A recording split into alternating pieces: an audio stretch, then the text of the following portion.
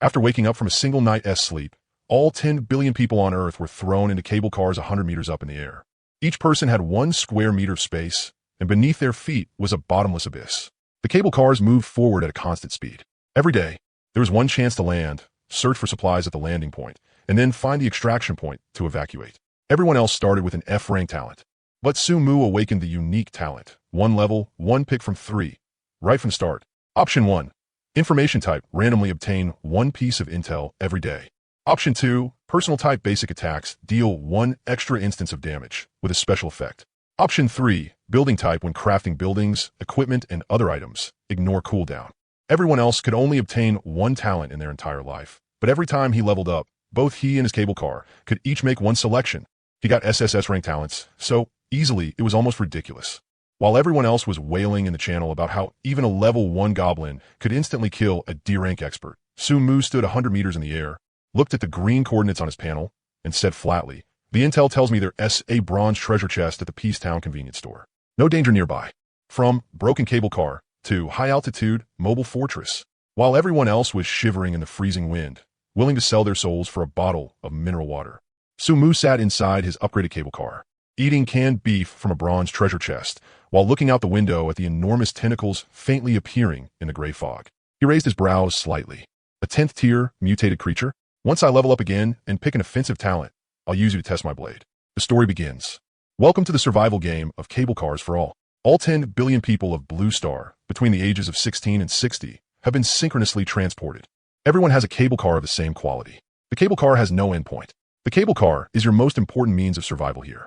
Collect supplies, strengthen your cable car, and stay alive. When Sumu regained consciousness, he found himself inside a cramped space.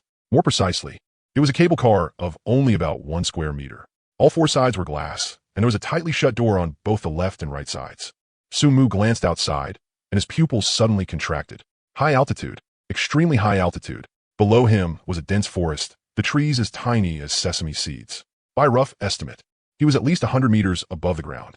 About 10 meters ahead and behind him, he could see identical cable cars hanging from the same cable line, stretching so far they vanished from sight. As an avid reader of tomato novels, Sumu instantly understood the situation before him. The legendary survival game. The whole world had been dropped into it. It was just that. Cable car survival. He had seen highway survival, train survival, island survival, even giant fish survival. But cable cars? Survival games usually required searching for supplies, and this one had said the same thing. But if the cable car kept moving, how was he supposed to get down? Sumu withdrew his gaze and carefully examined the tiny space. A fire axe was hanging on the left wall, and a mountaineering backpack was hanging on the right wall. Other than that, there was nothing else. Below the front glass, there should originally have been a seat, but now it had become something like an arcade control console. The screen was still dark, and a manual had been placed on top of it. On the cover were 4 striking characters: survival rules. Sumu reached out, took it, and opened it. 1. While inside the cable car, no one may enter without your permission. At the same time, as long as the cable car is not damaged, no life form may harm you. 2. When no operations are performed on the cable car, it enters idle mode. In idle mode, it consumes no energy, maintains balanced speed, and travels at an average of 5 kilometers per hour. 3. The cable car initially has only 1 to 2 cubic meters of space. Strengthening, it can grant larger space and stronger protection to deal with deadly danger. 4. Along the route, you may choose once per day to land in an area, search for supplies, and then find the extraction point to evacuate.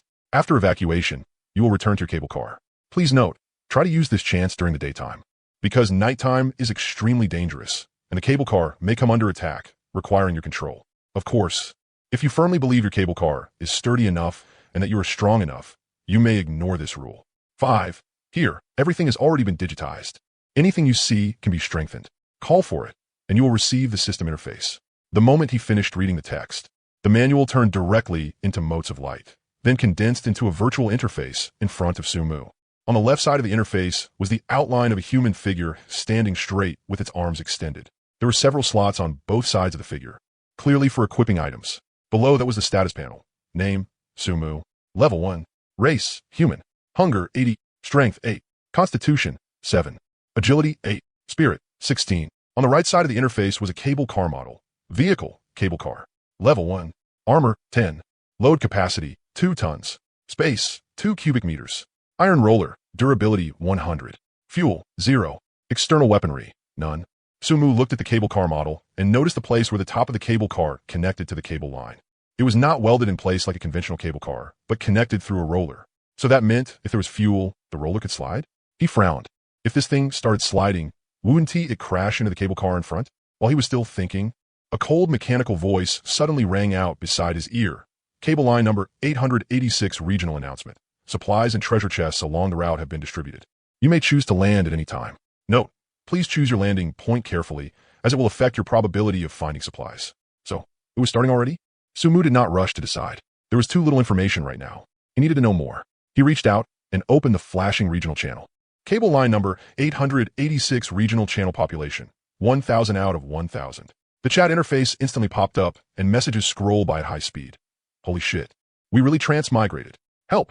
I don't want to die. I want to go home. Can someone tell me what is going on? Why am I this high up? Damn, that trash game Earth Online finally doesn't matter anymore. Survival is survival, but at least this time it's fair. We're all cable car riders now. One landing a day to collect supplies and evacuate? Why does this feel a bit like Delta Force? Can anyone see me talking? Is there anyone next to me? Stop shouting, man. There's one cable car every 10 meters. Who exactly do you think you're going to see? Sumu skipped past the panic and meaningless cries for help, focusing on a few relatively calm discussions. Do you think this game is trying to make everyone kill each other? I got a military shovel hanging here. Are everyone's starting tools the same? Not the same. I got a skinning knife. Mine is a sickle. I got a hoe here. Doesn't he feel like it's meant for fighting? They're all support type tools. We just need to gather supplies. As long as we don't attack each other, this game doesn't seem dangerous at all, right? That may be true, but do you know what the law of the jungle is? Human hearts are unpredictable. Let us make an agreement. If anyone kills someone before dying, expose that person's name. This chat interface clearly shows everyone's avatar and name. They want to be able to run. Exactly. Right now. Only cooperation can keep us alive. I suggest everyone choose the same place to land, so we can watch out for each other. I'll start things off. My name is Luo Lijun, and these are my stats. As soon as the message was sent, a stat share followed behind it. Name, Luo Lijun. Strength, 13. Constitution, 11. Spirit, 6. Ime a beteker. If you trust me, we can team up and move together. The channel instantly exploded. 13 strength. I only have 6. I've got 8. 13 is way too insane. Teacher Luo, carry me. E.M. joinin. Sumu looked at the messages and didn't say anything. Instead, he started analyzing them quickly. The starting items everyone received were all utility tools, not weapons. That design choice didn't seem like it was meant to push everyone into killing each other. And if this were just the law of the jungle, with everyone only watching out for one another, then this survival mode would be way too simple. Right, too simple. Everyone here had grown up in peaceful times, especially Chinese people. They might be wary of strangers, but nowhere near the point of killing on sight, which meant there had to be some other kind of threat. Monsters? Or something else.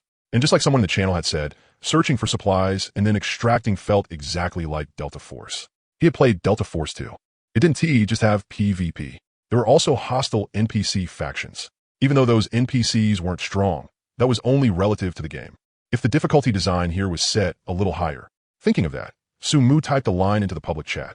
Just a reminder. Based on my guess, this game most likely has monsters or other hostile creatures.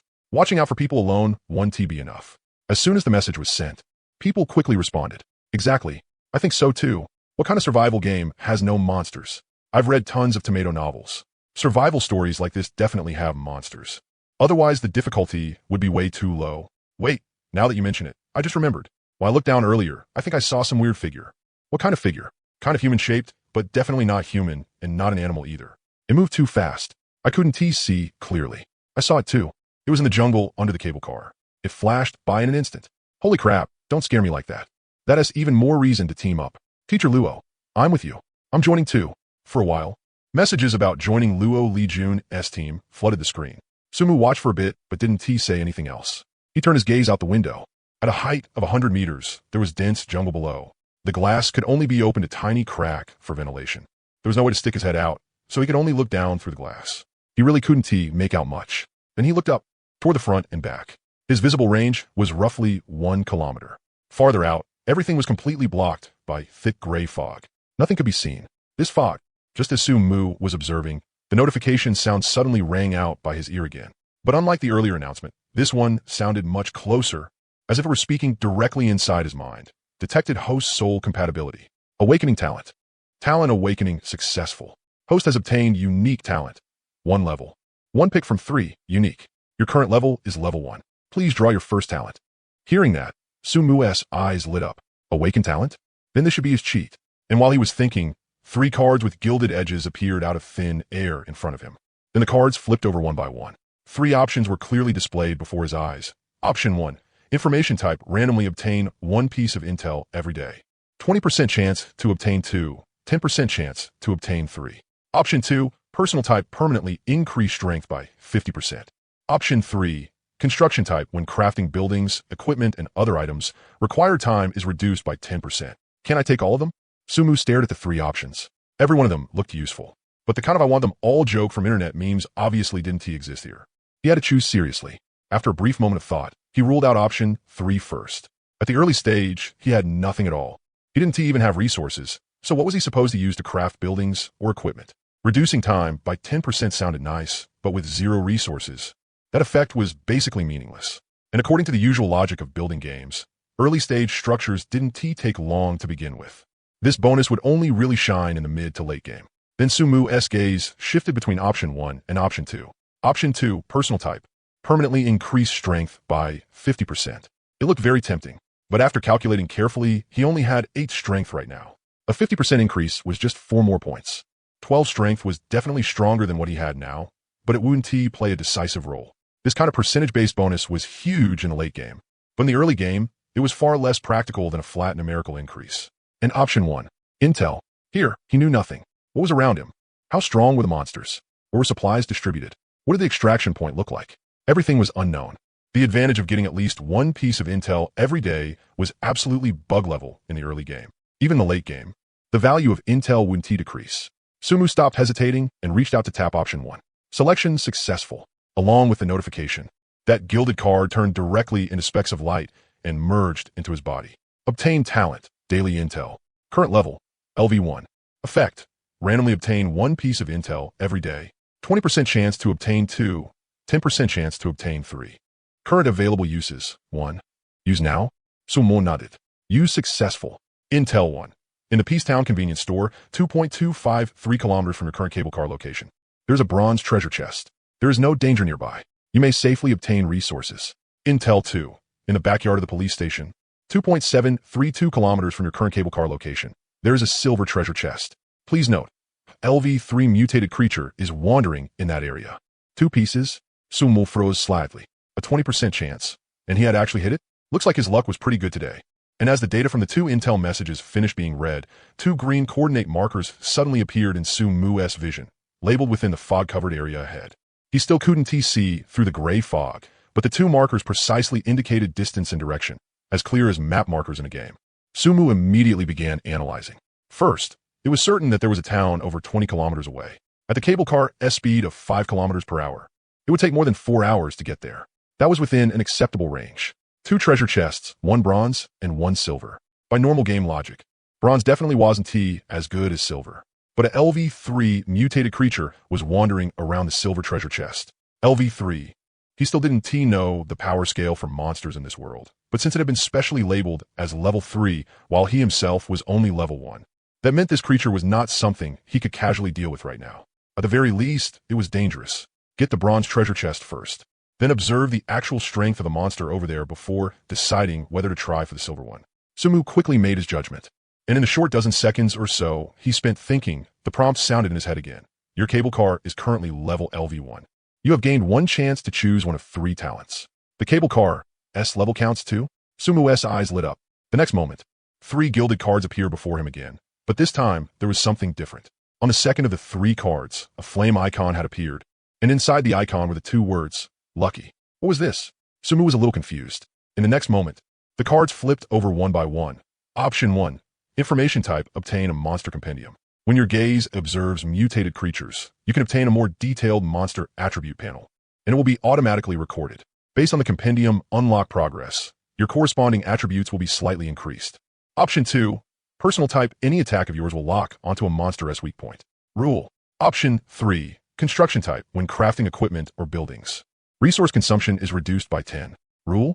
Was this the difference brought by luck? After reading that line, Sumu read the other 2 as well. This time, Sumu almost didn't hesitate at all. Option 3, the construction type, was directly eliminated. Reducing consumption by 10 was of course useful, but compared to the other two options, it was obviously lacking. Option 1, Monster Compendium. This ability was very practical. Being able to see a monster's detailed attributes meant he could judge in advance whether he could fight it and how he should fight it. And it could also increase his attributes based on the compendium's unlock progress, making it a growth type ability. But his gaze fell on the parentheses behind option 2. Rule. He had read plenty of novels, so of course he understood just how terrifying rule type abilities were. A rule was an iron law. It didn't reason. It couldn't be argued against. Any attack of yours will lock onto a monster's weak point. This meant that even if he closed his eyes and slashed around wildly, every strike would accurately hit a vital spot. He wouldn't need to know where the weak point was, wouldn't need to judge the timing, and wouldn't even need to aim. The moment an attack was launched, the weak point would automatically present itself. This kind of ability might not be as visually straightforward as directly boosting attributes in the early stage, but the further things went, the more absurdly overpowered it would become. And for option 1, Monster Compendium, it said that when his gaze observed mutated creatures, he could obtain a more detailed monster attribute panel. Didn't the words more detailed imply that simply observing them directly could already grant monster attributes, just not in as much detail?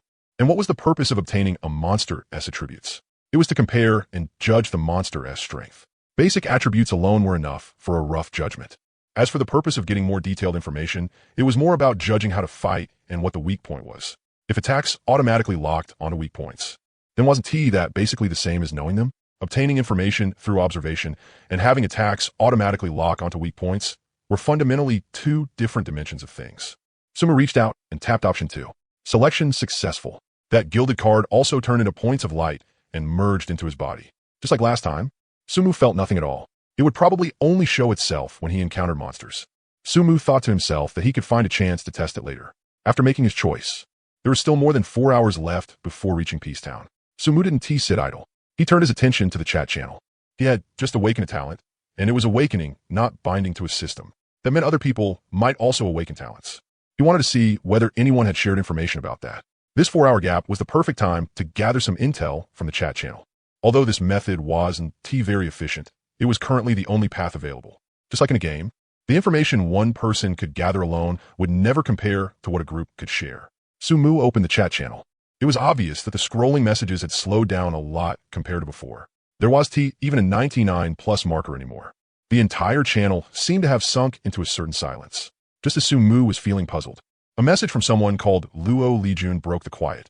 If you haven't joined a team yet, join one as soon as possible. In 3 minutes, I've decided to set out and gather supplies. Also, let me tell you something, my strength was 13 just now, and now I've awakened a D-rank strength type talent that boosts strength by 50%.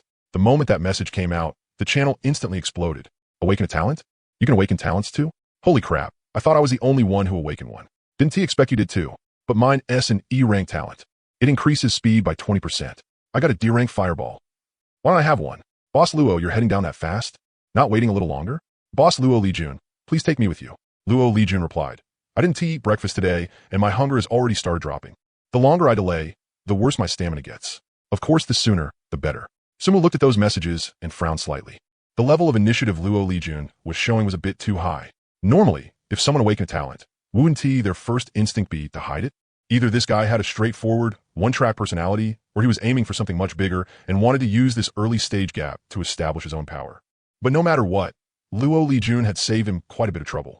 Through these discussions, Sumu confirmed 3 things. First, awakening talents definitely wasn't something unique to him alone. A certain proportion of people had triggered awakening just like he had. Second, based on the current discussion in the channel, the awakening rate was probably around 5%. Of course, it could be higher, because there were definitely plenty of people choosing to hide it, just like him. Third, his talent was different from everyone else's. Luo Lijun's was D rank, with a 50% strength boost. Someone else had an E rank with a 20% speed boost. Someone had obtained a D rank fireball. They all had rank labels, but his talent had no rank label.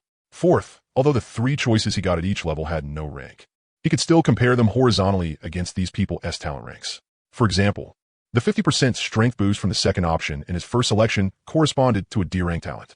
Then for the construction type option, shortening time by 10, he had seen someone in chat mention that a 5% reduction was D rank, so 10% should probably reach C rank. As for the information option from his first selection, if it had to be ranked, it was definitely above S rank. Looking at it this way, His talent mechanism was completely different from these people's. Other people could only obtain one talent, but every time he leveled up, both he and his cable car could each make one choice. What did that mean? It meant that as his level rose, the number of talents he would have would keep increasing, his abilities would keep growing stronger, and the gap between him and ordinary people would only widen more and more. But Sumu didn't get carried away. First, this regional channel only had 1,000 people in it, and the highest talent revealed so far was only D rank.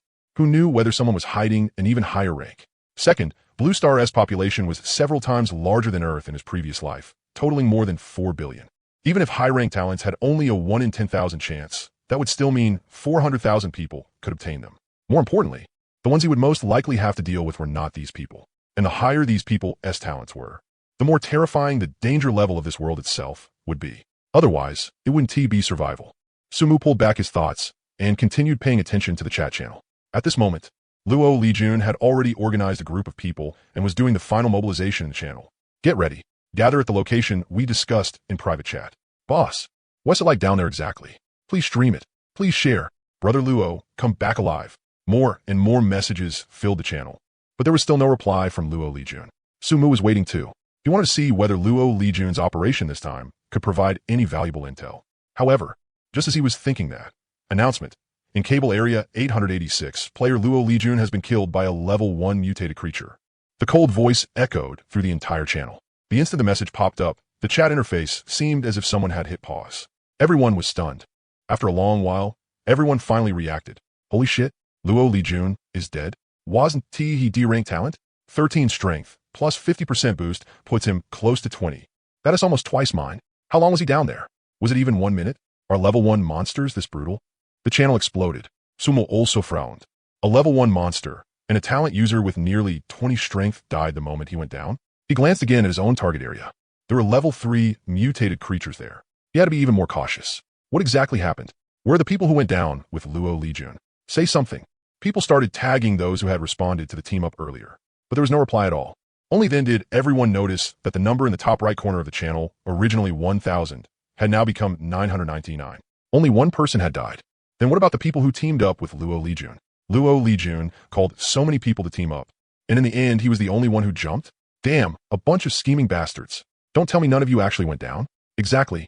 You made him scout ahead while you had back, and he trusted you all that much. Accusations erupted from every direction, but the people in that team still stayed silent.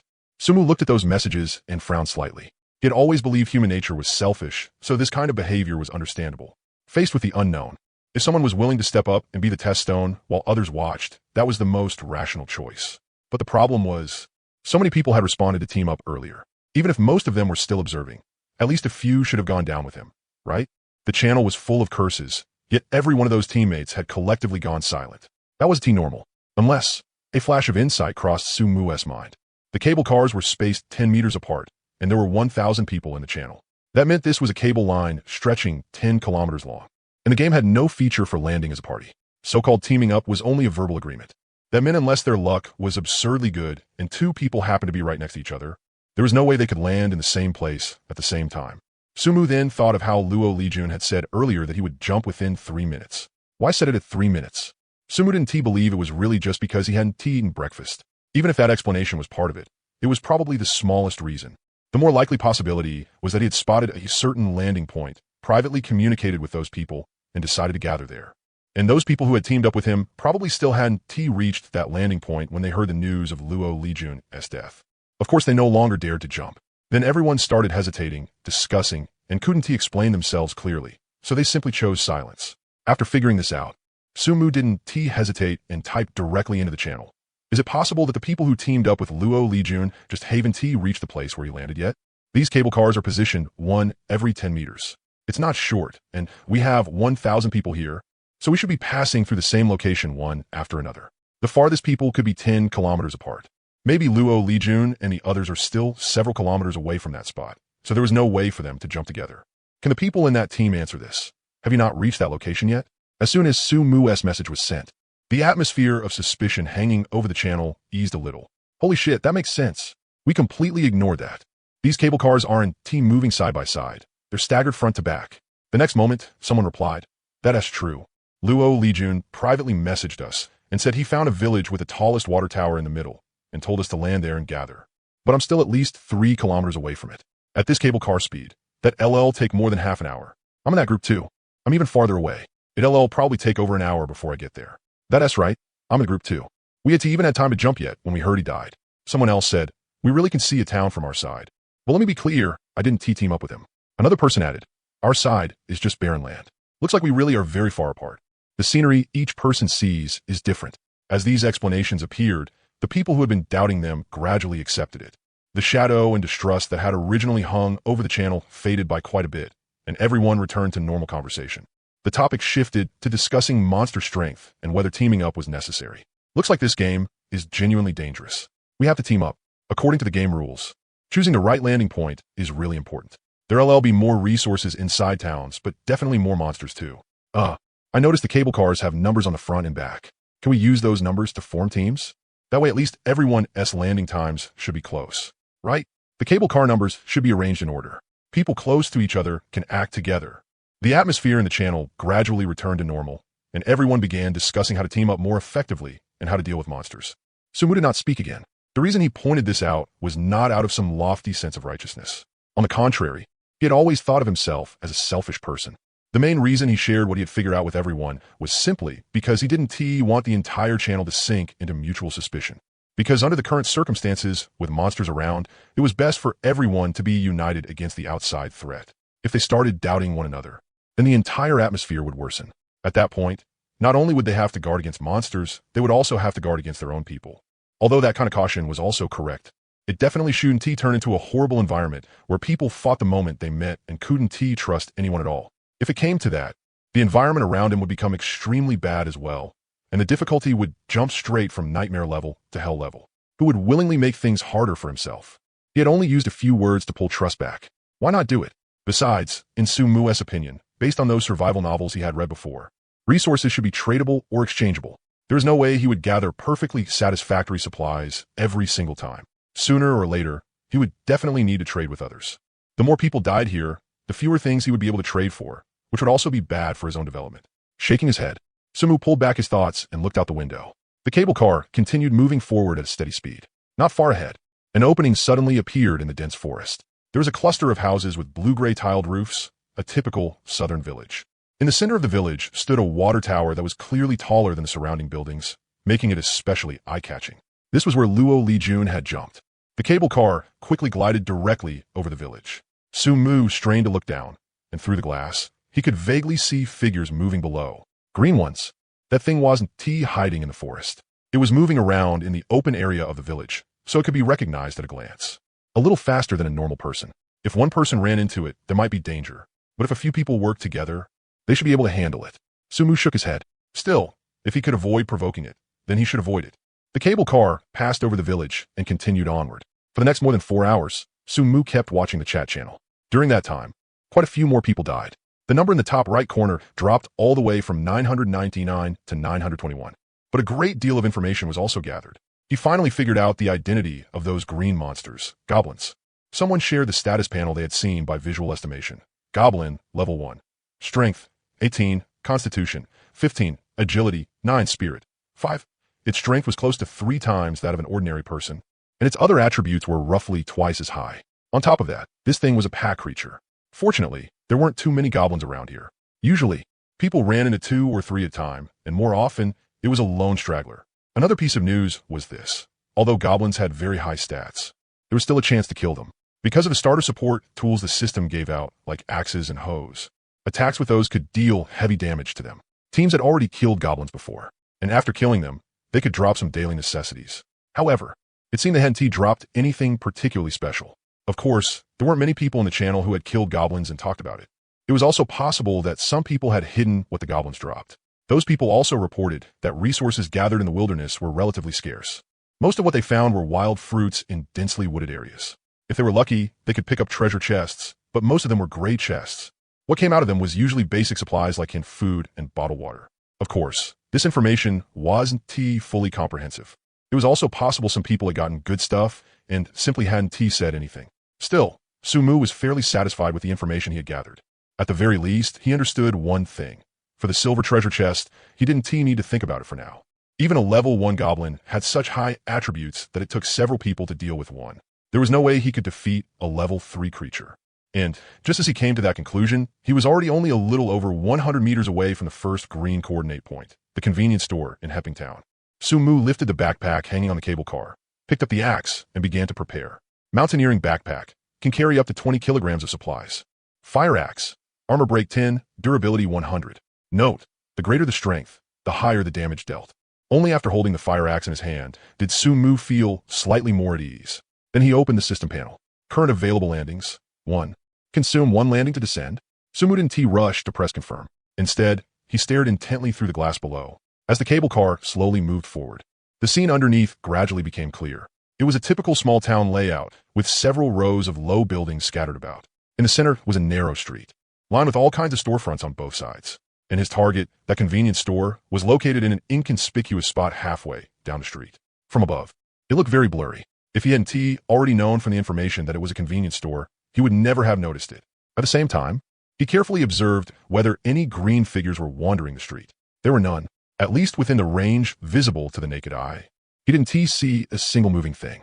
The whole town was eerily quiet, but the intel said there was no danger nearby and that he could safely gather resources. So for now, Sumu could only choose to trust the accuracy of this talent. The green coordinate point was getting closer and closer. 50 meters, 30 meters, 10 meters, 0 meters. Now, Sumu pressed confirm. The cable car door opened automatically, and a black vortex appeared out of thin air. Dark purple light flowed along its edges, and its depths were impossible to see through. Sumu took a deep breath, tightened his grip on the fire axe, and stepped into it.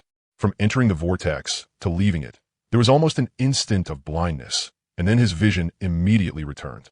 Sumu gripped the axe tightly in his hand, ready to go on guard at any moment, his eyes quickly adjusting to the change in lighting. Even though the intel showed there wasn't much danger nearby, Sumu hadn't completely lowered his guard. Very soon, he discovered that he was inside an extremely crudely decorated convenience store. It was only a little over a dozen square meters in size, with shelves like package racks holding some snacks. He could sweep the whole place with a single glance. He didn't find anything unusual. Only then did Sumu let out a sigh of relief. After that brief moment of relaxation, he immediately began searching the room. Very quickly, in the corner by the wall, he spotted a metal box about 1 meter wide, giving off a bronze-colored glow. A bronze treasure chest. Without hesitation, Sumu Voktov. The chest wasn't locked, so he opened it directly. Inside, lying quietly, was something that looked like a bulletproof vest. Obtained. Simple bulletproof vest, white. Grade, level 2 armor. Armor value, 15. Durability, 100 out of 100. Weight, 15 kilograms. The moment he saw it, Sumu didn't hesitate. He immediately put it on. The next second, on the character model in the system panel, an extra piece of armor appeared on the upper body, with detailed information displayed beside it. Upper body, damage reduction against attacks from level 1 creatures, 75%. Against level 2 creatures, 50%. Against level 3 and above, reduced in sequence. Ineffective against level 5 creatures and above. Note, this damage reduction effect only applies to ordinary mutated creatures.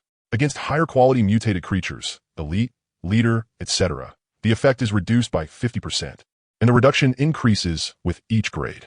Seeing the line that said the effect was weakened against higher quality mutated creatures, Sumu frowned. This was not good news. Not because this armor wasn't very effective against high-quality mutated creatures, but because this meant that among creatures of the same level, higher quality ones were absolutely far stronger in combat ability, and the gap between them and ordinary creatures was also enormous.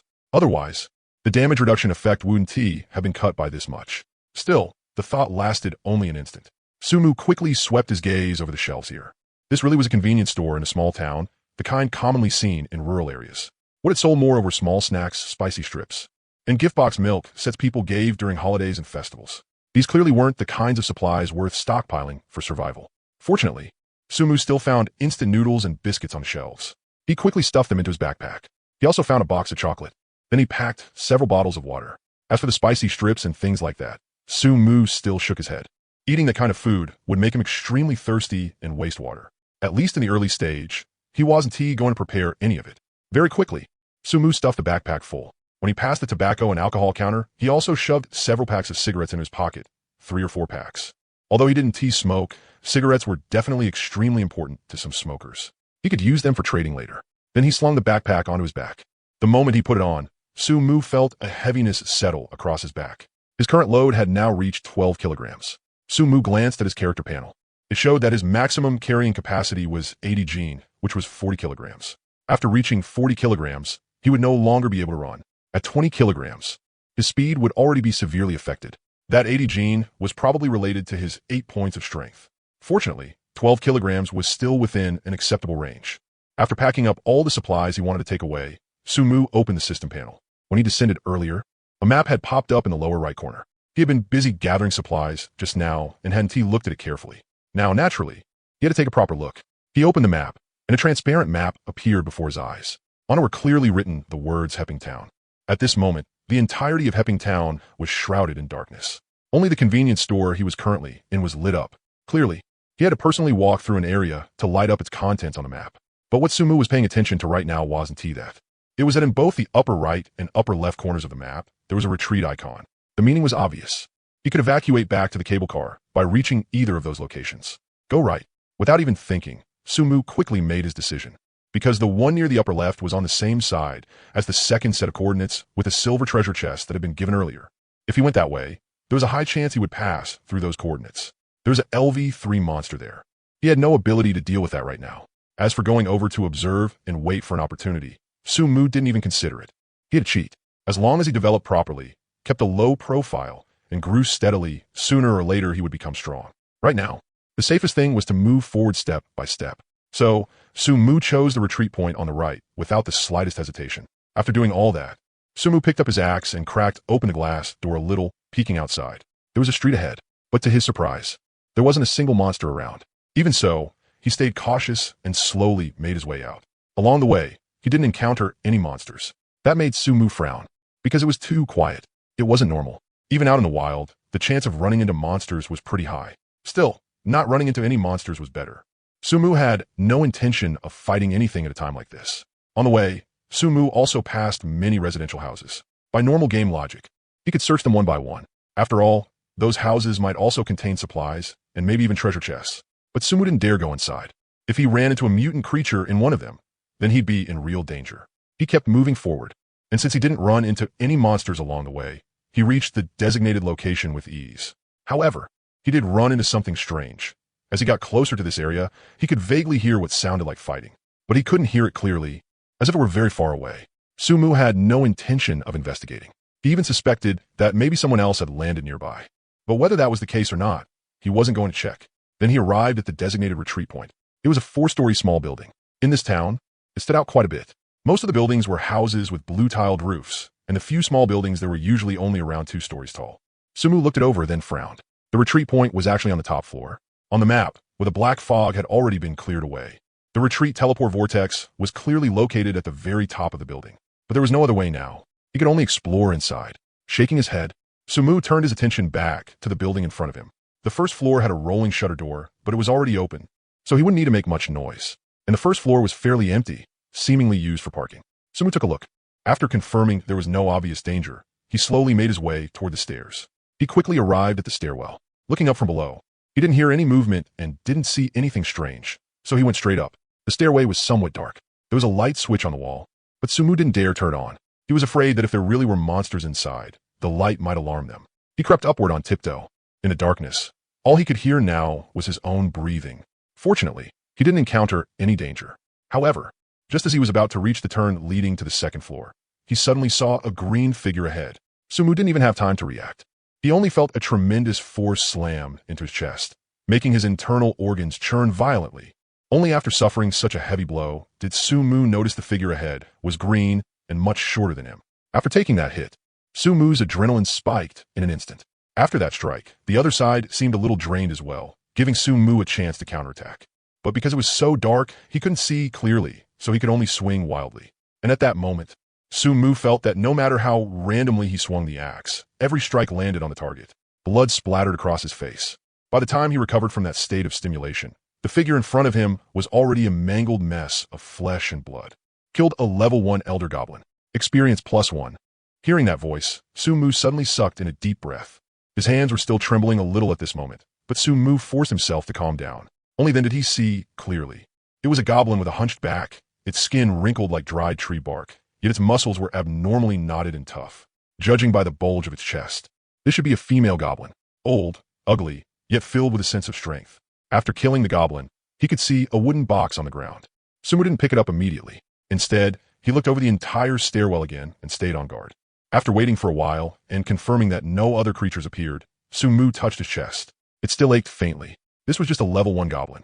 And that was with 75% damage reduction. If he hadn't had this level 2 armor, that one club strike probably would have killed him on the spot.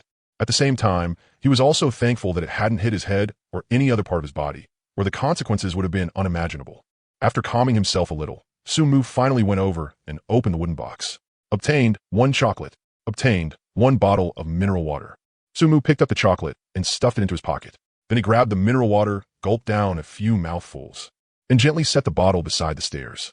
Then he prepared to continue upstairs.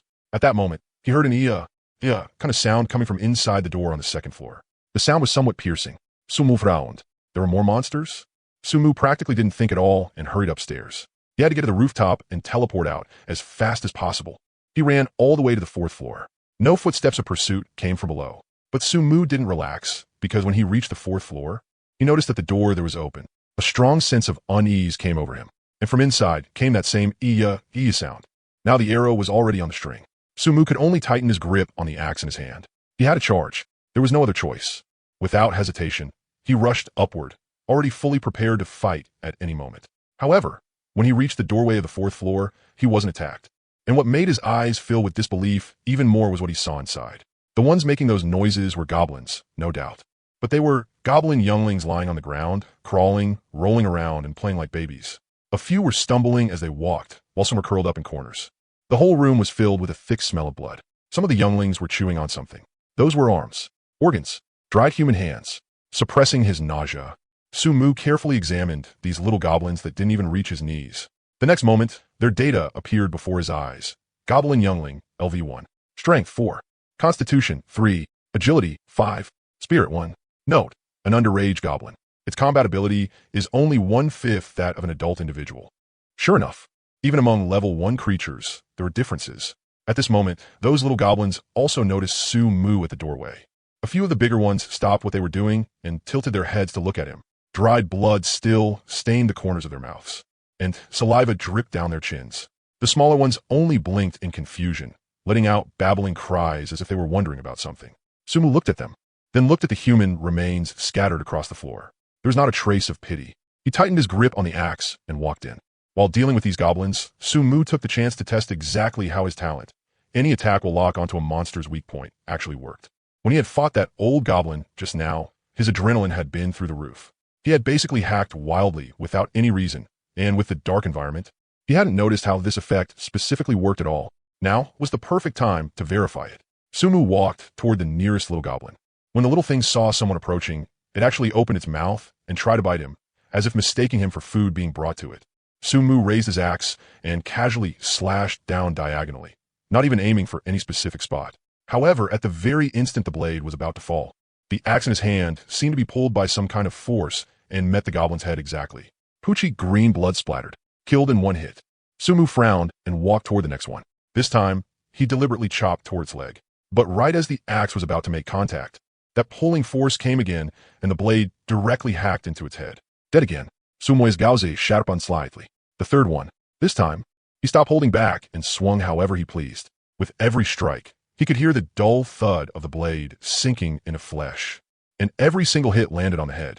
No matter whether those little goblins were running, crawling, or were trying to fight back, as long as they were within attack range, their heads would mysteriously appear right along the axe's path.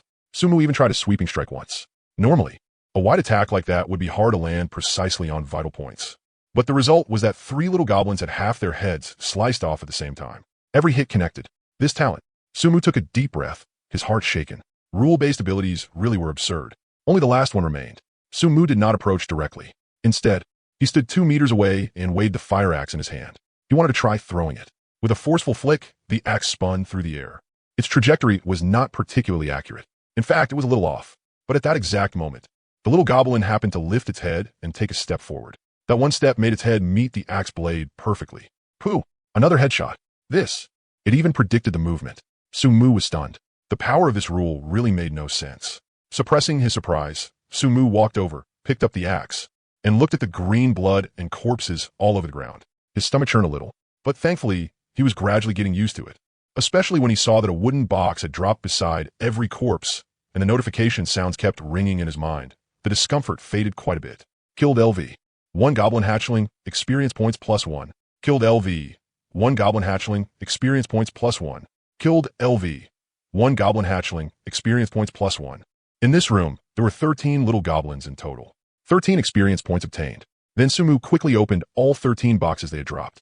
The first few contained ordinary daily supplies, biscuits, chocolate, bottled water, bread. It was not until the third box that his movement paused. Obtained. Universal Level 2 Cable Car Upgrade Blueprint. A yellowed blueprint appeared, showing the structural diagram of a cable car, with all kinds of data and material requirements marked on it. Sumu hurriedly examined it closely. Universal Level 2 Cable Car Upgrade Blueprint. Require materials. A certain amount of iron ingots, a certain amount of high-strength glass essence. Sumu frowned as he looked at it. It actually did not list any specific numbers for the required materials. Maybe he would only be able to see that once he got to the cable car. Sumu shook his head and stopped guessing, then continued opening boxes. The fifth box. Obtained. Iron ingot ×1. A palm-sized lump of iron, heavy in the hand, roughly 1 kilogram in weight. Note, material used for upgrading the cable car. Good stuff. Sumu's eyes lit up. The cable car upgrade needed iron ingots. Even though he still did not know the exact amount needed, stockpiling in advance could not be wrong. The seventh box. Obtained. High-strength glass essence ×1. A transparent block about the size of a billiard ball, also weighing about 1 kilogram. Another upgrade material. Sumu perked up and opened the rest with even more enthusiasm. Biscuits, water, chocolate, iron ingots, glass. Sumu glanced over the amounts he had opened so far. For iron ingots and 3 portions of glass. Iron ingots, 4. High-strength glass essence, 3. Biscuits, bottled water. Chocolate, several portions, enough to eat for a few days. And most importantly, the upgrade blueprint. Looking at the pile of supplies, Sumu found that his backpack could no longer hold everything, so he could only tear the blanket off the bed in the room. The blanket was full of urine stench and a fishy rotten smell, but Sumu paid it no mind. He wrapped everything up in it. Then he placed it all by the entrance of the 4th floor. At this moment, he did not immediately head for the extraction point. If he remembered correctly, he had heard these sounds before going upstairs earlier, and nothing had come up even after all this time. That proved the lower floors were very likely in the same situation. Only hatchlings, no adult individuals. Sumu tightened his grip on the axe and cautiously headed down toward the 3rd floor. The door on the 3rd floor was also half open. He pushed it open, and the scene inside was exactly the same as the 4th floor. More than a dozen little goblins playing, biting, crawling. Without the slightest hesitation, Sumu walked in and began clearing them out. 3 minutes later, green blood covered the ground. Experience points +1. Experience points +1. Experience points +1. Obtained. High-strength glass essence ×1. Obtained. Iron ingot ×1. Obtained. Fuel 1 liter. He quickly gathered everything, wrapped it up with another bedsheet, then continued downstairs. 2nd floor. The same scene again. Experience points +1. Experience points +1. Experience points +1. Obtained. High-strength glass essence ×1. Obtained. Iron ingot ×1. Obtained. Fuel 1 liter. After collecting everything, Sumu glanced at his current experience. Current experience points. 54 out of 100. He was still 46 experience points short of reaching level 2. That was not the most important thing. The most important thing was that after clearing his way down like this, experience points. 54 out of 100. And enough food and water to last half a month. Of course, most importantly, he had obtained a large amount of materials. However, Sumu did not continue clearing the place right now. This was obviously the monster's nest, although he did not know why there was only one old goblin guarding it. The longer he stayed, the greater the danger. So he quickly bundled all the supplies up with bed sheets, hoisted them over his shoulder, and headed upstairs. He went up floor by floor. When he reached the 3rd floor, at this moment, the total weight had already reached 38 kilograms. Even walking felt difficult, and he had to stop and catch his breath with every step up the stairs. Fortunately, the extraction point was on the rooftop of the 4th floor, so the distance wasn't too far. It was heavy, but if he gritted his teeth and pushed through, he could still make it. Sumu carried 3 large bundles on his shoulders, plus the backpack on his back, and slowly inched his way upward step by step. By the time he finally reached the rooftop, he was already drenched in sweat and breathing heavily. After setting down the bundles, he braced himself on his knees and took deep gulps of air.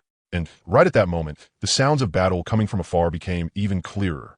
Downstairs, the noise had been vague and muffled, but now that he was on the rooftop, with no buildings blocking the sound, it was practically deafening. Bang bang, boom. Mixed in with it were the roars and screams of monsters. Sumu subconsciously looked in the direction the sounds were coming from. Then, his pupils suddenly contracted. In the distance, about 1 kilometer away, was the direction of the police station. There was a relatively open parking lot there. At this moment, a chaotic battle was taking place there.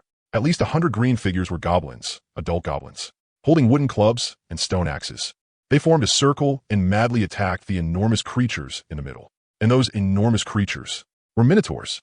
This was Sumu's first time seeing such a species. Each one was at least twice the size of a normal person. Their bodies covered in brown or black fur, with a pair of curved horns on their heads, wielding massive stone hammers or wooden mallets. There were a total of 7 or 8 minotaurs, surrounded by more than 100 goblins, yet they weren't losing ground in the slightest. Especially the one in the very center. It was at least 3 times the size of an ordinary person. Its entire body was pitch black, its fur standing straight up like steel needles. Every charge sent 4 or 5 goblins flying, and every sweep of its massive stone hammer cleared out an open space on the spot. When the goblin's wooden clubs struck its body, it was like scratching an itch. They couldn't even break its skin, but every counterattack from it took several goblin lives. There were already 20 to 30 goblin corpses lying on the ground, green blood flowing together into little streams. But the goblins still charged forward fearlessly, unafraid of death. Sumu stared in stunned silence. He finally understood why that goblin nest had contained only hatchlings and one old goblin so aged it could barely walk. So all the adults had gone off to fight the minotaurs. Monsters could kill each other too? Sumu firmly engraved this piece of information into his mind. But he quickly withdrew his gaze and prepared to enter the vortex and leave. As for going over there to steal the leftovers, that idea never even crossed his mind. Without the slightest hesitation, he dragged the 3 wrapped bundles forward at speed. However, just as he was about to step into the vortex, his eyes caught sight of a corner ahead. Then his whole body froze in place as if nailed there. In a corner of the rooftop, near the water tank, a chest lay there quietly. Its silver-white sheen glimmered faintly under the sunlight. That was a silver treasure chest. Almost without hesitation, Sumu rushed to the corner in 3 quick strides, crouched down, and pressed both hands against the silver-white chest. It wasn't locked either. The lid lifted open easily. The moment the 3 items inside came into view, Sumu's eyes lit up instantly. The first thing he saw was a completely black firearm. Its design was sharp and solid, gleaming with a cold metallic luster. The grip had anti-slip texturing, the barrel was slightly longer than that of a standard handgun, and the front and rear sights were clearly visible. The whole thing gave off a sense of violent aesthetics. Beside the firearm lay a glass bead the size of a thumb. No, not an ordinary glass bead. At the center of the bead, one half was blazing crimson, the flames seeming to dance without end. The other half was frozen white, with cold mist swirling around it. 2 completely opposite auras were confined within the transparent sphere by some mysterious force, making it look exceptionally beautiful. The last item was a potion. It was a test tube about the thickness of a finger, filled with an azure liquid that gave off a faint glow under the setting sun. Sumu didn't examine them closely. After all, this was definitely a monster stronghold. The longer he stayed, the more danger there was. He quickly picked up all 3 items. Prompt sounds rang out one after another beside his ear. Obtained, M500 revolver green. Obtained, Icefire Twinborn C green. Obtained, small strength enhancement potion green, with the items in hand. Sumu didn't hesitate at all. He immediately turned around, picked up the 3 bedsheet bundles from the ground again, gritted his teeth, hoisted them onto his shoulders, and strode toward the extraction point. The purple-black vortex was right in the center of the rooftop, quietly spinning. The moment he stepped into it, a 10-second loading bar appeared before his eyes. When the loading bar ended, the familiar sensation of weightlessness struck again. In the blink of an eye, when Sumu opened his eyes again, he had already returned to that cramped 1 square meter space. The cable car, the familiar glass, the familiar walls, the familiar axe and backpack hook. Sumu let out a long breath and unloaded the 3 large bundles from his shoulders along with the hiking backpack on his back. The already cramped cable car was instantly stuffed to the brim. The 3 bedsheet bundles were piled at his feet, taking up almost most of the space. The hiking backpack was crammed into a corner. Sumu himself could only curl up his legs and sit on top of the bundles, and it was difficult even to turn around. But right now, he had no time to care about that. First, count the loot. Sumu untied the 3 bedsheet bundles one by one, and the supplies inside came spilling out in a clatter, piling up into a small hill. As he sorted through them, he silently counted in his head. First, the materials related to upgrading the cable car. Universal Level 2 Cable Car Upgrade Blueprint 1. Iron ingots, 11. High-strength glass, essence, 8. Then, the daily living supplies. Chocolate, 24 bars, enough to eat for quite a few days. Instant noodles, 22 packs, all kinds of flavors. Mineral water, 34 bottles, 500 milliliters each. Bread 32 portions vacuum sealed, with a fairly long shelf life. Cigarettes 3 packs, sauve Jonghua, unopened. If he rationed these supplies carefully, they would be enough for more than 10 days of living. The only problem was, the space was too small. Looking at the supplies piled around his feet, Su Mu shook his head helplessly. The space had originally been only 1 square meter to begin with, and now there was barely even room to stand. He could only sit cross-legged on top of the pile of bundles, his back almost pressed against the glass. He had to upgrade the cable car as soon as possible. Su Mu separated the upgrade-related materials and set them aside, then stacked the daily supplies as neatly as possible in the corner. Only after finishing that did he take out the 3 items he had obtained from the silver treasure chest. First was the gun. M500 revolver, green. Level, LV3. Type, ranged weapon. Base firepower, 22. Ammo capacity, 5 rounds. Current ammo, 7 rounds, including loaded rounds. Fire rate, single action, about 0.3 seconds per shot. Optimal range, 50 meters, best accuracy. Effective within 100 meters. Damage drops sharply beyond 100 meters. Recoil high. Gun stability, after aiming down sights, affects reticle sway caused by breathing, including recoil shake when firing and shake when hit, none for now. Hip fire accuracy, affects bullet grouping stability without aiming down sights, 65, within 50 meters. Firepower value, 22. Su Mu didn't have much of a concept for firepower value, but judging from the damage he had done with the axe earlier, this thing should be pretty close to reality.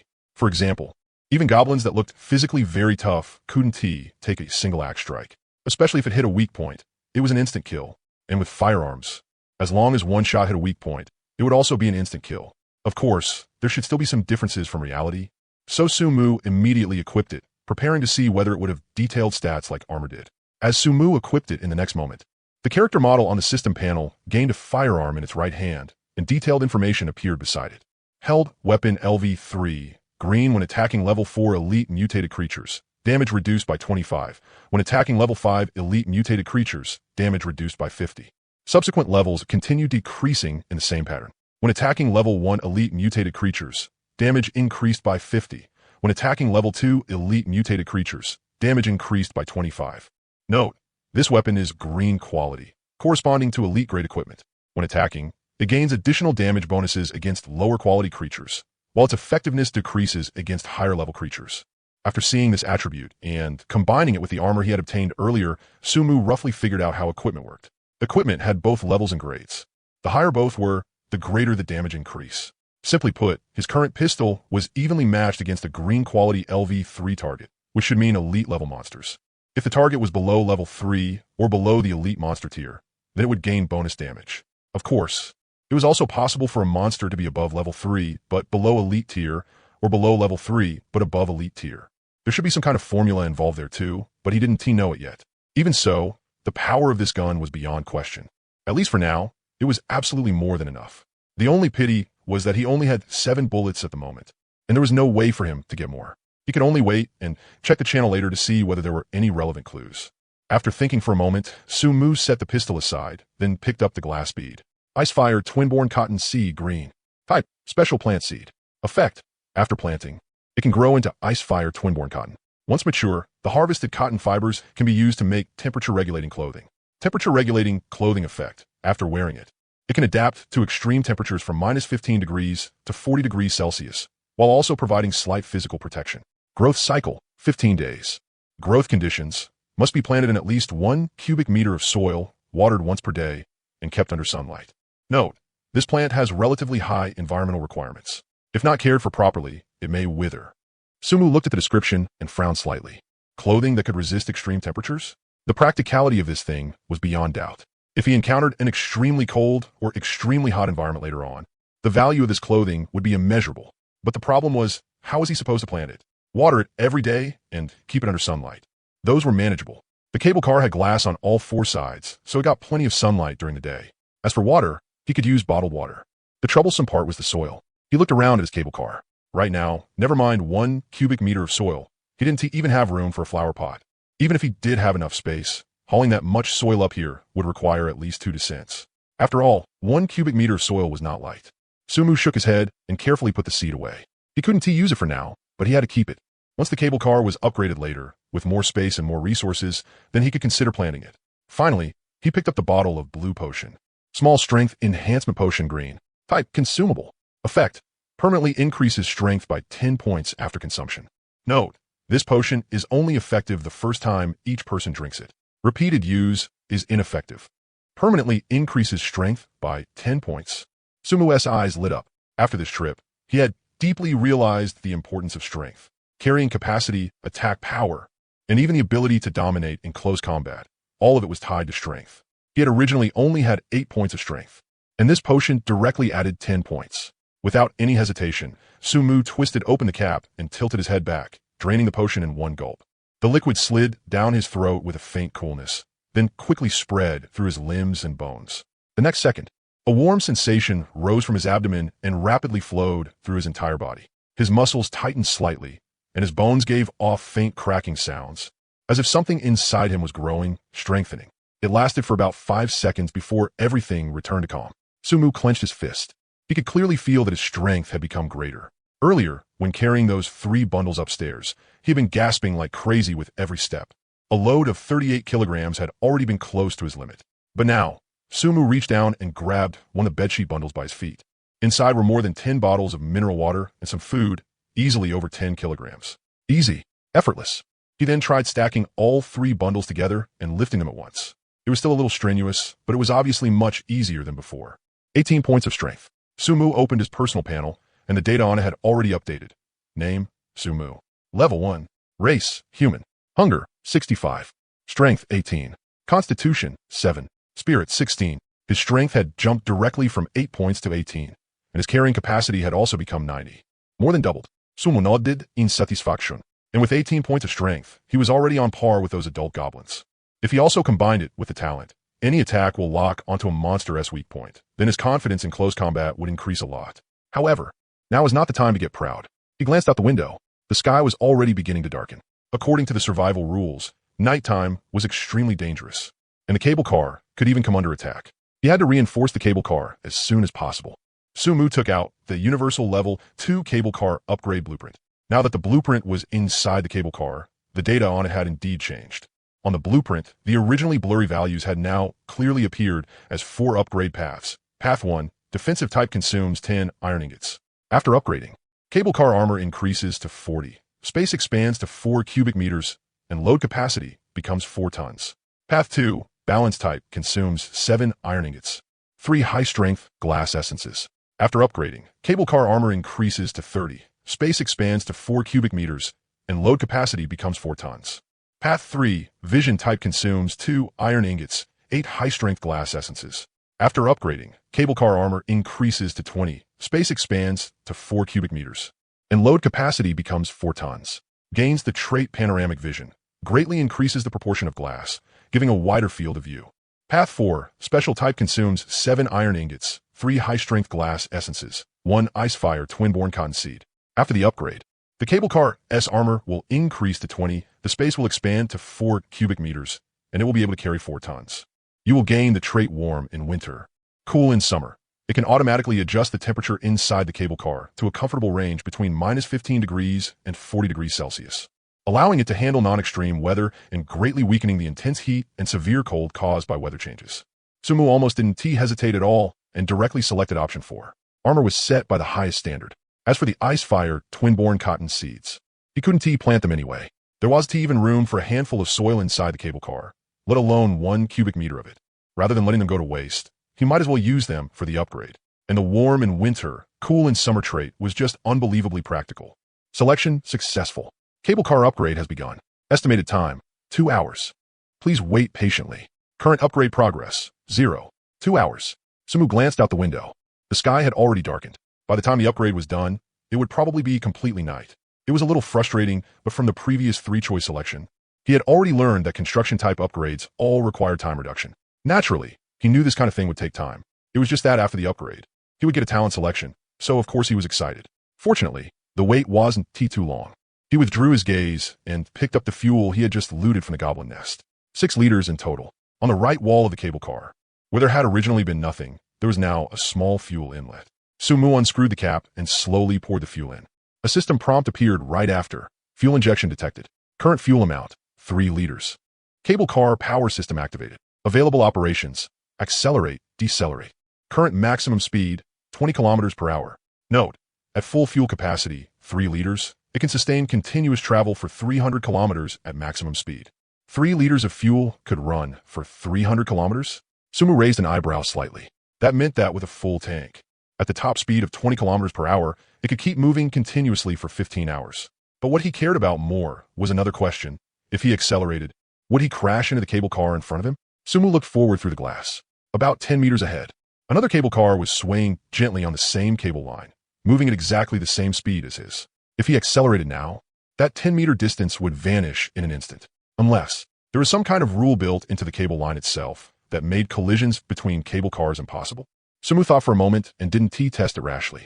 Since the game had designed an acceleration function, it definitely had a purpose. Maybe it was for quickly escaping danger, or maybe cable cars simply couldn't collide with each other in the first place. He could verify it another time when he had the chance. He carefully stored away the remaining 3 liters of fuel. At the moment, fuel looked even more precious than food. If he didn't have to use it, then he wouldn't. After doing all that, Sumu sat back down on top of the pile of packages and opened the chat channel. It had been more than 5 hours since he crossed over. The number in the top right corner of the channel had dropped from 1,000 to 903. 97 people had died. The death rate was close to 10%. And this was only the first day. Most people hadn't even tried descending yet. Sumu scrolled through the chat history, trying to get more information from it. At this point, the atmosphere in the channel was completely different from daytime. A lot of people had started feeling hungry and were spamming frantically, begging for supplies.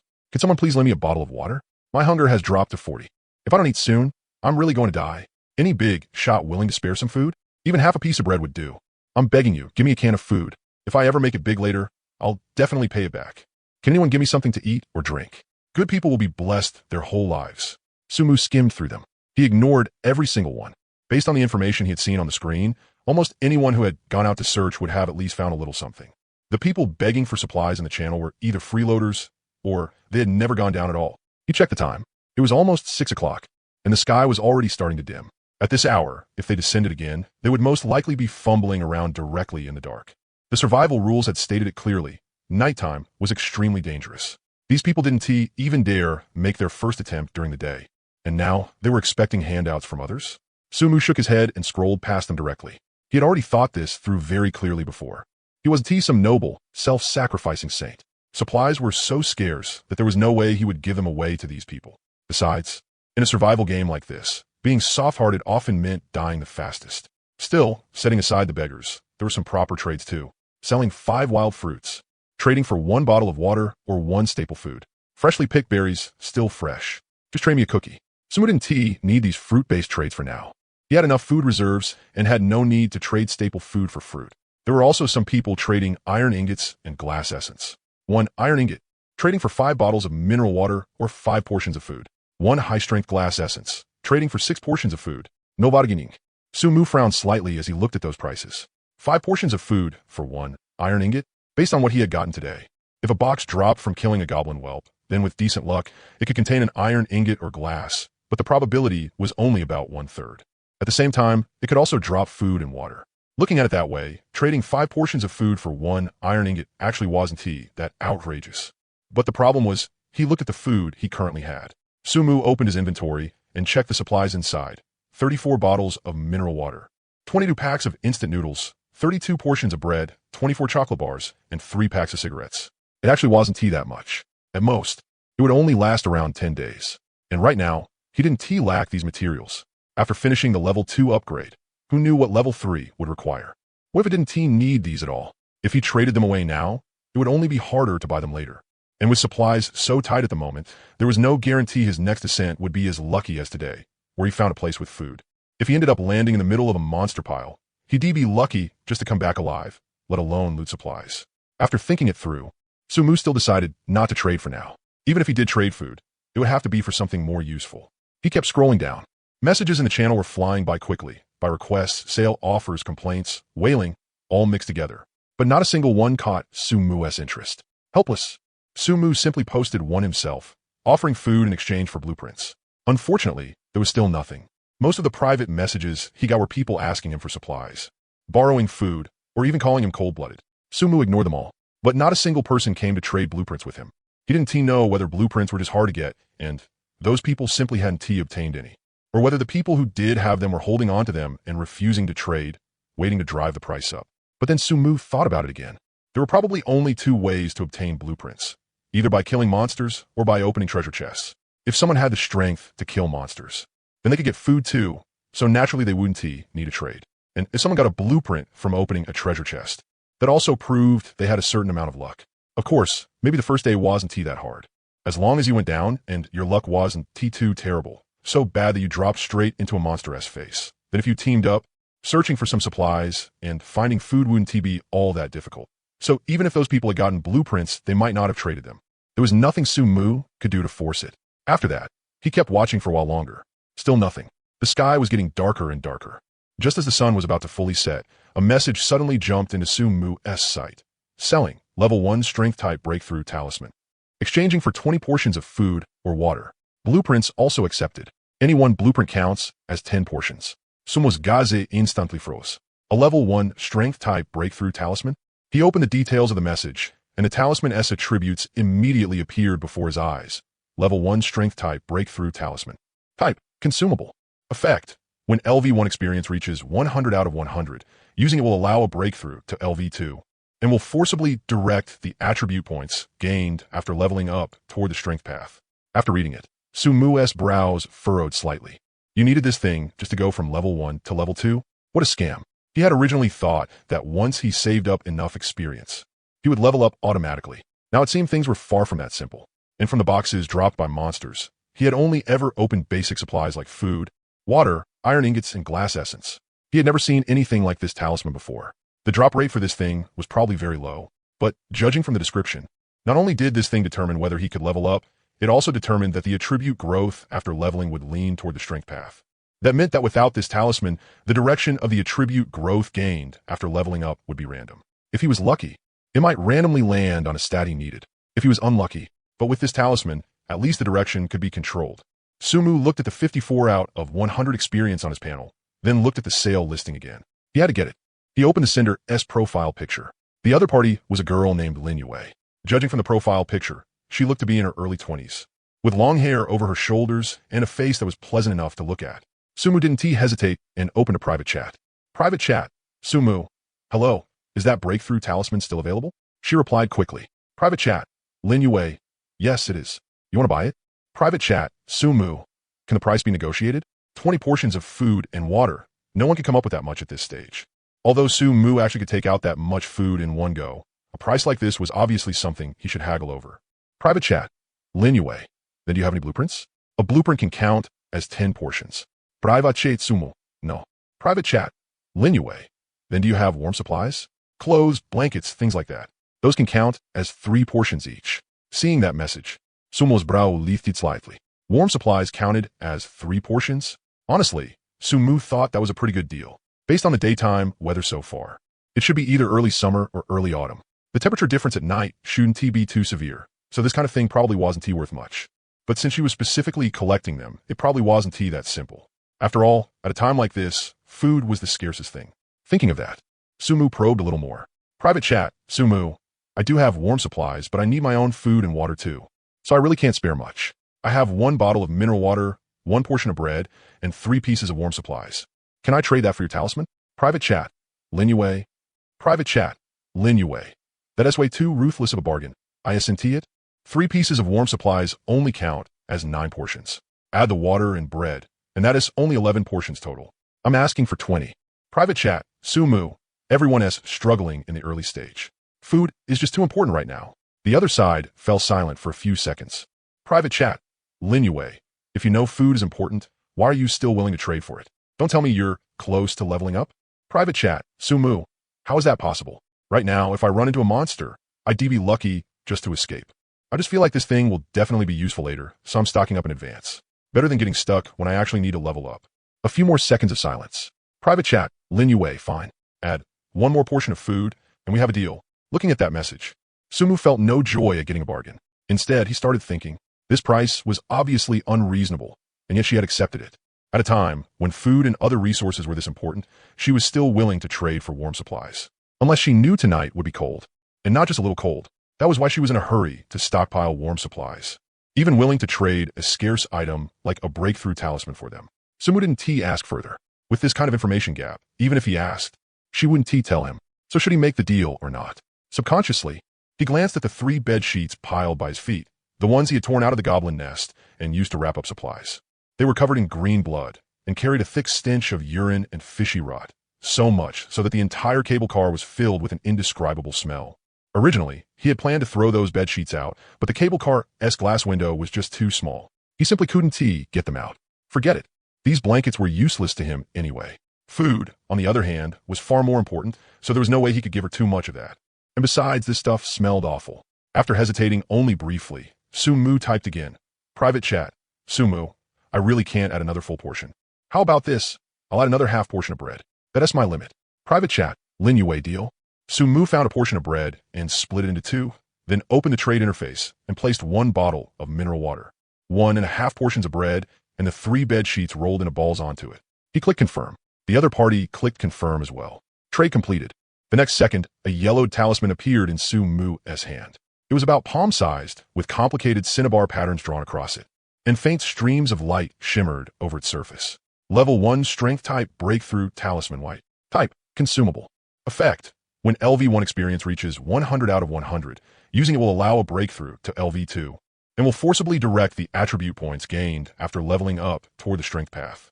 Sumu carefully put the talisman away. His current experience was 54 out of 100. He still needed 46 more points. Once he reached level 2, this talisman would come in handy. And just as Sumu was quietly feeling satisfied, the private chat interface suddenly exploded. Private chat. Lin Yue? Private chat. Lin Yue. Where the hell did you get these blankets? Private chat. Lin Yue. Oh my god, this smells way too awful. Private chat. Lin Yue. Did you fish these out of latrine? Private chat. Lin Yue. Answer me.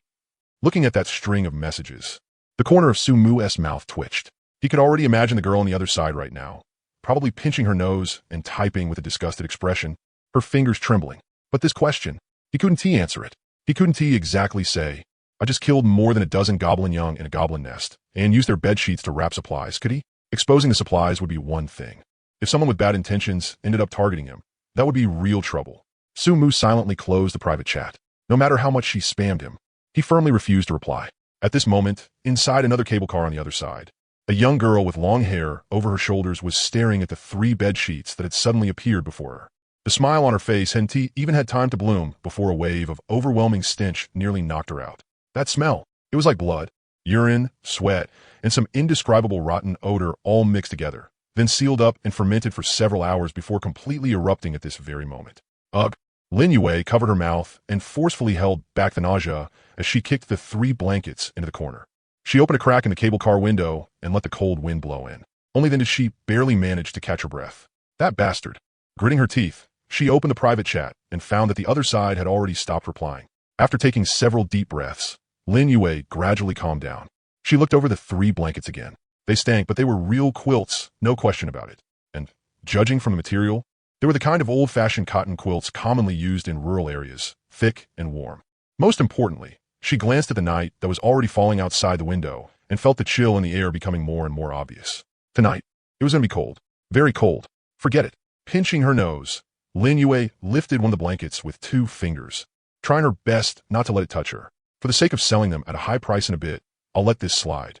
She carefully folded the blankets and placed them in one corner of the cable car. The guy named Sumu thinks he got a bargain. If anything, this just makes me feel less guilty. Just wait. Once the temperature drops below freezing tonight, you'll be the one crying. Let us see what you'll use to beg me when the time comes. Naturally, Sumu knew nothing about any of this. After closing the private chat, he continued browsing the channel. As the sky grew darker and darker, the atmosphere in the channel became more and more frantic. Messages begging for food and water flooded the screen. Some people also tried trading materials like iron ingots and glass essence, but very few were willing to exchange for them.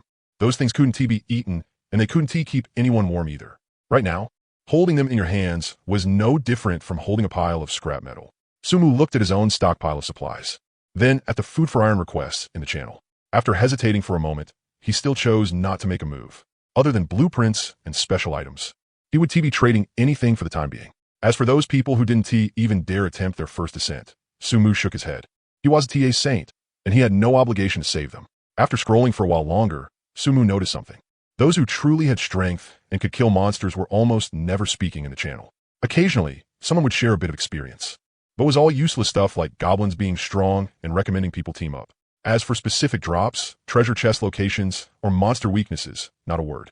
That was the normal mindset of a survivor. Make your fortune quietly and never talk too much. Sumu withdrew his gaze and was just about to close the channel when he suddenly felt a wave of cold wash over him. Subconsciously, he looked up out the window. It was completely dark now, but not normal nighttime darkness. Outside the window was a pure, thick darkness without even moonlight. That layer of gray fog had become even heavier at night, wrapping up the entire world. You couldn't see your hand in front of your face, and the cold was seeping in through the gaps in the glass. Sumu glanced at the temperature displayed on the system interface. Current temperature outside the cable car, 8 degrees. 8 degrees? He remembered that during the day, it had been at least in the 20s outside. Night had only just fallen, and it had already dropped by more than 10 degrees, and the cold was still getting worse. Sumu pulled his clothes tighter around himself and closed the window gap as much as possible. But it was useless. This kind of cold wasn't just a simple drop in temperature. It was a sinister chill that seemed to sink into the marrow. It was as if something were lurking within the dense fog, watching from the dark, making even the soul tremble. The channel had already exploded. Holy shit. It's so cold. What time is it? It's already below freezing, right? Does anyone know what the hell is wrong with this weather? It was over 20 during the day, and now it's straight below freezing at night? Help! I don't have thick clothes. I'm gonna freeze to death. Right at that moment, a message suddenly popped up. Lin Yue, selling warming supplies. 3 cotton quilts. Top tier, insulation. 10 portions of food supplies, or 1 blueprint. Nothing else accepted. No bargaining. When Sumu saw that message, his brows lifted slightly. 10 portions? Just now, he had traded 3 warming supplies for 9 portions of food, plus 1 bottle of water and 2 portions of bread, in exchange for the talisman. And now, with a quick flip, Lin Yue was directly pricing the 3 quilts at 10 portions of food each, or 1 blueprint. With this turnaround, she was making more than double. Sumu looked at the message, then at the sky outside as it grew colder and colder. She definitely knew tonight would be very cold. Otherwise, she wouldn't have specifically asked whether he had warming supplies during the trade. And she wouldn't have chosen this exact moment to sell them off at such a high price. But how did she know? Sumu fell into thought. The first thing that came to mind was talent. Maybe she had awakened some ability that let her sense the weather. But after thinking about it carefully, that didn't seem very likely. If her talent was really as simple as sensing the weather, then how had she gotten that? Level 1 strength type breakthrough talisman? He had killed dozens of goblin hatchlings and hadn't gotten a single talisman drop. The drop rate on that thing had to be absurdly low. Either you had to open a better treasure chest or kill stronger monsters. Would someone who could only sense the weather really have that kind of ability? Unless she had other teammates, or her luck was heaven-defyingly good and she opened an amazing chest. Forget it. Sumu shook his head and stopped guessing. There was no point guessing anyway, and no one would tell you. Just like he would never tell anyone about his own talent. But one thing he was very clear on, Lin Yue was not simple. She had brains, she had information, and she dared to make moves. If he ran into her in the future, he would need to stay on guard. As for resentment, Sumu didn't really have any. A trade was a matter of mutual consent. He got what he needed, and she used the information gap to earn supplies. It was just each side relying on their own ability. If you really want to put it that way, he ought to thank her instead. If she hadn't urgently needed warming supplies, there was no way she would have traded a talisman for so little. As for trying to get warming supplies now, Sumu glanced at the upgrade progress bar. Cable car upgrade progress, 87%. Almost there. He just had to hold on a little longer. The temperature outside kept dropping. 8, 6, 4. Sumu curled up among the piled-up packages, his whole body trembling. His hands and feet had already turned purple from the cold, and his breath condensed into a thin layer of frost on the glass. In the channel, those who had no warming supplies had already started wailing. It's too cold. I feel like I'm going to die. Can someone save me? I don't want to die. If I'd known, I would gone down during the day. Even getting beaten to death by goblins would been better than freezing to death. Damn it, I regret it. I never should hesitated. Under Lin Yue's sales message, the people trying to buy had already posted hundreds of replies. But her stance was firm. 10 portions of food or 1 blueprint. Nothing else accepted, no bargaining. Some people tried offering iron ingots and were ignored. Some tried offering glass essence and were ignored too. Some tried playing the pity card, saying they were about to freeze to death and begging her to show mercy. They were still ignored. Watching this, Sumu actually felt a bit of admiration for that woman. Ruthless enough, decisive enough. In this kind of environment, soft-hearted people didn't live long. It got colder and colder. Fortunately, once the outside temperature reached 4 degrees, it stopped changing. This temperature was very low, but if someone's physical condition wasn't too poor, they should still be able to make it through. Of course, suffering through the night was inevitable. At this moment, Sumu rubbed his hands together while staring at the progress bar. 98, 99, 100. Ding! Cable car upgrade complete. In an instant, The entire cable car underwent a complete transformation. The originally thin layer of sheet metal had now become thick and sturdy, gleaming with a cold metallic sheen. The glass on all sides had also become clearer and tougher, obviously twice as thick as before. The whole cable car had taken on a square shape, and a red and white paint job now covered the originally rusted metal shell. Most eye-catching of all, it was as if the inside and outside of the cabin were covered in a transparent thin film. It was faint and barely visible, yet undeniably real. The next moment, the chill vanished. Warmth surged in from all directions, instantly driving away the cold from Su-Mu's body. He lowered his head and looked at the system prompt. Cable car upgraded to LV2. Current armor, 40. Current space, 4 cubic meters. Current load capacity, 4 tons. Gain trait, warm in winter, cool in summer.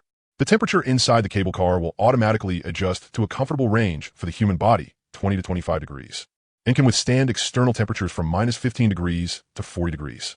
Comfortable. Unprecedented comfort. Su-Mu let out a long breath and stretched his stiff hands and feet. And right at that moment, that familiar notification sound rang out by his ear again. Your cable car is currently LV2. You have gained 1 3-choice talent selection. It's here. Su-Mu instantly perked up. The next second, 3 gilded cards appeared before his eyes. What surprised him was that on the second card, that flame icon appeared again, with the word lucky written inside. Another lucky option? Su-Mu was delighted and looked at the 3 choices after the cards flipped over. Option 1.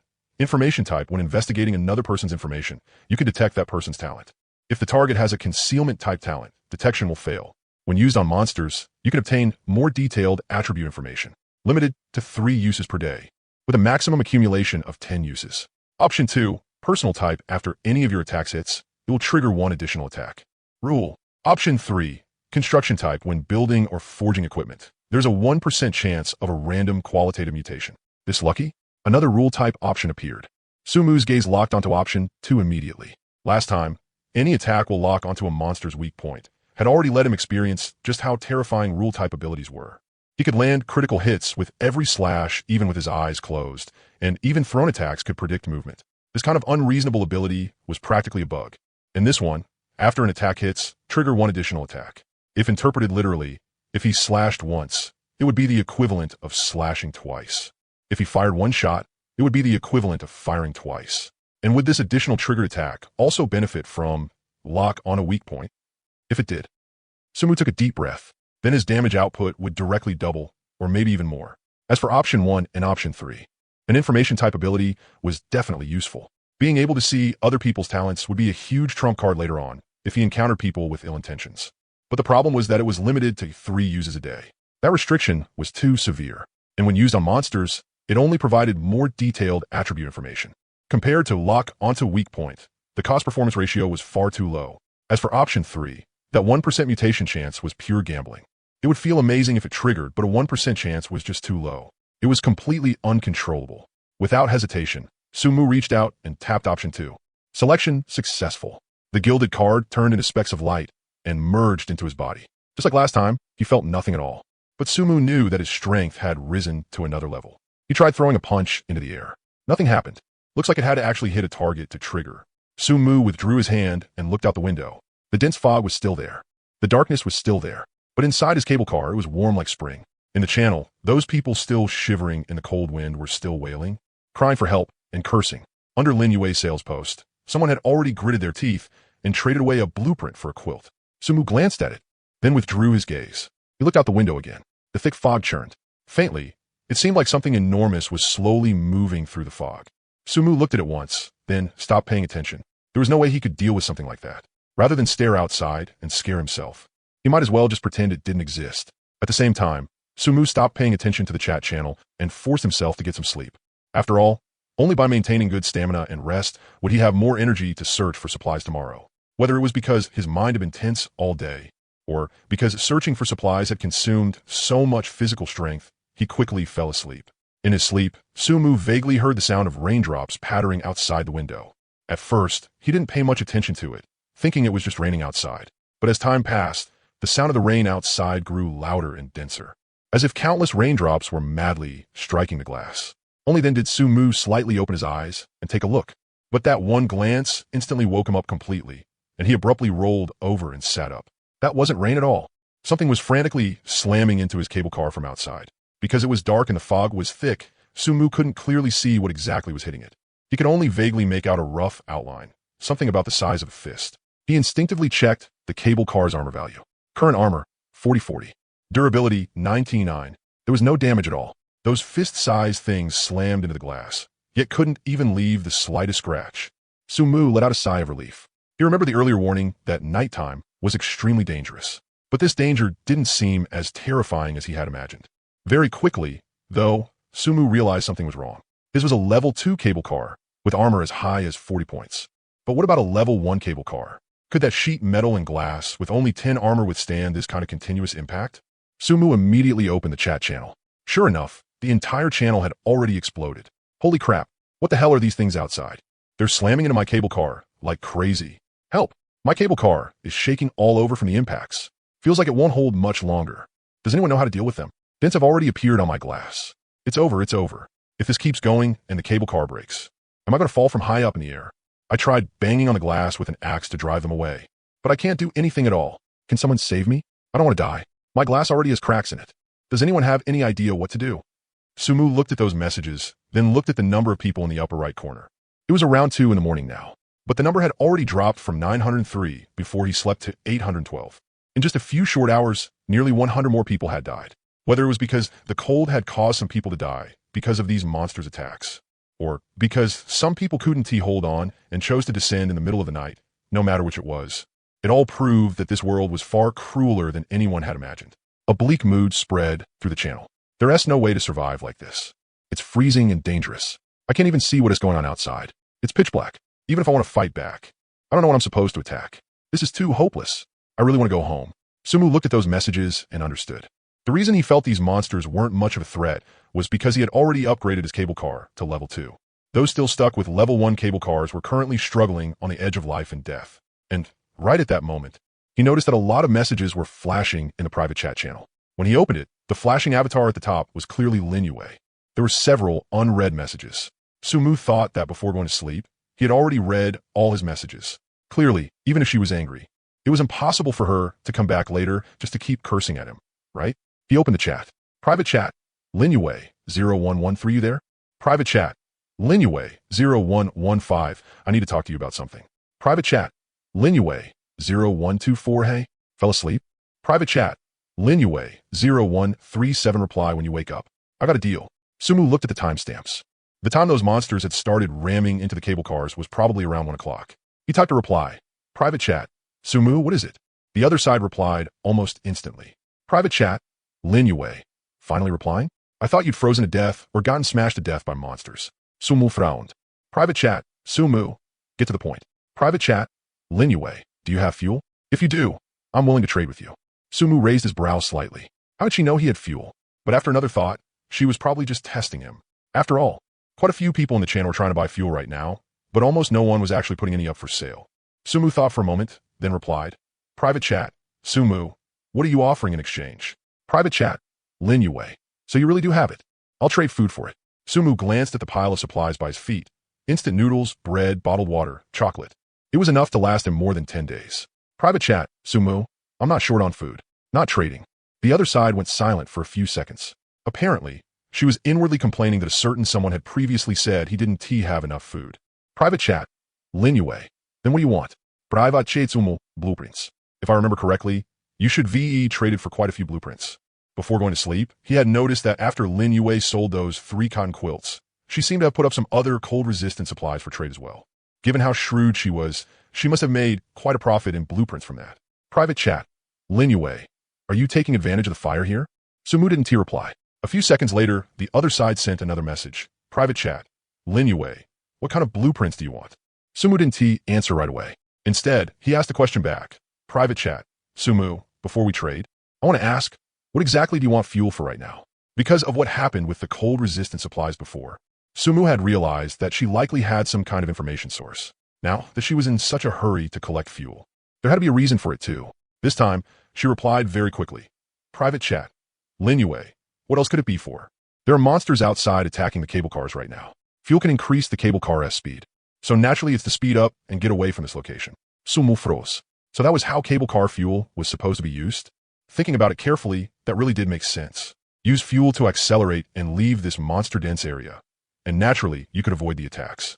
It was just that since he himself hadn't suffered any damage, that possibility hadn't even crossed his mind. Private chat, Lin Yue, wait. You actually didn't know about that use? Then if you have fuel, that means you've got a better way to deal with these monsters. Private chat, Lin Yue.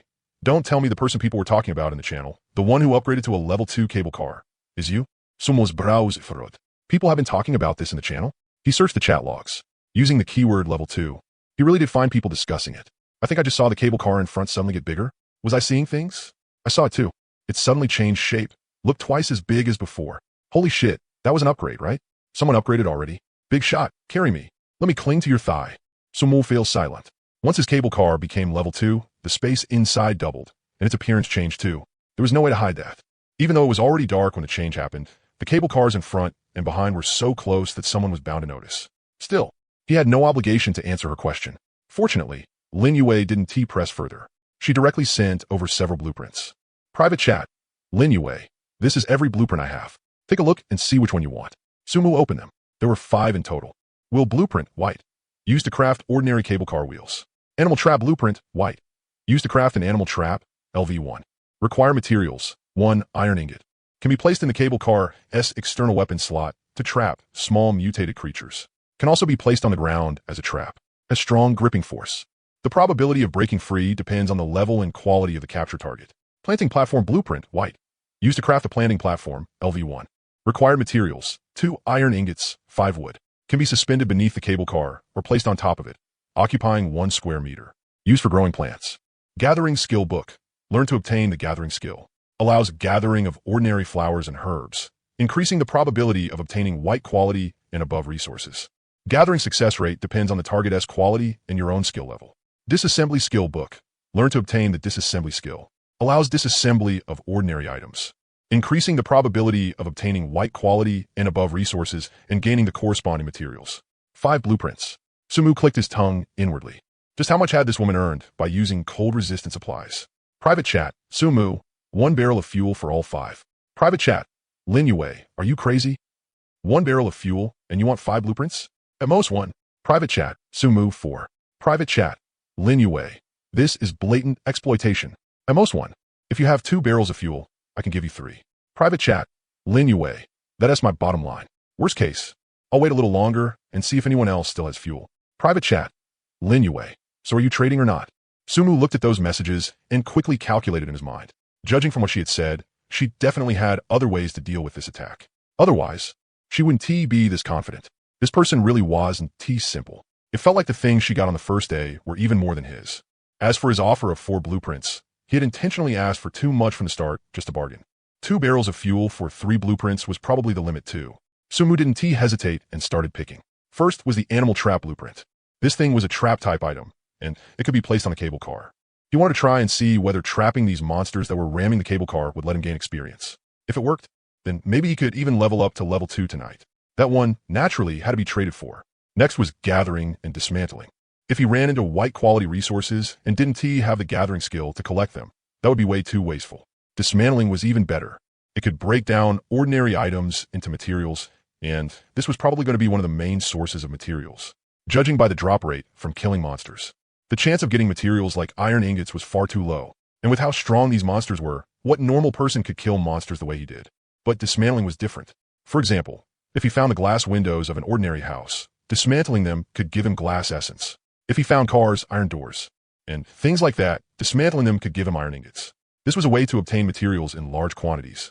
As for the roller blueprint, there was no rush for now. The roller on his cable car was still at full durability, so there was no need to panic. The planting platform was useless too. He had no seeds in hand, and getting soil was troublesome as well. Even if he got it now, he probably still wouldn't be able to use it for a while.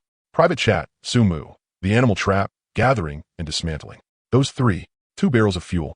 Private chat, Lin Yue, you're pretty good at picking. Sumu sent a probing reply. Since you're taking these out, they probably aren't your entire fortune. You should still have better stuff on you, or maybe these things aren't that useful to you right now. Private chat, Lin Yue, stop probing me. I won't probe you either. Peaceful trade. Sumu agreed with that. Private chat, Sumu deal. The 2 of them opened the trade interface. Sumu put up 2 barrels of fuel, and Lin Yue put up the 3 blueprints. They clicked confirm. Trade complete. 3 yellowed blueprints appeared in Sumu's hands. He first opened the gathering skill book and the dismantling skill book. Do you want to learn gathering? Do you want to learn dismantling? He confirmed both in succession. Two faint flashes of light passed by, and the skill icons appeared on his system panel. Gathering, LV1, 0100. Dismantling, LV1, 0100. Seeing the experience values behind them, Sumu's eyes lit up. These two skills could be leveled up. It should work like other games. As long as he gathered enough and gained enough experience, they could level up. But what worried Sumu most was whether these things would need breakthrough scrolls or something similar for later upgrades. Still, now wasn't the time to think about that. He opened the third blueprint. Animal Trap Blueprint White. Craft Animal Trap, LV1. Requires 1 iron ingot. Can be placed in the cable car's external weapon slot to lure and capture mutated creatures. Can also be placed on the ground to lure and capture other mutated creatures. Has powerful gripping force. The chance of escape depends on the target's level and quality. Note, this blueprint can only craft 1. But once you have a crafting table, you can automatically master this crafting recipe. Sumu frowned slightly at this information. Only 1 could be made, but after thinking about it, this was a blueprint, so it made sense. And once he had a crafting table, he could directly master the crafting recipe without learning it a second time, which was acceptable. Of course, what Sumu paid more attention to was that another item had appeared here, the crafting table. It seemed that making equipment and things like that would require this in the future too. He wondered if that thing could drop, and whether Lin Yue had one. Sumu hesitated for a moment, but didn't he ask. Even if she did have one, he had nothing left he could trade for it now. He looked at the last blueprint in hand, the roller blueprint. This was the preview image Lin Yue had sent him, even though he hadn't traded for it. He had memorized its attributes. Roller blueprint white, craft cable car roller, requires 2 iron ingots. Increases the stability of the cable car while moving. He would definitely need this in the future. But right now, the most important thing was Sumu turned his gaze toward the window. Those fist-sized flying creatures were still crazily smashing themselves against the glass. Top, then Sumu took out the iron ingot and opened the animal trap blueprint. Do you want to craft animal trap? LV1. Consumes 1 iron ingot. Confirm. The next second, the iron ingot in his hand turned into a stream of light and fused with the blueprint. About 3 seconds later, a metal clamp around half a meter in size appeared in his hands. Animal trap, LV1, white. Type, trap, capture range. Small creatures, escape rate. Ordinary creatures cannot escape. For LV1 mutated creatures, 1%. LV2 mutated creatures, 50%. LV3, 99%. For elite quality, the escape rate increases by an additional 50% for each quality tier. Durability, 30-30. Current status, not placed, holding the animal trap. Sumu opened the cable car operation interface. The cable car had originally only 1 external weapon slot on the roof, but after upgrading to level 2, another one had appeared above it. Do you want to place the animal trap? Confirm. In the next moment, a slot appeared out of thin air above the cable car, and the animal trap locked firmly into it. Through the operation interface, Sumu could vaguely see the metal clamp hanging above the cable car, giving off a faint cold gleam in the darkness. And those flying creatures were still crazily slamming into the cable car.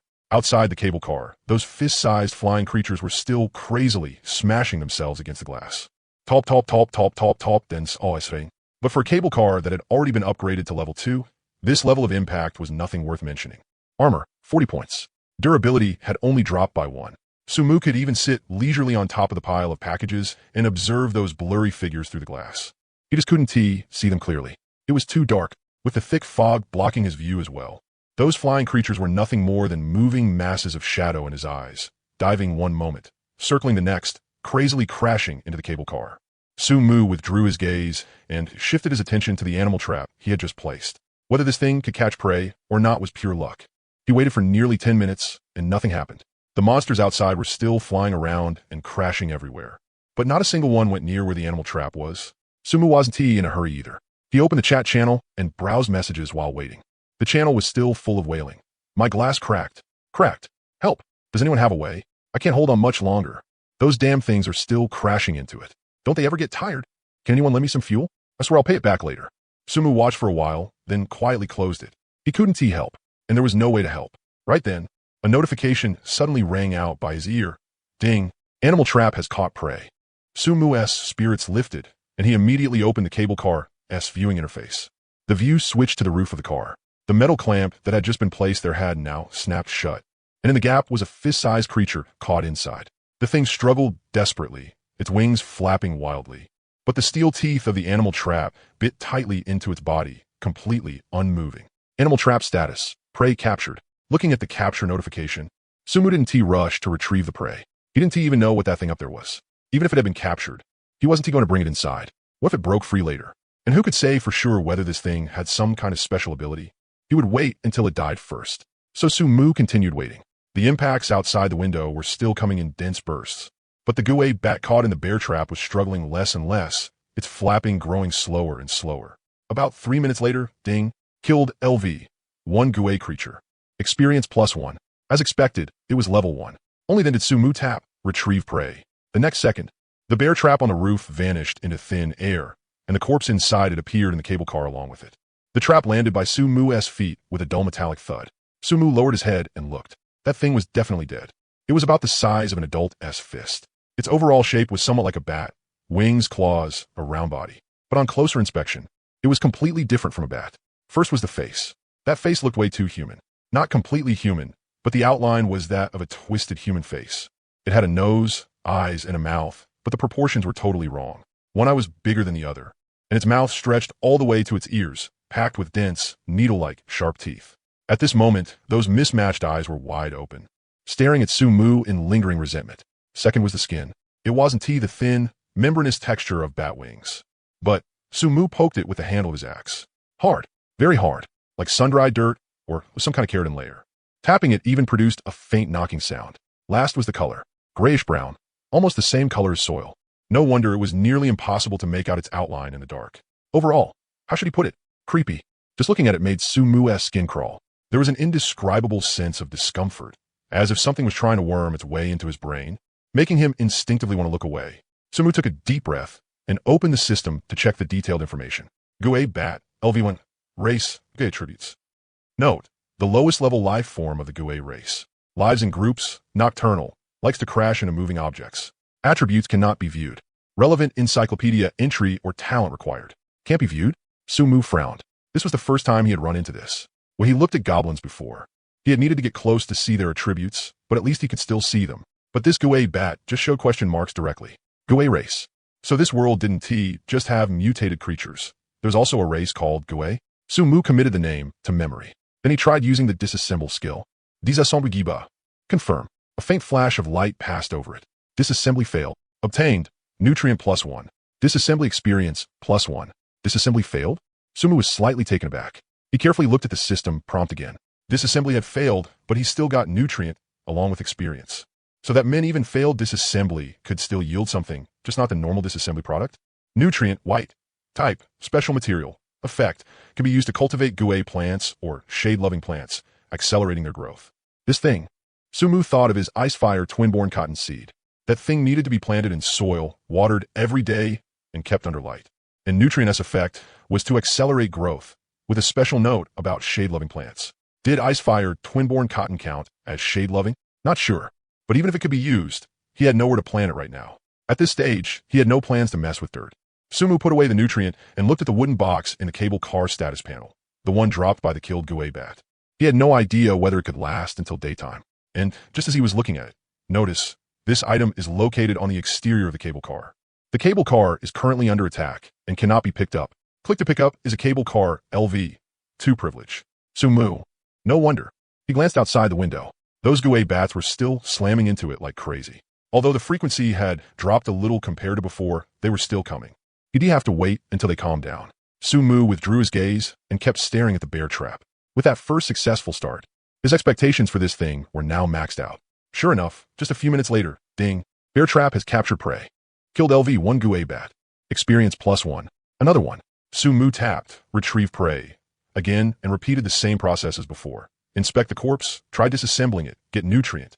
Then look helplessly at the box he couldn't pick up. But this time, he noticed a detail. The bear trap's durability had gone down. He opened the status panel to check. Bear trap, LV. 1 white, durability 2830. 1 point of durability lost per capture. Sumu frowned slightly. At this rate, 1 bear trap would break after at most 30 captures. But after thinking about it again, that was reasonable enough. After all, it was just a white quality, ordinary trap. It was already good enough that it could catch things at all. How long did he expect it to last?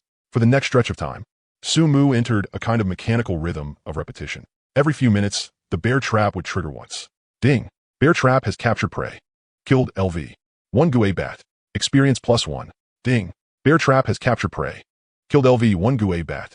Experience +1. His experience was rising slowly but steadily. 5, 4, 5, 7, 6, 1, 6, 5, 7, 0. At the same time, the bear trap's durability was also continuously dropping. The first bear trap, 29, 28, 27, 26, and so it went on until around 3 in the morning. It seemed the cable car was gradually drifting out of this densely packed Gue Bat zone. Sumu glanced at the bear trap's durability. It had 14 points left. Kill count, 16. 16 experience points in hand. Unfortunately, not every Gue Bat left behind a box. Out of 16 kills, only 4 boxes had dropped. Sumu took another look at the cable car's durability. 99. It had dropped by 1. It wasn't too much, but it was a signal. If it kept getting rammed like this, these things really might grind the cable car's durability down to 0. He couldn't let his guard down. He had to level up the cable car as soon as possible. Now that the attack frequency had slowed, with only 1 or 2 impacts every dozen seconds or so, Sumu tried tapping the wooden boxes on the cable car screen. They could be picked up now, but he had to click them one by one, which was a bit annoying. He tapped 3 times in quick succession, and 4 wooden boxes were teleported straight from the roof into the cable car. Sumu opened them one by one. Obtained, Gue Crystal +1. Obtained, Gue Crystal +1. Obtained, Gue Crystal +1. Gue Crystal? Sumu picked one up and examined it carefully. Gue Crystal, white. Type, basic material. Effect, a basic material required for crafting, equipment modification, and item enhancement. It was completely different from what he got from killing goblins during the day. When he killed goblin cubs during the day, the drops were practical supplies like food, water, iron ingots, and glass essence. But when he killed Gue Bats at night, the drops were Gue Crystals, materials related to the Gue race. No food, no water, no fuel. 2 completely different systems. Sumu noted the discovery down in his mind. When he opened the 4th box, his movement paused for a moment. What was lying in the box wasn't a weird crystal, but a yellowed blueprint. Obtained, workbench blueprint, white. Sumu's eyes lit up. A workbench? When he had seen the trap blueprint before, the system had prompted that once he had a workbench, he would automatically master that crafting recipe. He had still been wondering where he was supposed to get one, but it had dropped just like that. Sumu quickly checked the blueprint's attributes. Workbench blueprint, white. Crafts.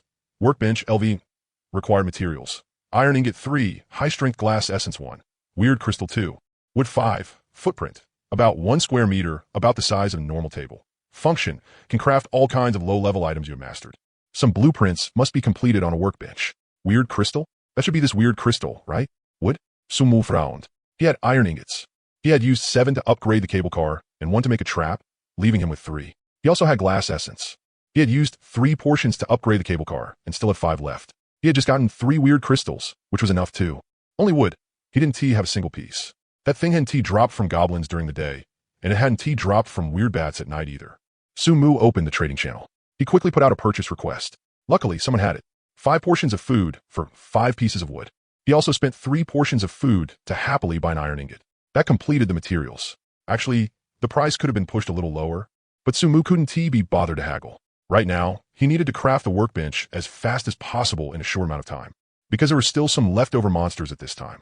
Even though the interval between attacks had gotten longer now, there were still some. He could make another trap himself. He wanted to get as much experience as possible. After all, chances to farm experience this easily were rare. He didn't think he would get as lucky as before and run into goblin cubs again. Wood gray. Type. Basic material. Source. Trees. Dismantling wooden items. Sumu didn't delay and immediately opened the workbench blueprint. Do you want to craft workbench? LV1. This will consume iron ingot 3. High strength glass essence 1. Weird crystal 2. Wood 5. Confirm. The next second, all the materials disappeared from his backpack. A faint glow gathered inside the cable car and slowly took shape.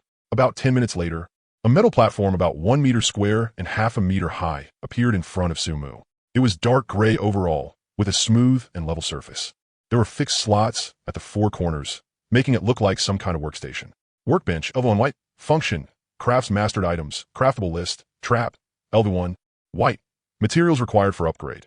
Weird crystal 20, steel 5, bulletproof glass block 2, weird wood 1. Sumu looked at the description and frowned slightly. This workbench's upgrade didn't depend on experience. It only required the right materials, which was good news. But steel, bulletproof glass block, and weird wood. He guessed steel and bulletproof glass blocks should drop from monsters during the day, or be obtained by dismantling certain items with the dismantling skill. But weird wood, just from the name, it clearly had something to do with the weird race. He would probably have to get it from the monsters at night, or obtain it through some special method. But thinking about that now was too far off. Being able to make the workbench was already satisfying enough. Sumu pushed the workbench into a corner. The cable car had already been packed full with supplies, and now it felt even more crowded.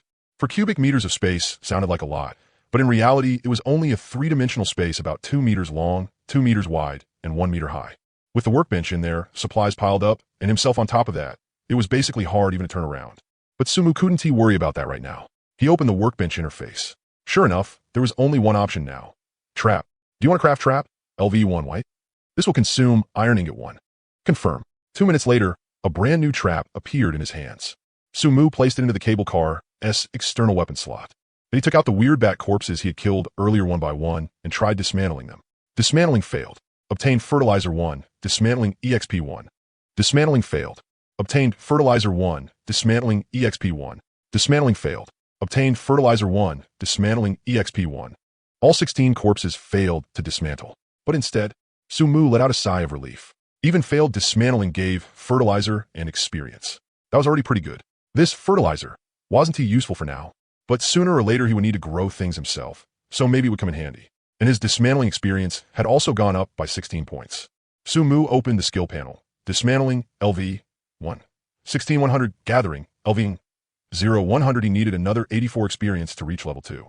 He wondered what would change with level 2 dismantling. Just as Sumu was thinking, the sound of impacts outside the window suddenly became dense again. Top, top, top, top, top, top, then sedan in the previous wave. Sumu looked up outside the window. He still couldn't see clearly, but that overwhelming pressure could be felt even through the glass. He opened the cable car status. Trap triggered. Trap triggered. Ding. Trap has caught prey. Ding. Trap has caught prey. The two notifications rang out almost at the same time. Sumu's spirits lifted. Was this the final sprint? The impacts outside grew more and more frenzied, as if those weird bats were launching their final charge. Sumu stared fixedly at the status of the two traps. Trap. Captured LV. 1 weird bat. Escape chance, 1%. Escape failed. Killing in progress. Trap. Captured LV. 1 weird bat. Escape chance, 1%. Escape failed. Killing in progress. Ding. Killed LV. 1 weird bat. EXP +1. Ding. Killed LV. 1 weird bat. EXP +1. Another hour passed. EXP 91-100. And then, silence. There were no more impacts outside the window. Those black shadows gradually disappeared into the thick fog, as if they had never appeared at all. Sumu stared blankly at the experience bar. 91-100. Just 9 points short. Sumu took a deep breath, then slowly let it out. Forget it. You couldn't force this kind of thing. He glanced at the time. 4:20 in the morning. There were still a few hours until dawn. Sumu retrieved the 2 traps. The second one still had 18 durability left, while the first only had 8 left. Then he tapped to collect the drop boxes. His luck was pretty good this time. 7 boxes. Sumu opened them one by one. Obtained, weird crystal 1. Obtained, weird crystal 1. Obtained, weird crystal 1. Obtained, weird crystal 1. Obtained, weird crystal 1. 7 weird crystals. No blueprint. Sumu wasn't disappointed, though. The drop rate for blueprints had never been high to begin with. Getting a workbench blueprint at all was already pretty lucky. He put away all the GUE crystals, then checked the amount of nutrient, 37 portions, adding in what he got from killing the goblin cubs on the first day. His current supplies were as follows. Food, 33 bottles of mineral water, 22 packs of instant noodles, 255 portions of bread, 24 bars of chocolate, materials, glass essence 4, GUE crystal 8, nutrient 37, fuel 1 liter.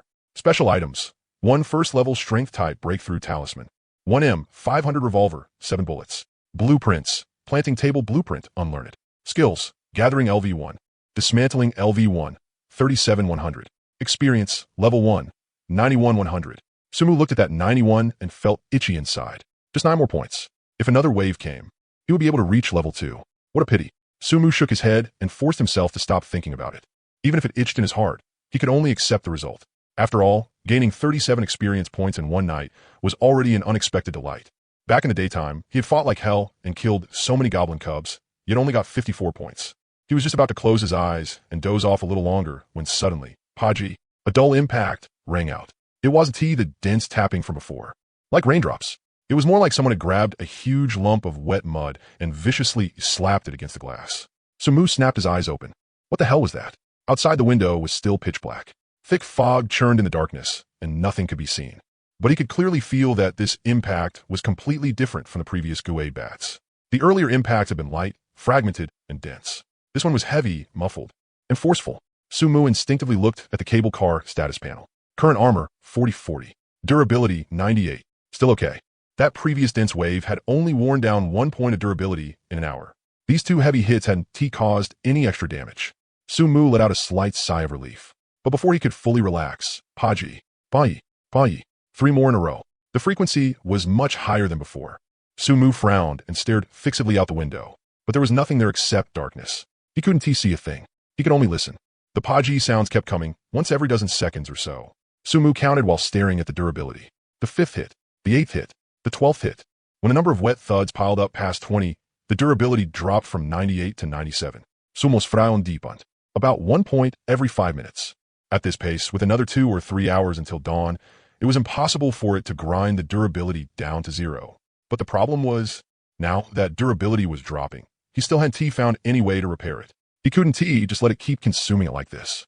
Sumu reached for the handgun at his waist, but then slowly lowered his hand again. In this darkness, there was no way he could hit it, even with the rule-based weak point attack. He had already tested that in the goblin nest.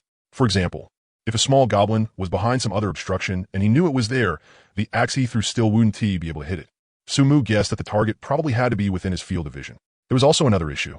If the axe he threw was too far away, then even though it could still hit the target's weak point, the damage would decrease. So he guessed that if the target was beyond his attack range, then it also wouldn't be able to hit.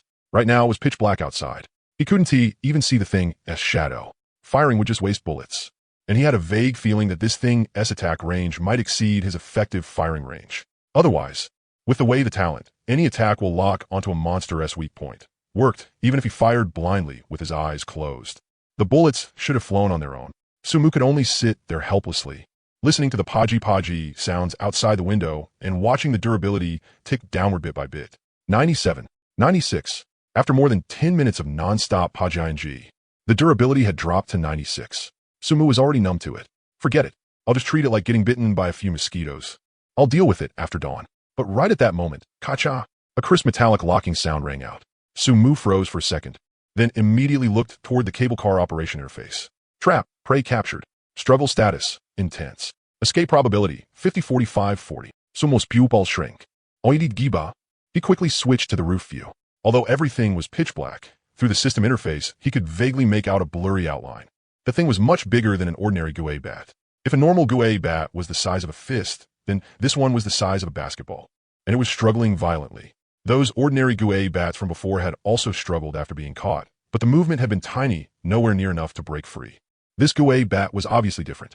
Through the system interface, Sumu could see the steel teeth of the trap trembling slightly, and the trap's durability dropping rapidly. Current trap durability, 830. Durability while struggling, 1730. Durability while struggling, 1630. Sumos heartbeat sped up. Was this thing really about to break free? Almost by reflex, he grabbed the axe, while his other hand went to the handgun at his waist. Then he stared fixedly at the struggling outline on the screen and, in the next instant, tapped retrieve prey. Right now, he only had one thought. You've been Pajin me for half the damn night. Without the slightest hesitation, Sumu immediately tapped retrieve prey. In the next second, both the trap and the monster's body appeared inside the cable car. The trap hit the floor with a dull metallic clang. Meanwhile, Sumu gripped the axe tightly in one hand, while the other stayed pressed against the handgun's trigger. The muzzle was aimed at that massive shadow as his whole body entered maximum alert. Already dead, he stepped forward twice, swung the axe, and started crazily smashing the thing in the head. That S for Pajing. That S for crashing into my car. That S for grinding down my damn durability. The muffled sounds of the axe blade chopping in a flesh rang out one after another, and green blood splattered everywhere. He didn't use the gun. To him, every bullet was extremely precious right now. Only after he saw the prompt, killed elite Gouet bat, LV1, green, experience +10, did Sumu stop. Once his eyes adjusted, he finally saw the thing clearly. A body the size of a basketball, dark cyan skin, a twisted human face. It was 3 or 4 times larger than an ordinary Gouet bat, basketball-sized, and its overall outline was still that same distorted bat-like shape. But its appearance, even uglier. That human face was much clearer now. It wasn't a vague outline anymore, but one where the features could truly be made out. One eye was big and one was small. The larger one nearly took up half its face, while the smaller one was squinted into a slit. Its mouth stretched all the way to its ears, filled with 3 layers of dense, sharp teeth, stacked over one another like the blades of a meat grinder. Its skin also wasn't the gray-brown muddy texture of an ordinary Gouet bat, but instead had a dark cyan sheen to it. Sumu poked it with the handle of his axe. Hard. Very hard. Like stone. No wonder it could make such loud podgy sounds out there. Sumu opened the system to check the detailed information. Elite Gue Bat, LV1 Green. Race Gue. Attributes? Note. A low-level creature of the Gue race, an evolved form of the ordinary Gue Bat. Attributes cannot be viewed. Relevant illustrations or talents are required. Same as before. He still couldn't view it. Sumu didn't rush to decompose it. It was a green-quality elite monster, and he planned to wait until his decomposition skill reached level 2 before dealing with it. Maybe then he could decompose some good materials out of it. Then he looked at the ground. Aside from the corpse, there was also a box. It was also a wooden box, but unlike the box dropped by ordinary Gue bats, this one had a ring of dark cyan patterns embedded around the edges, making it look a bit more high-end. Sumu reached out and opened it. A yellowed blueprint was lying quietly inside. Obtained, small arrow case blueprint, white. Sumu's eyes lit up. Arrow case? He quickly checked the detailed information. Small arrow case blueprint, white. Type, external weapon blueprint. Can craft small arrow case, LV1. Require materials, Gue crystals 5 with 10. Arrow case attributes, height, 0.5 meters. Attack method, auto-loading, auto-aiming, auto-firing, ignores gray fog. Reload time, 10 seconds per shot. Attack range, 100 meters by 100 meters, centered on the cable car. Base firepower value, 15. Note, must be equipped with wooden arrows to use. Wooden arrows can be crafted at the workbench. Looking at that note, Sumu's mouth twitched. He had to make the wooden arrows himself too? And one iron ingot could make 10 arrows. The consumption wasn't too high, but the problem was, where was the blueprint for wooden arrows? The system hadn't given it to him. Sumu rubbed his temples. Great. Now he had to go look for it again. Still, for now, he should make this arrow case first. After all, this thing's firepower value was only 7 points lower than his pistol. And that pistol was a green tier level 3 weapon. He had no idea whether it was because this was a vehicle weapon or some other reason. More importantly, the arrow case was an active attack weapon. Unlike the beast trap, it didn't just passively wait around. With this thing, if he ran into a nighttime attack again, he would have to just sit there listening to those splat sounds. Of course, before that, he naturally had to raise his level to level 2 first. After the 10 experience points, just now, his experience had already overflowed. He had wasted a full 1 point of experience. So, he took out the level 1 strength-type breakthrough talisman. But Sumu didn't use it immediately. Instead, he first pulled out a bottle of mineral water, twisted the cap open, poured a little into his palm, and briefly rinsed the bloodstains off his face. Then he used the rest of the water to rinse his hands and took off the blood-stained coat to straighten it out. It wasn't that he had some kind of cleanliness obsession. It was just that for a card-drawing moment like this, there had to be a bit of ritual. After cleaning himself up, Sumu finally picked up the talisman and took a deep breath. Do you want to use the level 1 strength-type breakthrough talisman? Confirm. The talisman turned into a streak of golden light and merged into his body. Sumu had originally thought leveling up would just be a flash of golden light and a small jump in panel stats, and that would be it. But the very next second, he realized he had been thinking too simply. A warm sensation rose from his abdomen and rapidly spread through all 4 limbs and every bone in his body. Right after that, the 100 points of experience he had accumulated seemed to turn into tangible white light, roaming through his body, weaving and surging like countless tiny rivers, washing over every inch of flesh and every bone. The feeling was strange. It didn't hurt, but he could clearly sense that some intense change was happening inside his body.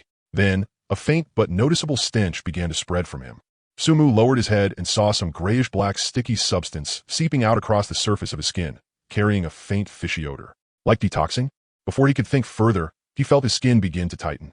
His muscles, which had been somewhat slack from sitting in front of a computer for so long without enough exercise, now felt as if they were being tightly gripped by a pair of invisible hands, stretched and reshaped. He could feel the lines of his chest, abs, and arms becoming more defined. His skin pulled tight, and even his originally somewhat loose shirt was being stretched into a snug fit. After a short dozen seconds, everything returned to calm. Sumu clenched his fist. It was different, completely different. When he had drunk the strength potion before, it had felt like his physical power had increased. But now, it was a feeling of being renewed from the inside out. It was definitely not just a simple increase in numbers. He rolled his shoulders a little. His originally somewhat skinny frame now looked much more well-proportioned. It wasn't enough to turn him into some muscle-bound beast, but at least he now looked lean and powerful. Sumu opened his personal panel. Name, Sumu. Level, 20200. Race, human. Hunger, 75. Strength, 26. Constitution, 8. Agility, 8. Spirit, 17. A total of 10 attribute points have been added, with 8 going into strength, and 1 each into constitution and spirit. Sumu fell into thought. The breakthrough talisman S effect was to forcibly make the attribute growth after leveling lean toward the strength path.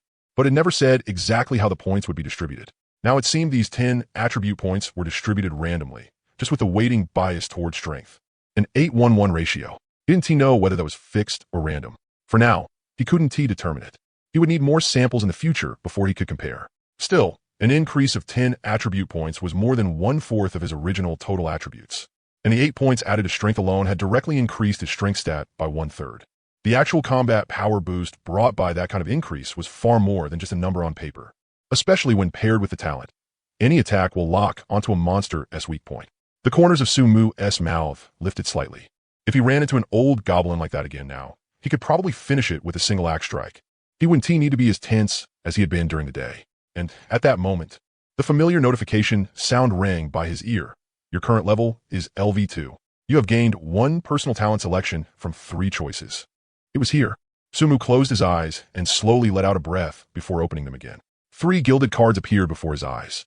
On the first card, that flame icon appeared once again, with the word lucky written inside it. Another lucky option? Sumu was delighted. If it weren't for the fact that this icon hadn't appeared during his first card draw, he might have thought it was guaranteed to show up every round.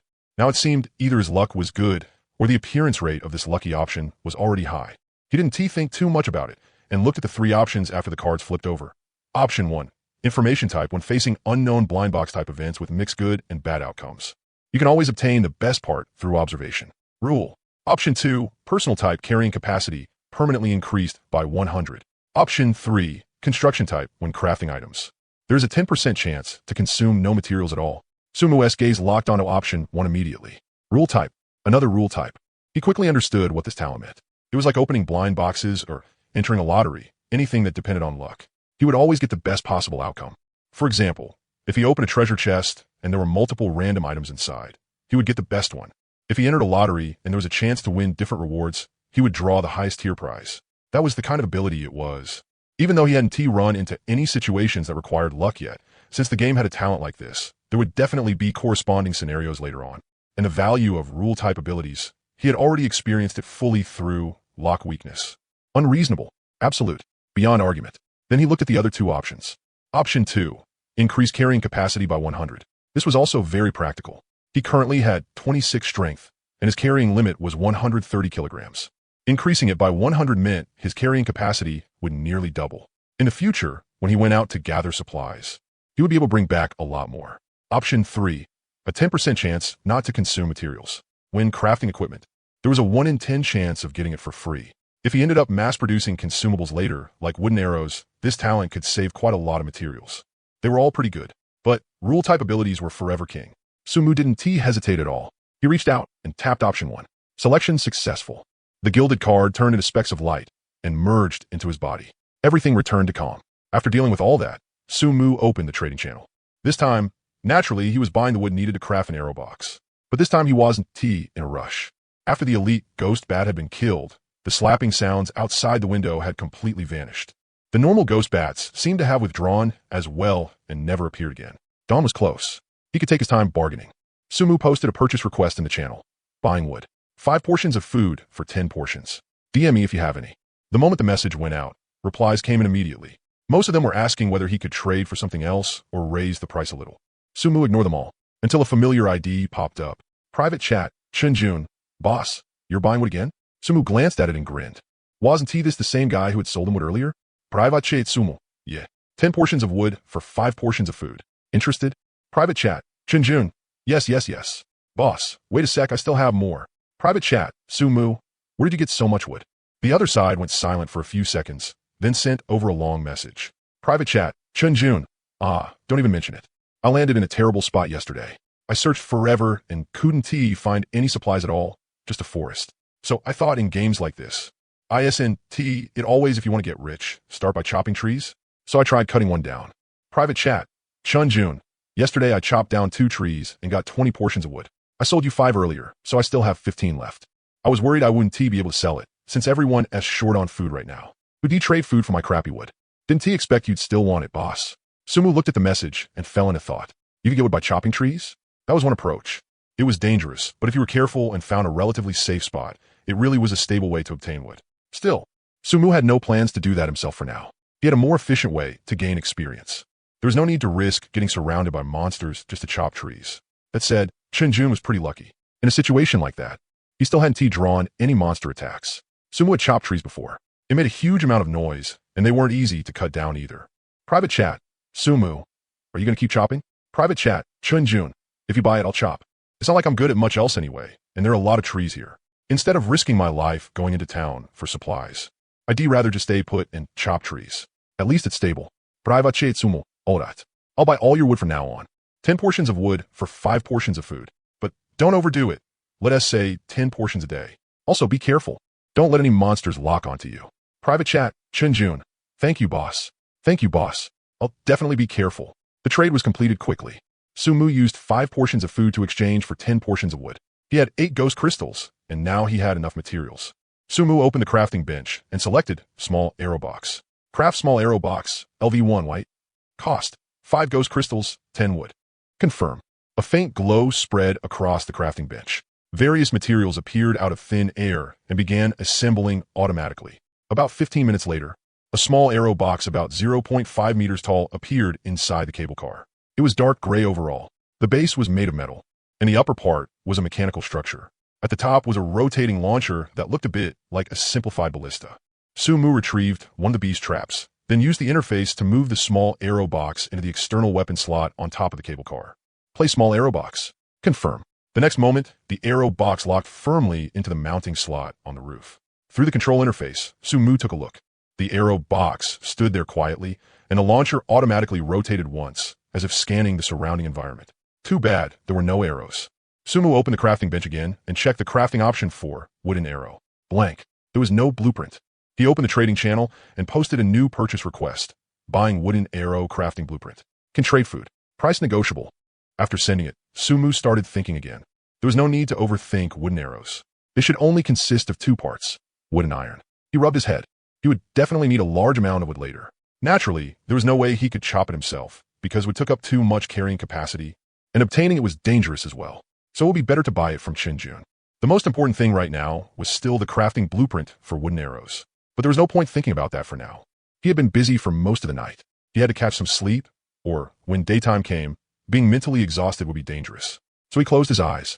Before long, he fell into a deep sleep. When sunlight stabbed through his eyelids, Sumu instinctively tilted his head away. Too bright. He frowned and opened his eyes. What entered his vision was a blinding sea of gold.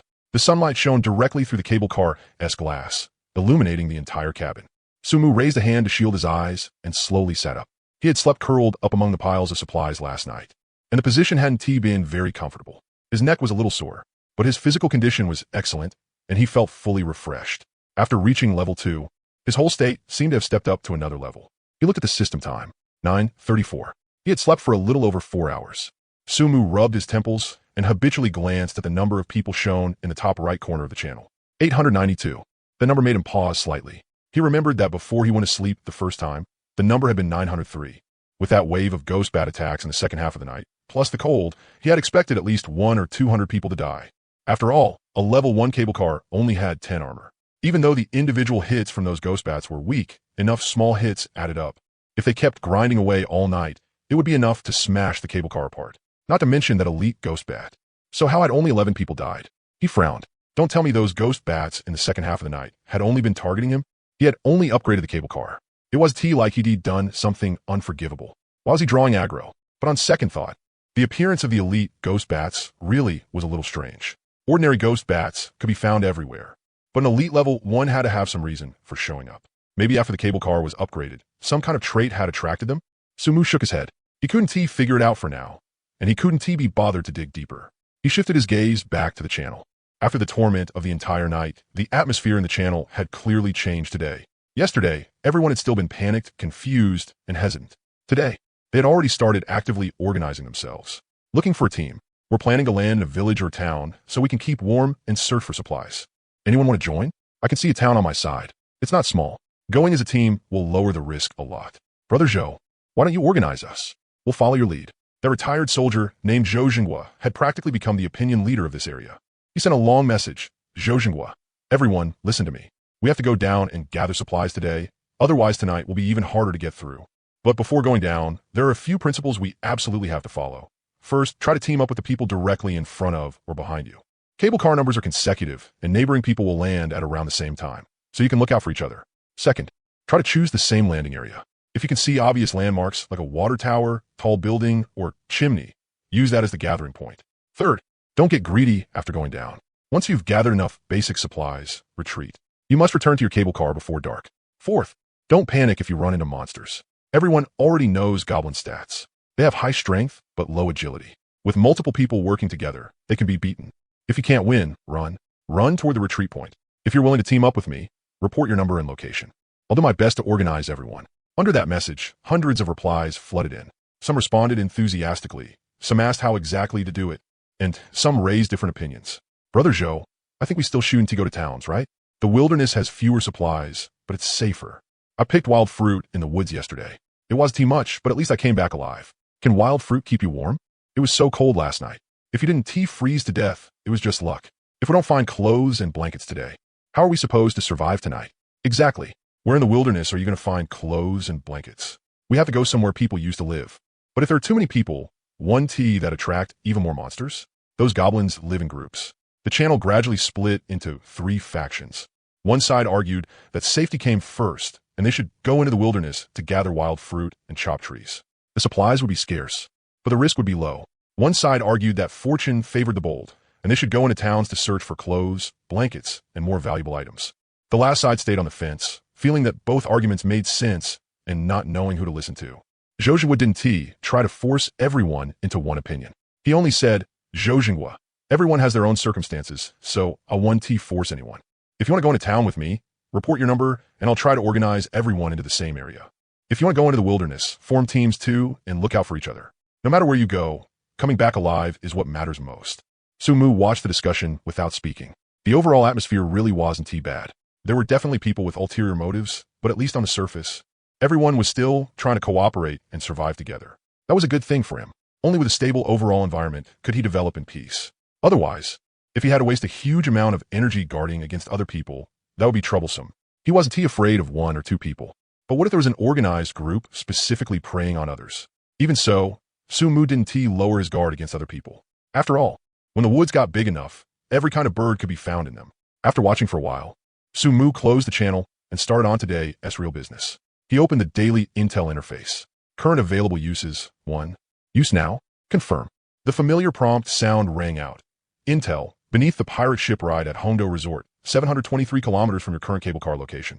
There is 1 bronze treasure chest and 1 level 1 lucky wheel. Please note, a LV2 mutated creature is wandering in that area. 2 items? Sumu froze slightly. No, on closer look, this time it wasn't 2 separate pieces of intel, but 1 piece of intel containing 2 things. A bronze treasure chest and a level 1 lucky wheel. Sumu's eyes lit up. A lucky wheel? Yesterday, he had just chosen the rule-type talent. When facing unknown blind box type events with mixed outcomes, you will always obtain the best part of them. And today he ran into a wheel. Perfect. This was a good chance to test the power of this new talent. But very soon, his attention was caught by the second half of the message. A LV2 mutated creature is wandering in the area. A level 2 monster. If it was an ordinary level 2 goblin, then with his current 26 points of strength, plus lock weakness, and extra attack, he should be able to take it in close combat. But if the other side was a green quality elite, Sumu touched the handgun at his waist. The M500 revolver, LV3 green quality, base firepower value 22. Against a level 2 monster, based on the damage rules he had seen before, it should get a damage bonus. But the problem was, he only had 7 bullets, and he had no idea what type of level 2 monster this one actually was. A goblin? Or something else? More importantly, the intel only said there was 1, but that didn't mean there was really only 1. Just like yesterday's silver treasure chest, the intel had only marked a LV3 mutated creature, but the area around it had contained over 100 goblins and nearly 10 minotaurs. Of course, it was also possible that the goblins had only joined after the battle started. But at the very least, there had definitely been more than 1 minotaur there. Sumu took a deep breath and began analyzing. Hondo Resort. Judging by the name, it should be some kind of tourist attraction. The pirate ship ride meant it should be inside some amusement park. A place like that would have heavy foot traffic, lots of buildings, and complicated terrain. If monsters had occupied it, there was a good chance there was more than 1. But on the other hand, that kind of open space would offer broad visibility, making it easier to observe and retreat. Go or not go? Sumu almost didn't hesitate. Go. He had already experienced the value of a bronze treasure chest. That level 2 bulletproof vest had saved his life, and the silver treasure chest had given him a handgun, seeds, and a strength potion, directly doubling his combat power. As for the lucky wheel, just hearing the name made it sound like a place that could give out good stuff. As for the risk, he had intel giving him advance warning, a handgun for self-defense, and the support of a new talent.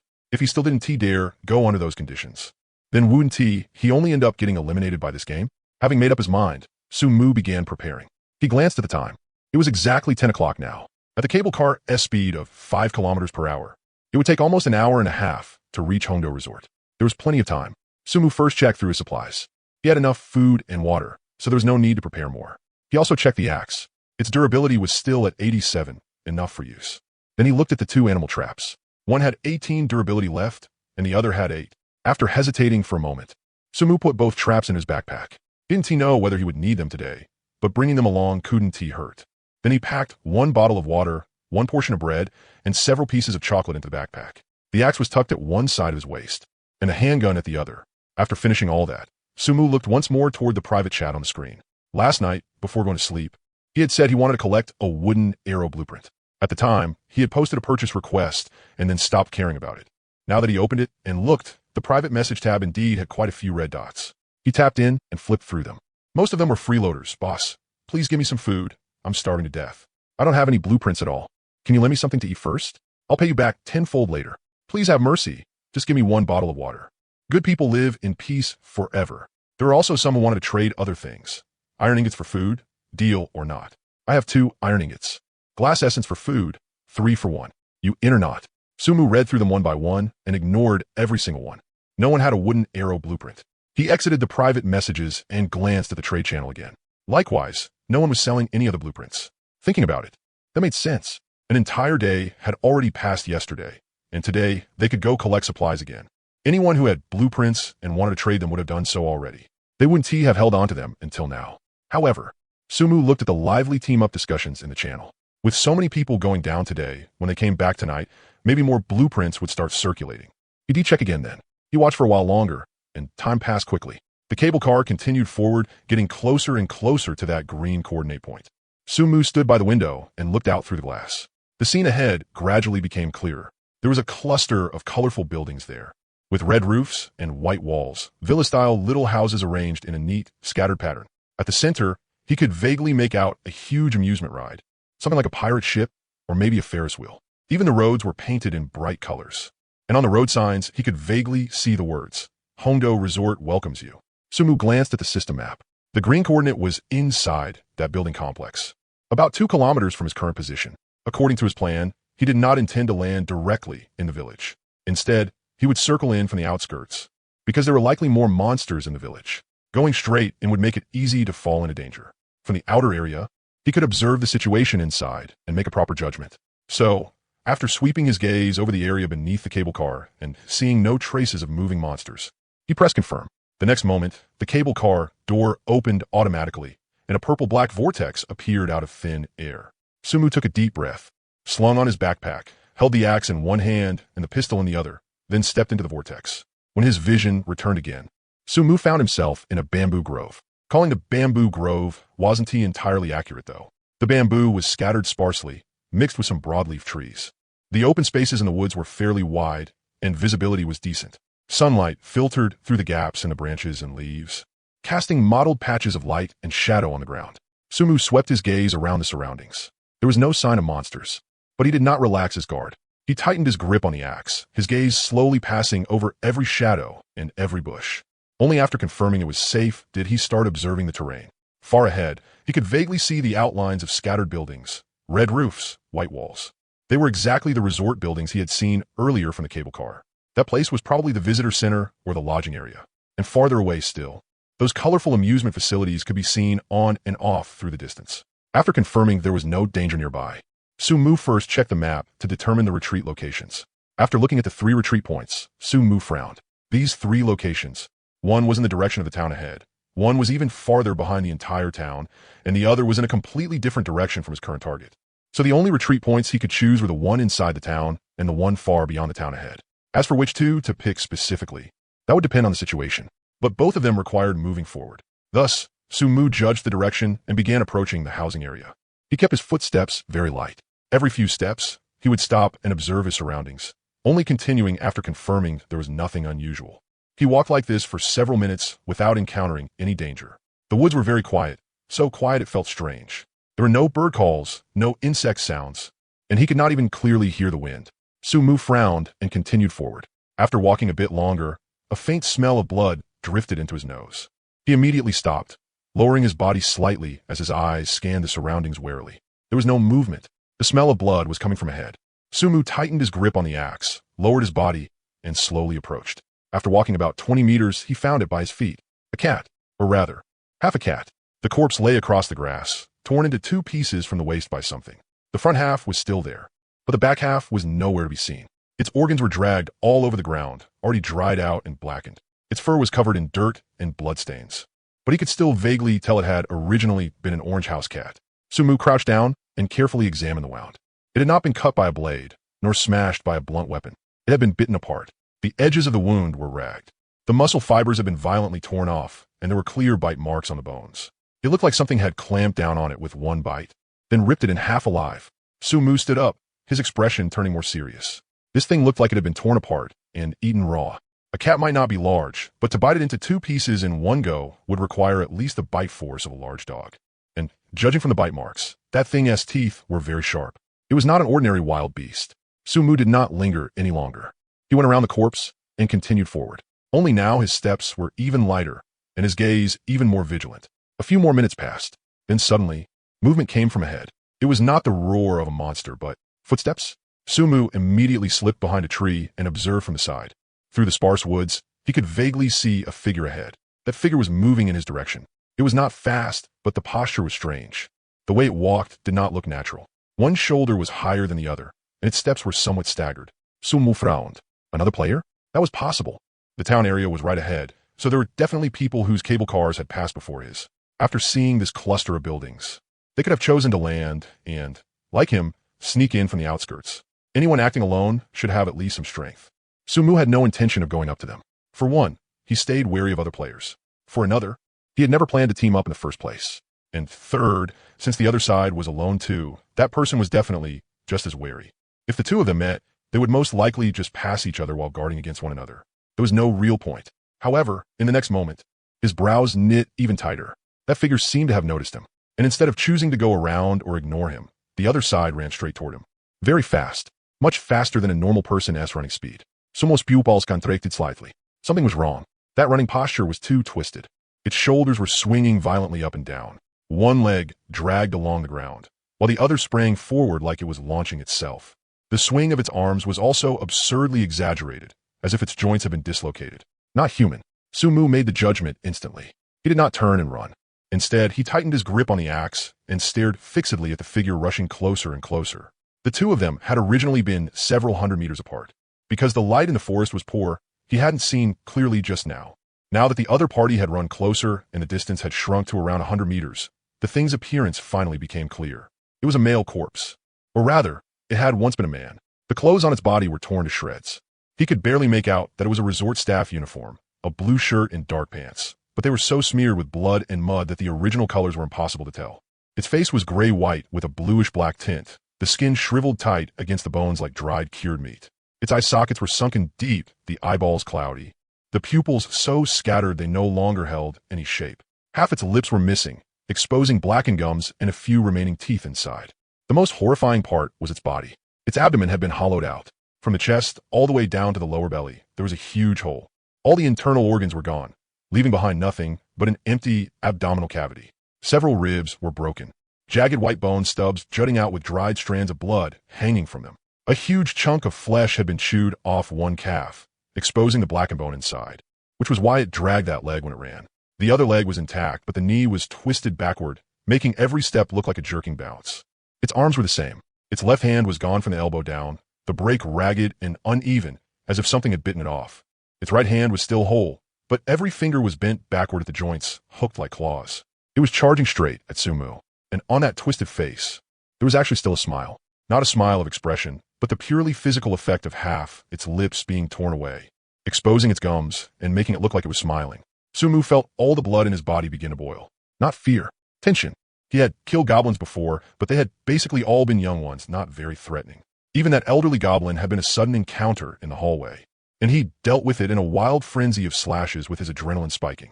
But this time, he was watching this thing charge at him with his own eyes. Savage, twisted, bloody. The kind of visual impact was completely different from facing goblins. Sumu took a deep breath and forced himself to calm down. At the same time, the thing's information appeared before his eyes. Zombie, LV1. Strength, 17. Constitution, 12. Agility, Spirit, 0. Its stats were about the same as a goblin's. Slightly lower strength. Slightly lower constitution, about the same agility. He could fight it. Sumu tightened his grip on the axe and didn't pull out his gun. Based on his past experience playing zombie games, unless it was absolutely necessary, firearms were best avoided. Gunshots would attract more zombies. There didn't seem to be any around right now, but what if some were hidden? And once a gunshot rang out, it would be the same as telling everyone exactly where he was. More importantly, he probably wouldn't need it. The thing was getting closer and closer. 100 meters, 80 meters, 50 meters, 30 meters. Sumu didn't move. He was waiting for the right distance. 20 meters, 15 meters, 10 meters. Just as the thing got within a little over 10 meters of him, Sumu suddenly swung his arm and hurled the axe in his hand with all his strength. He didn't aim, or rather, there was no need to aim. The axe spun through the air, tracing an arc that wasn't especially precise. But right at that moment, the thing lunged forward, its head jutting out. Puffed, puffed. The axe blade split into the skull with perfect accuracy. It didn't graze it, and it didn't merely hit it, it split straight into it. The whole axe embedded itself in the zombie's head, forcibly cleaving that twisted skull into two halves. The zombie's forward momentum was still there. Its body ran another 2 steps before crashing heavily to the ground. It twitched twice, then it stopped moving. Instant kill.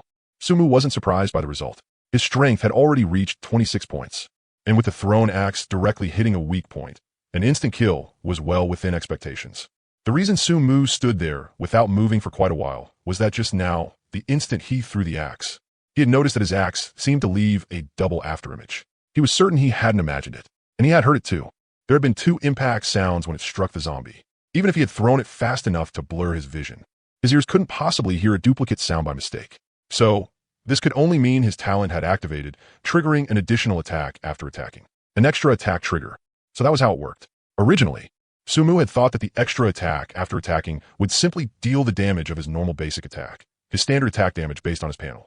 But what he had just seen was 2 actual axe afterimages, along with 2 distinct sounds one after the other. The damage was the same. So on the surface, it seemed close to what Sumu had expected. But in reality, the difference was huge. Just think about it.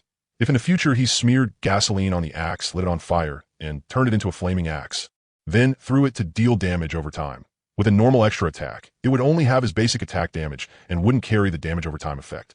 To put it simply, the attack special effects were inherited too. Or, if an axe wasn't a good enough example, what if he threw a nuclear bomb? Then it would directly become 2 nuclear bombs. That was worlds apart from simply chaining into 1 basic attack. Killed LV1 zombie. EXP plus 0.1.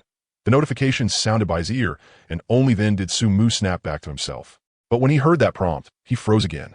0.1. Subconsciously, he opened the system panel and glanced at the EXP bar. Level 2. 0.1200. It really was 0.1. Sumu frowned. Was it because he had reached level 2? Had the EXP gained from killing low-level monsters decreased? But this was way too ridiculous. It had been cut down by a full factor of 10. Previously, every level 1 goblin whelp killed had given 1 point of EXP. A level 1 ghost bat had also given 1 point. But now killing a level 1 zombie only gave 0.1?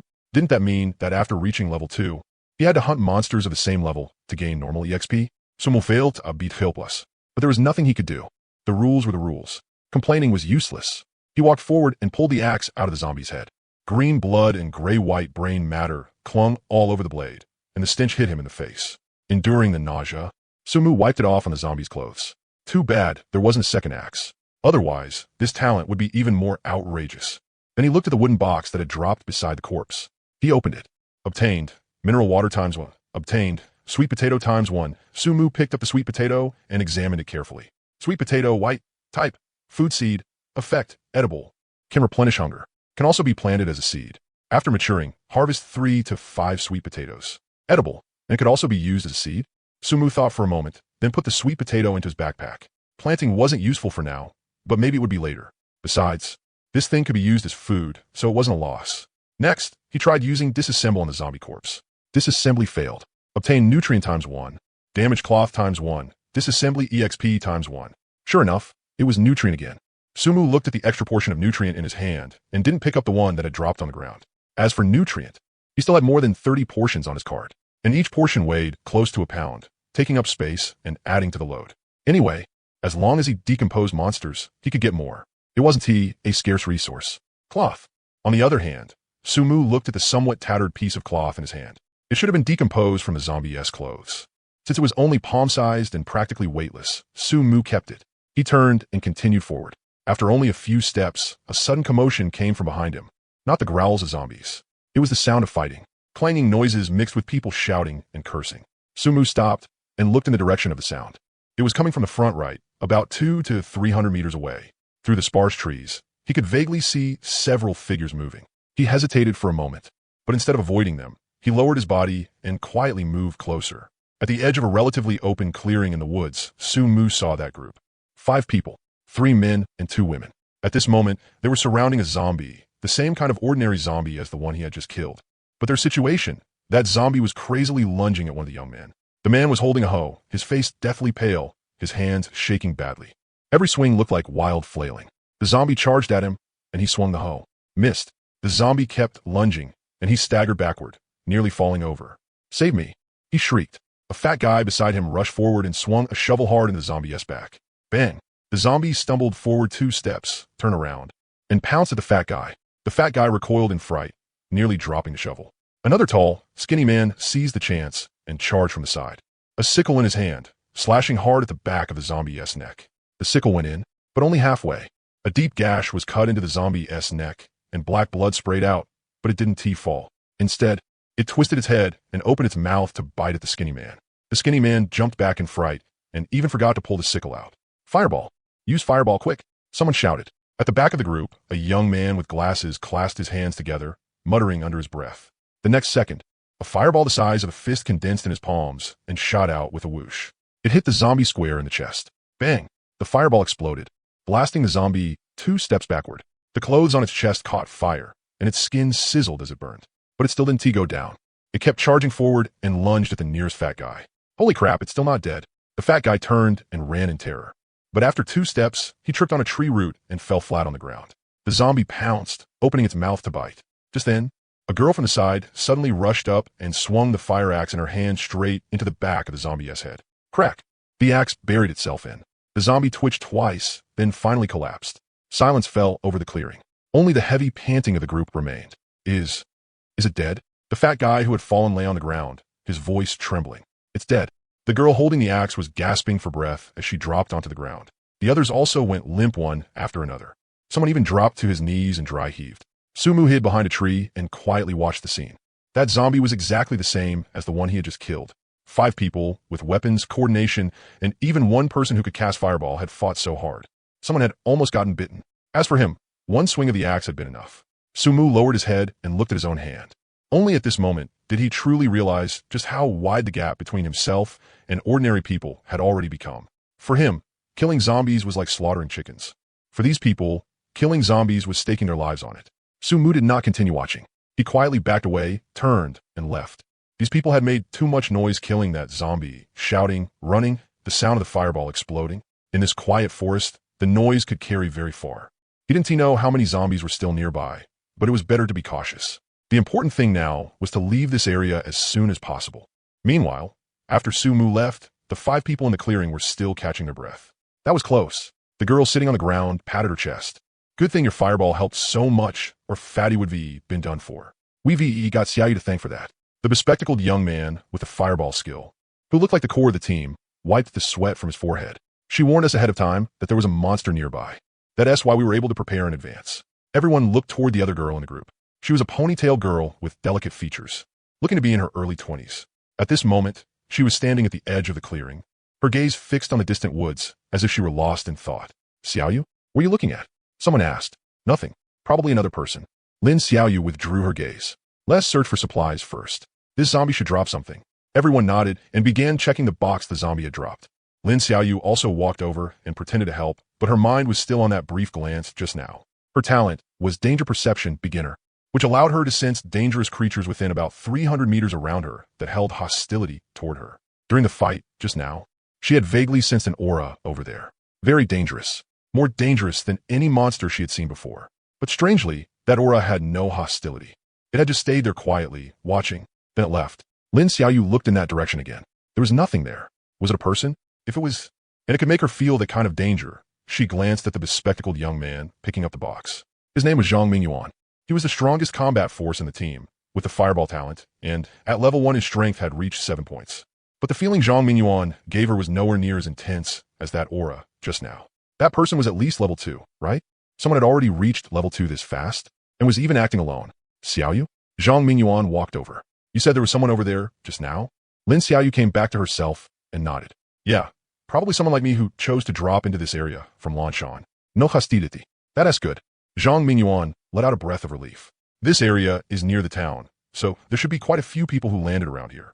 But at this stage, there probably aren't too many who can kill monsters alone. Since these zombies don't have much intelligence yet, and they're spread out pretty far, let us try to farm as much experience and supplies as we can. Lin Xiaoyu nodded, then looked in that direction once more. There was still nothing there, but for some reason, she silently remembered that direction. Sumu continued on his way. After walking for about a dozen minutes, the trees ahead grew sparser and sparser, and his field of view gradually opened up. Dense buildings appeared. Villa-style buildings with red roofs and white walls were lined up in neat rows. Some were lodging areas, some were dining areas, and there were even little shops with signs hanging outside. Farther away, those colorful amusement facilities came clearly into view. The Ferris wheel, the carousel, and that massive pirate ship. The target was right there. Sumu stopped and carefully observed the surrounding environment. Along the way, he had run into several more groups of people. Some were in groups of 3 or 5, fighting zombies. Others were in groups of 7 or 8, cautiously weaving between the buildings. Some were clearly too weak. The moment they spotted zombies in the distance, they turned and ran, not daring to go near at all. Sumu ignored them all, whether they could kill or not. He had no intention of going up to help or teaming up with them. Of course, to him, these people were not competitors. On the contrary, seeing so many people come down to search for supplies, Sumu was actually quite happy about it. The more people there were, the more blueprints they would dig up. As long as they had goods, he could trade food or materials for them. Instead of everyone killing each other, it was better for each side to take what they needed and develop together in a win-win situation. That had always been his way of thinking. But right now there was a problem. Sumu looked at the buildings ahead and frowned slightly. If he wanted to get to the amusement park, he had to pass through this residential area. The surroundings were all steep slopes and cliffs. There was no way to climb over them. If he took a detour, it would take at least another hour, maybe even longer. Every extra minute spent here meant another minute of risk. He could only go through. Sumu observed more carefully. On the outer edge of the residential area, there were indeed a few zombies wandering around, but there were not many, and they were spread out pretty sparsely, at least 100 or 200 meters apart. As long as he was careful, he could completely avoid them. And he glanced at those tightly shut doors. Since he had to pass through town anyway, he might as well search along the way. On this whole trip over, he had not even come across a single gray treasure chest. The drop rate in the wild really was pitifully low. Getting rich off that was completely unrealistic. But the inside of houses was different. Who knew? Maybe supplies were hidden in some drawer in one of the rooms. And these zombie monsters were not very intelligent, making them perfect for practice. Thinking of this, Sumu made up his mind, tightened his grip on the axe, and stealthily moved toward the nearest house. Sumu stood at the edge of the residential area and carefully observed the street ahead. Scattered zombies wandered around. The nearest one was about 150 meters away, aimlessly swaying around at a street corner. Farther away, there were a few more, spread thinly. He could get around them. He tightened his grip on the axe, lowered his body, and crept forward along the base of the wall. His target was the nearest row of houses. A 2-story small building with red brick walls, a tightly shut rolling shutter door, and anti-theft bars on the windows. The nearby buildings had similar structures. Some had rolling shutters, some had wooden doors. Sumu did not rush toward places with monsters, although he had come to practice. A level 1 zombie only gave 0.1 experience, so the cost-performance ratio was far too low, and fighting would make noise. If it attracted more of them, the loss would outweigh the gain. What he needed was to adapt to this kind of environment, to stay calm and make the right judgment in a town full of danger. That was enough. Sumu went around the first zombie and came to the front of that small building while sticking close to the wall. Rolling shutter door. It was made of silver-white aluminum alloy, lowered to the ground and tightly locked. Sumu frowned. With a door like this, if he forced it open, the noise definitely would not be small. And after looking around, he saw that basically this whole row of houses had tightly shut rolling shutters. Only a few wooden doors were left half open. Go to the open ones? Sumu shook his head. Open doors had most likely already been searched. And if they were open, that meant whoever went in had either died or already left. Either way, they were not worth checking. What he needed was a house no one had touched. Then he could only unlock it. Sumu stared at the rolling shutter door, and suddenly a thought flashed through his mind. Dismantle. His dismantle skill could break down not only corpses, but also ordinary items. Could this door be dismantled? Sumu reached out and pressed his hand against the rolling shutter door, then willed it. Do you want to dismantle the aluminum alloy rolling shutter door? Dismantling will take 3 minutes. You cannot move during the process. After dismantling, you will obtain corresponding materials. It really worked. Sumu's eyes lit up, and he chose confirm without hesitation. The next moment, his hands pressed against the door as a faint layer of light spread out from his palms and covered the entire rolling shutter door. TSS, TSS. A slight sound came from the door, as if something were slowly being peeled away. The sound was not loud, much quieter than smashing the door, but it was still audible on the silent street. Sumu scanned the surroundings vigilantly. The nearest zombie was still wandering more than 100 meters away and did not seem to have noticed this side. He let out a small breath of relief, kept his hands on the door, and waited for the dismantling to finish. 3 minutes. Not long, but not short either. Sumu stared at the dismantling progress bar, counting every second. During that time, 2 zombies passed through the edge of his vision, but neither turned this way. 100%. The rolling shutter door suddenly turned into a streak of faint light and vanished into Sumu's hands. In its place was a metal block the size of a palm. Obtained, aluminum alloy ×1. Sumu. That's it? A whole door, and all it dismantled into was a palm-sized aluminum block. He weighed the aluminum alloy block in his hand. It was probably a little over 1 gene.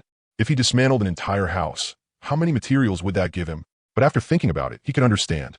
Dismantling in a game definitely would not go by actual weight, but by extractable materials. For a rolling shutter door, the part the system judged as usable material was probably only this much. The good news was that this method worked. Compared to breaking in by force, dismantling made far less noise. In the future, when he came across tightly shut doors like this, he could just dismantle them directly. Sumu put away the aluminum alloy block into his backpack and looked up at the doorway. After the rolling shutter door disappeared, the inside was revealed. A typical rural-style setup. Cement flooring, whitewashed walls, several plastic stools placed against the wall, and a wooden tea table. A few disposable paper cups had been tossed onto the tea table, with blackened tea residue left at the bottom. In the corner by the wall were several brooms and mops, and on the wall hung an old-fashioned calendar. Its date stopped on some unknown month. There was a sedan, and beyond that there was nothing else, clearly showing that the first floor of this house was used for parking. He took a deep breath, tightened his grip on the axe, and touched the pistol at his waist with his other hand. After confirming there was no danger, he set his eyes on the car in front of him. Dismantle, without hesitation. But the moment he saw that dismantling it would take 6 hours, he completely lost interest. That was too much of a waste of time, and the things dismantled from it would probably be heavy too. He had nowhere to store them for now. Shaking his head, Sumu walked over to the staircase of this house. Sumu quickly swept his gaze around. No monsters, but he did not lower his guard. His experience in the goblin nest had already taught him that in this kind of residence, monsters were often upstairs. He lightened his steps, crossed the hall, and came to the staircase. He looked upward. The door on the second floor was half open, and a faint light seeped through the gap. It was quiet in a way that felt strange. Sumu tightened his grip on the axe and went up step by step. His footsteps were light, very slow. Every few steps, he would stop and listen for any sound. Nothing. But just as he was about to step onto the second floor landing, a faint noise came from inside the door. Very soft. If his body had not been strengthened after reaching level 2, and if his hearing had not become much sharper, he would never have heard it at all. Sumu instantly stopped, pressing his body tightly against the wall. The sound inside the door continued. Rustle, rustle. It sounded like something moving slowly, or like something being dragged. There was something inside. Sumu did not act right away. He listened quietly for a while, making sure there was only that one sound inside and no other movement, no breathing, no growling. One that made things easier. Sumu slowly reached out and gripped the doorknob. It wasn't locked. He turned the handle bit by bit, extremely slowly, extremely gently, making sure not to make a single sound. The door opened a crack. Inside was a bedroom. Light filtered in through the gap in the curtains, leaving the room half lit and half shadowed. The bedding on the bed was a mess, and several pieces of clothing had been tossed on the floor. The wardrobe door was half open, with a few coats hanging inside. And in the middle of the room, a zombie was pacing in place. No, not circling. It was pacing back and forth, taking 2 steps, then stopping, head tilted, as if listening to something or maybe thinking about something. It looked like a middle-aged man, wearing pajamas and barefoot. There were no wounds on its body at all. Its face was grayish-white with a bluish-black tint, its skin shriveled, and its eye sockets sunken, just like the zombie he had encountered before. This was a naturally formed zombie. No external injuries, no bite marks. It had mutated directly. Sumu observed quietly for 2 seconds. The zombie seemed to notice something. It suddenly stopped, turned its head, and looked toward the door. Its cloudy eyeballs met Sumu's eyes. Time seemed to freeze for an instant. The next second, the zombie opened its mouth, let out a hoarse low growl, and lunged for the doorway. Sumu didn't hesitate. He slammed the door fully open and swung his right hand, hurling the axe viciously at the charging zombie. The axe spun through the air, tracing an arc thud. Thud! 2 dull sounds, almost overlapping. The axe blade split cleanly into the zombie's skull, chopping its entire head in half. Black blood and gray-white brain matter splattered all over the floor. The zombie still had forward momentum. Its body staggered 2 more steps before crashing to the ground. Killed LV1 zombie. EXP plus 0.1. 0.1 again. Sumu walked over, pulled the axe out of the zombie's head, and wiped it on the pajamas. Then he looked at the wooden box that had dropped beside the corpse. He opened it. Obtained 1 bottle of mineral water. Obtained 1 iron ingot. Not bad. Sumu put the items away and didn't leave right away. He first checked the entire room once over, under the bed, inside the wardrobe, behind the curtains, even lifting the bedding to take a look. Only after confirming there were no other monsters hiding did he begin looting supplies. First was the bed, bedding, 2 thick cotton quilts, 2 pillows, 2 sets of bed sheets. Somewhat thatched them, pretty warm, but after hesitating for a moment, he didn't take them. The extreme cold from last night had definitely made warm supplies valuable. But what about today? A lot of people in the channel already knew tonight would be cold. There would definitely be people going out to collect clothes and blankets. And those who hadn't dared to go downstairs yesterday, now pushed to the brink, would have no choice but to go down and try their luck too. When everyone knew warm supplies were important, their value would drop in a straight line, just like Lin Yue had done, using the information gap to profit from the price difference, because she had known earlier than everyone else. But now, that information gap no longer existed. Rather than waste backpack space carrying these, it was better to search for more food and special materials. After making his judgment, Sumu turned and walked out of the bedroom, beginning to search the other areas. Besides this bedroom, there were 2 other rooms on the 2nd floor. One was a children's room, empty except for a small bed and a few toys.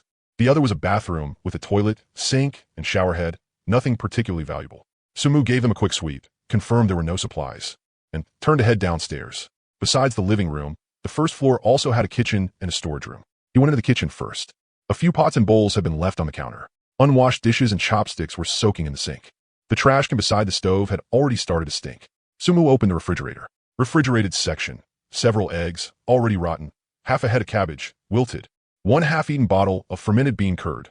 2 cans of beer. Freezer section. 1 bag of frozen chicken drumsticks. 2 bags of frozen ribs. 1 box of frozen dumplings. Sumu inspected them carefully. The frozen meat hadn't gone bad. The freezer temperature was low enough, and it seemed the power hadn't gone out. So the meat was still rock hard. Meat. That was good stuff. It wasn't as convenient as instant noodles or bread, ready to eat right away. But as long as there was some way to heat it up, this was a high-quality source of protein. As for how to heat it, well, he had no clue for now. So Sumu could only give up on it and look for something edible as is. Unfortunately, there were only a few packs of milk that hadn't expired. Shaking his head, Sumu was about to leave. Then he looked at the refrigerator itself. Could this thing be dismantled? He placed his hand on the refrigerator. Do you want to dismantle the household refrigerator? Dismantling will take 5 minutes. After dismantling, you will obtain 1 iron ingot, 1 cooling component, and some copper wire. Sumu's eyes lit up. A cooling component? The thing should be useful somehow. Maybe it could be used on the cable car later, like making a simple refrigerated box or something. He chose confirm without hesitation. 5 minutes later, the refrigerator turned into motes of light and vanished, replaced by obtained 1 iron ingot, obtained 1 cooling component, obtained 3 copper wires. Sumu looked at the 3 new items in his hands. The iron ingot was a palm-sized chunk. The cooling component was a palm-sized metal block with several ports on the surface, looking like some kind of mechanical part. The copper wire consisted of 3 finger-length thin wires coiled together. None of them were heavy. Sumu put them away and turned to leave the kitchen. Next was the storage room. Inside was a pile of miscellaneous junk, old newspapers, empty cardboard boxes, several plastic basins, and a broken broom. Sumu rummaged through it, but found nothing. Lastly, he looked at the zombie. He had only been focused on searching the house just now and hadn't looted the corpse yet. Sumu crouched down and searched the zombie's body. From the pajama pocket, he pulled out an item. A phone. A Huawei phone. The screen was cracked, but the body was intact. The back was stained with black blood, and there were dried fingerprints on the buttons. Sumu pressed the power button. No response. Out of battery? No, that wasn't right. It looked like the phone had only fallen after the mutation, so it should still have some charge. He held down the power button. The screen lit up briefly, showing the Huawei logo, and then, please enter password. Sumu frowned. A password? Didn't he know the password? And the original owner of this phone, before turning into a zombie, was definitely already dead. Even if he knew the password, there was no one he could ask. After thinking for a moment, Sumu tapped dismantle. Do you want to dismantle damaged Huawei phone? Dismantling will take 30 seconds. After dismantling, you will obtain 1 Snapdragon chip, 1 battery pack, 1 camera module, 1 speaker, and some aluminum alloy. Sumo, Snapdragon chip. You can even dismantle that out of it. He was momentarily speechless, but after hesitating for a bit, he still chose confirm. 30 seconds later. Obtained 1 Snapdragon chip. Obtained 1 battery pack. Obtained 1 camera module.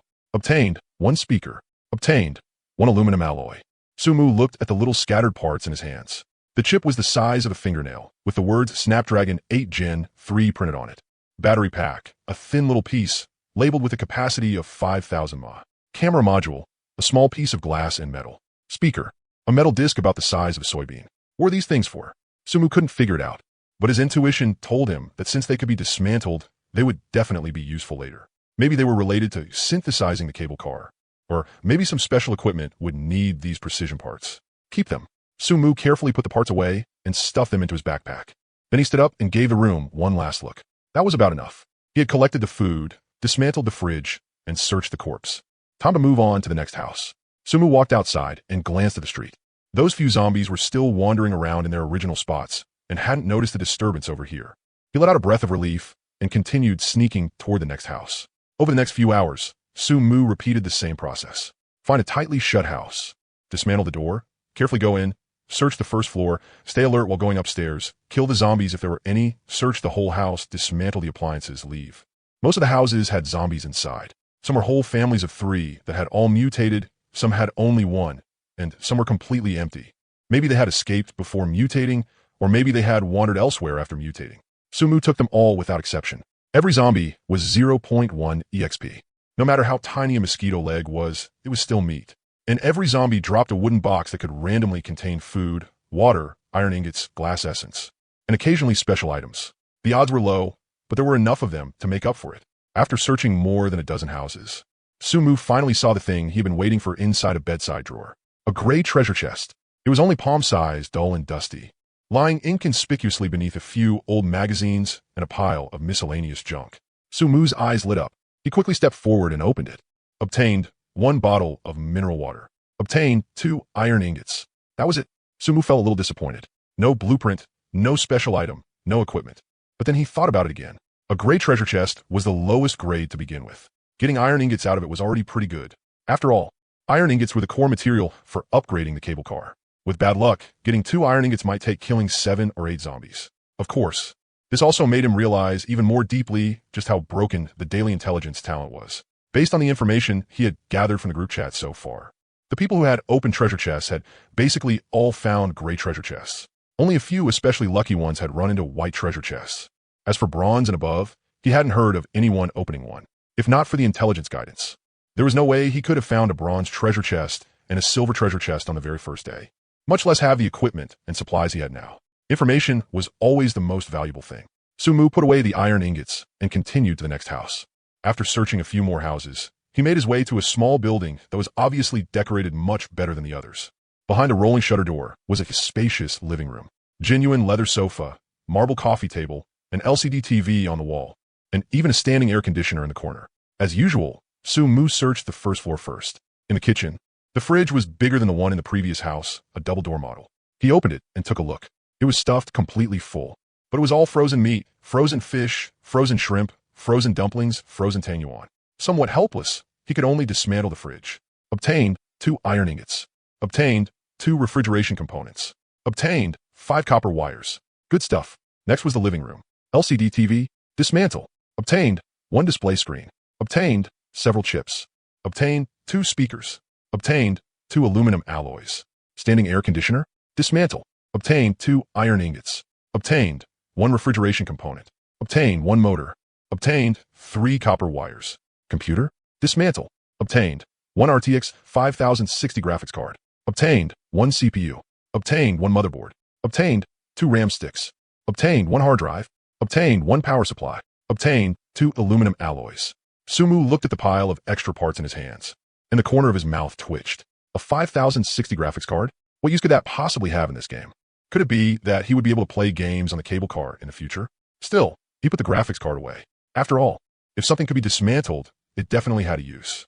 It might be useless now, but maybe not later. Besides, he really didn't have anything better to store at the moment. Second floor bedroom. A zombie was wandering around the room. Sumu took care of it with one axe strike and searched out a box and a phone. The phone was an Apple. Dismantle. Obtained. 1A17 Pro chip. Obtained 1 battery pack. Obtained 1 camera module. Obtained 1 speaker. Obtained 1 titanium alloy. Titanium alloy? Sumu looked at the silver-white metal piece. It was noticeably heavier than aluminum alloy and felt better in the hand. This thing should be more advanced than aluminum alloy. Keep it. Lastly, Sumu looked at something on the bedside table. A flashlight. Black plastic body, metal head, with a few batteries placed beside it. Sumu picked it up and tested it. It still worked. Strong beam, able to shine more than 10 meters away. His eyes lit up. A flashlight. This thing wasn't very useful during the day, but at night, especially in that kind of pitch-black dense fog, it would absolutely be a god-tier item. Last night, when those ghost bats were slamming into the cable car, if he had had a flashlight, maybe he could have seen what they looked like, or even aimed at them with a pistol. Without hesitation, Sumu put the flashlight and the batteries into his backpack. Then he searched the other rooms too. He found 2 more flashlights and several packs of batteries. He took them all. Just like that, Sumu searched as he walked, and his carried weight rose to 20 kilograms. Most of it was dismantled electronic parts like graphics cards and refrigeration components. He had even found a few old people's phones that didn't need unlocking. And at this moment, he arrived in front of a hotel, standing before the 4-story building. Sumu raised his head and sized it up. The outer walls were covered in beige tiles. Though they had some years on them, they were still maintained pretty well. Above the main entrance hung a red signboard with the 4 large characters, Hondo Hotel.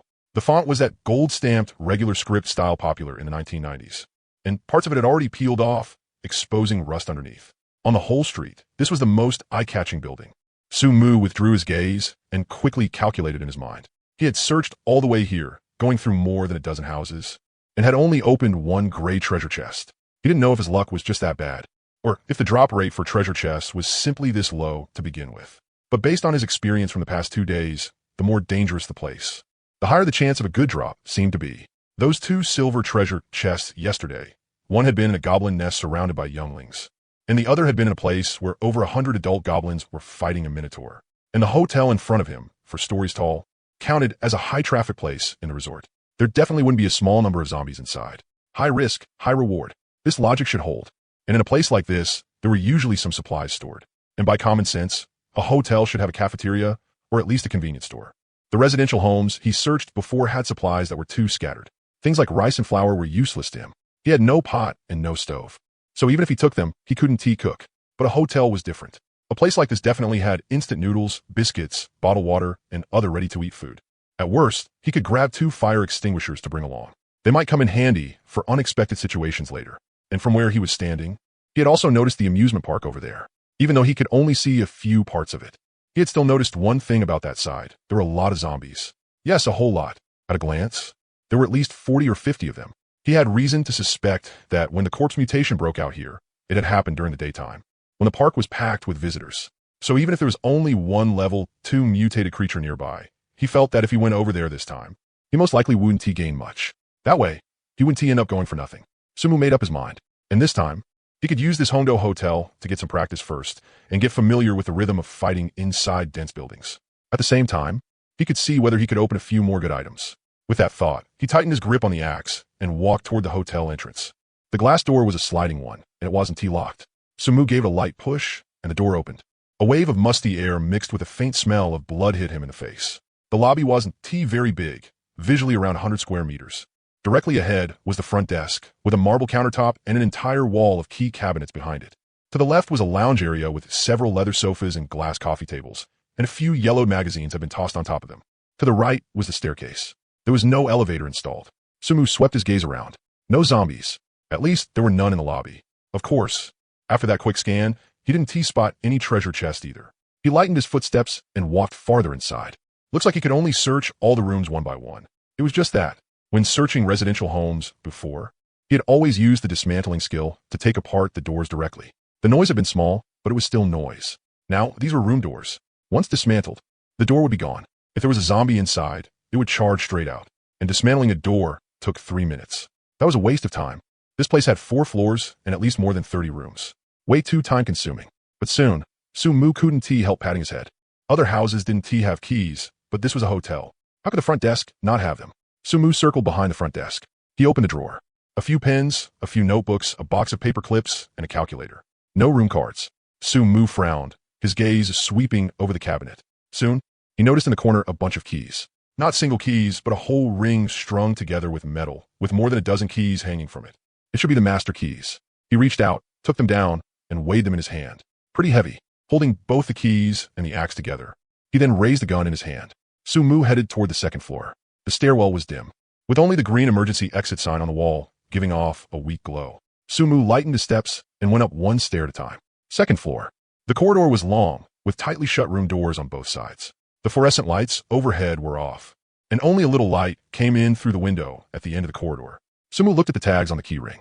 201, 202, 203. They all matched. He walked to the door of room 201, took a deep breath, and gently inserted the key into the lock. He turned it. Click. The door opened. Sumu did not push it open immediately. Instead, he pressed himself sideways against the wall beside the door and used the axe to gently push the door open a crack. It was very dark inside, with the curtains drawn shut. The next moment, something lunged at him from inside. Sumu had long been prepared for this kind of situation. He had run into it before while searching, and it had practically become muscle memory by now. His body leaned slightly back, avoiding the zombie-esque grasping hand. At the same time, his right hand swung up the axe and viciously chopped down at the incoming figure. Thud! Thud! Two dull sounds that almost overlapped.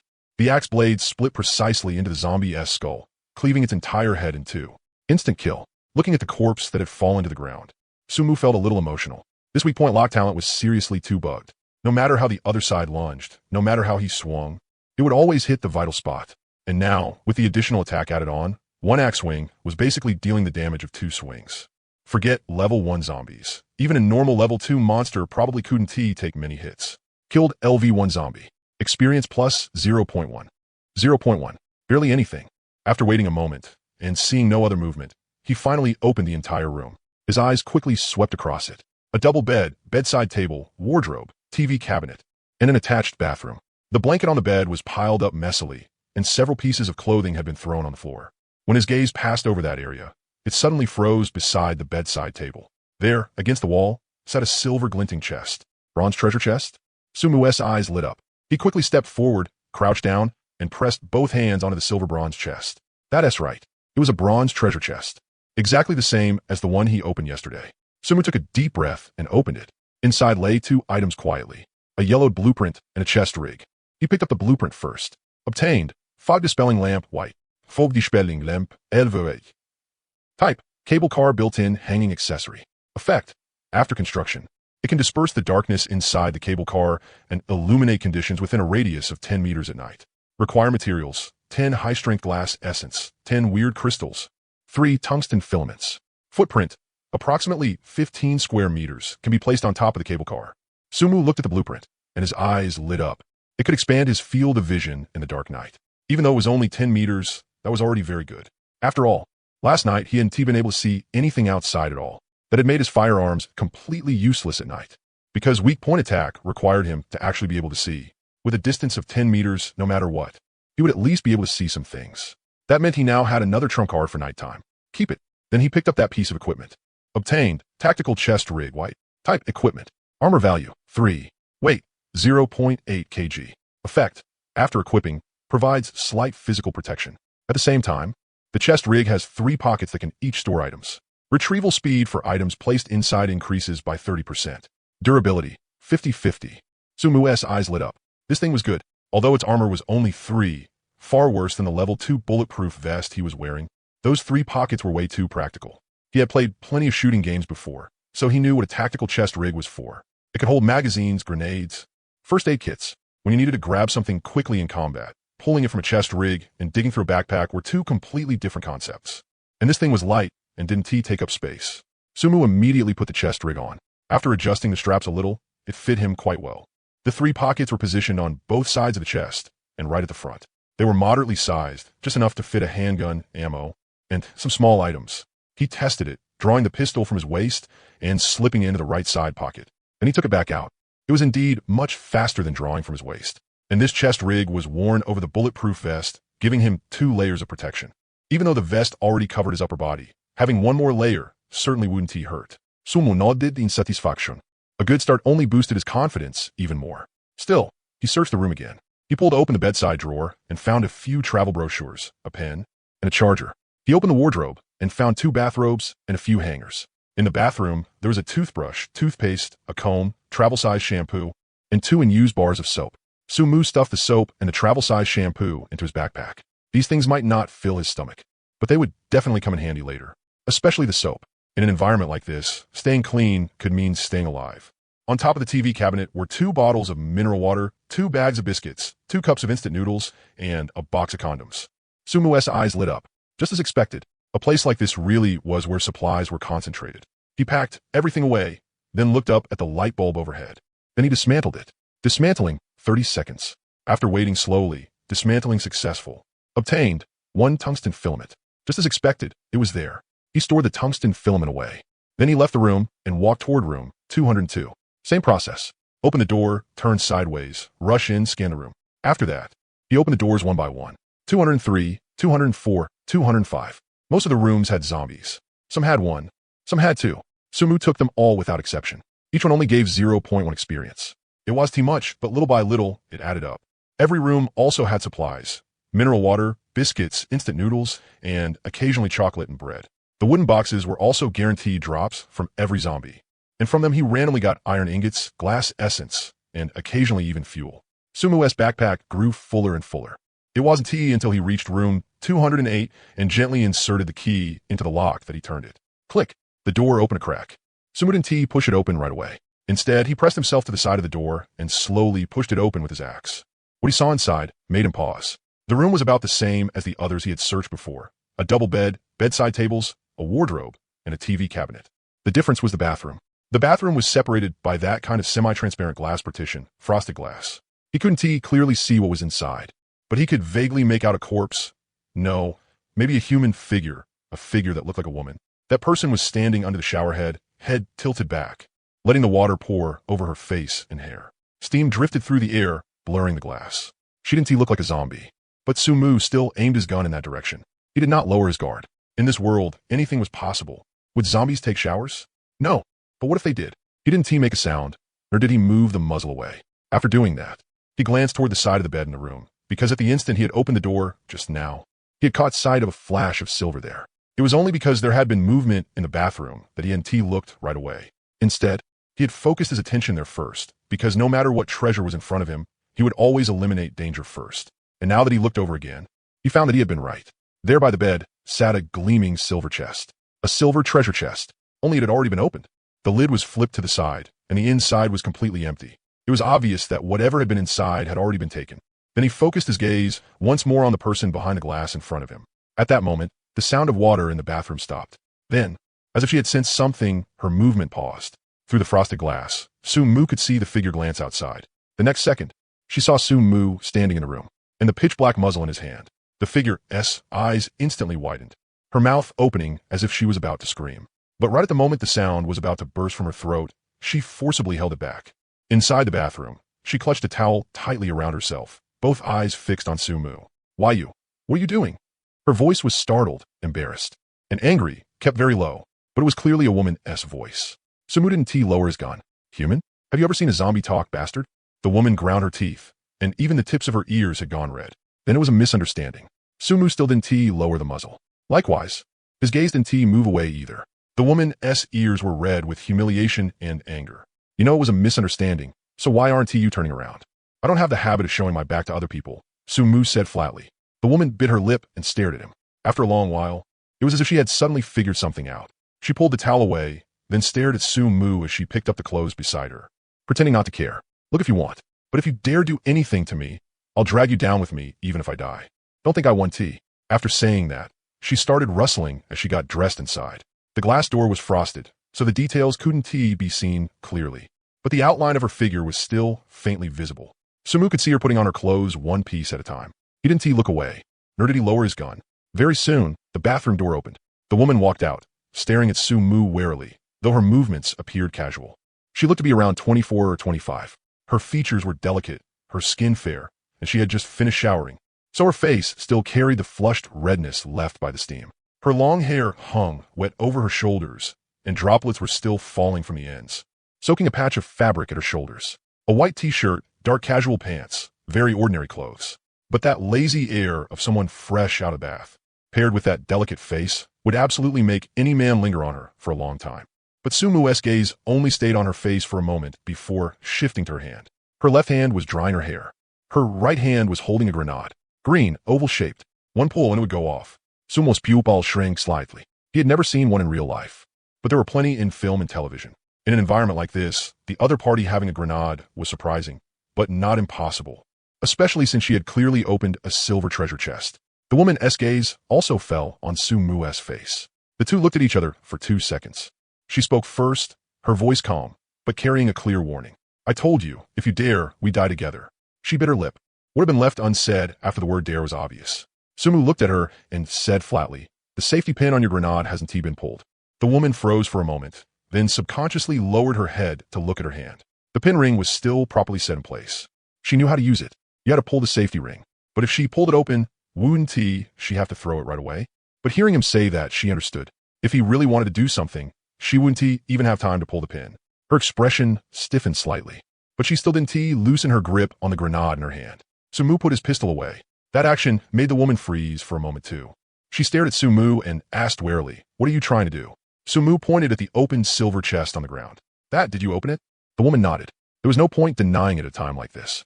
Sumu looked at her and suddenly asked, can we make a trade, Linyue?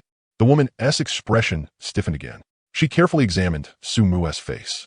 A few seconds later, a trace of realization flashed through her eyes, followed by a complicated look. Sumu. When she said his name, her tone was a little strange. The two of them weren't old acquaintances. They had only gotten to know each other last night.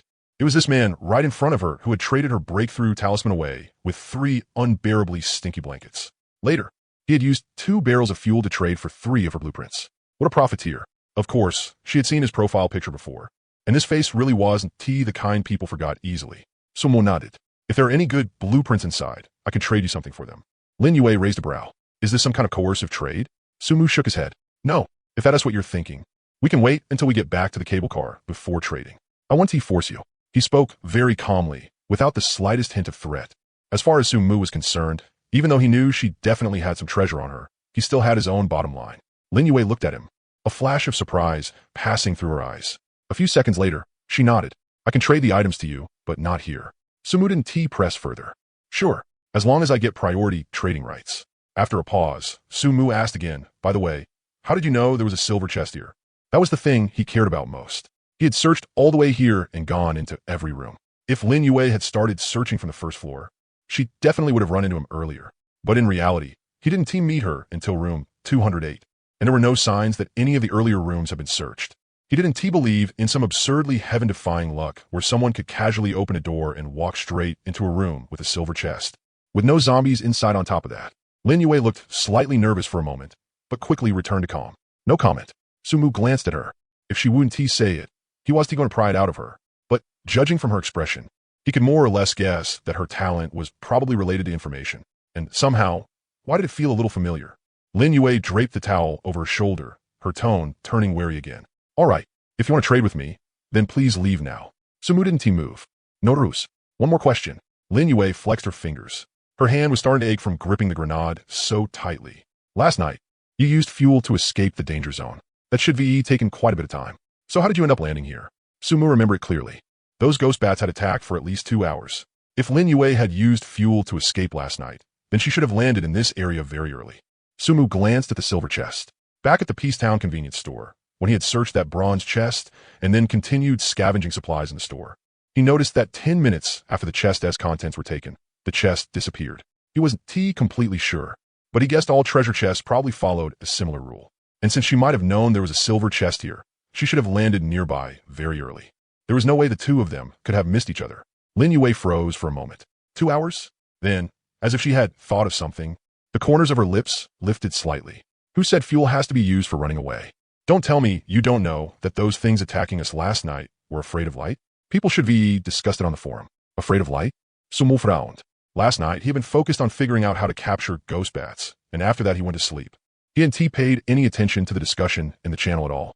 Seeing him frown, the smile in Lin Yue's eyes grew even more obvious. So while those things were attacking for 1 hour, no, you said 2 hours, you actually managed to hold out? Is a defense of a level 2 cable car really that high? Su Mu frowned even harder. This woman was actually trying to fish information out of him in return. Still, he had at least gotten one useful piece of intel. Ghost bats were afraid of light. And Lin Yue didn't seem to be lying, because she could verify something like that with a quick look in the channel later. It was just that he had read the ghost bat's description before, and it didn't seem to mention them being afraid of light. Was it because it wasn't detailed enough, or because all nocturnal creatures were afraid of light? So the reason it was listed in their attributes was because it was common knowledge and didn't need to be specifically marked. After figuring that out, Su Mu said nothing more and turned to leave. And just as Su Mu was leaving, Lin Yue suddenly called out to him. Su Mu looked at her. Lin Yue looked at him, hesitated for a moment, then asked, "Do you want to trade for the grenade in my hand?" Su Mu raised a brow. "You could trade to me right now." Lin Yue shook her head. "Not now. Then you have some condition?" "Smart." Lin Yue curled her lips upward. Talking to smart people really is nice. Su Mu didn't respond, just waited for her to continue. Looking at him, Lin Yue slowly said, "To be honest with you, in this silver chest, this grenade is actually the least valuable thing. There is a blueprint inside that I believe you care about very much. But I'm not looking down on you. Do you really have anything of equal value to trade for it?" Su Mu fell silent. Thinking it over, he really didn't have much he could use in a trade. He definitely couldn't bear to part with blueprints. The only thing of any value he had on him was the level 2 bulletproof vest, but that was life-saving equipment. There was no way he would trade it. Food? She didn't seem to be lacking that either, since she had been able to use that many blueprints to trade for fuel last night. She definitely still had reserves on her. Seeing his silence, a sly glint flashed through Lin Yue's eyes. "I know a place that definitely has good stuff, but that place is very dangerous. If you're willing to cooperate with me." Su Mu looked at her. "Do you have specific information? If you agree, I'll tell you." Su Mu thought for a moment. Her talent definitely had to be information-related. And why did it feel a little like his daily intelligence? "I can agree, but if it's too dangerous, I reserve the right not to go." Lin Yue nodded. "Don't worry. If it's really dangerous, I'll go with you. I'm not about to send myself to my death too, am I?" She paused, then added, "Before we go, I can tell you clearly that there's only one level 2 monster there. But based on my guess, it's at least green quality or above. There may also be some other mutated monsters nearby." Su Mu frowned. "Level 2? And there might be some other mutated monsters nearby. Why did that sound a little familiar? How do we split the spoils?" 50-50. Su Mu shook his head. Lin Yue raised a brow. "I'm providing the intel. Don't push it too far." Su Mu looked at her and said seriously, "We split it according to contribution. Otherwise, when the time comes, we'll both hold back. And that LL only make things more dangerous. Against a monster like that, naturally we should kill it in one strike." Lin Yue thought for a moment, then nodded. "Fine." Su Mu was actually a little surprised. He hadn't expected her to agree so readily. But then again, she did have a grenade in her hand. And since she dared to take it out for trade, that meant she definitely still had stock on hand. This woman felt even richer than he was. How exactly did she do it? Lin Yue looked at him and said seriously, "All right, I can tell you the exact location. But I have a grenade on me. If you go back on your word when the time comes, then we'll die together." Su Mu smiled. This woman, why was she always talking about dying together? "Don't worry, I'm a man with principles." Lin Yue looked at him, her gaze complicated. "I hope so."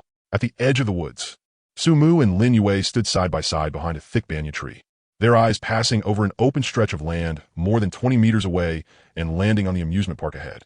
That was the area with the giant pendulum ride and the high-speed surf coaster.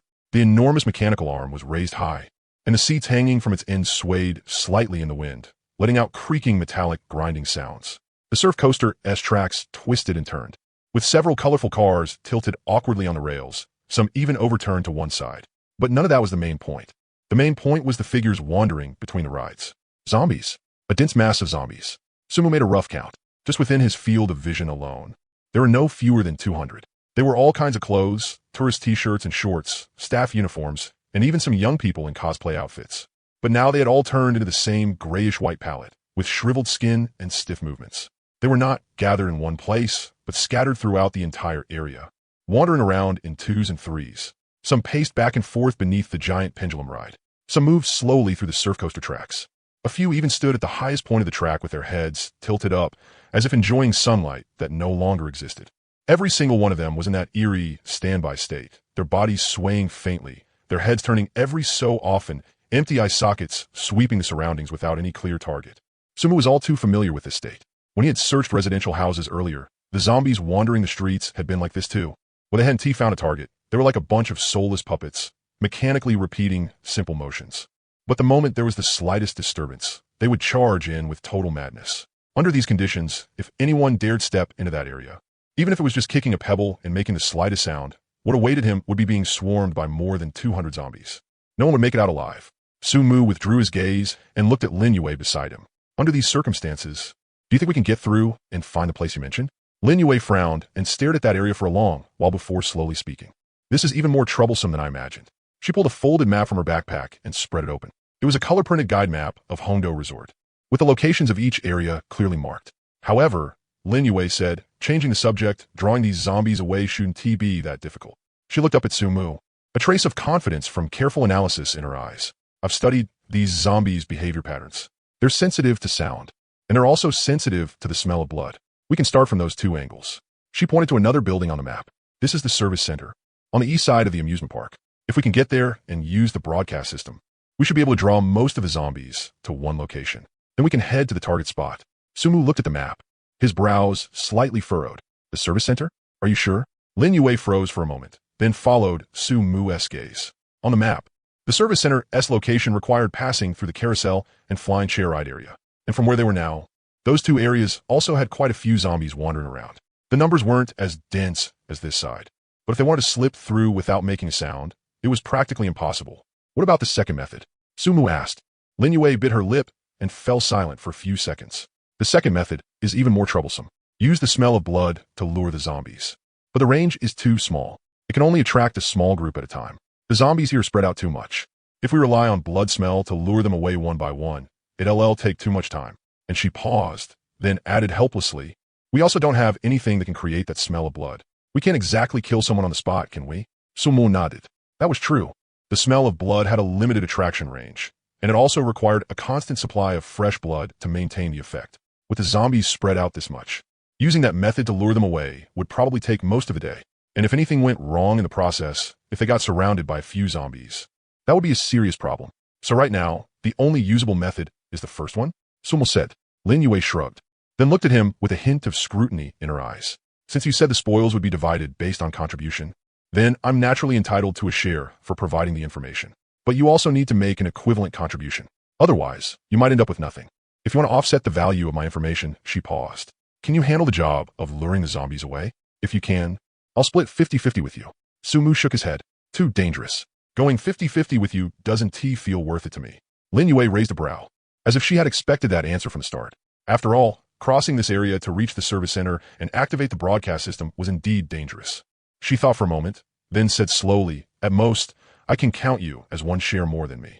She paused, then added, and you should know this. Even if we manage to draw most of the zombies to the designated location, that doesn't mean they're 1 TB trouble afterward. That level 2 mutated creature might not be lured away by sound. We'll still have to face it. Sumu listened to her analysis in silence for a few seconds. Then he nodded. Then it's settled. I'll lure those things away. When we split it, I get 60%, you get 40%. Lin Yue was just about to say something when Sumu suddenly changed the subject. By the way, you still haven't told me where exactly that place is. I'm not going to do something this dangerous based only on your word, am I? Lin Yue looked at him, then raised her hand and pointed into the distance. That spot. Sumu followed the direction of her finger. Deeper inside the amusement park, among a cluster of colorful attractions, stood a building with an obviously different style. Its exterior walls were gray-black, the roof was pointed, the windows were narrow in a Gothic style, and some tattered decorations still hung around the porch. Hongdo Resort's haunted house. Sumu looked in that direction, thoughtful. At first, he had thought the information she had obtained pointed to the same location as his own daily intel. But now it seemed he had overthought it. His intel pointed to the pirate ship area, while Lin Yue's target was the haunted house. Different locations, different targets. He withdrew his gaze and started rummaging through his backpack. Lin Yue thought he was preparing supplies for the trip to the service center. So she didn't ask and simply kept staring in the direction of the haunted house, mentally calculating the route they would take in a moment. But she quickly realized something was off. Sumu pulled a phone out of his bag. Not an ordinary phone, but one with a cracked screen and stained with black blood. Then he took out a coil of rope. Lin Yue looked at him in confusion, not knowing what he was trying to do. She watched as Sumu tightly tied one end of the rope to the handle of his axe, and the other end to the phone, fastening it with a dead knot. Then he weighed it in his hand, as if testing how secure it was. Lin Yue finally couldn't hold back anymore. What are you doing? Without even looking up, Sumu said, Can you climb trees? Lin Yue froze. No, but forget it. Whatever. Before Lin Yue could react, Su Mu had already stood up. He gripped the axe with the phone tied to it in his right hand and swung hard. The axe whistled out, spinning through the air as it flew toward the amusement park ahead. Lin Yue's pupils contracted sharply. She almost cried out on instinct. But the moment the sound left her mouth, she forcibly swallowed it back down. She was afraid of attracting zombies, but it was already too late. The axe traced an arc through the air, accurately crossing more than 20 meters of open ground as it fell toward the densest cluster of zombies. And Su Mu didn't even look at the result. He turned and ran, rushing to the nearest big tree in a few steps. Using both hands and feet, he climbed up in just a couple of moves. Then he grabbed a thick branch, turned back, and reached a hand out to Lin Yue. "Get up here now." Lin Yue was completely dumbfounded. She still hadn't recovered from the realization that Su Mu had gone crazy when she heard a shrill sound coming from afar. Beep, beep, beep, beep, beep. The alarm of an iPhone.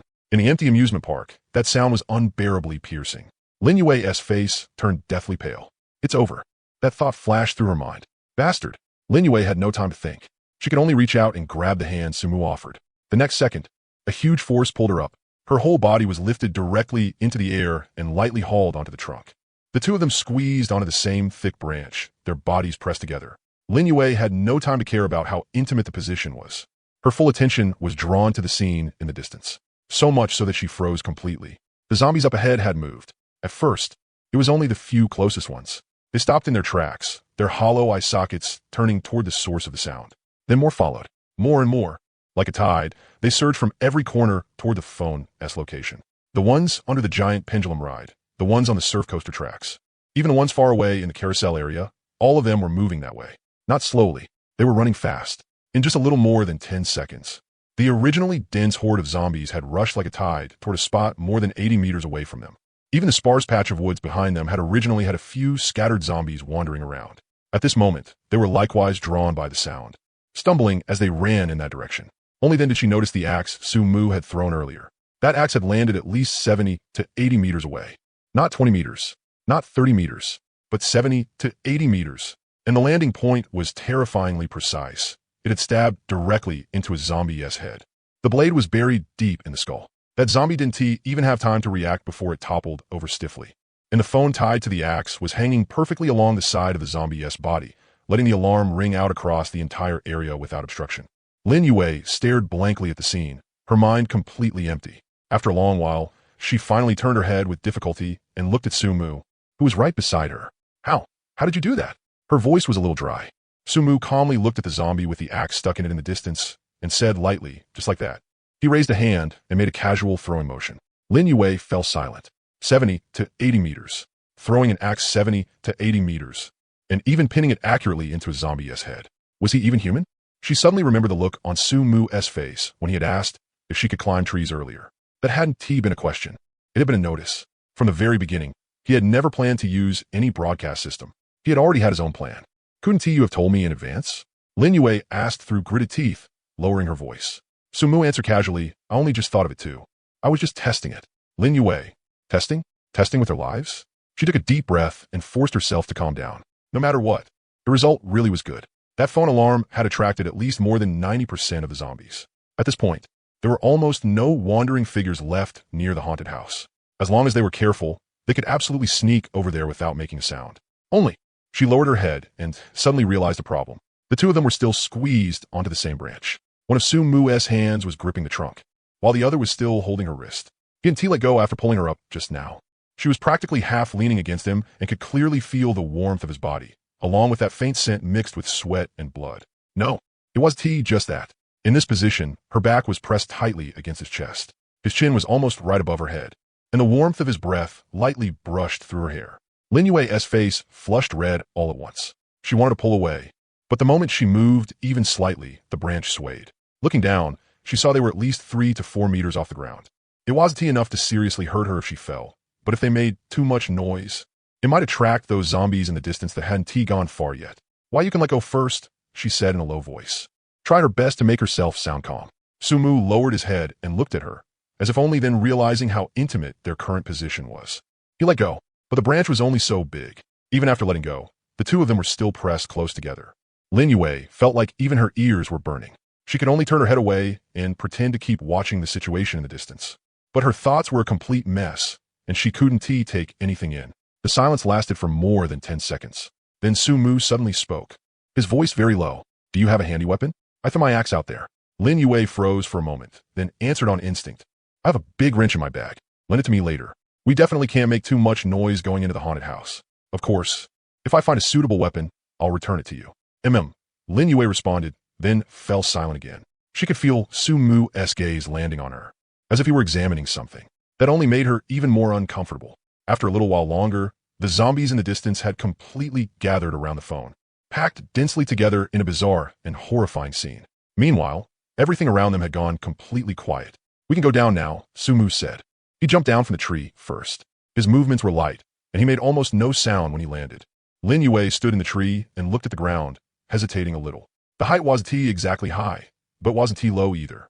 Jumping down wouldn't injure her, but the landing posture definitely wouldn't look good. Need help? Su-mu looked up at her. I'll add 0.5% more. The little gratitude Lin Yue had been feeling instantly dropped to 0. No need. Gritting her teeth, she took a deep breath and leaped down. She landed steadily. She didn't fall, didn't twist anything, and didn't even stumble. That made Su-mu a little surprised. In a normal plot, wouldn't the other party twist something in this kind of situation? Then he could have reasonably taken a few more percent because of her injury. While he was feeling helpless, Lin Yue patted the dust off her hands, pulled out a large wrench from her backpack, and handed it to Su-mu with obvious annoyance. Su-mu took it casually, weighed it in his hand, and nodded in satisfaction. Then he lifted his head and looked at Lin Yue. By the way, with this many zombies here, if you still have the confidence to go in, you should have some trump card, right? You know I have a gun here, but it most likely can't be used. Still, I do have some experience dealing with first-level zombies. Su-mu's words were very simple. Right now, either you show him your trump card, or you're just dead weight. Lin Yue rolled her eyes at Su-mu, then pulled a grenade from her clothes. I've got this. Good enough? Su-mu frowned. Are you crazy? That's a haunted house.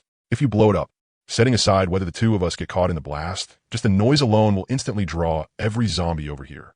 When that happens, we'll really be surrounded. Of course I know that. Lin Yue pulled out another talisman from her bag. It was water blue, about the size of a palm, with complex patterns traced in silver lines across its surface. A faint flow of light shimmered over it. The effect of this talisman is that it can block all sound within a 20-meter radius for 20 minutes. Su-mu's eyes lit up. He took the talisman and carefully checked its attributes. Silence barrier talisman, white. Type, consumable, effect, after use.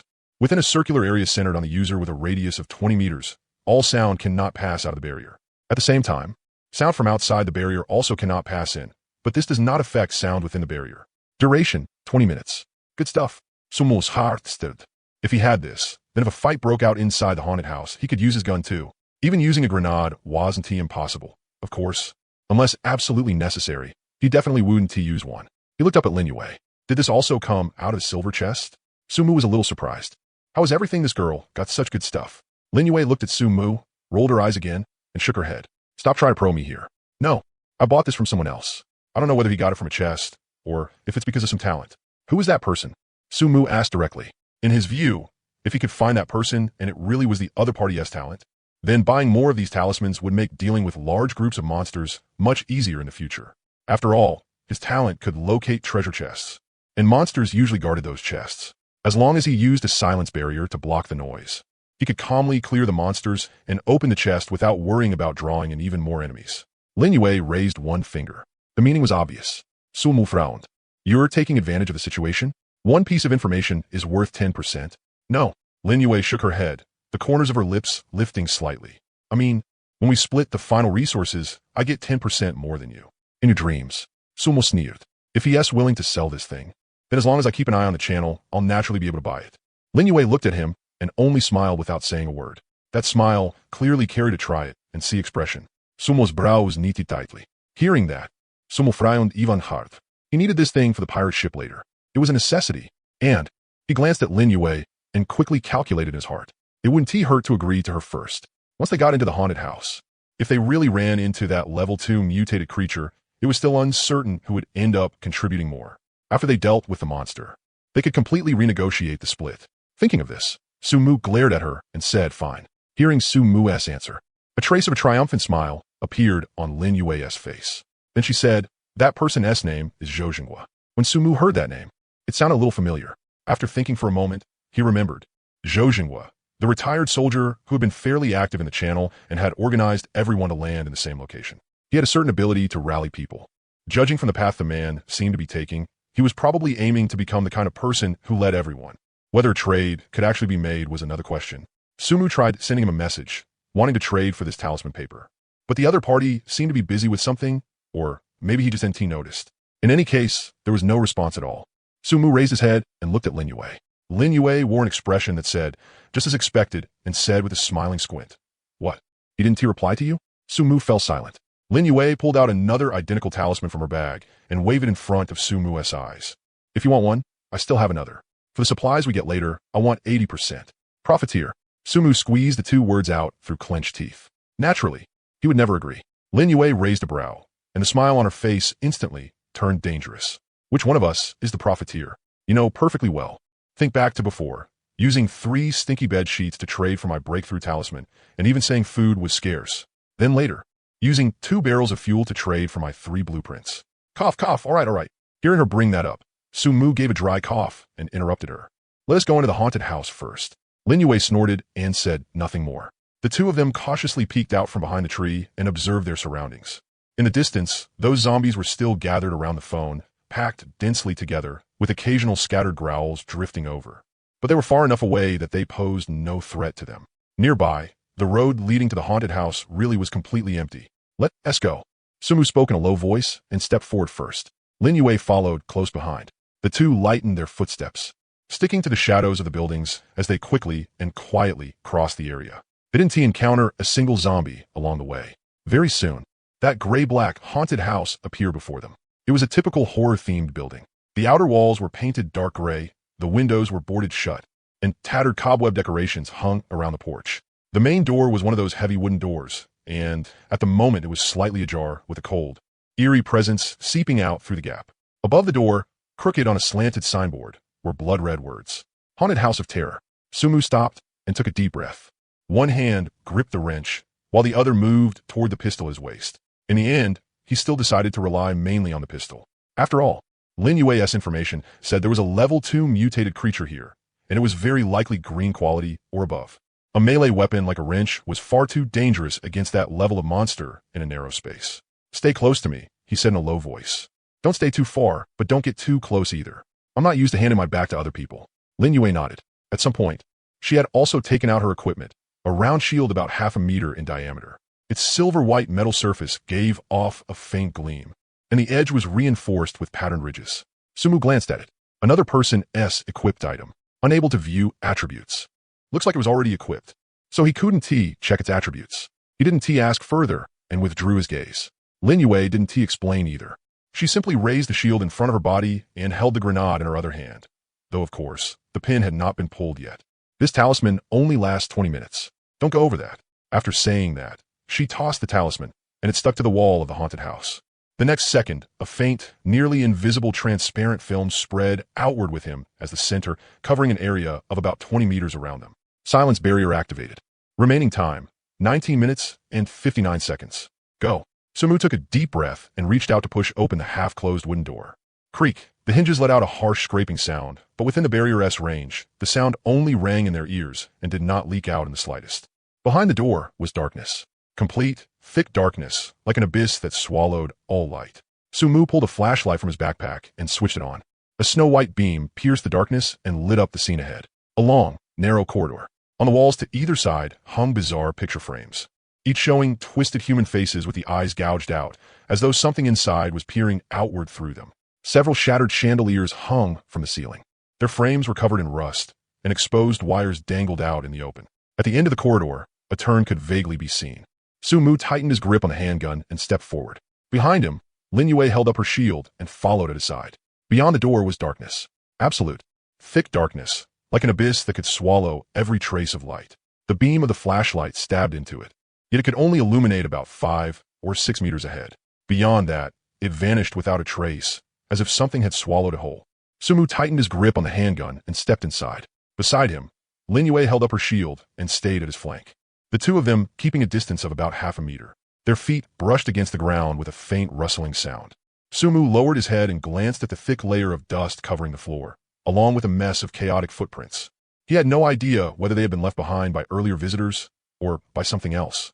Strange picture frames hung on both walls. As the flashlight swept across them, Twisted human faces came into view one after another. Some were screaming. Some were crying. Some had completely misplaced features, with eyes where the mouth should be, mouths twisted all the way to the base of the ears. The creepiest part was that the eyes on all those faces had been gouged out, leaving behind pitch black holes, as if something were peeking out from inside them. Sumu moved the flashlight away and kept walking forward. Several shattered chandeliers hung from the ceiling. Their frames were covered in rust, and exposed wires dangled out in the open. As the two of them passed beneath, they swayed slightly, letting out faint creaking noises. The corridor was very long, much longer than it had looked from the outside. Sumu counted his steps. After walking about 20 meters, there was still another turn ahead, and the same eerie picture frames still lined both sides. "This haunted house is deeper than I expected," he said in a low voice. His voice echoed through the empty hallway, carrying a strange humming resonance. Lin Yue did not answer. Sumu turned his head and glanced at her. She was staring fixedly at a painting on the left wall, her shield raised so high it nearly covered half her face. "What's wrong? That painting?" Lin Yue's voice was tight. "I just saw its eyes move." Sumu shone the flashlight over. It was the face of a screaming man, with two black holes where the eyes should have been. Nothing moved. "Just the lighting," Sumu said. "Haunted houses love this kind of cheap trick, using light and shadow to create illusions." Lin Yue took a deep breath and nodded. The two continued forward. After another dozen meters or so, a turn finally appeared ahead. Sumu slowed down, pressed himself sideways against the wall, and stretched the flashlight around the corner to take a look. It was an even narrower corridor. The walls no longer held paintings, but instead a row of tightly shut doors. Yellowed paper signs were pasted onto them, with blurry writing that could vaguely be made out as morgue, autopsy room, specimen room, and things like that. At the end of the corridor, a larger space could vaguely be seen. "This haunted house is pretty professionally done," Sumu said. Lin Yue caught up, glanced at the signs on the doors, and the corner of her mouth twitched. "You been in a haunted house before?" "Once." Sumu walked forward as he answered casually. "Back in college. I went to the haunted house at Happy Valley with my roommates. It had this same kind of setup, corridors, rooms, props suddenly jumping out at you. It was kind of scary at first, but once you got used to it, it just felt boring." He paused, the flashlight passing over the words morgue on one of the doors. "But that place used real people playing parts. They de-chase you around. There probably aren't any real people in here now, right?" Hearing that, Lin Yue actually let out a sigh of relief. "That's good. At least we don't have to worry about someone suddenly jumping out halfway through to scare us." "You don't need to worry about people," Sumu said. He stopped, turned to look at Lin Yue, and the flashlight shone upward from below, making his face look a little sinister. "But tell me, what if this place has..." Lin Yue's pupils contracted slightly. "Didn't he say things like that?" Her voice was clearly trembling. "Say things like what?" Sumu raised a brow. "This isn't our original world anymore. There are already zombies, goblins, and werebats. Would it be perfectly normal for a ghost or something to show up too?" Lin Yue tightened her grip on the shield. Sumu continued, "Think about it. What if that level 2 mutant creature isn't is zombie at all, but a real ghost? Would that grenade in your hand work on it? Would the guns in my hands work on it?" Lin Yue fell silent. A few seconds later, she gritted her teeth and said, "You said all the good stuff and all the bad stuff. What exactly are you trying to do?" Sumu shrugged. "Nothing much. Just giving you a heads up. But since it's only level 2, don't worry too much. No matter how strong it is, it can only be so strong. We can handle it." Lin Yue. She was just about to say something when suddenly, crash. Something dropped straight down from the ceiling and landed right in front of them. It was a skeleton, bleak white bones, hollow eye sockets, and a few scraps of rotting cloth still hanging from its body. It dangled there right in front of them, less than half a meter from Lin Yue's face, swaying slightly on an almost invisible thread. Lin Yue's pupils instantly widened. She bit down hard on her lip and forcibly swallowed the scream that had already rushed to her throat. But her whole body was shaking, and she almost dropped her shield. Sumu glanced at her. This woman was pretty good at enduring. Just as he was about to say something, the corner of his eye caught sight of something in the darkness ahead. A huge outline. The flashlight beam shone over, and he could vaguely make out a figure. It was at least 2 meters tall, massive in build, standing there silently without moving. Sumu's pupils shrank slightly. He tightened his grip on the handgun and locked the flashlight beam firmly onto that direction. Was it a monster? No. It looked more like a humanoid stitched together from all sorts of fragments. Its enormous body was at least twice as wide as a normal person's. Its skin was an unnatural grayish white, densely sewn over with thick black thread, as if countless pieces of corpses had been stitched together. Its head was wrapped layer upon layer in burlap, completely hiding its face. Dark red stains had soaked into the cloth, like dry blood. Only at the position of the eyes could 2 sunken hollows vaguely be seen, with something inside seeming to glow faintly. Beside its left hand lay an enormous axe. The axe was almost as tall as it was, with a broad blade that glinted with a cold, chilling light. Its handle was a heavy iron chain, one end connected to the axe and the other fixed to the wall. A chain. Sumu saw it clearly. A wrist-thick iron chain extended from the monster's waist and was fixed to a metal ring on the wall. The chain was pulled taut, obviously stretched straight, and at the very instant he saw all that, the figure moved. It suddenly lifted its head, the burlap-wrapped mass turning toward Sumu's direction. Fast. Too fast. Its body was clearly so huge, yet its movement was unbelievably quick. In the blink of an eye, it had already charged forward at least 3 meters. The chain rattled loudly as it was yanked tight, and the metal ring on the wall let out a groan as if it could barely withstand the strain. Sumu did not hesitate for even a moment. He pulled the trigger. Bang! Bang! 2 gunshots exploded through the narrow corridor, deafeningly loud. But under the shroud of the silence barrier, the sound only echoed within the haunted house and did not leak out in the slightest. The bullets hit the monster's head with perfect accuracy, but the figure only paused slightly before continuing to charge forward. Another 2 meters. The chain stretched even tighter. Expressionless. Sumu kept pulling the trigger. Bang! Bang! Bang! Bang! Then 12 gunshots almost blended into one. His arm lifted slightly with the recoil, but his gaze stayed locked on that charging figure. Every bullet hit the exact same spot, the head wrapped layer upon layer in burlap. The monster finally froze.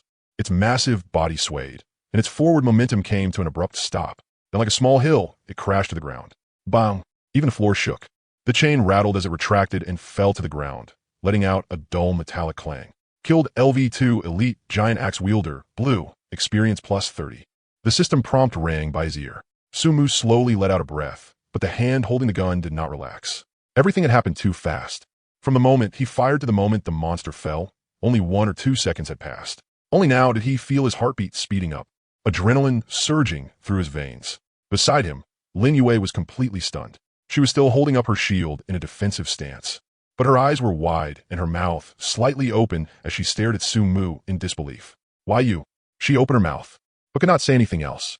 Sumu ignored her and shone the flashlight on the fallen corpse. The beam pierced the darkness, clearly illuminating the outline of the monster. It really was a monster. No, rather than a monster, it was more like something stitched together. Its body was huge, at least 2 meters tall, and its entire form had been sewn together from all kinds of pieces. Some fragments were gray-white skin, some were dark brown muscle, and some even had exposed bits of bone sticking out. Dense black thread crisscrossed over it, like a broken doll patched up all over. Its head was wrapped layer upon layer in burlap, completely hiding its face. Now that burlap had been shredded by bullets, exposing the vague flesh inside. Dark red liquid was spilling from the wounds, pooling into a small puddle on the floor.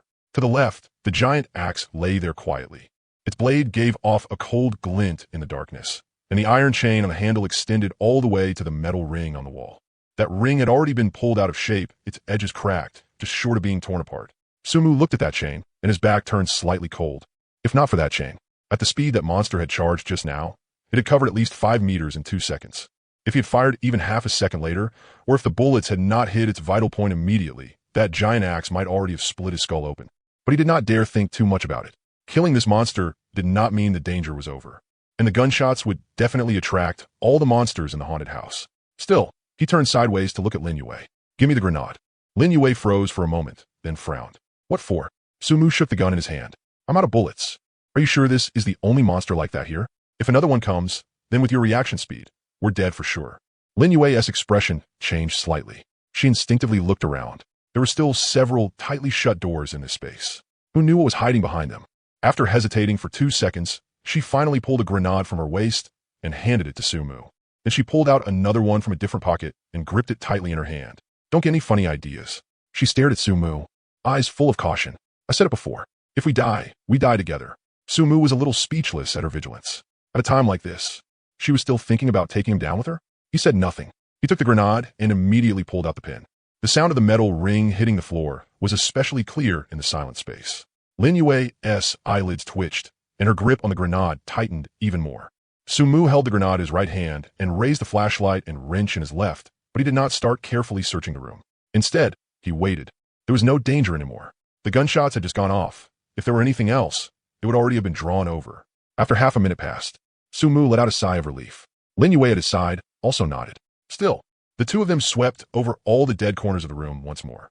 At that moment, Lin Yue walked over to the monster. This. What kind of monster is this? Her voice trembled, but she still forced herself to approach cautiously. Looking at the corpse, her eyes were filled with shock. Sumu did not answer. The monster's information had already appeared in his vision. Giant axe wielder, LV2 blue. Race, stitched corpse. Strength, 72. Constitution, 65.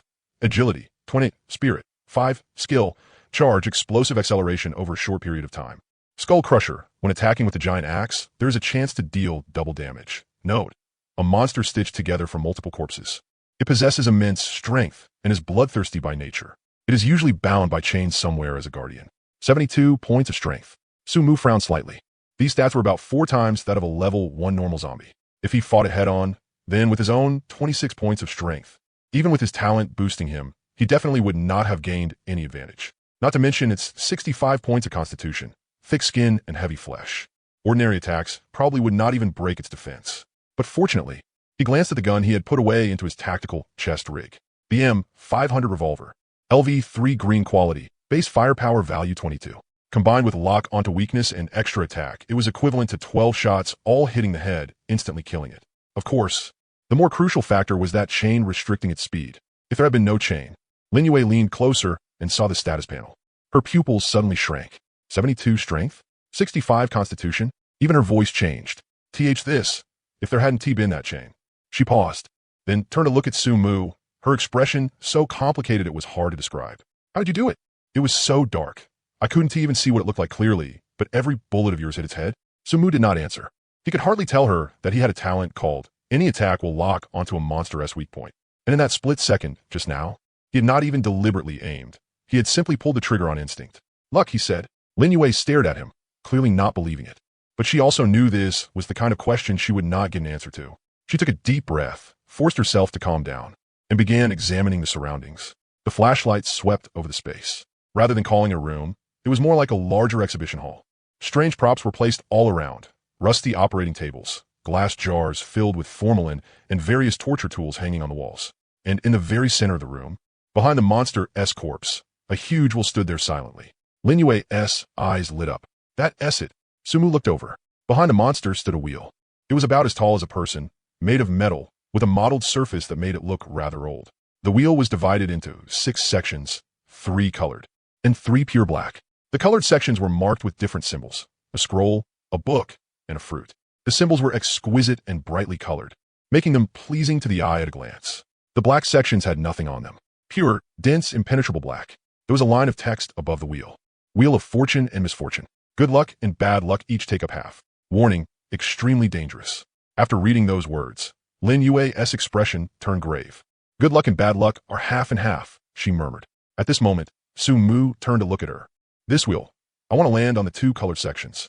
Do you have any objections to that arrangement? Also, I'll spin first. After the first spin, it'll be your turn. Lin Yue raised an eyebrow. Why should you? I was the one who dealt with that monster. Sumu pointed at the corpse on the ground. Lin Yue fell silent for a moment, then frowned. Didn't you see that line of text? Extremely dangerous. Do you know what bad luck might bring? She pointed at the corpse beside them. I even suspect this monster was created because whoever came before us spun bad luck. If we land on bad luck, we might have to face something even more terrifying than this. Sumu nodded. I know. That's why I'll spin first. Lin Yue stared at him, her expression complicated. She kept feeling like this guy had some kind of trump card. But she also knew there was no point arguing at a time like this. He really had contributed the most, even if she still had grenades in her hand. If they really fell out, she might not come out ahead. Fine. She gritted her teeth. But after your first spin, if you land on good luck, then when I spin the second time, the probability of danger becomes 35. That's unfair. That's your problem, Sumu said. You can also choose not to spin. Lin Yue fell silent. A few seconds later, she said, how about this? Everything from the wheel goes to you since you are the one spinning. Everything on the ground, including whatever drops, all goes to me. Sumu shook his head. Impossible. The previous split was 60-40, with you getting 60 and me getting 40, Sumu said. But you did put in the most work killing the monster here, and you emptied your bullets. You saw how strong this monster was. 72 strength, 65 constitution. If not for that chain, both of us might already be dead. So I'll take 70, and you take 30. Lin Yue paused, but she knew this was already a pretty decent split.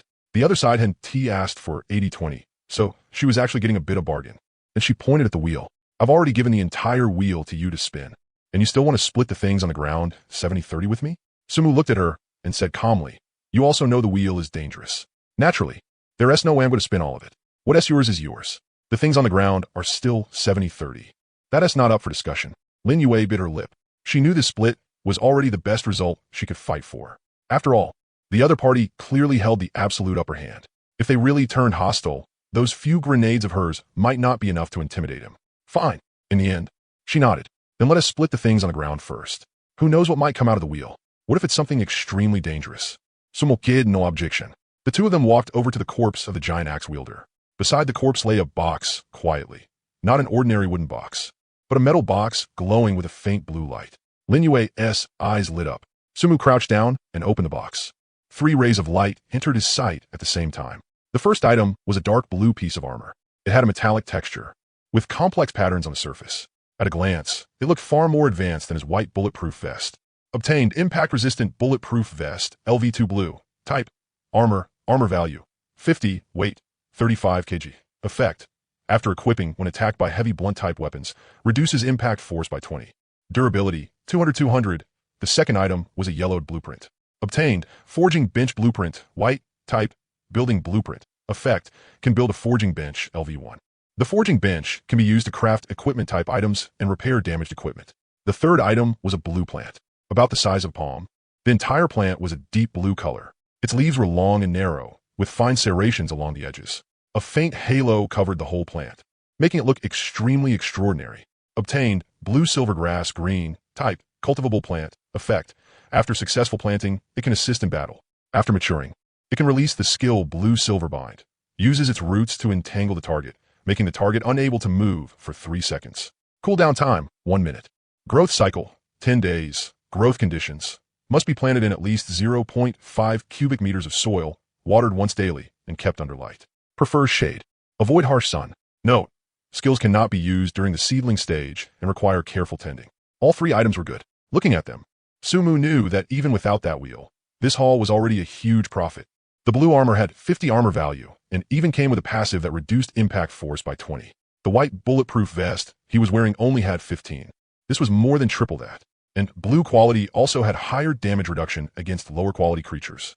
With this on, ordinary level 1 zombies probably wouldn't even be able to break his defense. As for the forging bench blueprint, he already had a crafting table before, which could make basic items like beast traps. But this forging bench was obviously for crafting and repairing equipment. With this, he would be able to forge weapons and armor himself in the future instead of relying entirely on luck from treasure boxes. Blue silvergrass was a cultivable combat plant.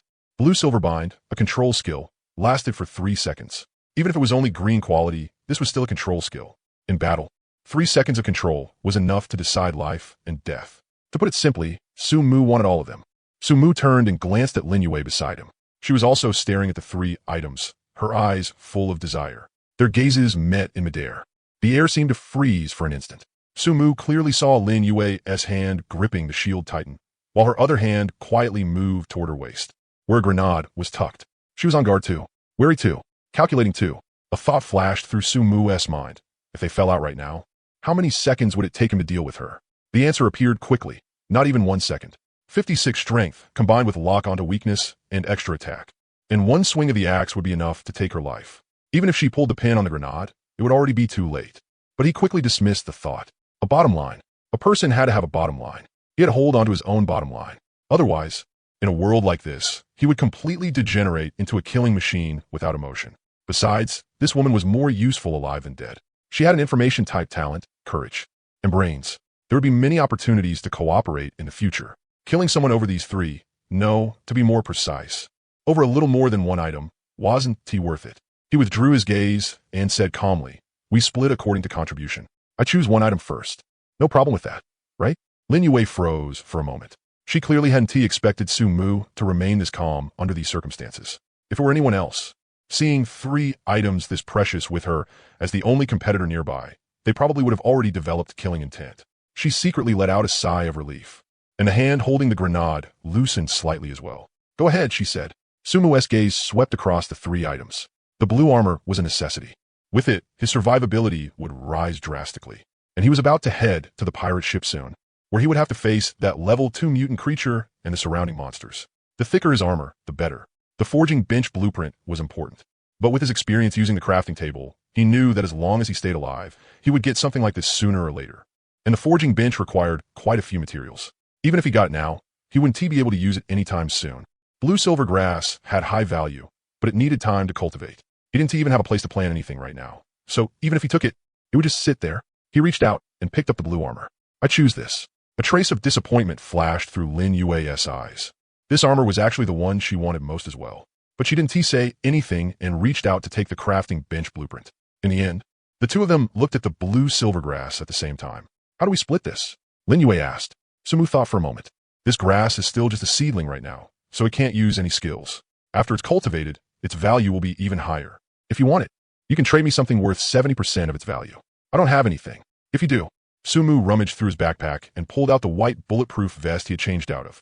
This, LV2 white armor, 15 armor points. It's not as good as the blue one, but it's still something that can save your life. Lin Yue looked at the armor, then at the blue-silver grass, and shook her head. Not enough. The blue-silver grass is worth far more than that. And once this thing is cultivated, it can be traded for better stuff. Sumu knew she was telling the truth. He thought for a moment. Then how about this? Leave the blue-silver grass with you for now. Once you cultivate it, I'll trade you something of equal value for it. As collateral, this grenade is mine. He took out the grenade he had gotten from Lin Yue earlier, put the pin back in, and weighed it in his hand. Lin Yue stared at him and clenched her teeth. She knew this collateral was fair, although the grenade wasn't worth as much as the blue-silver grass. It was enough as temporary collateral, and if he really wanted to rob her, he could do it right now. There was no need to go through all this trouble. Fine. She nodded. Sumu put the grenade into a pocket on his tactical chest rig. Then he said, now that the splitting is done, I'm going to spin the wheel. Do you want to leave? Lin Yue carefully put away the blue-silver grass in her backpack, then glanced at the giant axe beside the corpse before looking at Sumu. Once I leave, you're definitely going to dismantle them, right? Don't forget, I'm the one who sold you the dismantling blueprint. Sumu smiled. You have the dismantling skill too? His meaning was simple. If he dismantled them, that had to count toward the split too. Lin Yue raised a brow. Who said I don't? She walked over to the giant axe and placed her hand on it. Do you want to dismantle giant axe, Blue? Dismantling requires 1 minute. 1 minute, she said. If we dismantle it together, it only takes 30 seconds. Sumu walked over and looked at her.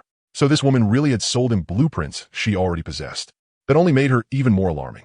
Where exactly had this woman gotten so many things? As he thought that, he also placed his hand on the axe. Do you want to assist in dismantling giant axe, Blue? Confirm. 2 faint glows spread from their palms and covered the entire giant axe. 30 seconds later, the giant axe turned into a flash of light and vanished, replaced by 4 palm-sized metal blocks. Obtained, alloy block times 2. Sumu looked at Lin Yue. She also had 2 blocks in her hands. 1/2 each, Lin Yue said. Sumu nodded. He didn't care about this distribution and put the alloy blocks into his backpack. Then came the corpse. The two of them used dismantling at the same time. 30 seconds later, the corpse disappeared, leaving behind a pile of nutrients, much larger and much heavier than the nutrients dropped by ordinary monsters. Obtained, advanced nutrient times 3. Sumu looked at the 3 heavy portions of nutrient in his hands. Each one was 3 times the size of ordinary nutrient. Advanced nutrient green. Type, special material.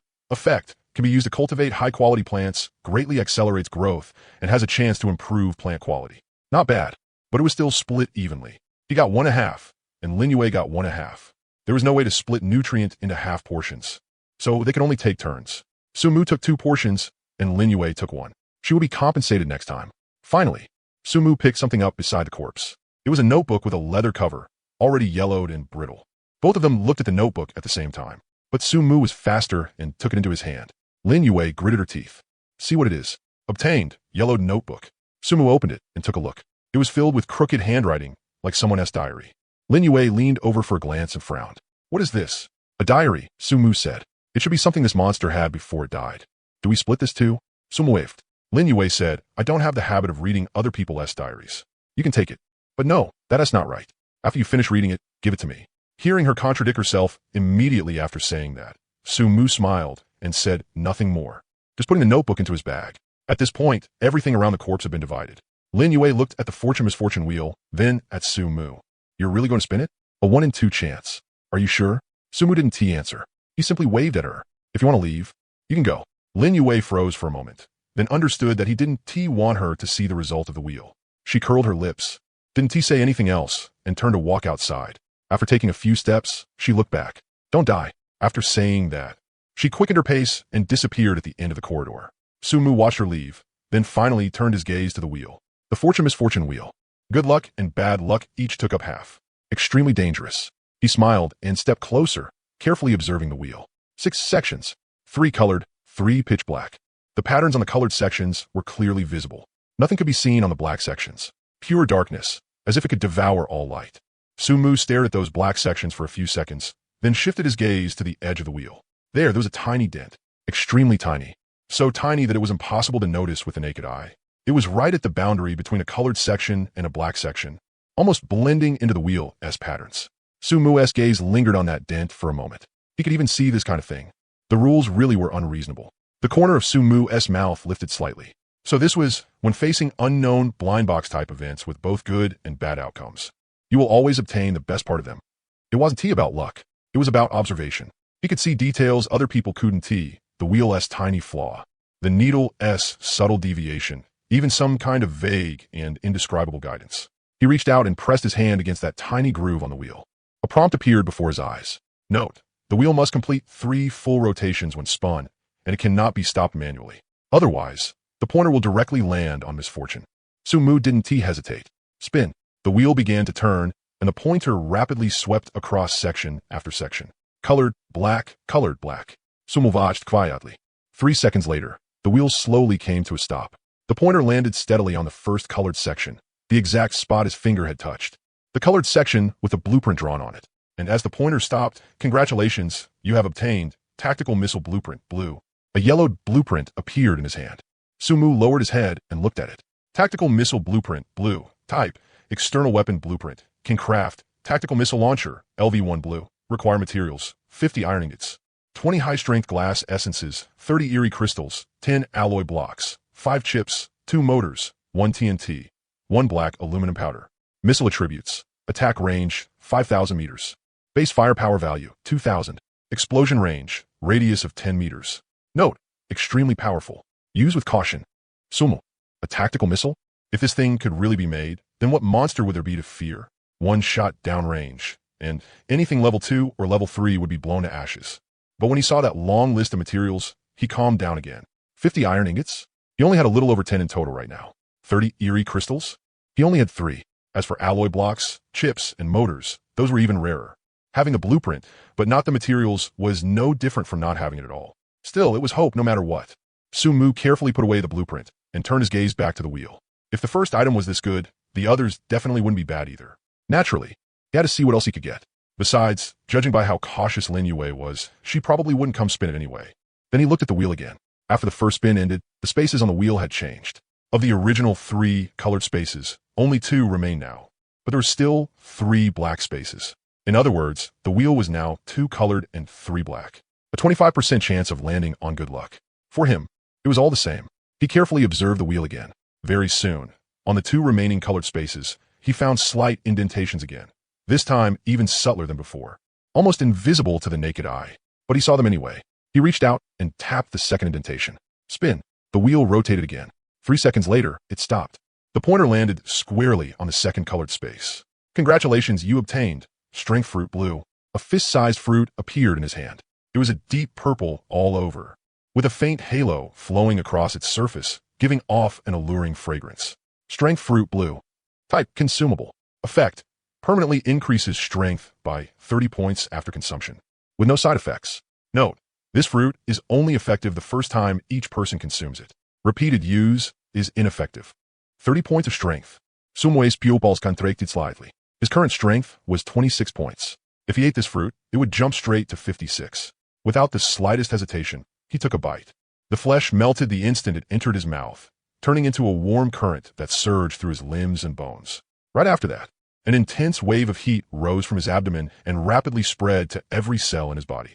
Sumu could clearly feel his muscles swelling, tearing apart, and reorganizing. He lowered his head and looked at his arm. The muscles there writhed wildly like they had come alive, as if countless little snakes were slithering beneath his skin. A few seconds later, everything settled down and returned to normal. Sumu clenched his fist. The moment he did, the veins on his forearm bulged violently, and his muscles swelled and expanded at a speed visible to the naked eye. The originally normal lines became sharply defined, every strand of muscle fiber seeming as if it had been rewoven by some invisible force, pulled tightly together. And it wasn't just his forearm. He could feel his entire arm changing. His biceps bulged high, stretching the sleeves of his t-shirt to the limit, his deltoids expanded outward, making the outline of his shoulders broader. Even the extensors and flexors in his forearm had become distinct, each muscle like a carefully carved marble statue. That sense of power wasn't the kind of balanced physique built in a gym. It was explosive, savage, overflowing with wild force. As if he wanted to, this punch could go straight through a bull. Sumu stared at his arm and could clearly see the muscles twitching faintly. It was a sign that his strength was too abundant. He could even feel that the speed of blood rushing through his veins was faster than before.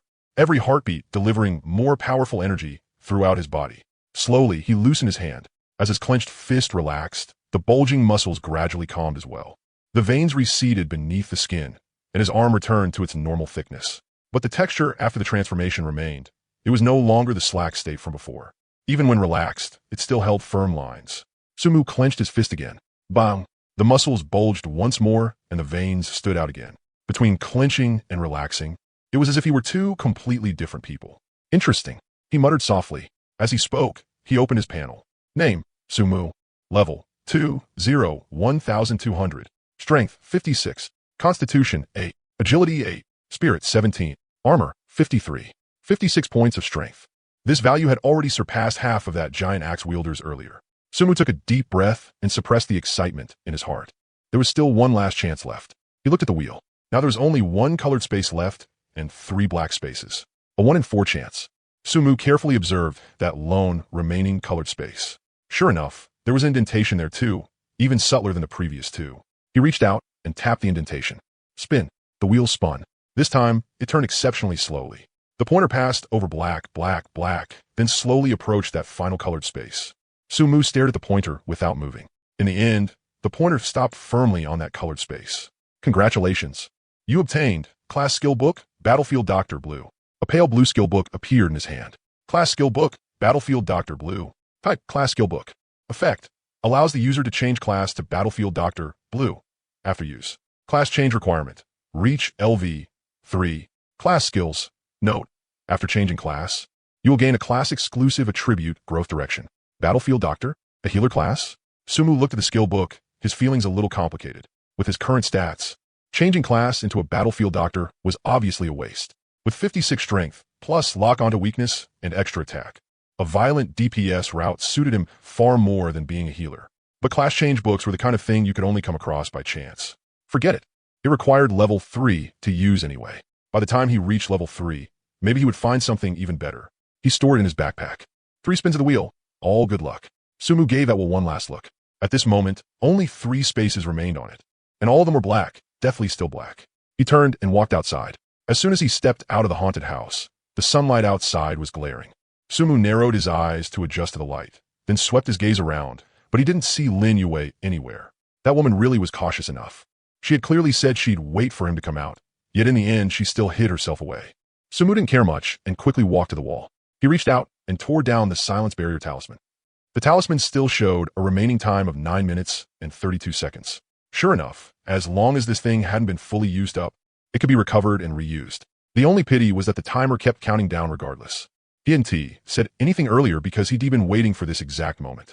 Carefully putting away the talisman, Sumu looked up toward the back of the test area. The pirate ship. The bronze treasure chest and first-level lucky big wheel that his daily intel had pointed were right beneath the pirate ship. From the haunted house, the pirate ship was only a little over 20 meters away, but there was an artificial rock hill in between, completely blocking the view. There was also a second-level mutant creature over there, but with his current strength, 56 points of strength, blue-grade armor, grenades, and this silence barrier talisman that still had a little over 7 minutes left, he should be able to fight it. Just as Sumu was about to set off, he heard faint footsteps behind him. He turned around and saw Lin Yue walking out from the distant woods. Done checking it out? She asked, curiosity and caution in her eyes. Sumu nodded. How is it? Not bad. Lin Yue stared at him, obviously trying to read something from his expression. But Sumu's face showed nothing at all. She couldn't help asking, what good stuff did you get? Sumu glanced at her. No comment. Lin Yue gave a snort and didn't press further. Instead, she looked toward the haunted house. Sumu said, your turn. Actually, when he said that, Sumu felt a little guilty inside. After all, he had already used up all 3 chances. He had been able to resist just now. Now that she wanted to go, he obviously couldn't just say, I already spun them all away. But nothing showed on his face. He only looked at her calmly. Lin Yue fell silent for a few seconds, then slowly shook her head. Forget it. I'm not as crazy as you. This thing can give good rewards, sure, but the chance of hitting misfortune is way too high. And you already spun once, which clearly means you got good luck. If I go spin now, the chance of hitting misfortune has already reached 2 out of 3. I'm not willing to gamble on that. She paused, then looked at Sumu. Unless you're willing to help me deal with any monsters that might appear inside. If that's the case, I could try spinning once. Sumu froze for a moment. He and T expected her to be this direct, laying her cards on the table and stating her conditions so plainly. That actually made him feel a little guilty. But at the same time, he was relieved. From the sound of it, she was T planning to spin after all. In that case, Sumu said, I'm going to do my second spin. Lin Yue's eyes widened. Are you suicidal? A 1 in 3 chance. And you still want to spin? Sumu's face remained calm. My luck has always been pretty good. Lin Yue stared at him, her expression complicated. In her eyes, this guy definitely had some kind of trump card. Either he could deal with whatever monster came out of the spin, or he had some way to avoid disaster. In short, he believed he could handle the danger brought by misfortune, so he dared to gamble. But she couldn't. She didn't have that kind of confidence. Fine. She gritted her teeth. Then I'll let you have this one too. But you owe me a favor. Sumo smiled. I don't owe you that favor. If it really comes down to it, you can go spin it yourself. Don't tell me your luck has always been terrible. Lin Yue's face darkened instantly. Her luck really wasn't very good. She knew that perfectly well herself. Seeing her expression, Sumu's smile deepened a little. Then he turned and walked toward the haunted house. As he stepped through the doorway, he looked back once. Lin Yue had already retreated behind a distant tree and was watching from afar. He stood behind the door for about a minute, pretending to do the second spin, then strolled out at ease. Lin Yue poked her head out from behind the tree, looking incredulous. You really spun it? Sumo nodded. And got good luck again? Lin Yue quickly walked over and looked him up and down. He was completely unharmed. Even his clothes weren't disheveled, much less showing any signs of battle. Your luck is really that good? Her voice was thick with suspicion. Sumo smiled. Take a gamble. Turn a bicycle into a motorcycle. A 1 in 4 chance is already pretty high. Okay? Lin Yue took a deep breath, suppressing the shock and doubt in her heart. She stared at Sumu, trying to find even the slightest flaw on his face. But that face only wore a faint smile, one impossible to read through. All right, Sumo said. This is over. Let us part ways here. He checked the time. Another 2 or 3 minutes had passed. The silence barrier talisman had about 7 minutes left. He still needed to check out the pirate ship. After saying that, he headed off in another direction, completely ignoring Lin Yue behind him. After taking a few steps, he suddenly stopped and turned back to look at her. Oh right, he revealed a mischievous smile. That will actually has a bug. If you turn the pointer really lightly, really slowly, you can control it so it lands on the good luck side. And you can even stop it with your hand and force it to stay there. Lin Yue froze. Really? Of course. Sumu looked dead serious. Otherwise, how do you think I did it? After saying that, he waved his hand and quickly disappeared behind the artificial rock hill. Lin Yue stood where she was, watching his back with tightly furrowed brows. Was there really such a simple bug? And would this guy really be that kind-hearted? But no matter what, she still had to go check. After hesitating for a few seconds, she turned around and headed back to the haunted house. Inside, it was still pitch black. With her flashlight on, she quickly crossed the corridor and arrived in front of the wheel. The wheel was still there, but the spaces on it, only 3 remained, and all of them were black. The guy had spun them all away. So was there really a bug like that? Lin Yue froze for a moment, then subconsciously reached out and pressed her hand onto the wheel. A prompt appeared. All good luck reward from this will have already been claimed. Do you wish to continue spinning? Notice, to spin, the wheel must rotate 3 full times and cannot be stopped manually. Otherwise, the pointer will directly land on misfortune. Notice, all remaining spaces are misfortune. After spinning, a misfortune event will be triggered at random, including but not limited to summoning monsters, applying curses, deducting attributes, etc. Lin Yue. She bit down hard and snapped Sumu. But very quickly, she forced herself to calm down. That bastard had been messing with her. But then she calmed down again. If it was a bug, then how had he managed to land on good luck 3 times in a row? 3 times in a row, 1/2 probability, 1/3 probability, 1/6 probability. Landing on good luck all 3 times in a row was 1 in 36. What kind of heaven-defying luck was that? Standing in the darkness, Lin Yue stared at the wheel that had nothing but misfortune left, her emotions complicated to the extreme. In the end, all she could do was stomp her foot resentfully and turn to leave. When she walked out of the haunted house, the sunlight was glaring. She looked back at the gloomy building and muttered to herself, how can someone else's luck be this absurdly good? Sumu had no idea about Lin Yue's complaints afterward, but he could guess that, with that woman's personality, she would definitely go back to the haunted house to check the moment he left. So before leaving, he had deliberately said all that. It wasn't because he really expected to fool her, but because he was worried she might start guessing in the direction of his talent. Based on his understanding of that profiteer, she definitely wouldn't believe the nonsense he made up. she would absolutely go verify it herself. And once she saw the rules on the wheel, she would definitely breathe a sigh of relief. Because if there really had been a bug and she hadn't taken advantage of it, compared to that, it was obviously much easier to accept that the other party had simply relied on luck. And once she accepted that, her first thought would naturally be that his luck was just too good, and with that first impression in place, she wouldn't overthink it too much. Of course, there was another reason. He just purely wanted to mess with that profiteer a little, but he quickly tossed those little side incidents to the back of his mind. At this moment, he had already left the haunted house area, made a wide detour, and was feeling his way toward the pirate ship. Along the way, Sumu stayed on high alert. In his right hand, he held the only grenade he had left, the one he had mortgaged from Lin Yue. The safety ring was already halfway pulled and could be yanked all the way out at any moment. In his left hand, he gripped the silence barrier talisman with 5 minutes remaining, along with the large wrench. He had already thought it through. If there was a second-level monster over by the pirate ship, or if the terrain was too complicated to observe clearly, he would slap on the talisman and throw the grenade without a second word. As for whether the grenade might blow up the treasure chest and the roulette wheel, he couldn't care about that now. That blue-quality axe giant in the haunted house had left far too deep an impression on him. 72 strength, 65 constitution. If not for that chain restraining it, if not for the fact that he had a handgun, if not for his quick reaction, he would already be dead by now. He didn't want to face that kind of monster a second time. Not to mention that his handgun was now out of bullets, and he only had one grenade left. If he ran into the same kind of thing again, he wasn't sure he'd still have that kind of luck. So the strategy was simple. If he could blow it up, he would blow it up. After that, he would run. Even if the treasure chest and roulette wheel were destroyed, so be it. Staying alive mattered more. With that thought in mind, Sumu went around the artificial hill and finally saw the pirate ship area. Then, looking at the scene before him, he froze. It wasn't that there were too many monsters here. There was a single one. The pirate ship stood quietly under the sunlight. Its red and blue hull had already faded somewhat, and the huge ship body hung from its support frame. The gate at the ticket entrance was tightly shut. Beside it stood a sign with a few words written on it. Under maintenance. Temporarily closed. The sign was already crooked and covered in dust. Standing at the edge of the artificial hill, Sumu carefully scanned the entire area. No zombies. Not even one. Those grayish-white figures that should have been wandering around here had all vanished without a trace. He remembered the zombies he had lured away earlier with his phone alarm. It had seemed like some of them had indeed run over from this direction.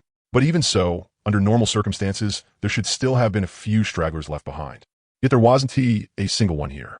Clearly, when the zombie outbreak happened, this place had just happened to be under maintenance. On top of that, there were no other attractions nearby, so not many people came here to begin with. Naturally, there weren't many zombies either. Sumu observed for a while longer, and only after confirming there was nothing unusual did he shift his gaze beneath the pirate ship. There, a bronze treasure chest lay quietly in the shadow, directly under the ship. Beside the treasure chest was a roulette wheel about half a person's height, roughly the same size as the one in the haunted house, but dark gold in color and not nearly as eerie looking. Sumu frowned slightly. The intel had said there was a second-level mutant creature wandering here. But now that he looked at it, where was it? After observing a little more, a possibility suddenly came to him. The pirate ship was right behind the haunted house. Although he had walked more than 200 meters to get here, most of that distance had been from going around the artificial hill. The straight-line distance between here and the haunted house was probably only 40 to 50 meters. It was just that the hill in between completely blocked the line of sight. And the axe giant he had killed in the haunted house earlier, LV-2, blue quality, just happened to be second level. So when the intel said there was a LV-2 mutant creature wandering around, could it have been referring to that one? The more Sumu thought about it, the more reasonable it seemed. In other words, if Lin Yue hadn't brought him to the haunted house, he could have simply gone around the artificial hill and come straight here for the treasure chest and roulette wheel. He never would have encountered that terrifying stitched corpse at all. Thinking of this, Sumu didn't know whether to laugh or cry. He thought back over what had happened today. First he met Lin Yue. Then she dragged him to the haunted house. They fought for their lives, nearly died, and in the end discovered that the place she wanted to go and the place he himself wanted to go were actually guarded by the same monster. What was this? Misfortune leaning on fortune? No, that wasn't right. He thought about it carefully. If he hadn't met Lin Yue today and had come straight to the pirate ship himself, what would have happened? Most likely this. He would have seen that there wasn't a single zombie here, happily gone to collect the treasure chest, then spun that resource roulette wheel, drawn his prize, and that would have been the end of it. Because that axe giant was still locked up in the haunted house, and wouldn't have affected him at all. So, strictly speaking, it was Lin Yue who brought him to the side with the monster and made him fight a hard battle. But then he thought again, if not for Lin Yue, he wouldn't have gotten that blue armor, wouldn't have gotten the crafting station blueprint, wouldn't have gotten the blue silvergrass. and definitely Wu and T have gotten that strength fruit. Looking at it that way, he had actually profited big. And what about Lin Yue? She had risked her life to lead the way, and in the end only got one crafting station blueprint, half a portion of nutrient solution, half a portion of alloy block, and a blue silver grass that needed time to cultivate. The biggest reward, that fortune and misfortune roulette, had been spun by him 3 times in a row with good luck, and he took it all. And if it hadn't been him, but Lin Yue going there alone, then with her reaction speed, she probably would have died. Same intel about a second-level monster. Yet one place was dangerously lethal, while the other didn't even show a monster in sight. How could someone be that unlucky? Sumu shook his head. Putting aside all those messy thoughts, Sumu began carefully observing the surroundings of the pirate ship, even though it looked like there wasn't a single zombie around. He didn't dare let his guard down. What if there was an invisible monster? What if there was the kind that lay motionless on the ground? He waited a few more minutes, and, only after confirming there was still no abnormality at all, cautiously stepped out from behind the artificial hill. Lightening his footsteps, he moved along the building's shadow, approaching the pirate ship one step at a time. The ticket gate's bar door wasn't high. With one hand braced on it, he vaulted over. In the shadow beneath the ship, the bronze treasure chest lay there quietly, its surface covered in dust. Sumu didn't open it right away. Instead, he first circled the pirate ship once, making sure there were no hidden monsters tucked away in any corner. Safe. Only then did he crouch down and place both hands on the treasure chest. Open. 2 beams of light entered his vision at the same time. The first item was a pair of leg guards. Dark gray fabric, with thick knee pads at the knees and a palm-sized pocket on each side. It felt solid to the touch, yet was very light. Obtained, tactical leg guards, white. Type, armor. Armor value, 5. Weight, 0.8 kilograms. Effect, after equipping, the legs gain slight physical protection. The left side pocket allows quick drawing and storing of cold weapons, daggers, short blades, etc. Increasing draw speed by 30%. Durability, 50-50. Sumu's eyes lit up. Good stuff. Earlier, he had opened a tactical chest rig that allowed quick drawing and storing of handguns and grenades. And now came tactical leg guards that allowed quick drawing and storing of cold weapons. Without hesitation, he put on the leg guards. After adjusting the tightness a bit, they fit just right. That pocket on the left side was positioned perfectly on the outside of his thigh. He could reach it the moment he stretched out his hand. He tried sliding the large wrench into it. No good, it was too big. But if it were a dagger or a short blade, it should fit perfectly. He did need to get himself a dagger in the future. Thinking that, Sumu looked at the second item. A yellowed blueprint. Obtained. Level 3 defensive cable car blueprint. Type, cable car upgrade blueprint. Effect, can upgrade LV. 2 cable car to LV. 3. The upgrade path is defensive type. Require materials. 9 steel ingots. 1 piece of tempered glass. It wasn't the all-purpose blueprint from before, but one with a fixed upgrade direction. Sumu looked at the material requirements on the blueprint and frowned slightly. 9 steel ingots, 1 piece of tempered glass. He didn't have either of them. Steel ingots were probably an advanced material made from iron ingots, something that needed to drop from higher-level monsters. Tempered glass was likely the same, an upgraded version of glass essence. He needed to find a way to get them. Sumu carefully put the blueprint away and looked at the last item in the chest. A box of self-heating hot pot. It had a red package, with the words spicy tender beef printed on it, along with a cartoon cow giving a thumbs up. Sumu's eyes lit up. Self-heating hot pot. In his original world, this thing was cheap, but in this world, it was basically the ultimate delicacy. All he had eaten today was bread, biscuits, and chocolate.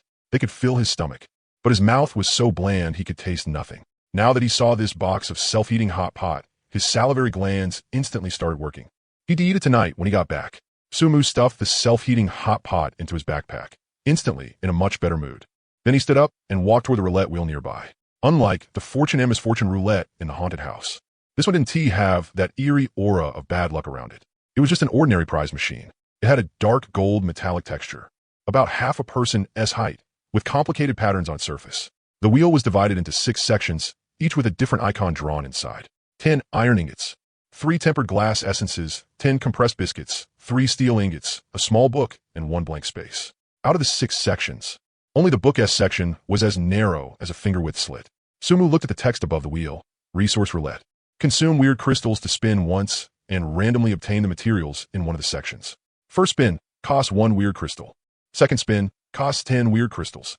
Third spin, costs 100 weird crystals.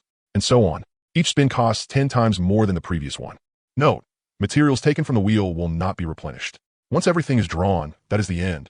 So it was a misfortune roulette, which meant not every roulette wheel was called a fortune and misfortune roulette. A normal roulette wheel should look like this. Even if you missed, you wouldn't run into any danger. At worst, you'd land on a blank and get nothing. When Sumu had first seen that fortune and misfortune roulette, he had assumed all roulette wheels were like that. Half good luck, half bad luck, and one careless move could trigger a fatal crisis. Only now, after seeing this normal resource roulette, did he realize that the fortune and misfortune roulette had never been standard at all. Thinking of that, Sumu suddenly realized just how unlucky Lin Yue had been. If she hadn't run into him, she would first have had to face that level 2 blue quality axeman. With her little bit of strength, she most likely wouldn't have been able to beat it. Even if she somehow won, she probably would have had to pay a terrible price. Then she would have seen that fortune and misfortune roulette. With her personality, seeing a description where good luck and bad luck each took up half, she would probably hesitate, but in the end, she still wouldn't be able to resist taking a gamble. After all, the temptation of a roulette wheel was just too great. And then, a 1 in 2 chance of landing on misfortune. With her luck, Sumu could practically guarantee she would land on misfortune. And what would that misfortune be? Summoning a monster? Applying a curse? Deducting attributes? No matter which one it was, in her condition at the time, she would most likely have died right there. Sumu shook his head. How could someone be that unlucky? He pulled his thoughts back and looked at the resource roulette in front of him again. The sections were roughly the same size. But on closer inspection, the section with the small book was actually a little narrower than the others, taking up only about 1/20th of the whole wheel. The other sections, including the blank one, each took up about 20%. In other words, the chance of landing on that little book was only 1 in 20. If his luck was bad, he might have to spin all the way to the 6th time. The first spin cost 1 weird crystal, the second cost 10. The third cost 100, the fourth cost 1,000. To reach the 6th spin would require 100,000 weird crystals. A full 100,000 weird crystals just to get that most valuable item. Sumu was a little speechless. The person who designed this roulette wheel was definitely good at math. Still, what he was even more curious about was whether his talent, when facing an unknown blind box type event with mixed good and bad outcomes, you can always obtain the best part of it through observation, would work on this roulette wheel. Taken literally, mixed good and bad outcomes meant there were both good results and bad results. Did it have to be split evenly? He glanced at the weird crystals left in his backpack. 3 remained. Earlier, in the haunted house, he had killed so many weird bats and also dismantled the axeman, saving up a total of 8. Making the small arrow case had used 5, leaving him with 3. He could only spin once. Whether it worked or not, he had to observe and try. Sumu circled around the roulette wheel and carefully examined every detail. Very quickly, he noticed an extremely subtle point. The coin slot below the wheel, it was a palm-wide groove used to place weird crystals. Along the edge of the groove, there was an almost invisible tiny bump. It was extremely subtle. If he hadn't been deliberately searching, there was no way he would have noticed it. Sumu reached out and pressed on that bump. Nothing happened. He thought for a moment, then took out a weird crystal from his backpack and pressed it against the bump before sliding along the groove. The weird crystal dropped into the slot with a soft click. The patterns on the surface of the roulette will lit up faintly. Sumu didn't T-spin it right away. Instead, he stared at the pointer on the wheel. He discovered that when his gaze fell on the section with the little book, the pointer seemed to tremble slightly. Extremely slightly. If he hadn't been staring at it the whole time, he never would have noticed it. The corners of Sumu's mouth lifted a little. So it really worked. He took a deep breath and reached out to spin the wheel. The roulette wheel began to turn, and the pointer swept quickly across one section after another. Iron ingots, glass essence, mineral water, compressed biscuits, steel ingots, the little book blank. According to the rules, the wheel had to spin more than 3 full circles and could not be stopped manually. Sumu watched quietly. After 3 circles, the wheel started to slow down. The pointer slowly slid past the iron ingots, past the glass essence, past the mineral water, then stopped firmly on the little book. Seeing that, Sumu was delighted. Not just because he had landed on the best item on the very first spin, more importantly, because based on this result, he could now judge that this rule skill and his talent was far stronger than he had imagined. When facing an unknown blind box type event with mixed good and bad outcomes, you can always obtain the best part of it through observation. This meant that mixed good and bad outcomes here did not require the good and bad sides to be split 50-50. As long as there was something bad in it, that was enough. In Sumu's view, as long as he believed there was something bad in it, then, through observation, he would be able to obtain the best thing inside. He even suspected that those subtle changes that appeared during his observation had been deliberately created by this rule itself, rather than being built-in rules of the roulette wheel. This skill was far more powerful than he had imagined. Thinking of that, Sumu felt a little excited, then forcibly calmed himself down and turned his gaze to the book in his hand. A dark gold skill book appeared in Sumu's hand.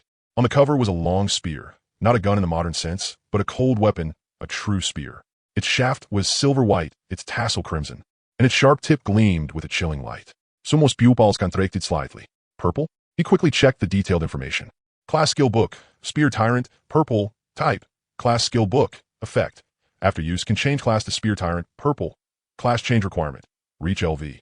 3. Class description. A combat class that uses the long spear as its weapon, skilled at frontal breakthroughs and area damage. After changing class, strength growth is greatly increased, and class skills such as breaking army strike and sweep through 1,000 troops are obtained. Note: a purple quality class with enormous growth potential. Purple. Sumu took a deep breath and forced down the excitement in his heart. Earlier, he had gotten a blue quality battlefield doctor from the misfortune wheel, which was already pretty good. He hadn't expected that from this ordinary wheel, he would actually pull a purple quality class skill book. Just from the name, Spear Tyrant was obviously a violent DPS class. Compared to a support class like Battlefield Doctor, this one clearly suited him better.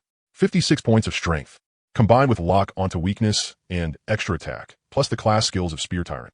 Sumu already didn't dare imagine just how strong he would be by then. He carefully put the skill book into his backpack and stored it together with the blue one. Both could only be used at level 3. If he didn't run into anything better before level 3, he would learn it directly. After the spin, Sumu looked toward the wheel again. Now, there was one less item in the grid. That little book was gone, replaced by an empty slot, but all the other supplies were still there. He glanced at the 2 weird crystals left in his backpack. To spin a second time, he needed 10.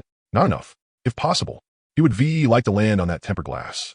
There were a full 3 portions of it there, which would solve at least one of his material problems. But there was no if. Looks like from now on, one more thing he needed to do was collect weird crystals whenever possible. Otherwise, if he ran into a wheel like this again, he might not even have enough crystals for the first spin. Sumu shook his head. He didn't stay here any longer. After all, even though there were temporarily no zombies here, his current position was fully exposed in an open area. Too dangerous. He quickly withdrew. Lightening his footsteps, Sumu moved swiftly along the shadows cast by the artificial hill and soon left the pirate ship area. He chose a relatively safe spot. A huge banyan tree, lush with branches and leaves, with a trunk so thick that even 2 people joining arms couldn't wrap around it. It stood near the edge of the resort, at least 200 to 300 meters away from the areas where the zombies were gathered. The view was open, and it was easy to advance or retreat. In just a few moves, Sumu climbed up the tree and found a sturdy enough branch to sit on. Then he glanced at the map. There were 3 extraction points. The nearest one was on the east side of the resort, about 2 kilometers from his current position. With his current strength, as long as he didn't run into a zombie tide, getting their wound be a problem. But he didn't move right away. He needed to think about one question. Where exactly was he supposed to get tempered glass essence and steel ingots? Upgrading the cable car to level 3 required those 2 things. Since he already had the blueprint, the sooner he prepared the materials, the better. Leaning against the trunk, Sumu began analyzing rapidly. The first thing he thought of was the car he had seen before. Compared to other things, that car required a full 10 hours to dismantle, the longest time by far, so it was very likely to yield high-grade materials. And since the car was mainly made of steel, the chance of getting steel ingots should be pretty high. The other option was killing level 2 monsters. Sumu was more inclined toward killing level 2 monsters. After all, dismantling a car took 10 hours, far too long. Killing monsters, on the other hand, could get him materials and experience points at the same time. But the problem was that in a zombie horde this dense, killing a level 2 monster would be extremely difficult.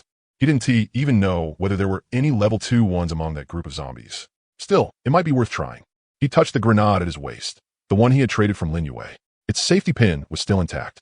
If he threw a grenade into the middle of that zombie pack, he could judge whether there were any level 2 monsters inside based on the experience gained. If there were, one blast taking out a whole bunch would definitely give abnormal experience. But grenades were life-saving tools, even though this thing had a delay in truly dangerous moments. If it was used against the monsters guarding a treasure chest location, it would be ridiculously effective. And there was another key problem. Throwing a grenade here would attract even more zombies. Even if he blew those zombies up, there was no chance he could loot the chest they dropped. The surroundings were packed wall to wall with zombies. If he dared get close, he'd just be courting death. If he could get a few more grenades, he could use them to grind levels completely, find a zombie dense area, throw one in to blow up a whole chunk, then run immediately. Thinking of that, he started coveting the grenades in Lin Yue's hands again. That woman had at least one more. No, wait. With how much of a profiteer she was, she probably had more than just 2. He had no idea where she had gotten them from exactly. After all, being able to pull out that many grenades this early on was honestly pretty abnormal. But that wasn't important. What mattered was that she still had some. The problem was getting her to trade them out. Sumu looked at the Battlefield Doctor Blue in his backpack. This class book was useless to him now. With a purple Spear Tyrant sitting right there, who would still use a blue healer? It should be a bargaining chip the other party couldn't refuse. With that thought, Sumu opened private chat and sent Lin Yue a message. You there? Got a deal for you. He had originally thought she would reply after a while. But the moment the message was sent, she answered. You've still got the nerve to contact me? Sumu naturally knew what she was referring to. That wheel with nothing but misfortune left, and the nonsense he had spouted before leaving about some bug. With Lin Yue's personality, she had definitely gone back to check immediately and then discovered she'd even played. He didn't reply to that line. At a time like this, explaining would only put him in a passive position. He went straight to business. Got a deal. Interested or not? Not interested. Lin Yue replied quickly. I don't do business with profiteers. Unless you give me back that will spin. Seeing that, Sumu immediately understood that she actually did want to trade. She was just using this matter to squeeze him for leverage. The meaning was obvious. If he wanted to cooperate again, there had to be an explanation for that screw over. Naturally, Sumu had no intention of accepting that loss. I asked you before. You were the one who said it was too dangerous and didn't want to spin. The other side sent back a ha. Sumu frowned. This woman was trying to squeeze him by taking advantage of the fact that he needed something from her now. Thinking about it carefully, that made sense. They had only just parted ways, and he was already proposing another trade, which clearly meant the matter was urgent. So, she was using the opportunity to raise the price. A profiteer really was a profiteer. He didn't waste any more words and directly sent over the attributes of Battlefield Dr. Blue. Now the bargaining chip was in his hand. He didn't believe this book wouldn't attract her. But Sumu was disappointed. Even after he sent it over, she still ignored him. Still, Sumu didn't panic. He believed this class book was absolutely a huge temptation. And based on what he could guess about her personality, she was probably pretending to stay calm right now, deliberately not replying so she could act indifferent and gain more leverage. Because if it were him, he would do the same. But right now, the bargaining chip was in his hands. If he didn't make this deal, plenty of other people would. Sumu didn't waste a single word. He directly posted the information on this class book into the public channel. The moment the message went out, the entire channel instantly exploded. Holy shit, a class book? What the hell is that? You could change classes too? Blue quality. I don't even have a white talent, and this guy already has a blue class book? Big shot, please carry me. Let me cling to your thigh. Where did this thing come from? Share the guide. Boss Sumu, I'm willing to trade everything I own for it. Sumu's private messages instantly blew up. The notification prompt flashed like crazy, so fast he couldn't even read them. He directly turned on stranger message blocking. Less than 3 seconds after he finished, Lin Yue's message came chasing after him. What are you doing? Sumu smiled and replied, doing business. If you don't want to buy it, someone else definitely will. The other side went silent for a few seconds, then sent one line. What do you want? Sumu directly asked, do you have tempered glass essence and steel ingots? Her reply came back quickly. I have a few tempered glass essences, but no steel ingots. Sumu frowned. A few tempered glass essences? This woman actually had them. He continued. Then do you have any information related to steel ingots? No. Lin Yue replied, but Sumu waited for her to continue. But I roughly know what kinds of places might have them. Lin Yue said, but only might. It may not be accurate. Speak. If I tell you this information, I want priority purchase rights for that class book. Sumu thought for a moment, then agreed very straightforwardly. Fine. After all, there probably weren't many people in the channel right now who could afford this class book, and among the people who could bring out something that satisfied him. Aside from Lin Yue, there probably wouldn't be anyone else. This woman had grenades on her, and for him right now, those were pretty useful. After getting Sumu's confirmation, Lin Yue quickly sent over a long paragraph. Based on my analysis, if you want to get steel ingots and tempered glass essence, you probably need to kill monsters above level 2. And maybe not just level 2. They probably need to be green quality or above at level 2. Another method is dismantling. But what you dismantle matters. Did you notice something? When you dismantle normally, some things take an especially long time, absurdly long. Sumu's eyes narrowed slightly. Of course he had noticed. That car. 10 hours. Lin Yue continued. For example, I got this tempered glass essence by dismantling less than 1 square meter of tempered glass from a balcony railing. It took more than a full hour. But I dismantled a refrigerator before, way bigger than that, and it took less than 30 seconds. So I'm guessing that if you want to dismantle the steel ingots you need, you'll have to find things made of steel, and they have to be the kind that take a huge amount of time to dismantle. I haven't run into one yet. Think about whether you've seen anything like that. Sumu looked at the message, deep in thought. The car. Sure enough. It was just as he had guessed. Got it. He replied. Then what do you want in exchange for this class book? The other side was silent for a long time. A full 2 minutes passed before Lin Yue replied. The value of this class skill book is too high. In the early stage, it's basically impossible for anyone to bring out materials of equal value. Sumu's brows furrowed slightly. Was she trying to buy on credit? Just as he was about to refuse, Lin Yue sent another message. But I can trade you one blueprint. Don't worry. The practicality and rank of this blueprint are definitely higher than the ones I traded you before. It might even be a blueprint you can't refuse. Of course, that alone still isn't enough. I can also throw in one piece of information, but that information may take some time before it can be fulfilled. Of course, even it's still isn't enough. I'm guessing the reason you came to me is because you saw that I have something you need on me. You can name it directly. Looking at that message, Su-mu felt a slight stir in his heart. A blueprint. And from her mouth. It was one of higher rank and greater practicality. That meant it was on a completely different level from the blueprints from yesterday. And she had even said it was something he wouldn't be able to refuse. That proved the value of this blueprint definitely wasn't ordinary. But the problem was, where had Lin Yue gotten so many resources from? Su-mu remembered her buying up cold weather supplies last night. Trading cotton quilts for blueprints had indeed earned her a profit. But could she really make this much from that alone? Probably not. Even if she could gather a batch of cold weather supplies in a short amount of time, the quantity wouldn't be too high. In the early stage, people barely had time to gather food. What normal person would think that in weather this hot, the nights would become so cold that they'd start collecting cold weather supplies? And the blueprints she had brought out yesterday had already exceeded 6. Now she still had more. That made the number of blueprints in her hands downright terrifying. Not to mention, she also had even higher level ones, which meant she might have learned some herself as well. Su-mu then thought about how she had said the information would take some time. Could her talent be similar to his? But if it was only an information-type talent, could it really achieve this much? After thinking it over, Su-mu felt that this woman was even more extraordinary than he had imagined. But now wasn't the time to dig into that. He directly asked, "What is that blueprint?" Lin Yue didn't say much. She just directly sent the blueprint over. The moment Su-mu's gaze landed on the screenshot, his eyes lit up. 9mm bullet crafting blueprint, green. Type, consumable blueprint. Effect, can craft 9mm bullets. Required materials, copper 0.1, gunpowder 0.1. Crafting quantity, 1 round per craft. Bullet trait, after hitting a target, there's a 30% chance to trigger a minor explosion, dealing additional damage. Note, must be used with a firearm of the same rank or higher. Otherwise, the explosion effect cannot be triggered. A bullet blueprint. Those simple words instantly made Su-mu understand why she had been so certain this was an offer he couldn't refuse. He had a gun right now, and what he lacked most was bullets. And he had just told Lin Yue that he had emptied his ammo. Without bullets, the M500 in his hand was just a lump of scrap metal. And this blueprint solved that problem directly. Even though he currently had neither copper nor gunpowder from the materials listed, at least now he had a direction. This blueprint really was something he couldn't refuse. It could even be said that if she traded only this for the class book, he would still seriously consider it. Not to mention that she had offered additional conditions. Clearly, this profiteer was determined to get this class book. Su-mu didn't hesitate and directly stated what he wanted. "I want all the grenades you have." The other side was silent for a few seconds, then replied, "I only have 3 grenades I can take out. I already gave you 1. The other 2 are in my hands. But to trade for this class book, I can give them all up." 3? Fewer than he needed, but more than he had expected. He had originally thought she had at most 2 in total, but unexpectedly, she had 3. Su-mu's heart stirred, and he asked, "Where did you get these grenades from? Do you have any related blueprint?" This time her reply came quickly. "Earlier, when you asked me one question, I treated it as a free bonus. But this question now involves my privacy, so you have to answer one question for me too."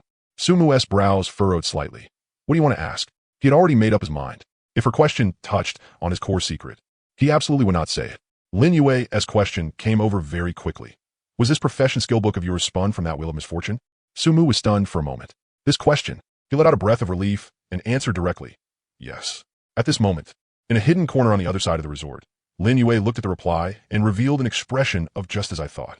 But at the same time, a strong wave of regret surged up in her heart. That wheel, she had given up on it. If she had worked up the courage to spin it once back then, could she have gotten something this good too? No, that wasn't right. She knew her own luck very well. If she had spun it, it most likely would have been misfortune. That axe giant was already terrifying enough. If something even worse came out, the loss would outweigh the gain.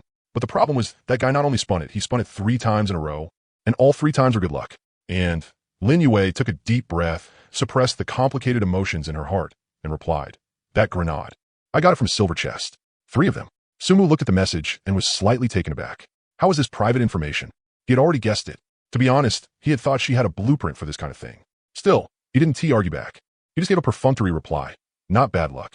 But that casual sentence was like poking a hornet's nest. The other side sent over a gritted teeth emoji. "A Silver Chest only gave me 3 grenades. And you call that good luck?" Su-mu froze for a second, then sent back a question.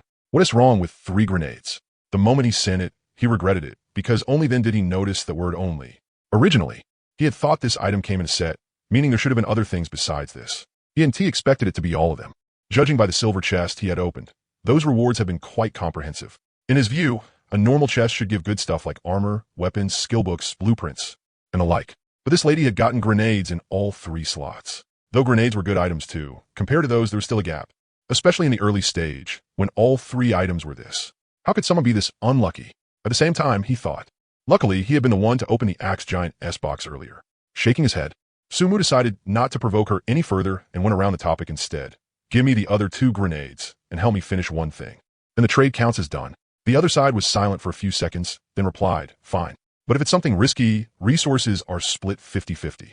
Don't worry, nothing dangerous, Sumu said. Where do we meet? Sumu glanced at the time. It hadn't been long since they split up. So he said, that little grove from before. Okay. The private chat ended. Sumu jumped down from the tree, stretched a little, then headed toward the grove. About 10 minutes later, the 2 of them arrived at the small patch of woods, one after another. Standing on a tree, Sumu waved at Lin Yue. But she didn't climb up. Let us trade quickly. Lin Yue looked up at him, her tone crisp. Sumu nodded. Lin Yue handed over a blueprint and 2 grenades. Sumu took them and looked over the blueprint carefully. It really was 9mm bullet crafting blueprint, green. And the grenades were the real deal too. What about the tempered glass essence? Sumu whiffed. It's on the cable car, Lin Yue said. I can't exactly carry that thing around with me. I'll give it to you when we get back. Don't worry, since I agreed to it. I want to go back on my word. Sumu nodded, not in a hurry.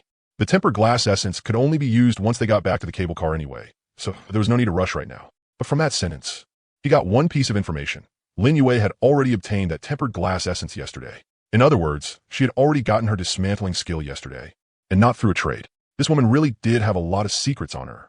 Sumu didn't dig into it, and put the blueprint and grenades into his backpack. Lin Yue looked at him and raised a brow slightly. You took the stuff? So where's that profession book? After it's done, I'll give it to you, Sumu said as if it were only natural. Lin Yue gritted her teeth. But didn't say anything. What is it you want my help with? She asked. Sumu didn't answer directly. Instead, he pulled out a grenade from his waist. It was the one Lin Yue had just given him. Then he pulled the pin. Lin Yue's pupils suddenly contracted. What are you doing? Sumu ignored her.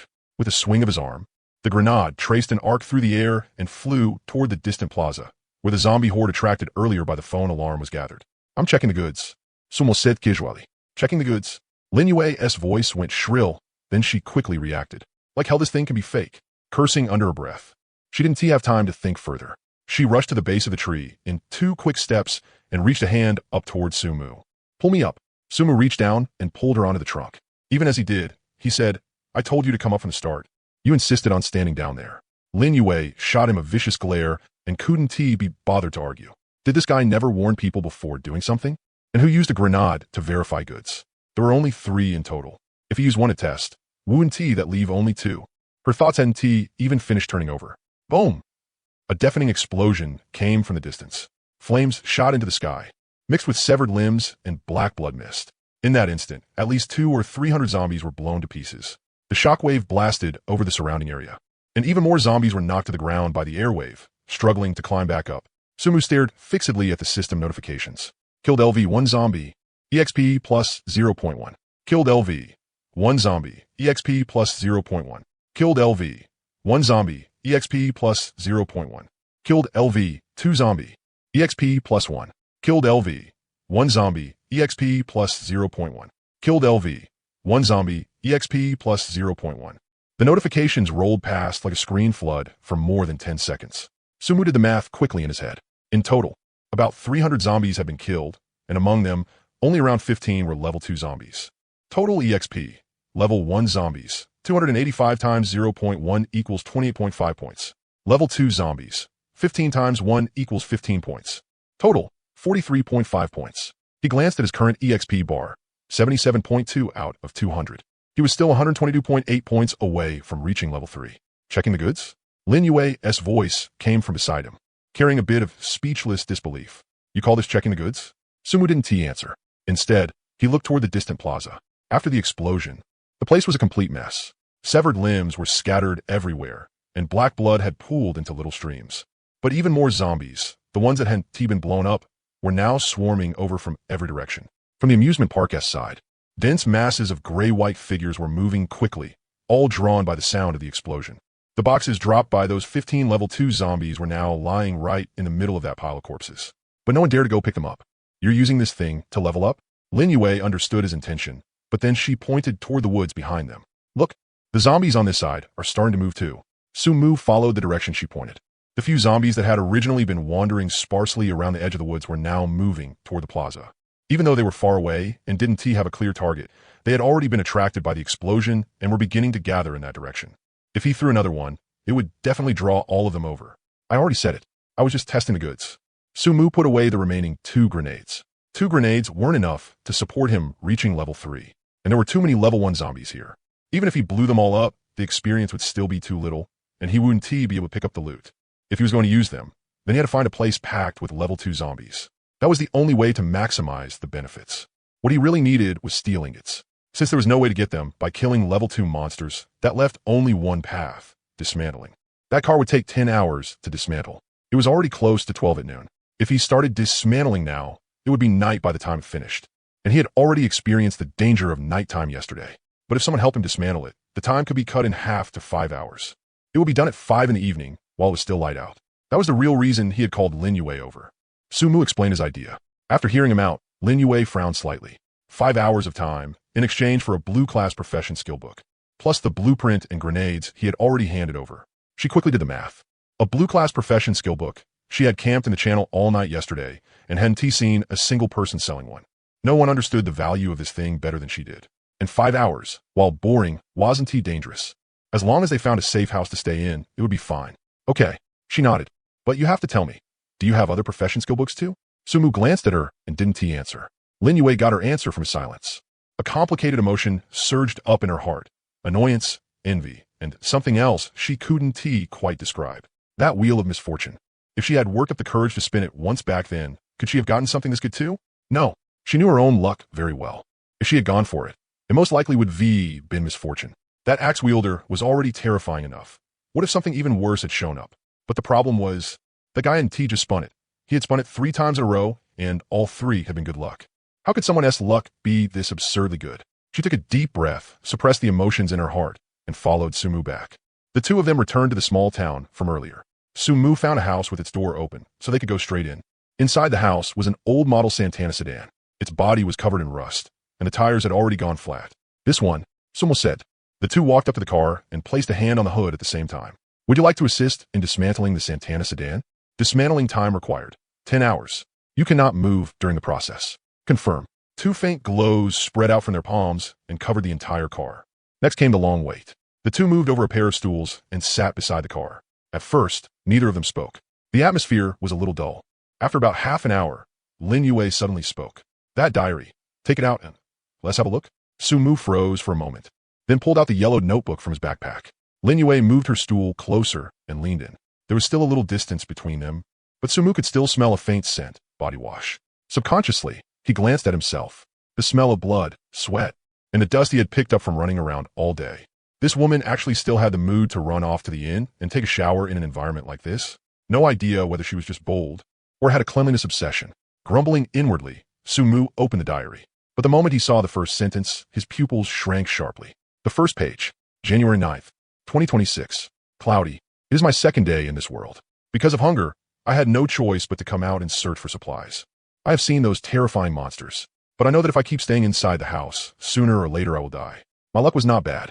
I found some wild fruit, and I did not run into those monsters. Just a few short lines. But Sumu's pupils contracted abruptly.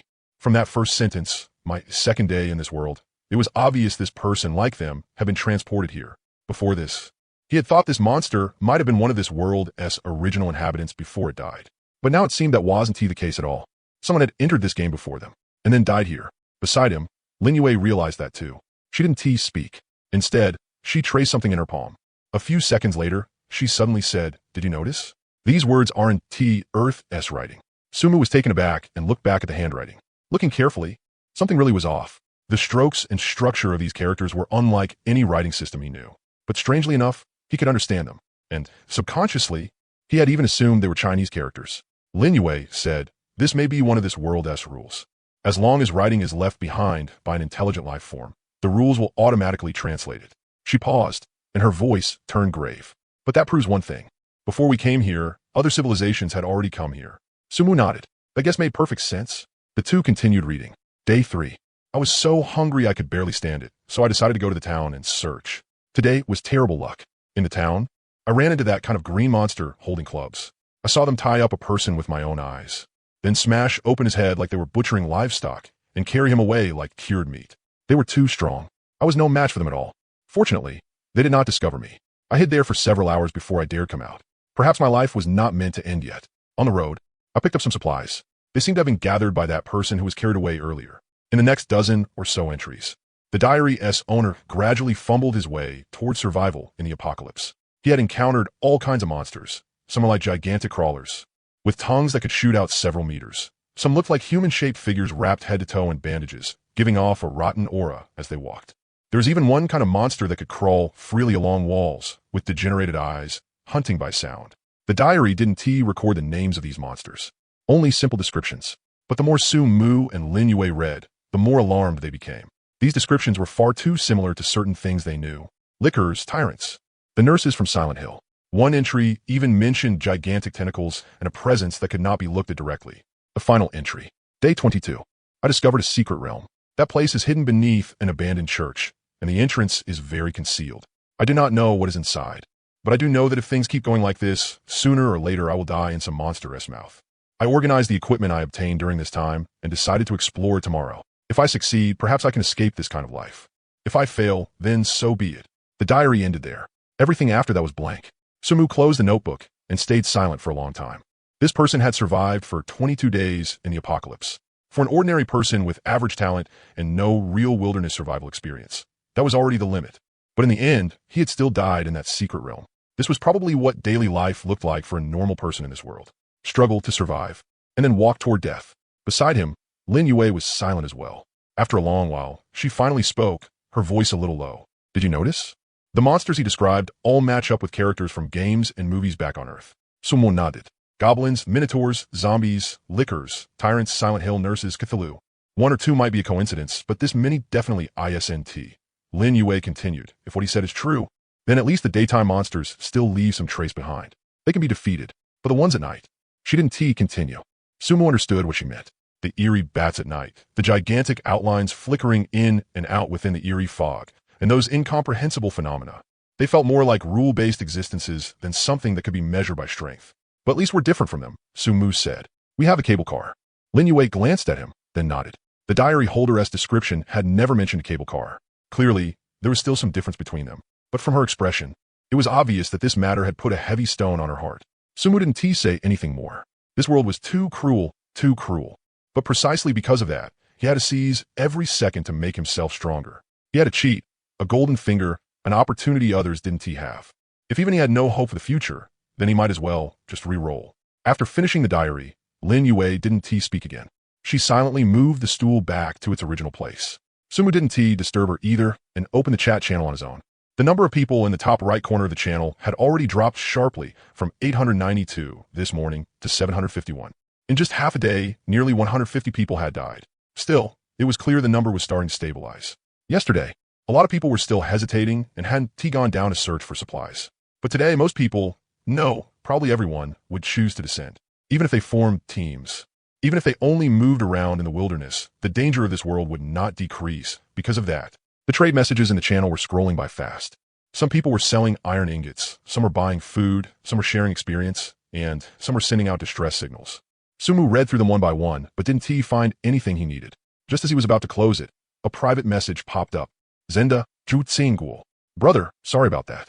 I didn't see the message earlier. Are you trying to trade for a silence barrier talisman? In exchange for that class skill book? Su Mu looked at the message and raised an eyebrow slightly. Zhou Xinghua, the retired soldier who had organized everyone in the channel to descend. He had indeed asked the man before whether he had a silence barrier talisman, but the other party hadn't replied at the time. He hadn't expected him to come looking now on his own. It was just that the other side had clearly misunderstood and thought he wanted to trade that blue class skill book. Su Mu thought for a moment, then replied, that class book has already been traded to someone else, but I do still want a silence barrier talisman. I can trade other supplies for it. Is that okay? After sending the message, Su Mu waited for a while.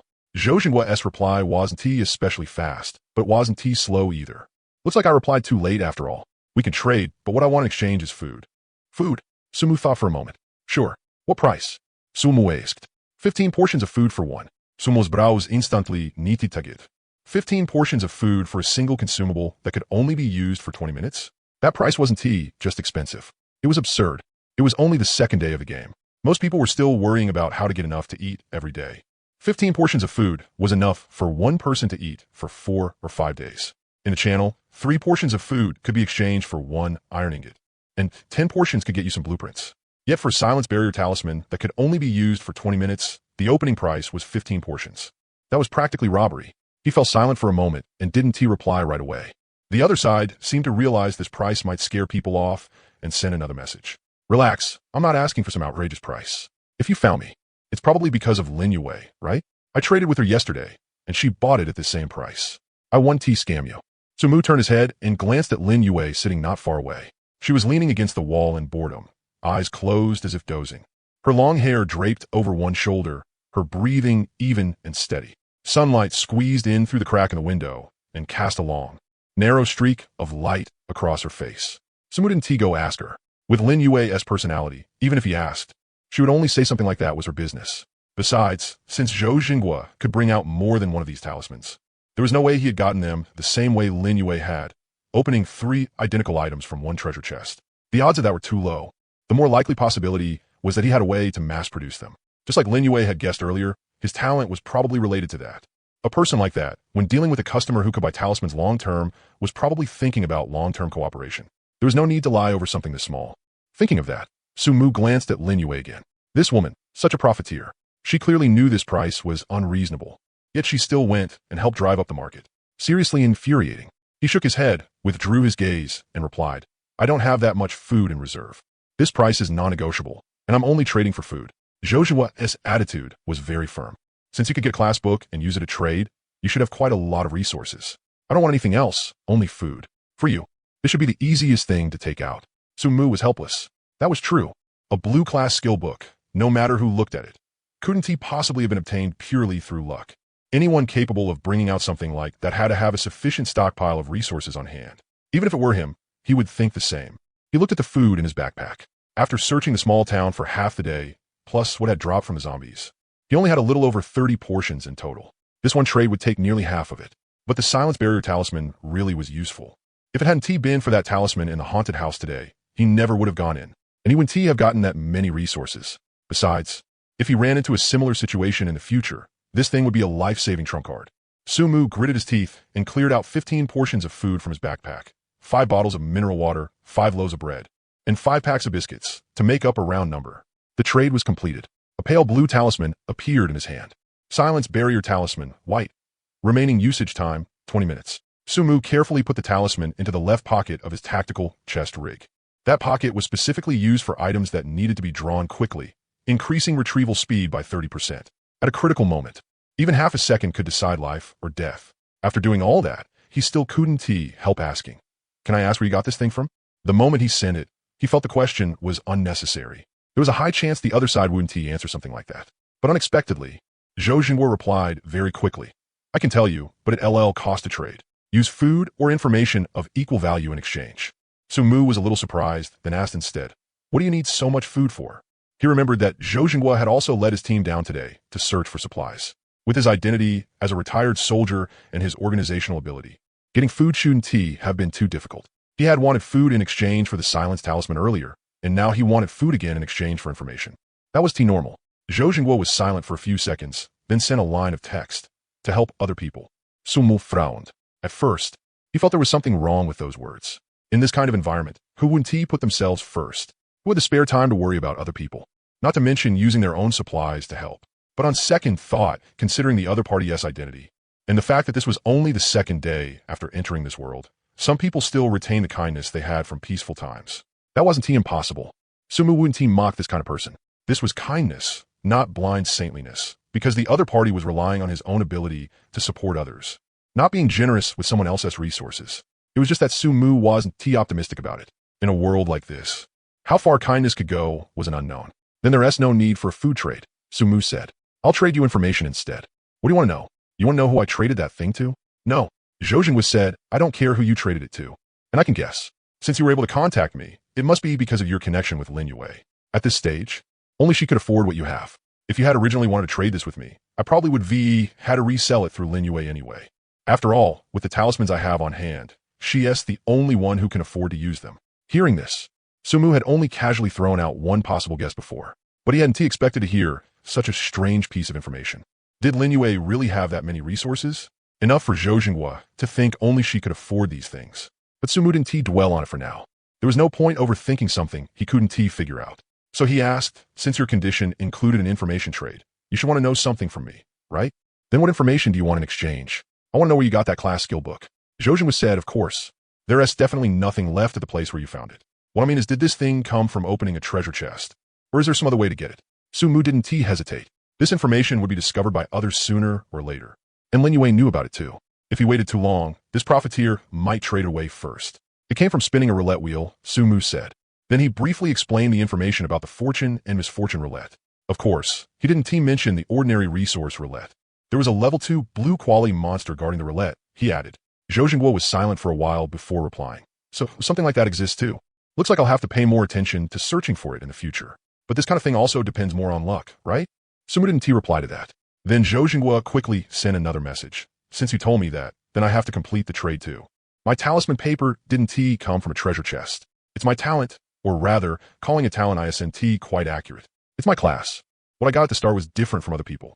Most people got all kinds of talents, but I got a life class, talisman maker. I can use mental power to make talisman paper. Right now, I can make 3 sheets a day. Su Mu frowned when he heard that. He hadn't expected there to be something like this. He had thought everyone got talents, but apparently there were also classes like this. But thinking about it, that was impossible either. All he knew was based on limited information, and everything posted in the channel had been talents, which had made him subconsciously assume that was how it worked. Maybe there were a very small number of people who had life classes, or even combat classes. Still, this was way too overpowered. Having a class in the early stage gave a much bigger advantage than other people, didn't it? But after thinking about it, he relaxed. Because for now, classes could be obtained through class change books, but talents couldn't, at least for the moment. You could say there were pros and cons. Still, this world was far more complicated than it looked on the surface. With the trade completed, the two ended the conversation. After closing the private chat, Su Mu continued browsing the channel. Time passed second by second. Ever since he and Lin Yue finished reading the diary, they had barely spoken. One leaned against the wall with eyes closed in rest. The other sat on a stool looking through the channel. Each occupied a corner of the small house, and neither broke the silence. Messages in the channel were scrolling by fast. Most people had chosen to descend today. Some formed teams, some went solo. Some headed into towns. Some stayed in the wilderness. Although the death count was still rising, it had slowed down quite a bit. And through the conversations in the channel, he noticed 2 particularly standout groups. One was the team led by Zhou Jinghua. They had the largest number of people, relying on coordination and discipline. They advanced steadily along the edge of town. Their monster-killing efficiency wasn't high, but casualties were very low. The other was a 5-person awaken team. Every member had a combat-type talent, fireball, wind blade, strength enhancement, and they worked together smoothly. They could independently deal with 2 to 3 zombies. Someone in the channel was bragging about their record, drawing a wave of envy. Other than that, there were also some scattered teams. But Su Mu could only judge their situation from bits and pieces in the public chat. He glanced at the dismantling progress bar. Dismantling complete in 1 hour and 12 minutes. Still more than an hour left. He had been busy all day today, barely stopping from morning until now. The little bit of bread he had eaten in the morning had long since been digested, and his stomach was starting to growl. Su Mu felt around his backpack and pulled out that self-heating hot pot. It was a red box with the words "spicy tender beef" printed on it, and the cartoon cow on the package was still giving a thumbs up. He hesitated for a moment. If he went back to the cable car to eat, that tiny space would be filled with hot pot smell, and it wouldn't fade for days. And he still didn't know what he might run into tonight. If monsters attacked, fighting while smelling hot pot. Just imagining it felt ridiculous. He might as well eat it now. Su Mu tore open the package, put the heating pack inside, added water, and closed the lid.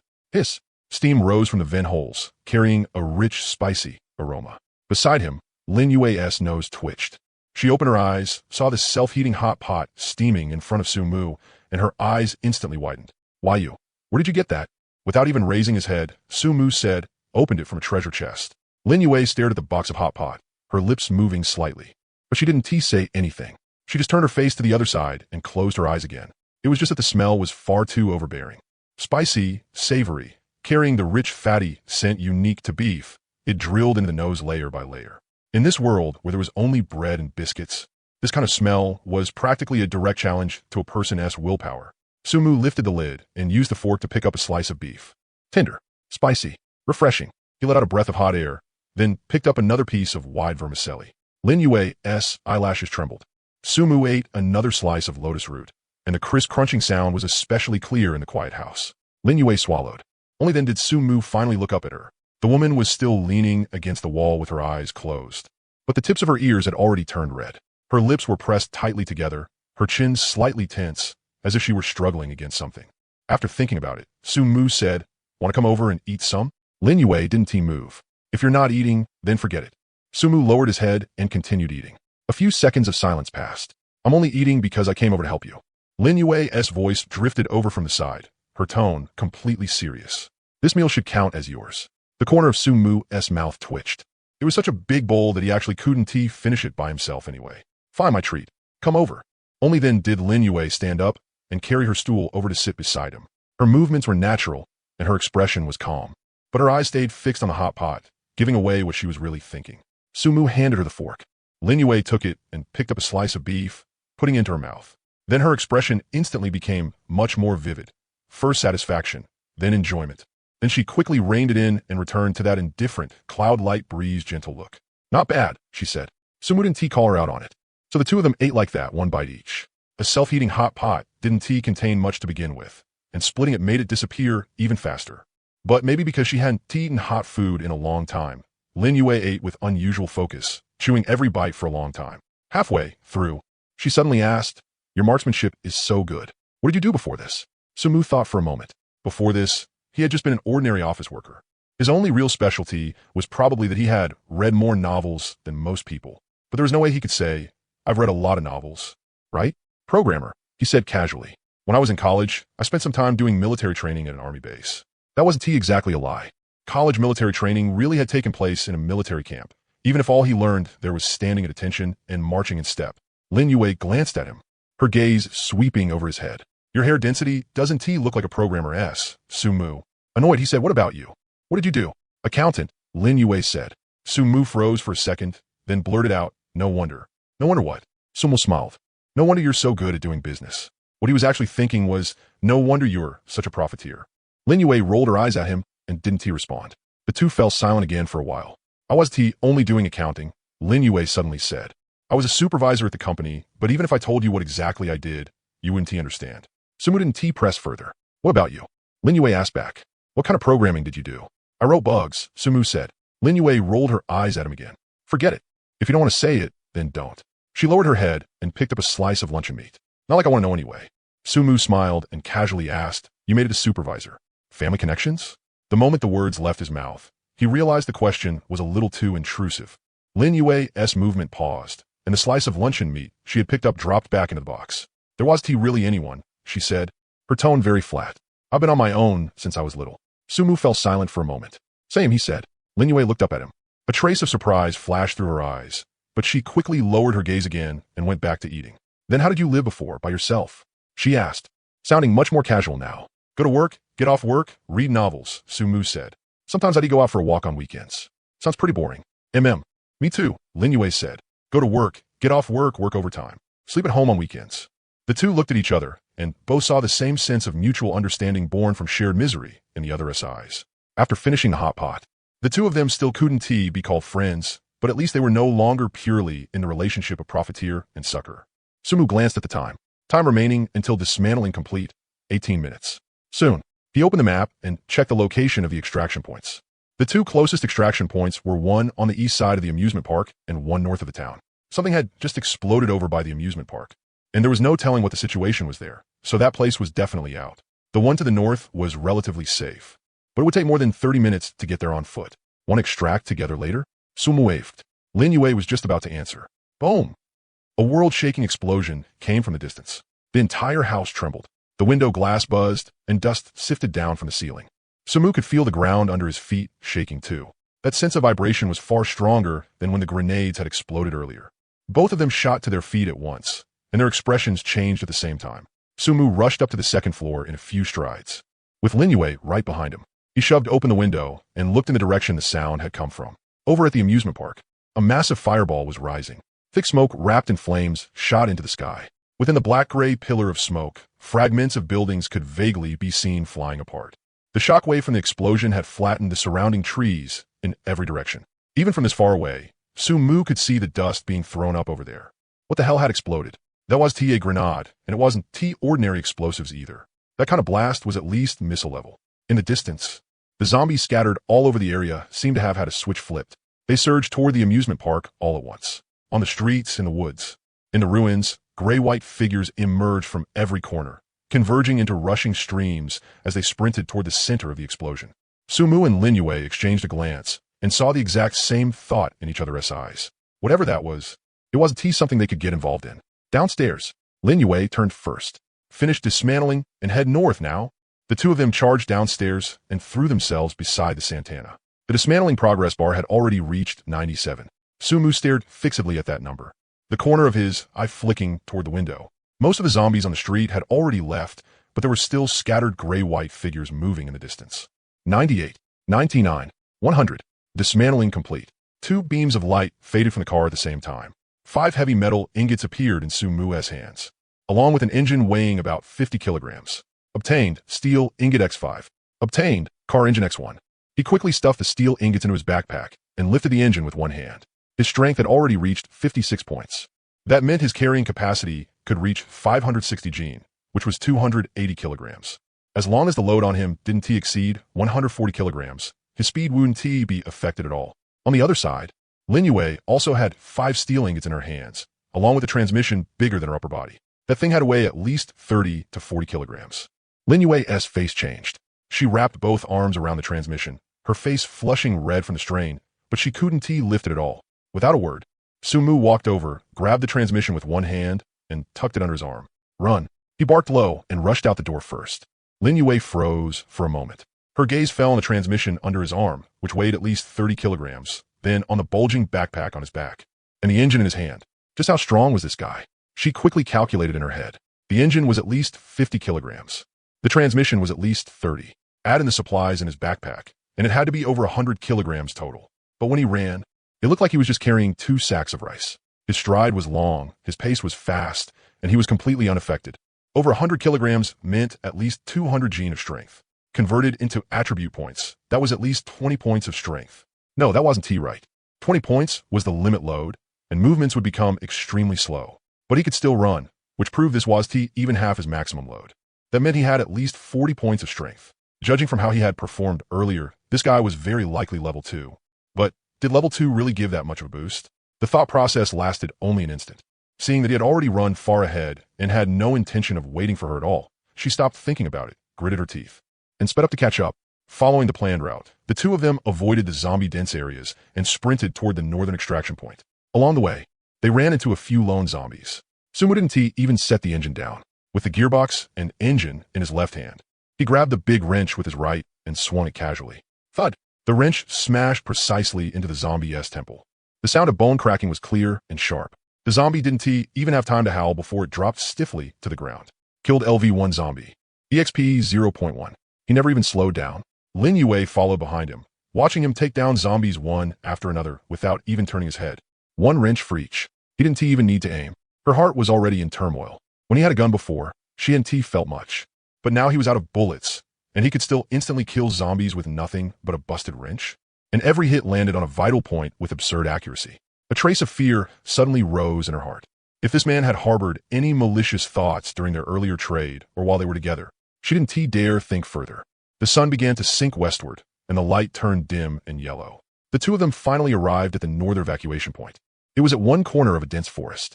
A vortex-like portal floated quietly above a dirt slope, its edges flowing with a dark purple glow. Sumu set down the engine and gearbox and let out a long breath. They were here. Lin Yue also relaxed and was just about to speak. Joe, I told you waiting a bit longer would pay off. See? Fat Sheep walked right up to us. A slick voice came from the stairway entrance. Sumu turned to look. 5 men filed out from the stairway and blocked the passage down. The leader was a bald man with a scar on his face. He was solidly built and held a steel pipe in his hand. The other 4 were also broad-shouldered and thick-armed. One look was enough to tell they were together. The bald man swept his gaze over Sumu, then let it settle on Lin Yue. He looked her up and down, and a smile that made people uncomfortable curled at the corner of his mouth. Open your bags and let us check. The bald man weighed the steel pipe in his hand. Hand over half your supplies, and we'll let you leave. Be smart. Don't make us do this the hard way. Lin Yue's expression changed. She instinctively reached toward her empty waist. She had already given all the grenades to Sumu. She looked at Sumu, her eyes signaling for him to take out a grenade to intimidate them. But when she looked, she froze. At some point, Sumu was already holding a grenade in his hand, but his hand was hidden tightly behind his back. It didn't look like he was planning to take it out as a warning at all. What shocked her even more was that the safety pin had already been pulled. His fingers were pressing tightly on the safety lever, his thumb hooked around the ring, and his whole posture was exactly the same as when he had thrown grenades before. He was counting. Lin Yue saw his lips move, silently forming a few numbers. 3, 2. Sumu glanced at her. That look was calm. So calm it was like he was asking what to eat tonight. Get down. His voice wasn't loud, but Lin Yue heard it clearly. Her brain hadn't even reacted yet, but her body had already moved first, throwing itself to the ground. Only after she hit the ground did she realize, why did I listen to him? Then it suddenly occurred to her that it had to be because the last 2 times he told her to climb a tree, she hadn't listened, and the results had both been bad. In the end, she had no choice but to obey, and now she had subconsciously listened to him directly. She was just about to wonder if this counted as PUA, but there was no time to think. At that moment, the grenade had already been thrown. The bald man saw something flying at him and instinctively raised his hand to block, thinking it was some hidden weapon. The grenade struck him right in the forehead, bounced once and dropped by his feet. What the hell is TH? Before he could finish, boom! Fire burst out and shrapnel flew everywhere.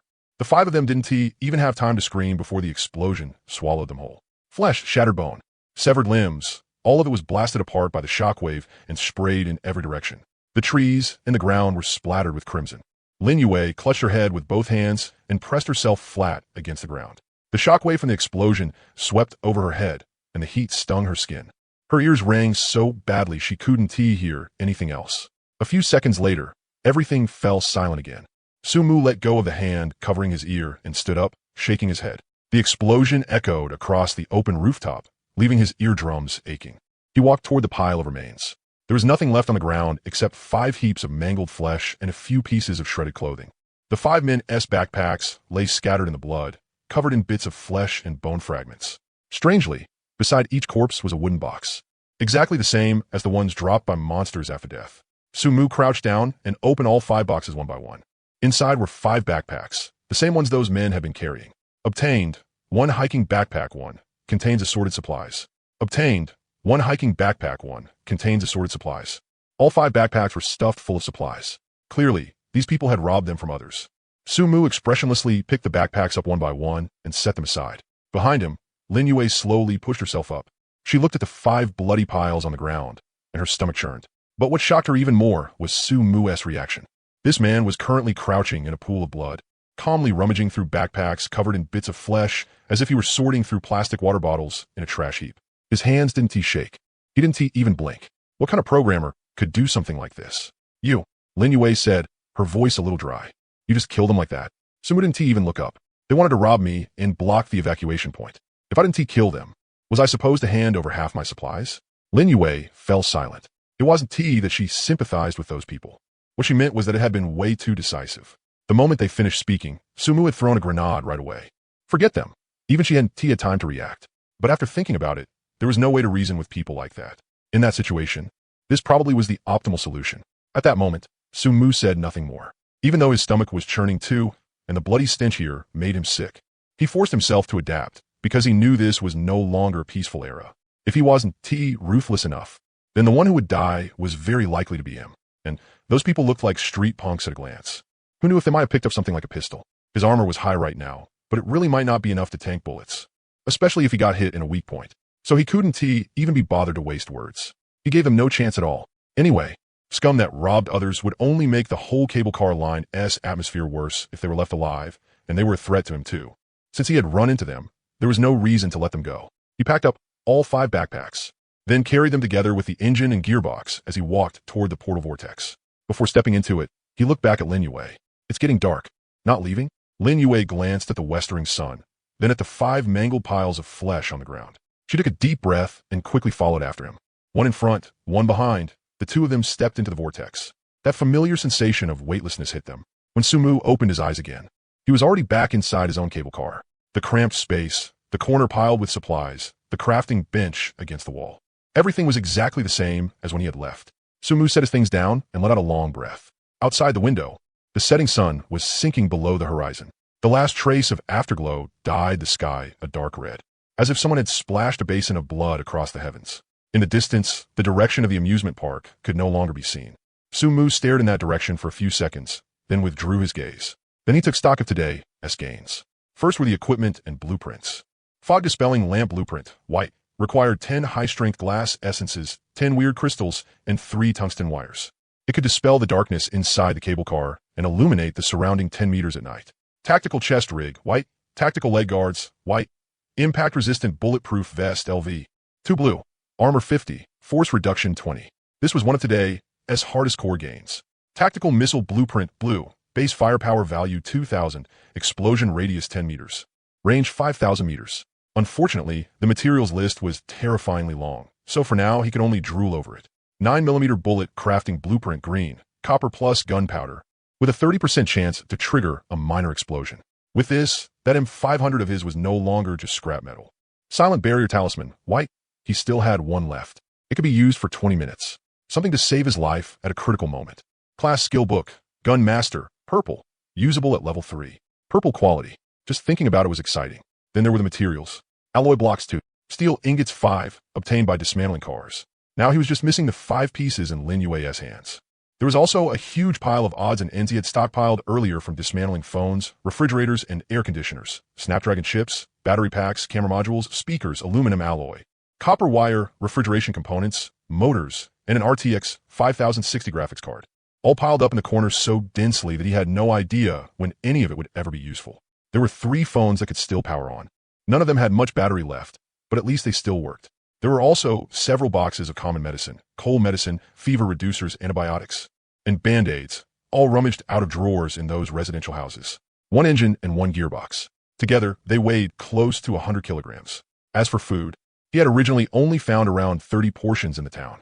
He had used up 15 for exchanges, so there was not much left. But those 5 fat sheep blocking the door had contributed quite a bit. After digging through their backpacks, he found 40 to 50 portions of food alone, plus duct tape, screwdrivers, insulated water bottles, and all kinds of random junk. Clearly, they had robbed it from other people. Still, it was a pity there were no firearms or anything like that. Overall, it counted as a wasted grenade. But if it happened again, Sumu would still do it without hesitation because he was unwilling to gamble. After that, he gathered all the food together and made a rough estimate.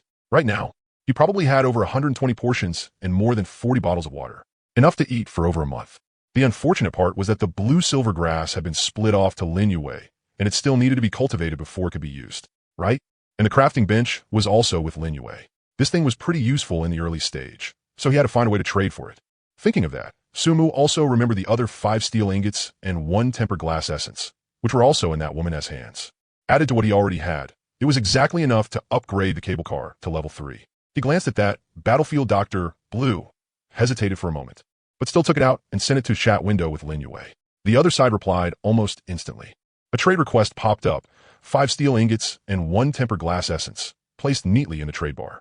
You're collecting these things because they're materials needed for a level 3 cable car, right? Lin Yue sent a message. You're upgrading to level 3 this soon?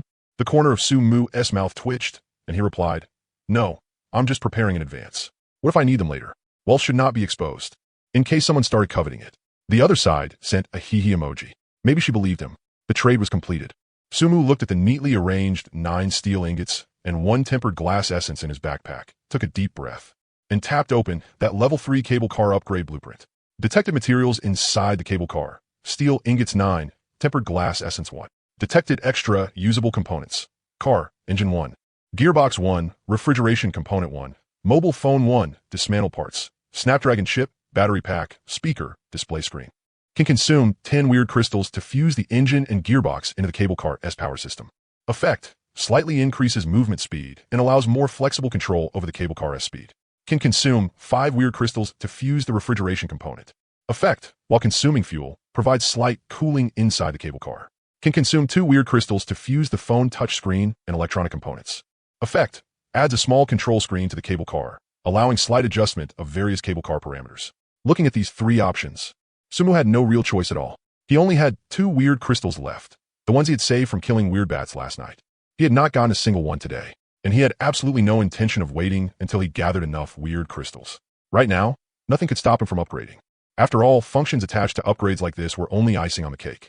He would not put the cart before the horse. And on closer thought, the first one only slightly increased speed and the more flexible control part sounded barely better than nothing. The second one offered slight cooling, but his current cable car already had the trait of being warm in winter and cool in summer. It could withstand from minus 15 degrees to 40 above zero, so the cooling function was purely icing on the cake. But the third one, a control screen that could slightly adjust various cable car parameters. Although he did not know exactly what it could adjust, having it was still better than not. And it consumed the fewest weird crystals. So there was no need to wait. Sumu chose the third option without hesitation. Selection successful. Cable car upgrade in progress. Estimated time, 8 hours. 8 hours? Sumu frowned. The previous upgrade to level 2 had only taken 2 hours. This time, it had increased directly by 4 times. But after thinking about it, that was normal. Level 1 to level 2 was a small upgrade. Level 2 to level 3 had a much bigger leap, so naturally it would take longer. He glanced out the window. It was already completely dark. The dense fog churned, and nothing could be seen clearly. 8 hours meant it would only be completed around 3 or 4 in the morning. No helping it. He would wait.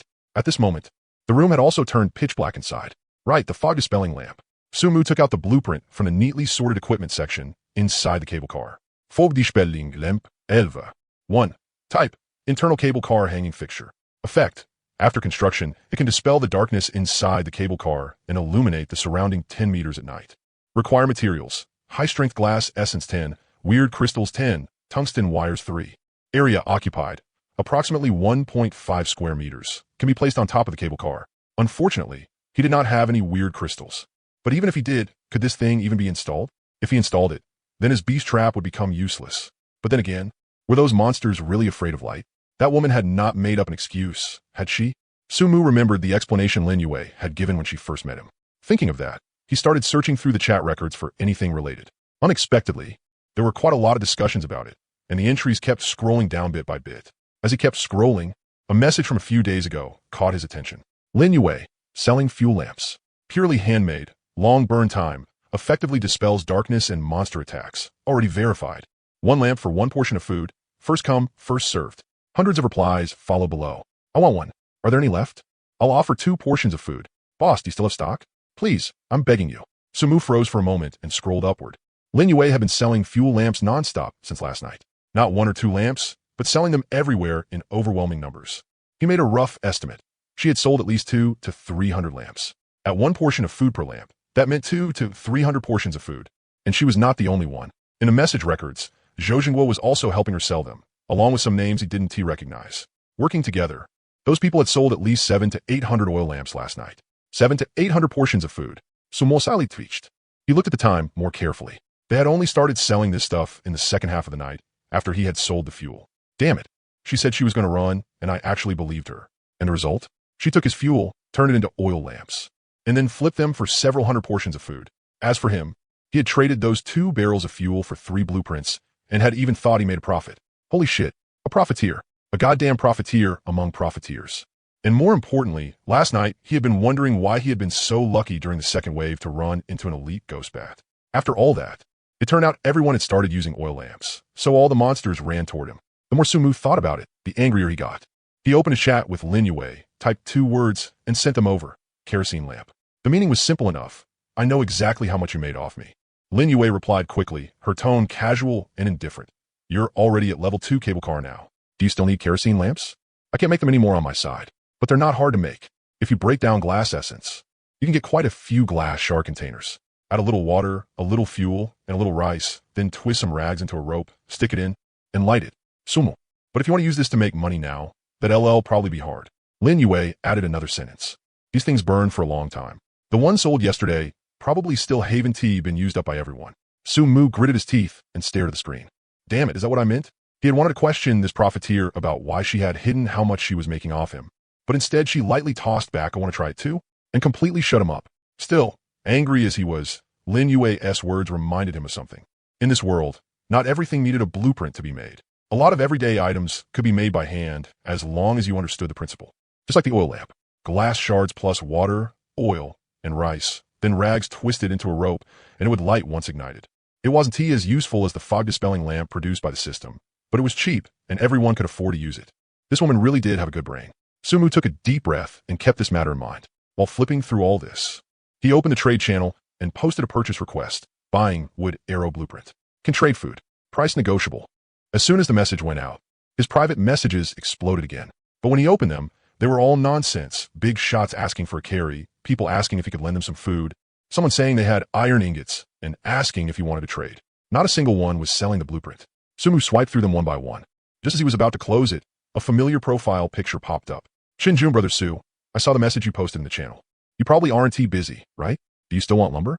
Sumu replied, yes. The other party sent over 10 portions of lumber. It seemed he had also listened to Sumu's advice and hadn't chopped too much. Sumu directly traded 5 portions of food to him. Just as he was about to close the chat, the other side said one more thing, Brother Su, about that wood arrow blueprint. When Sumu saw that, his eyes lit up. You have it. No, Tian Yun replied quickly. But let me ask one thing. Do you absolutely need the blueprint? Will the wooden arrows I carve work? Sumu froze for a moment. Right? Things made with blueprints had system stat bonuses, but normal physical objects should still be usable too, right? He thought for a moment and asked, you can make them? I can, but I don't have the tools. Shinjun said, I can carve them with an axe, but it's slow. It'd be great if I had a handy knife. Make one first, and let me see if it works. All right, wait a second. After about 7 to 8 minutes, Shinjun sent a trade request. A single wooden arrow appeared in the trade window. Sumu took it and looked at it. It was basically just a sharpened wooden stick, crude as hell, but you could barely tell it was shaped like an arrow. Ordinary wooden spike, gray, type. Consumable, he really could make them. Sumu paused, then immediately tried loading it into the small quiver. Loading quiver, 1/100. It could be loaded, even though this thing looked rough, and its damage probably wouldn't be that high. It was still better than nothing. And the quiver had auto-aim and auto-fire. Within a range of 100 meters, it would hit whatever he pointed at, even if a single arrow didn't do much damage, as long as he had enough of them. And right now, he didn't have any better substitute. If you mass-produce these, how many can you make in an hour? Sumu waved. Using an axe, it's not that easy, mainly because it's inconvenient to handle. If I had a knife, making around 20 per hour shouldn't be a problem. Tian Yun post. If there is no requirement for appearance, and they just need to be able to shoot, then 30 an hour is possible too. 30 an hour? Sumu's eyes lit up. He looked at the workmanship of that arrow just now. Even though it was rough, the shaft had been carved fairly straight, and the tip had been sharpened too. If Chun Jun could manage that much with just an axe, it meant his handwork really was pretty good. But then he asked another question. About how many can you get out of one portion of lumber? Then he asked another question. About how many can you get out of one portion of lumber? Probably 30. Hearing that number, Sumu was even more delighted. You had to know, one portion of lumber only came out to about 0.5 portions of food, and it could make 30 arrows. After thinking about it, Sumu said, make a batch first and let us test it. As for the price, 30 arrows for 3 portions of food. What do you think? Yes. Absolutely yes. Chun Jun's excitement could practically be felt through the screen. Brother Su, how many do you want? I'll take however many you have. Sumu glanced at his food reserves, then added, but I don't actually have that much food on hand. Long term, I definitely can't sustain using food to trade. Later on, I might switch to other items. At that point, you can take those and trade them for food yourself. No problem, no problem. Chun Jun quickly agreed. Then I'll start making them and contact you when they're done. After closing the private chat, Sumu leaned back against the pile of supplies and let out a long breath. The wood arrow problem was solved. Even though handmade goods didn't have system bonuses, they made up for it with sheer volume. The quiver's 100-meter range and auto-aim function were there no matter what. Even if each arrow didn't do much damage. Once enough were stockpiled, it would still be a firepower that couldn't be ignored. And the cost of this thing was practically zero. Shinjun could get lumber just by chopping trees, and carving arrows only needed time and labor. 30 arrows for 3 portions of food, no matter how you calculated it. This deal wasn't a loss. Bradensu, he carved 20. See if these work? A trade request popped up, and 20 wooden arrows were neatly lined up in the window. Sumu casually picked one up and looked at it. It was a bit worse than the first one, but the tip was about as sharp. The shaft was just rougher. Ordinary wooden spike, gray. Same as before. Not bad. Sumu replied. 2 portions of food. Right? Right? Shinjun quickly confirmed. Trade completed. Sumu loaded all 20 wooden arrows into the quiver. Quiver loaded, 21,100. Still short by 79. Keep making them. I'll take however many you have. Sumu said. I'll think of something for the tools and see if I can get a knife or something. Got it. Shinjun was full of motivation. Then I'll get back to making them. After closing the private chat, Sumu traded 5 portions of food in the channel for a machete. Then he traded it to Chun Jun. What surprised Sumu was that Chun Jun asked for the price and traded him 5 portions of food. Sumu didn't refuse. After finishing all that, Sumu glanced out the window. In the thick fog, there were faint strange sounds and vague figures moving about. He looked once and didn't pay them any mind. Instead, he leaned against the pile of supplies and closed his eyes to rest. He had been exhausted all day, and his stamina consumption had not been small. The cable car still needed more than 6 hours to upgrade, so this was the perfect time to get some rest. Besides, based on last night's judgment, those things generally only poured in around midnight. He needed to rest as quickly as possible too. Just as Sumu was about to close his eyes and doze for a bit, a message popped up. Zenda, Zhu Tsingguo. Sumu frowned. He opened the message and quickly skimmed through it. Brother Su, do you have any medicine on hand? Anti-inflammatory drugs, wound medicine, iodine, anything like that is fine. I need a large amount. I can trade silent talismans for it, but I don't have any in stock right now.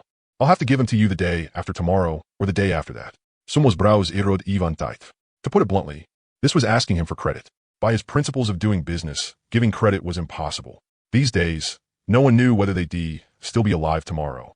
Verbal promises were no different from scrap paper.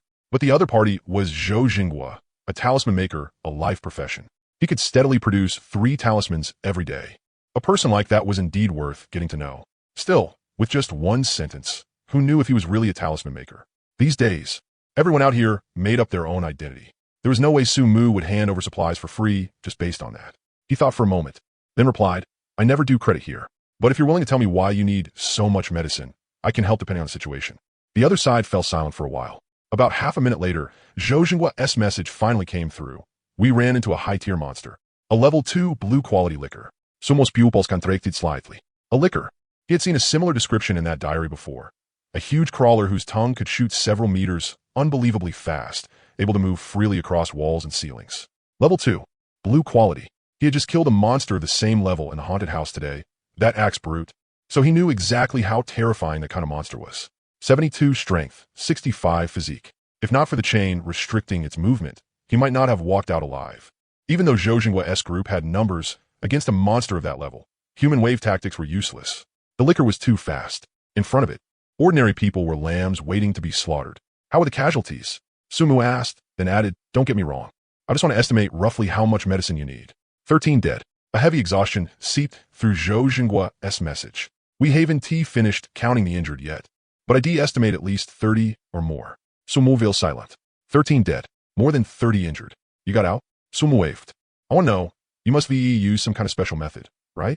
With that many people, and you still managed to retreat against that kind of monster.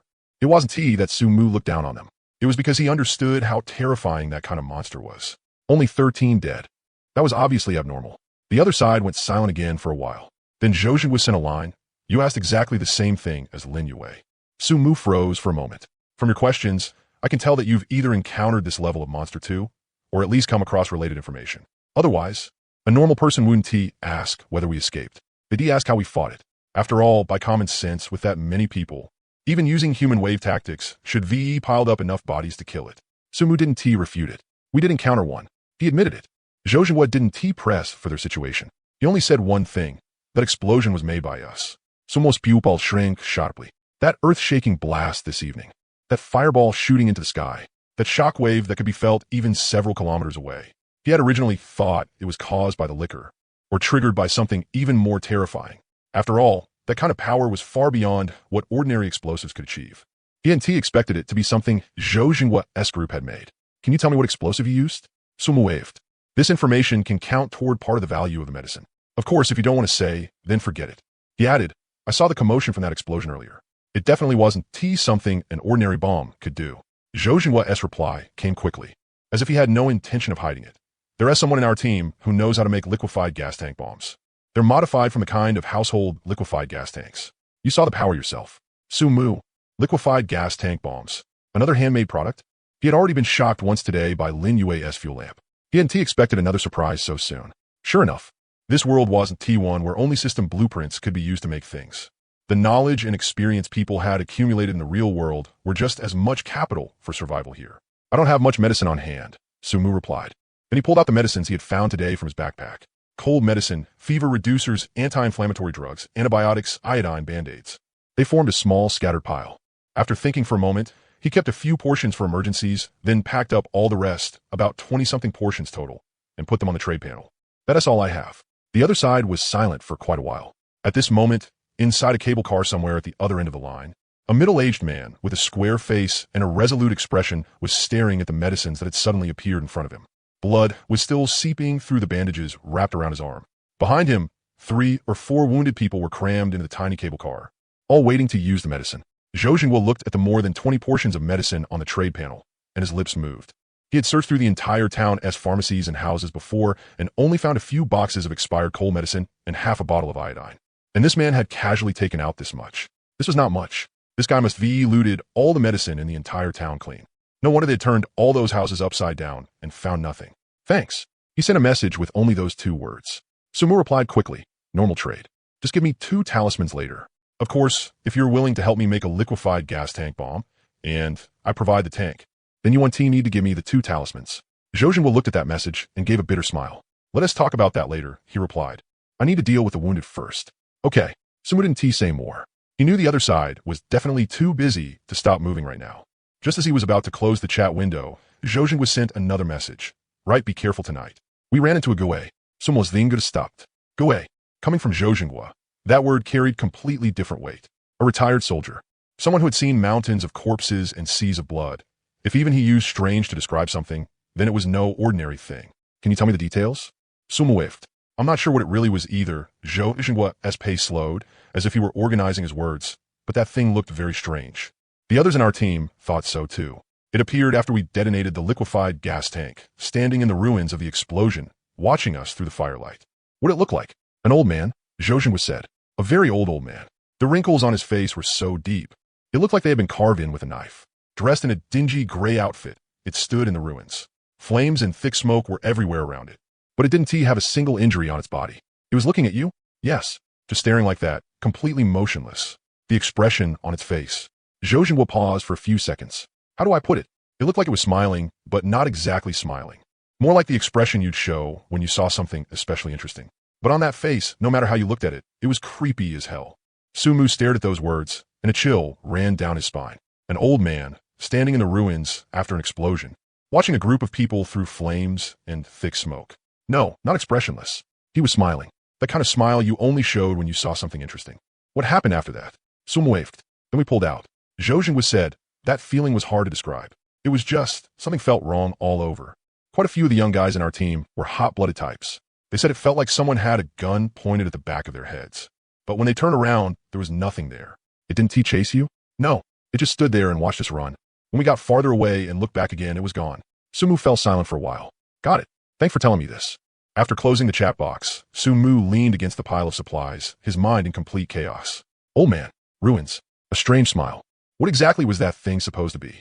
According to what was written in the diary, most of the monsters at night were Gue, clan Gue bats, along with those enormous tentacles that appeared faintly in the thick fog. But those things only showed up after dark. When Zhou Xinghua and the others detonated the liquefied gas tank, it still hadn't gotten fully dark. So that thing wasn't Gue? Or was it that Gue didn't only appear at night? He thought about it for a long time, but still couldn't make sense of it. In the end, he opened the trade channel and exchanged 1 portion of food for a kerosene lamp. The kind Lin Yue had mentioned. Glass shards, water, oil, and rice. With a piece of torn cloth twisted into a wick. Light it and it worked. Crude as hell, but it really could give off light. Sumu placed the kerosene lamp in one corner of the cable car and lit it. A dim yellow glow spread out, making the whole cable car feel warm. He didn't know whether this thing would work against the strange creatures. But Lin Yue had said those Gue bats were afraid of light. If that old man was also a kind of gay, maybe this might have some effect too. And besides, Sumu glanced out the window. The thick fog churned, and nothing could be seen. But he knew that on this cable line, there were nearly 1,000 cable cars. Some had lights on, some were pitch black. He didn't want to be the brightest one, but he also didn't want to be the only dark one. The shot that sticks out gets hit first. If that thing really would search its way along the cable line, there were so many cars with lights on. Why would it pick him specifically? Only after doing all this did Sumu close his eyes. Tonight was destined to be a sleepless night, but he had to force himself to sleep for a while. Who knew what might happen in the second half of the night? He adjusted his posture. The grenade was tucked into the right pocket of his chest rig, and the wrench rested by his leg. The tapping sounds outside were still dense and constant. The flame in the kerosene lamp swayed slightly, casting dim yellow patches of light across the glass. Sumu closed his eyes and slowly adjusted his breathing. Sleep. No matter what that thing was, if it was coming, it would come. Before that happened, he needed to preserve his strength. In his haze, Sumu felt the cable car tremble slightly. His eyes snapped open, and his hand was already on the wrench. Outside the window, there was still only dense fog and darkness. The kerosene lamp was still lit. The flame jumped once, then steadied again. The tapping sounds were still continuing, no different from before. Sumu stared out the window for a few seconds and found nothing unusual. But he still felt like something was off. He lowered his head and glanced at the system panel. Cable car upgrade time remaining. 3 hours and 21 minutes. Still early. He looked at the cable car's durability again. 100. No change. There was nothing outside the window. Sumu frowned, observed a little longer. And only after confirming there was nothing abnormal did he close his eyes again. But this time he slept very lightly. So lightly that every sound from outside made him frown faintly. So lightly that he could feel the cable car swaying gently in the wind. Could hear the faint sizzling sound of the kerosene wick burning. So lightly that he could feel it. Something in the thick fog was watching his cable car. In the middle of the night, Sumu was awakened by a sound. Not the earlier tapping noise, but a heavier, duller thump. Thump, thump, thump. As if something were knocking on the cable car's door frame, one hit at a time. Sumu's eyes flew open, his right hand already gripping the wrench and grenade at his waist. He stared at the cable car door without moving. Outside the window was still thick darkness. The kerosene lamp's flame swayed slightly, dyeing the whole compartment in dim yellow. There was nothing on the doorframe, and the sound didn't come again. Sumu glanced at the system panel. Cable car upgrade time remaining, 31 minutes. Cable car armor, 40 out of 40. Durability, 100. No changes. He looked at the door again. It was completely intact, without the slightest sign of damage. Sumu frowned. He opened the chat channel. Wanted to see whether anyone else had encountered something similar. 2 unread messages. The first was from Lin Yue, sent about 20 minutes earlier. Did you hear any strange sounds? Sumu replied, yes. It sounded like something knocking on the door. The reply from the other side came almost instantly. You're only replying now? You could still sleep through that? Your nerves are way too strong. Sumu didn't pick up on that and asked instead. You heard it too over there? I did. Not just me. Lin Yue said, I watched the activity in the channel for a while. Quite a few people heard it, but since nothing happened, they just thought it was like yesterday's impact sounds. But I noticed that starting from around dawn, one person has been dying almost every half hour. Very precise. Somos stopped. In this kind of environment, death was normal. Starving to death, freezing to death, even suicide. After all, even if everyone knew the nights were cold, that food was important, and staying warm was important, they would still go out to search for supplies. But going out was one thing. Whether they could actually find anything was another. So death was normal. But regular, patterned deaths, that wasn't normal. You mean? I don't mean anything else. Lin Yue replied quickly. I'm just telling you what I observed. From 1 in the morning until now, the number of people dying in the channel has been very regular, about 1 every half hour. Very precise. Sumu stared at those words, and a chill ran down his spine. 1 every half hour. Regular deaths. At this hour, most people were asleep. Who would even be counting the frequency of deaths unless she had been watching the whole time? With Lin Yue's personality, she must have observed for at least 2 or 3 hours and confirmed the pattern before saying it so confidently. Were there any monster attacks tonight? Sumu whiffed. Like yesterday? No. Lin Yue said. Sumu's frown deepened. No Gue bats, no impacts, no fighting. But people were still dying at regular intervals. He thought a knocking sound, just now. If he and T woken up, would that sound have kept going? If he and T opened his eyes, would the thing outside the door have come in? He closed the chat window with Lin Yue and opened the second unread message. Zhouxinghua. Only 3 words. He.S. here. Sumu stared at those 3 words, and every hair on his body stood on end. He glanced at the send time. 1:17 in the morning. Right now, it was 3:42 in the morning. More than 2 hours ago. Sumu immediately replied. What is going on? No reply. He sent another message. Are you still there? Still no reply. Sumu looked at Zhouxinghua's profile picture. It was still lit up. The man should still be alive, but for some reason he just wasn't replying. He waited a few more minutes, but there was still no response at all. Sumu took a deep breath and forced himself to calm down. He opened the channel and started scrolling through the chat history. Even though there weren't as many messages in the channel at this hour as there were during the day, people were still talking nonstop. But compared to yesterday, when everyone had been crying and begging for supplies, the mood had clearly changed today. More people had started to calm down and discuss what to do next. If those things attack the cable cars again like yesterday, what do we do? My cable car already got smashed full of holes yesterday. If another wave comes tonight, I'm dead for sure. Can anyone help me? How? The cable cars are this small, 1 person per car. Nobody can get into anyone else's. Yeah, I tried already. 2 people held hands and entered during landing, but when we came back out, we were still each in our own cars. This shitty system just doesn't let people visit each other. Someone dug up the first rule from the survival guide. While inside the cable car, no one may enter without your permission. Think carefully about this rule. No one may enter without your permission.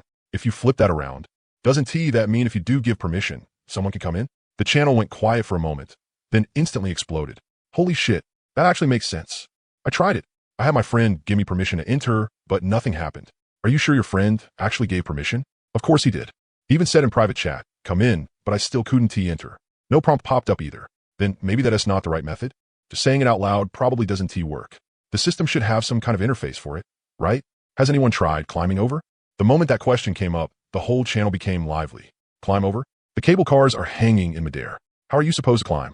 There's only about 10 meters between one cable car and the next, and the cable is right above us. If someone can climb along the cable, are you insane? We're hundreds of meters up in the air. What if you fall? That is still better than having your cable car smashed apart by monsters and falling to your death. Isn't it? Exactly. And all those empty cable cars. So many people died yesterday and the day before. There are only a little over 800 people left in the channel now. So at least 200 cable cars are empty. If we climb into one of those empty cable cars, there's no one inside. So we shouldn't need anyone's permission. We could just move in directly. The moment that suggestion came out, quite a few people's eyes lit up. It was true. The cable cars belonging to the people who had already died were still hanging empty from the cable. If there were a way to climb over, it would be like picking up a perfectly good shelter for free. But how do we climb? The cable is so high up, slippery, and there's no safety protection at all. We could tie ourselves with ropes and move over little by little. Do you even have a rope that long? I don't, but I can figure out a way to make one. If I tear up bed sheets and twist them in a rope, would that work? The discussion in the channel grew more and more heated. Some people were even starting to organize climbing teams and discuss how to cooperate with each other. Sumu looked at those messages and nodded slightly. These people were thinking pretty fast. Looking for a way to survive in desperate circumstances was human instinct to begin with. Climbing the cable was dangerous, but compared to waiting to die inside a cable car riddled with holes, it really was a workable plan. He didn't join the discussion and just kept scrolling down. After reading for a while longer, everything seemed to be heading in a good direction. But if he looked carefully, he could still spot something off. Is someone knocking on the door? I think something is knocking on mine. I heard it too, just now. 3 knocks in a row. Scared the hell out of me. You guys heard it too? I thought I was hallucinating. What is going on? Who is knocking? No idea. It stopped on my side. Same here. Could it be those things from yesterday? It sounded pretty similar. Holy shit, don't scare me like that. My cable car can't take another beating like yesterday's. These messages were scattered here and there through the chat log. If you weren't paying close attention, they were easy to miss. But when you looked at them together, they made your skin crawl. Sumu glanced at Zhou Jinhua's profile picture again. It was still lit up. After thinking for a moment, he sent Chunjun a message. You there? About a minute later, Chunjun replied, Boss, what is up? If you need something, just say it. Sumu let out a breath of relief. Nothing. Just checking if you're doing okay. I'm doing great. Chunjun sent a smiling face. Just finished making another batch of arrows. My hands are all blistered, but it's fine, I'm tough. I can handle it. Sumu looked at the time, then at the trade request Chunjun had sent over. Chunjun requests trade. 217 wooden arrows. Sumu froze for a moment. 217? He remembered that just a few hours ago, Chunjun had only made 20 for him. Even if he made 30 an hour, there was no way he could have produced over 200 in just a few hours. Unless he hadn't slept at all. Sumu looked at the cable car upgrade progress. There were only a few minutes left, which meant it had been about 8 hours since they first got in touch. If Chunjun had been crafting non-stop the whole time, then at 30 arrows an hour, 200 plus really was possible. This guy was a total grind monster. Sumu tapped confirm, and 217 wooden arrows appeared neatly in front of him. He filled the small quiver first. The quiver capacity was 100 shots, and it instantly jumped from 11 out of 100 to 100 out of 100. He stacked the remaining 100-plus arrows in a corner. 22 portions of food. Sumu placed the food in the trade window. Get some rest. Don't work yourself to death. Thanks, boss. Chunjun accepted the food, full of energy. Mifine. I couldn't sleep anyway. Those sounds outside in the middle of the night are creepy as hell. Better to keep busy and distract myself. After thinking about it, Sumu added one more line. A level 1 cable car can't withstand much. Use your food when you need to. Don't be stingy with it. Got it. I'll listen to you, boss. After closing the chat window, Sumu glanced at the cable car's upgrade progress bar. Time remaining, 0.00059. But suddenly, he noticed something else. Just now, there were 11 arrows left. Before that, I remember there were 21 before I went to sleep. That means something came close while I was asleep. Sumu quickly checked, but there was no kill record. If it could tank 10 arrows, damn it, it had to be something big. He took a deep breath, shook his head, and stopped thinking about it. He just stared at the countdown as the numbers ticked down second by second. 29, 28, 27. Ding. Cable car upgrade complete. The entire cable car suddenly jolted. Sumu felt the floor beneath his feet expanding. It wasn't an illusion. It was really expanding. The original space, only 2 meters long and 2 meters wide, seemed to be pulled outward in every direction by a pair of invisible hands, stretching and extending all around him. For cubic meters, 8 cubic meters, 12 cubic meters, 16 cubic meters. The walls were growing thicker. The carriage body, which had originally been nothing more than a thin layer of sheet metal, now looked as if new metal had been poured over it, rapidly thickening to about the size of a fingernail. The metallic sheen became deeper, and the red and white paint reflected a cold glint under the light. The glass was changing too. The once ordinary window glass had now become thick and tough, as if a layer of transparent armor had been sandwiched inside. The most obvious change was at the control console. What had originally been just a simple operation interface now had an extra palm-sized touchscreen. The screen glowed with a pale blue light, displaying various parameters of the cable car. Sumu took a deep breath and opened the system panel. Vehicle, cable car.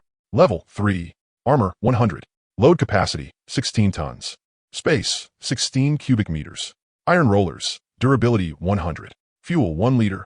External weapons, small arrow case, 101 bear trap. Trait, warm in winter and cool in summer. Can withstand external temperatures from minus 15 degrees to 40 degrees above zero.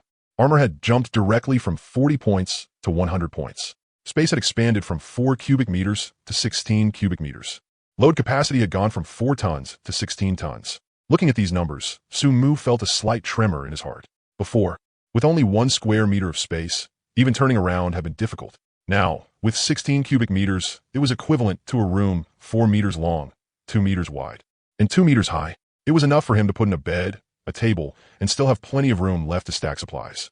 Unfortunately, that display screen seemed to be only a control terminal and hadn't brought any additional traits. After thinking it over, Sumu roughly understood that traits were probably something that needed special items like the twin-born ice fire cotton to activate. Ordinary electronic components could only provide basic functions. Still, that didn't matter. As long as it could be upgraded, that was enough. And just as he was checking the panel, the familiar notification sound rang out by his ear again. It wasn't the gentle prompt from the 3-choice talent selection, but the cold mechanical voice he had heard when he first arrived in this world, echoing through the entire cable line. Regional announcement for cable line number 886. Detected that a survivor in this region has raised a cable car to LV3 and achieved the Pioneer accomplishment. Regional functions updated. 1. Cohabitation function unlocked. 2. Team function unlocked. Detailed functions have been added to the cable car module and personal module. Please check them yourself. Hearing this announcement, Sumu's brows furrowed slightly. He instinctively glanced at the channel. Sure enough, the messages had already exploded. Someone reached level 3? Who? Who is it? Boss, please let me cling to your thigh. Cohabitation function. We can finally enter other people's cable cars. Teaming up can even share attribute bonuses? That's insane. Is the level 3 boss here? Please carry me. I'm willing to trade everything I own. Watching the messages scroll wildly across the screen, Sumu's brows gradually relaxed. Thank goodness. The announcement hadn't mentioned his name. Leaning against the wall, he let out a sigh of relief. He had no desire to become the target of everyone. Quietly developing himself was the true kingly path. But Sumu didn't rush to study these new functions. Instead, he turned his gaze toward the 3 gilt cards floating in front of him. The cable car reaching level 3. This 3-choice talent selection was the real main event. Your cable car's current level is LV3. You have gained 1 3-choice talent selection. Sumu's spirits lifted as he looked at the 3 gilt cards appearing before him. Only, this time, there was no flame icon on the cards. Forgot to wash my hands. Muttering to himself, Sumu looked at the 3 options after the cards flipped over. Option 1. Information type after killing more than 3 monsters of the same type. When scouting that monster again, you can obtain detailed drop rate information for that monster. Option 2. Personal type, gain fireball, as well as weak fire control ability. Option 3. Construction type, when crafting equipment or buildings. If the total value of required materials is less than 1 weird crystal, no materials will be consumed, and no crafting time will be required. Daily limit, 1,000 times. Sumu's gaze swept across the 3 choices, and his brows knitted slightly. Option 1. Information type. Being able to view monster drop rate information was useful, in a way. Knowing what materials a certain monster dropped meant he could farm with a purpose. But the problem was, he had to kill more than 3 of the same monster type before unlocking it. If he could already kill 3 of them, that meant that kind of monster was no longer a threat to him. Looking at the drop rates at that point felt a bit like closing the barn door after the horse had bolted. If it had been direct scouting from start, he could have chosen it without hesitation. But that prerequisite of killing 3 first cut more than half the value of the ability. Option 2. Personal type. Fireball plus weak fire control ability. A ranged attack did sound nice. But the problem was, he would soon be able to class change into a gun hero, a purely physical class whose main attribute was strength. His spirit wasn't low, but compared to his strength, it was far inferior. Even if he learned fireball, the damage probably wouldn't be that high. And that word weak was very subtle. Someone like Zhou Zhenghua, a talisman maker, could only make 3 talismans a day. An ability like this would probably come with even greater limitations. Option 3. Construction type. When crafting equipment or buildings. If the total value of the materials was less than 1 weird crystal, then no materials would be consumed and no crafting time would be needed. Daily limit, 1,000 times. Looking at this option, Sumu fell in a deep thought. The range of less than 1 weird crystal was far too small. Any random upgrade or piece of equipment would already require materials worth more than 1 weird crystal. In the mid to late game, this ability would basically become decoration. He was just about ready to give up on it. His finger had already moved toward option 2. Then he stopped. Wait. He remembered the blueprint in his backpack. 9mm bullet crafting blueprint green. Required materials, 1 copper, 1 gunpowder. Could the total value of those things exceed 1 weird crystal? Sumu quickly thought back. Weird crystals dropped one at a time from killing weird bats, and sometimes they didn't even drop. As for copper and gunpowder, while I didn't have any on hand right now, common sense suggested those things should be worth far less than weird crystals. The quantity alone made that obvious. Sumu's heartbeat began to speed up. He examined the description of option 3 again. When crafting equipment or buildings. If the total value of required materials is less than 1 weird crystal, did bullets count as equipment? They should, right? Consumables were also a type of equipment. And 1,000 times per day. That meant 1,000 bullets. Sumu took a deep breath and tried hard to calm himself down. The value of this ability wasn't in what it could do right now, but in what it could do when paired with blueprints. As long as he had low-value blueprints in hand, bullets, arrows, basic tools, he could mass-produce them. No material consumption. No time required. That was the true qualitative transformation. I'm betting on it. He didn't hesitate any longer. Option 3. Selection successful. The guilt card turned into specks of light and merged into his body. Sumu immediately dug out the 9mm bullet crafting blueprint from his backpack, took a deep breath, and with a thought, activated it. Detected 9mm bullet crafting blueprint green. Craft. Confirm. Material requirements. 1 copper, 1 gunpowder. Current materials, none. Estimated total material value. Less than 1 weird crystal. Talent mass production activated. No material consumption. No crafting time required. Craft. Sumu's pupils shrank slightly. It really works. Craft. The next second, a yellow bullet appeared in his hand. A brass-colored casing. A sharp bullet tip, gleaming with a cold light under the lamp. 9mm bullet green X1. Effect. After hitting a target. There's a 30% chance to trigger a minor explosion, dealing additional damage. Requires green-grade and compatible firearms. Holding the bullet. The corner of Sumu's mouth lifted slightly. He won the gamble. Then Sumu quickly walked to the crafting table. He opened the crafting interface. However, aside from 1 trap recipe, the entire craftable list was completely empty. Sumu frowned and stared at the crafting interface for a few seconds, then suddenly smacked his forehead. The crafting table was for making basic items like animal traps and wooden arrows. But something like bullets belonged to the equipment category. What he needed was the forge bench. The forge bench was what was used to craft equipment and repair equipment. And that thing was currently in Lin Yue's hands. Damn it. Sumu cursed and leaned against the wall, looking utterly frustrated. He was just missing this final link. Without the forge bench, even with blueprints and talent, all he could do was stare helplessly. The free quota of 1,000 bullets per day would just go to waste like this. He opened his chat window with Lin Yue. His finger hovered above the input bar, but he still didn't T-type anything. How was he supposed to bring it up? With how sharp that woman was, the moment he asked about the forge bench, she would immediately realize he urgently needed it. At that point, forget getting it for free. If she didn't T-skin him alive in 3 layers, that would already count as merciful. Profiteer. Sumu cursed again in his heart and began thinking over his wording. Maybe you should ask about something else first, then casually bring up the forge bench, or use something else as bait and get her to bring it out on her own. Just as he was thinking, a system prompt suddenly popped up. Lin Yue requests cohabitation. Accept? Sumu froze for a moment. What the hell? Before he could react, the prompt disappeared. Lin Yue has canceled the cohabitation request. Sumu stared at the screen, his head full of question marks. Before he could message her to ask, Lin Yue's message popped up first, so it really was you. Liar. Sumu's brow twitched. He felt a little guilty inside. But on the surface, he absolutely refused to admit anything. What did I lie to you about? Go check the 2 newly added features yourself. Sumu frowned, opened the system panel, and found the explanation for the newly unlocked features. Cohabitation function description. If one of the following conditions is met, you may invite another person into your cable car for cohabitation. Invitation process. The inviter initiates cohabitation. The invitee confirms both parties enter the teleport vortex from the same extraction point at the same time the invitee is transported to the inviter's cable car. The process for the requesting party is the same. Permission description. The cable car owner has absolute authority over the cable car. The invitee cannot cause any harm to the owner while inside the cable car. Without the owner's permission, the invitee cannot take away any items from inside the cable car. The owner may terminate cohabitation at any time and expel the invitee from the cable car.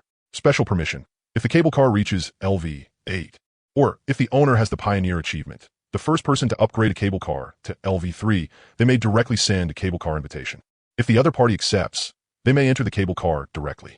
Same for the requesting party. Cable car invitation limit. 1. After reading it, sumores da brow. These rules were completely one-sided. Inside the cable car, the invitee was basically just a guest. No, not even a guest.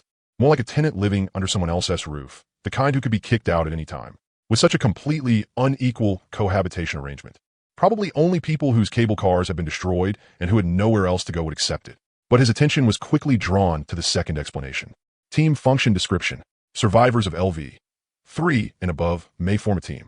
Current limit, 2 people. While in team status, friendly fire immunity, teammates cannot harm each other.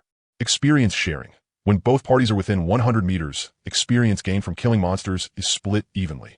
Resource distribution. The allocation ratio may be customized. Team restriction. Teams may be formed freely both on and off the cable car. However, if a team is formed on the cable car, members cannot leave the team after landing until they return to the cable car again. After reading it, Sumu roughly understood. Basically, if you formed a team on the cable car, backstabbing was impossible.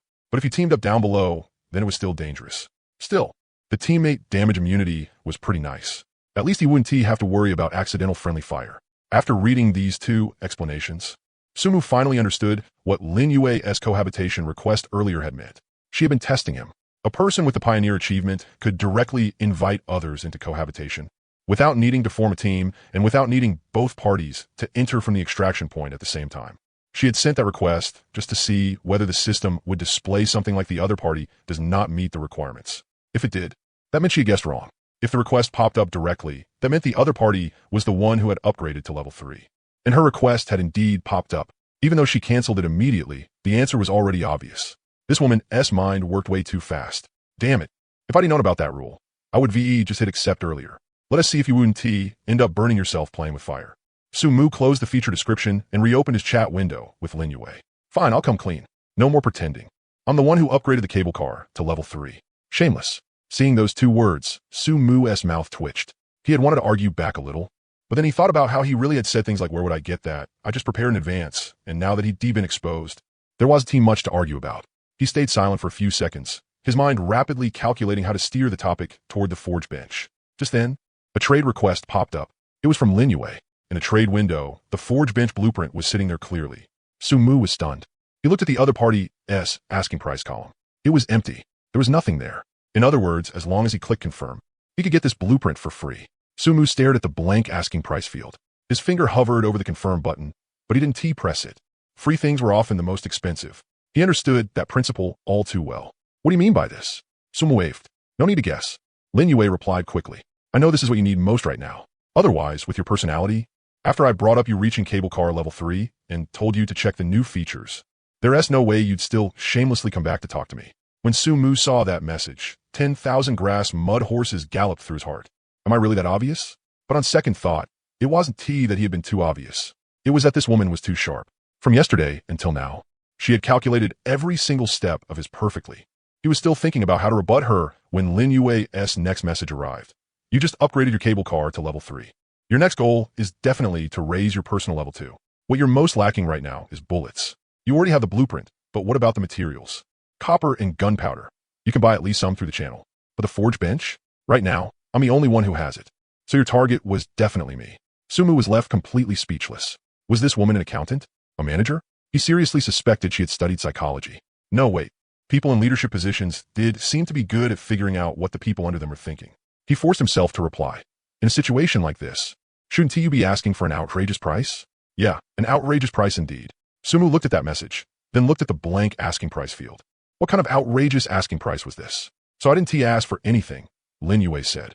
Sumu grew even more confused. Isn't that contradictory? Not contradictory, Lin Yue said, because what I want is something you can't give me right now. What is it? Co-living rights. Sumu nearly stared his eyes out. What kind of nonsense was this now? Simply put, you need to save that co-living slot of yours for me, Lin Yue explained. If one day my cable car can't hold on anymore, I'll send you a request, and you must accept it. Sumu stared at those words, thought it over for a moment, and suddenly understood. His current cable car had the Pioneer achievement, so he could directly invite others into co-living without needing to form a team or enter from an extraction point at the same time.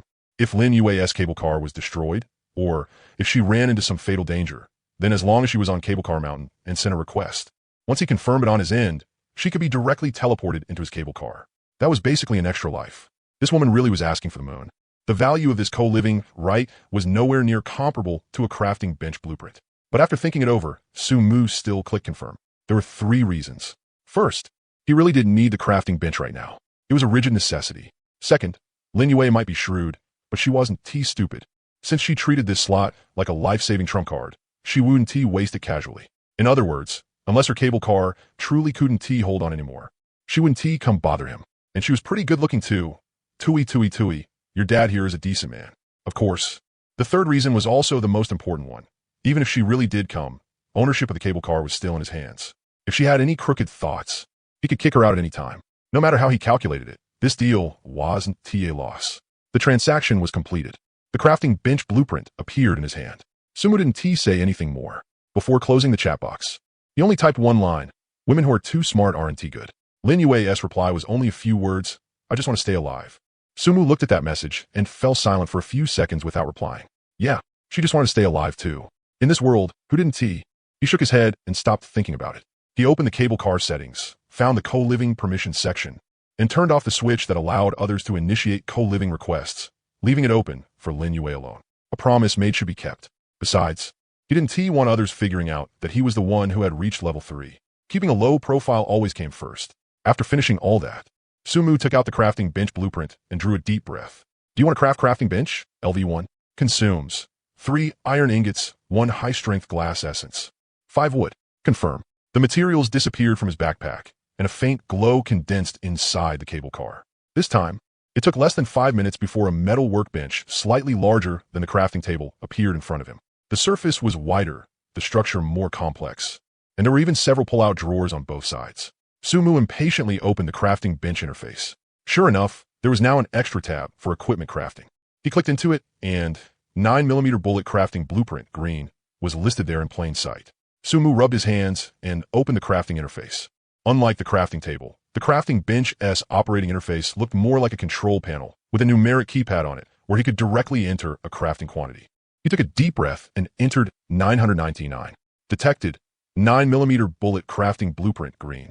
Craft 999 copies. Required per copy, 1 copper, 1 gunpowder. Current materials, none.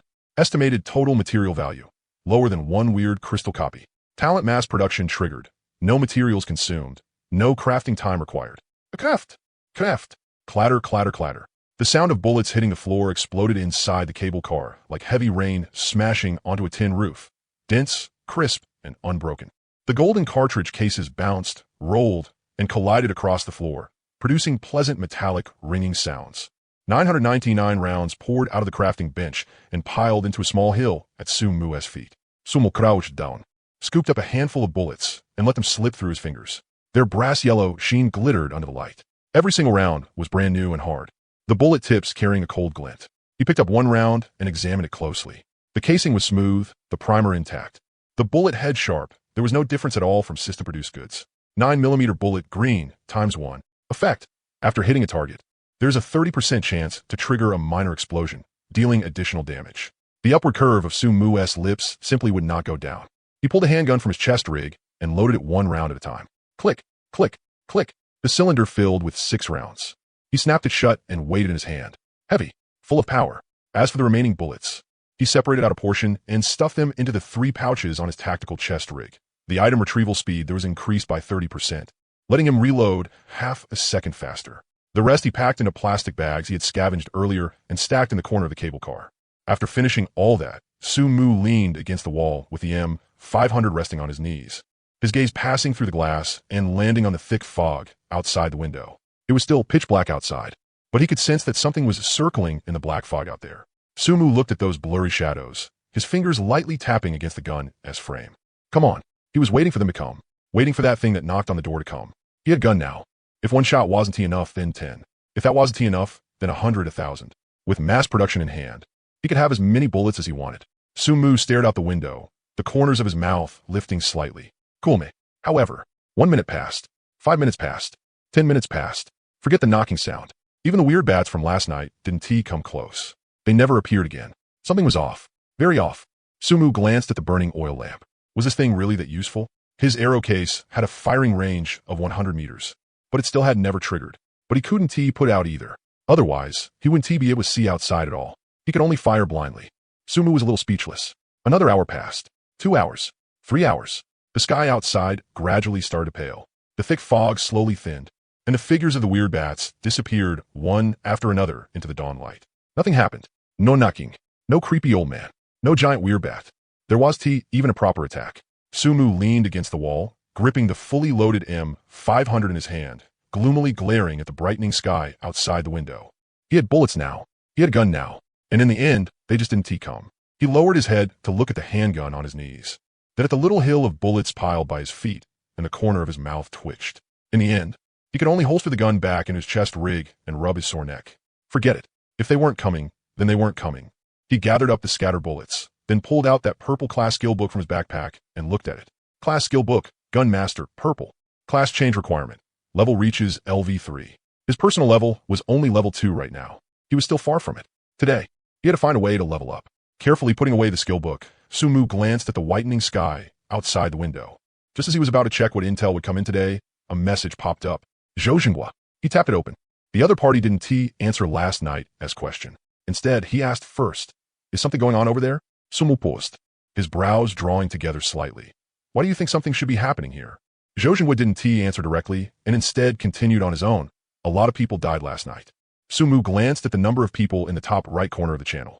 From last night until now, there were roughly 30-some fewer people. Under normal circumstances, that definitely wasn't a small number, but compared to the hundreds dying at every turn during yesterday daytime and the night before, this number oddly felt almost calm.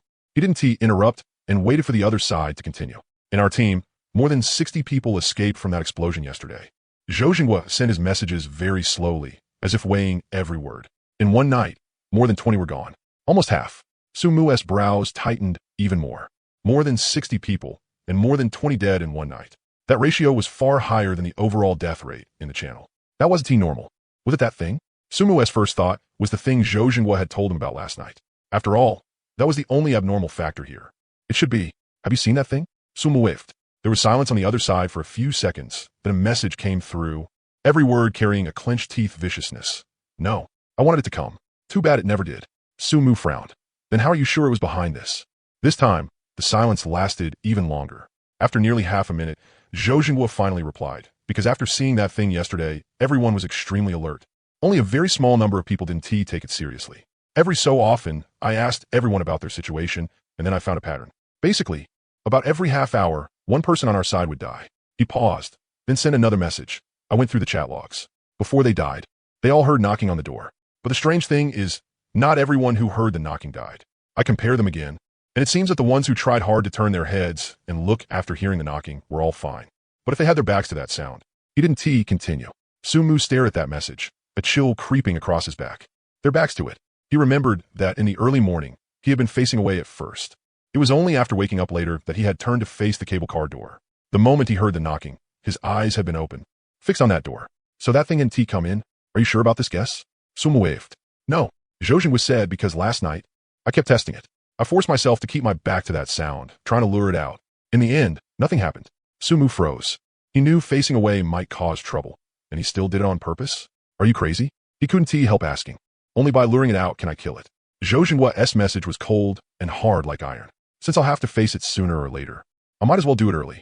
Otherwise, more people in the team will just die, and they don't have any chance." "I do." Sumu fell silent. He thought back to the period in the middle of the night when Zhojingwa hadn't replied to his messages. So he hadn't fallen asleep. He had been keeping his back to the door the whole time, waiting in the darkness for that thing to come in. Sumu didn't know how to judge that kind of behavior. Stupid? Brave? Or obsessive? But at the very least, he wouldn't do that. No, wait. Sumu suddenly thought of a problem. If it only kills your people, then how do you explain the knocking I heard over here? He had heard it last night too. And not just him. Those arrows he had fired, although they hadn't hit any visible target, the quiver had auto-fired, which meant there really had been something within attack range. That is also what I wanted to tell you. Zhojingwa's reply slowed down. "This might have been caused by me." "What do you mean?" "I analyzed it. The thing may lock onto targets through the act of seeing it. Once you've seen it, it will mark you. Last night, I asked others in the channel who hadn't seen it. They didn't hear any knocking at all. He paused. But you heard it. And so did Lin Yue. Someone's being good stopped. So it's because you told me what it looked like. That counts too. Sumu found it ridiculous, but in this world, that didn't mean it was impossible. Yes, Zhoujin was said by describing it to you. It was equivalent to letting you see it indirectly. But fortunately, you haven't seen it with your own eyes, so when it came for you, the rules might not have been complete. You heard the knocking, but you didn't suffer any substantial attack. Sumu was silent for a while. This ability was way too bizarre. Just conveying its gaze through a verbal description alone made this thing's rules even more troublesome than he had imagined. But then, another thought crossed his mind. That thing had probably come for him last night too, but it only lasted through 11 arrows before leaving. Even though those were just ordinary wooden arrows with limited damage, at least it proved one thing. This thing could be hurt by physical attacks. If that was the case, then things were easier. As long as a health bar showed up, it could be killed. What he feared most was only being able to take hits passively. Subconsciously, Sumu touched the handgun at his waist. If that thing dared rush over, then his fully loaded M500 would be just in time to do its job. All fear came from insufficient firepower. That line really wasn't just for show. The only thing that worried him a little was this thing's unpredictable, ghost-like nature. If it suddenly appeared from behind him, and he failed to react in time, that would indeed be dangerous. But if he was inside the cable car, then that thing would first have to break through the cable car's armor before it could hurt him. And a level 3 cable car had 100 points of armor. That was enough to keep it knocking for quite a while. Besides, they didn't dare come out during the day, so the problem wasn't that big.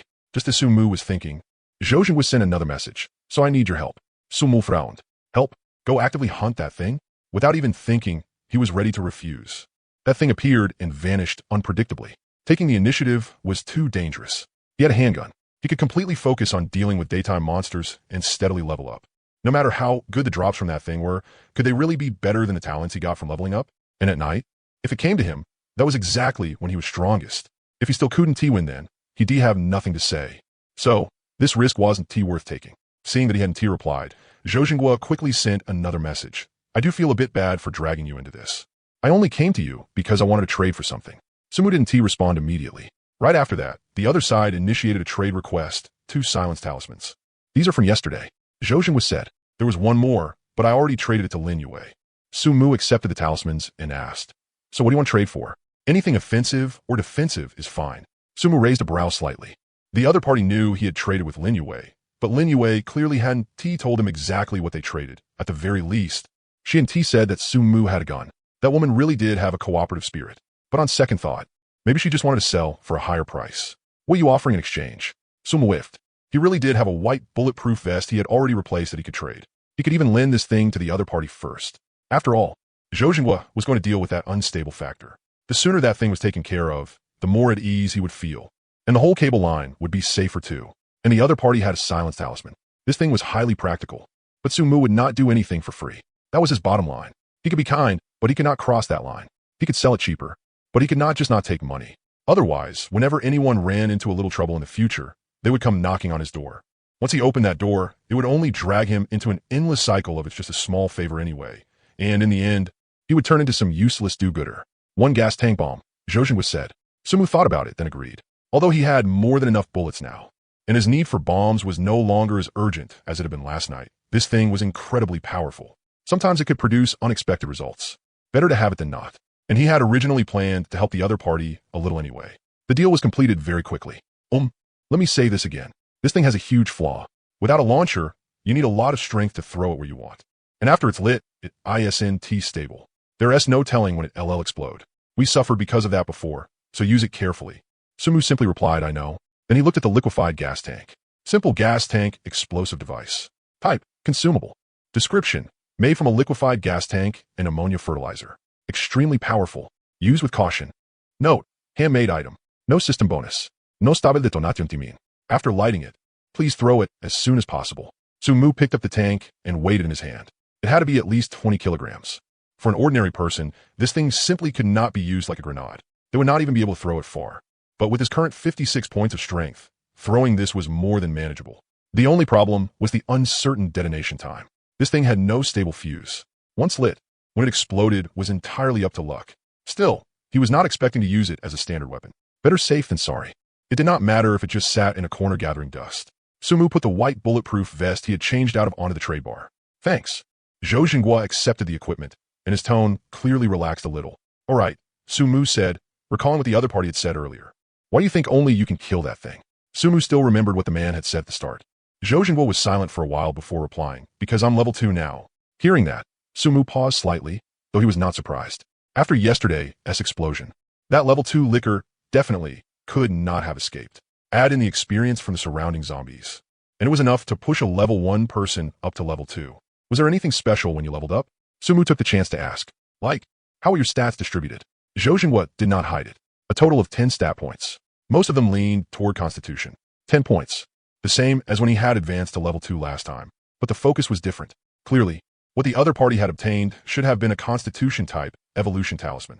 Of course, it was also possible it had been an unrestricted type, and he had simply chosen to lean toward Constitution. Still, Zhou Jinghua was getting ahead of himself.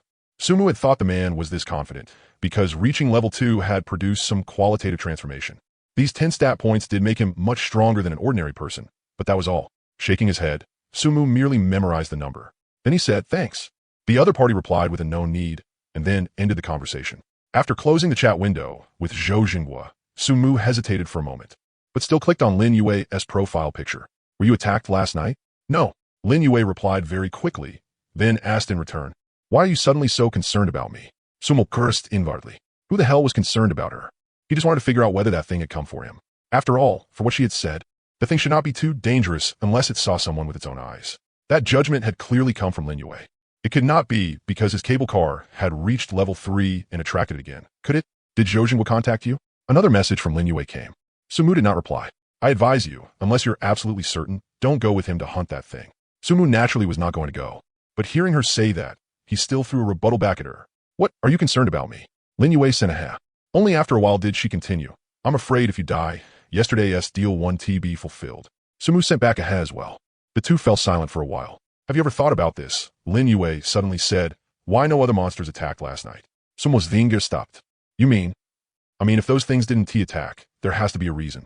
Lin Yue slowed down. Either they found better prey, or something made them not dare come close. Sumu understood what she meant. That ghostly thing was very high level. At the very least, the things outside did not dare come near because of it.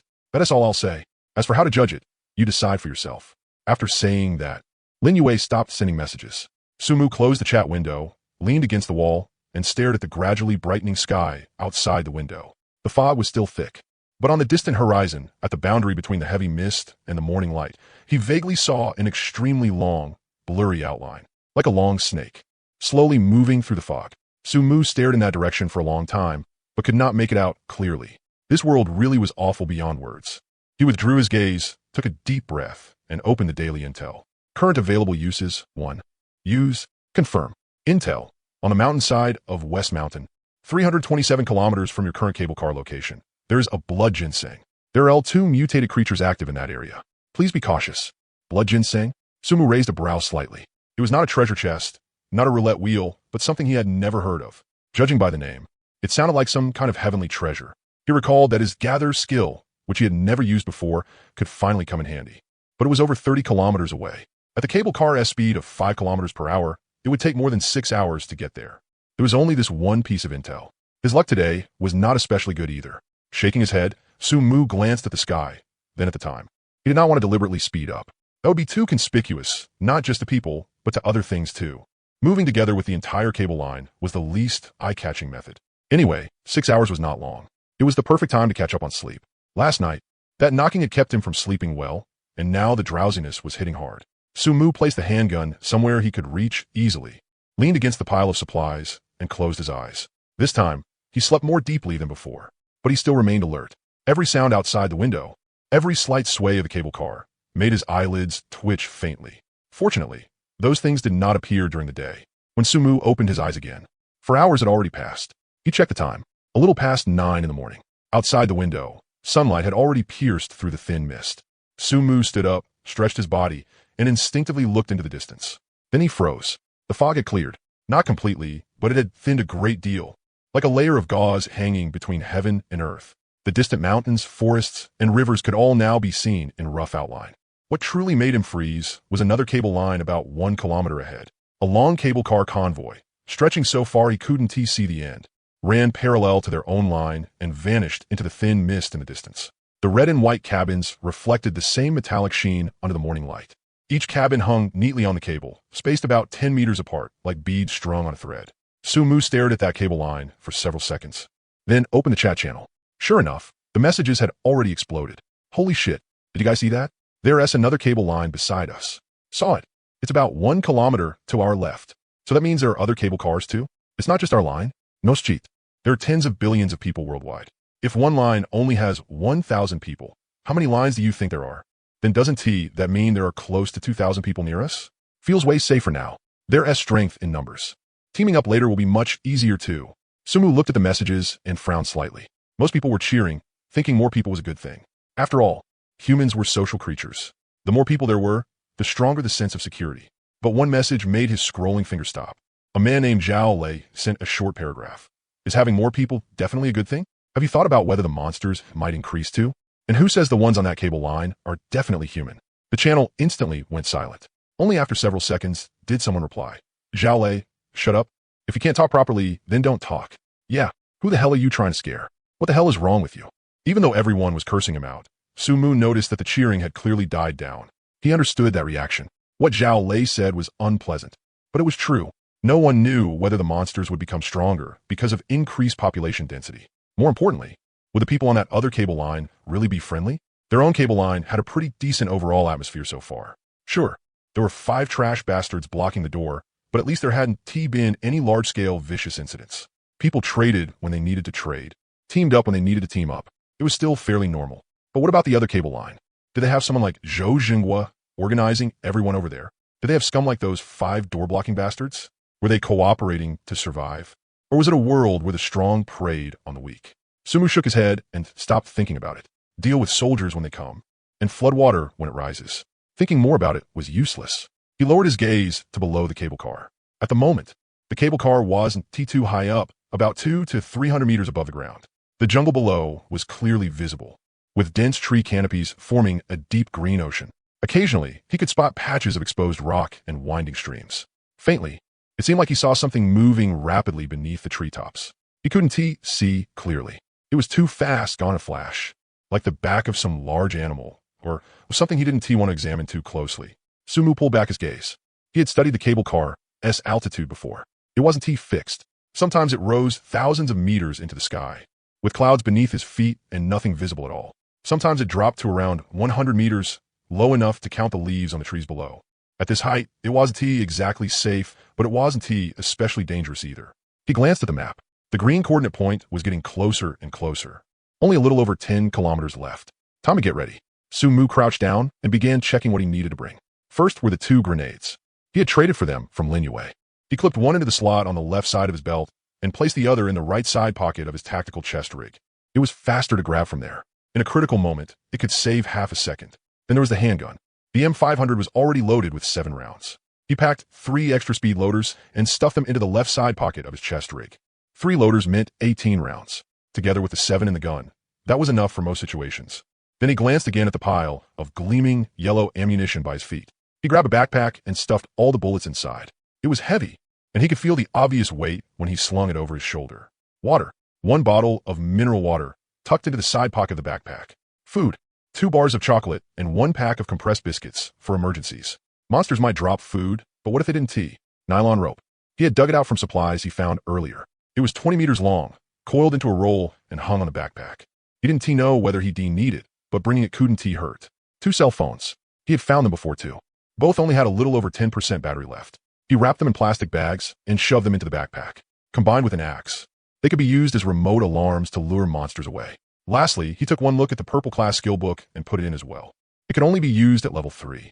Today's goal was to reach level 3. Sumu hoisted the backpack onto his back and tested the weight. It was probably 40 to 50 kilograms. With his 56 points in strength, that amount of weight was basically a joke and didn't affect his movement at all. He was just about to check the map one more time when he suddenly remembered something. He tapped open Lin Yue's profile. You said before that you owed me a piece of intel. Time to pay up, right? If I hadn't brought it up, were you really just not going to say anything? You got 0 credibility. Lin Yue, who are you calling untrustworthy? The reason I didn't tell you is because this intel is extremely dangerous. After typing that, she seemed afraid he might misunderstand, because another message quickly followed. I figured you probably wouldn't take that risk anyway. If I gave it to you and you said I was setting you up later, that would just make things unpleasant. Cut the crap, Sumu said. If you don't tell me, how do you know whether I go or not? Fine. Lin Yue's reply carried a clear, you were definitely going to say that tone. There's a level 5 mutated creature. Sumu veil silent. Level 5. Even though he knew level didn't mean everything, and the gap between monsters of the same level could be huge. The level 2 axe giant and the level 2 licker weren't on the same tier at all. The number level 5 alone was already enough to make people back off. He really couldn't go. But for there to be intel on a level 5 monster, Sumu quickly calculated in his heart. What is there? A silver treasure chest? Or something even higher? He asked. No need to guess. There is no intel about any treasure chest, Lin Yue said. But I can tell you this, it's an armory. An armory? Sumu's eyes lit up. He had enough bullets right now. But the handgun's limitations were too obvious. It could only hold 6 rounds at a time, and its effective range was only about 50 meters. If he could get a submachine gun in there, or even a sniper rifle, the idea was beautiful. But he quickly calmed down. At the very least, he was going to take that risk before reaching level 4 or level 5. Even when he got to level 5, if the talent he awakened wasn't strong enough, he still wouldn't go. Based on his previous experiences, the greater the reward, the greater the danger underneath it. Even if there was no treasure chest in that armory, anyone could figure with their toes that there had to be good stuff inside. But the premise for getting good stuff was surviving long enough to bring it out. And with Lin Yue's awful luck, the danger level of any intel she gave was probably another 20% higher on top of that. Still, from this conversation, Sumu did confirm one thing. Lin Yue's talent was very likely related to obtaining unknown information. It might even be somewhat similar to his own daily intel. Closing the chat box, Sumu glanced at the faintly visible cable line in the distance, then shifted his attention back to the channel. It was still early. He wanted to see if he could try his luck and pick up something useful. The messages were scrolling by fast, but most of them were just scattered trades. Iron ingots for food, glass essence for water, and some people selling clothes stripped off zombies. Sumu went through them one by one and didn't see anything worth making a move for, until one message made his finger stop. Did you hear? Someone from that 5-person talent team reached level 2. No way. That fast. They said it themselves. How could it be fake? They're recruiting now, but they only want people with talents. Only talent users? No, ordinary people. That is what they said. Talent users teaming up with talent users is more efficient. Ordinary people can't really help anyway. Sumu looked at those messages and frowned slightly. He remembered that every member of that team had a combat-type talent, Fireball, Windblade, Strength Enhancement, and they worked well together. Just yesterday, they could already handle 2 or 3 zombies on their own. Now someone in that team had reached level 2. That meant their strength would grow even more, and their expansion would speed up as well. So it had finally come. Compared to Zhou Jinggua's approach of being willing to take ordinary people along, this team had chosen another path. Elites sticking together, the weak pushed aside. In the apocalypse, that was nothing unusual. Resources were limited. Bringing dead weight along would only drag you down. But for ordinary people, this was undoubtedly a signal. The capable ones had started grouping up, and everyone left behind could only fend for themselves. No one in the channel objected to what that team was doing. Maybe they didn't dare. After all, 5 talent users already counted as a considerable force at this stage.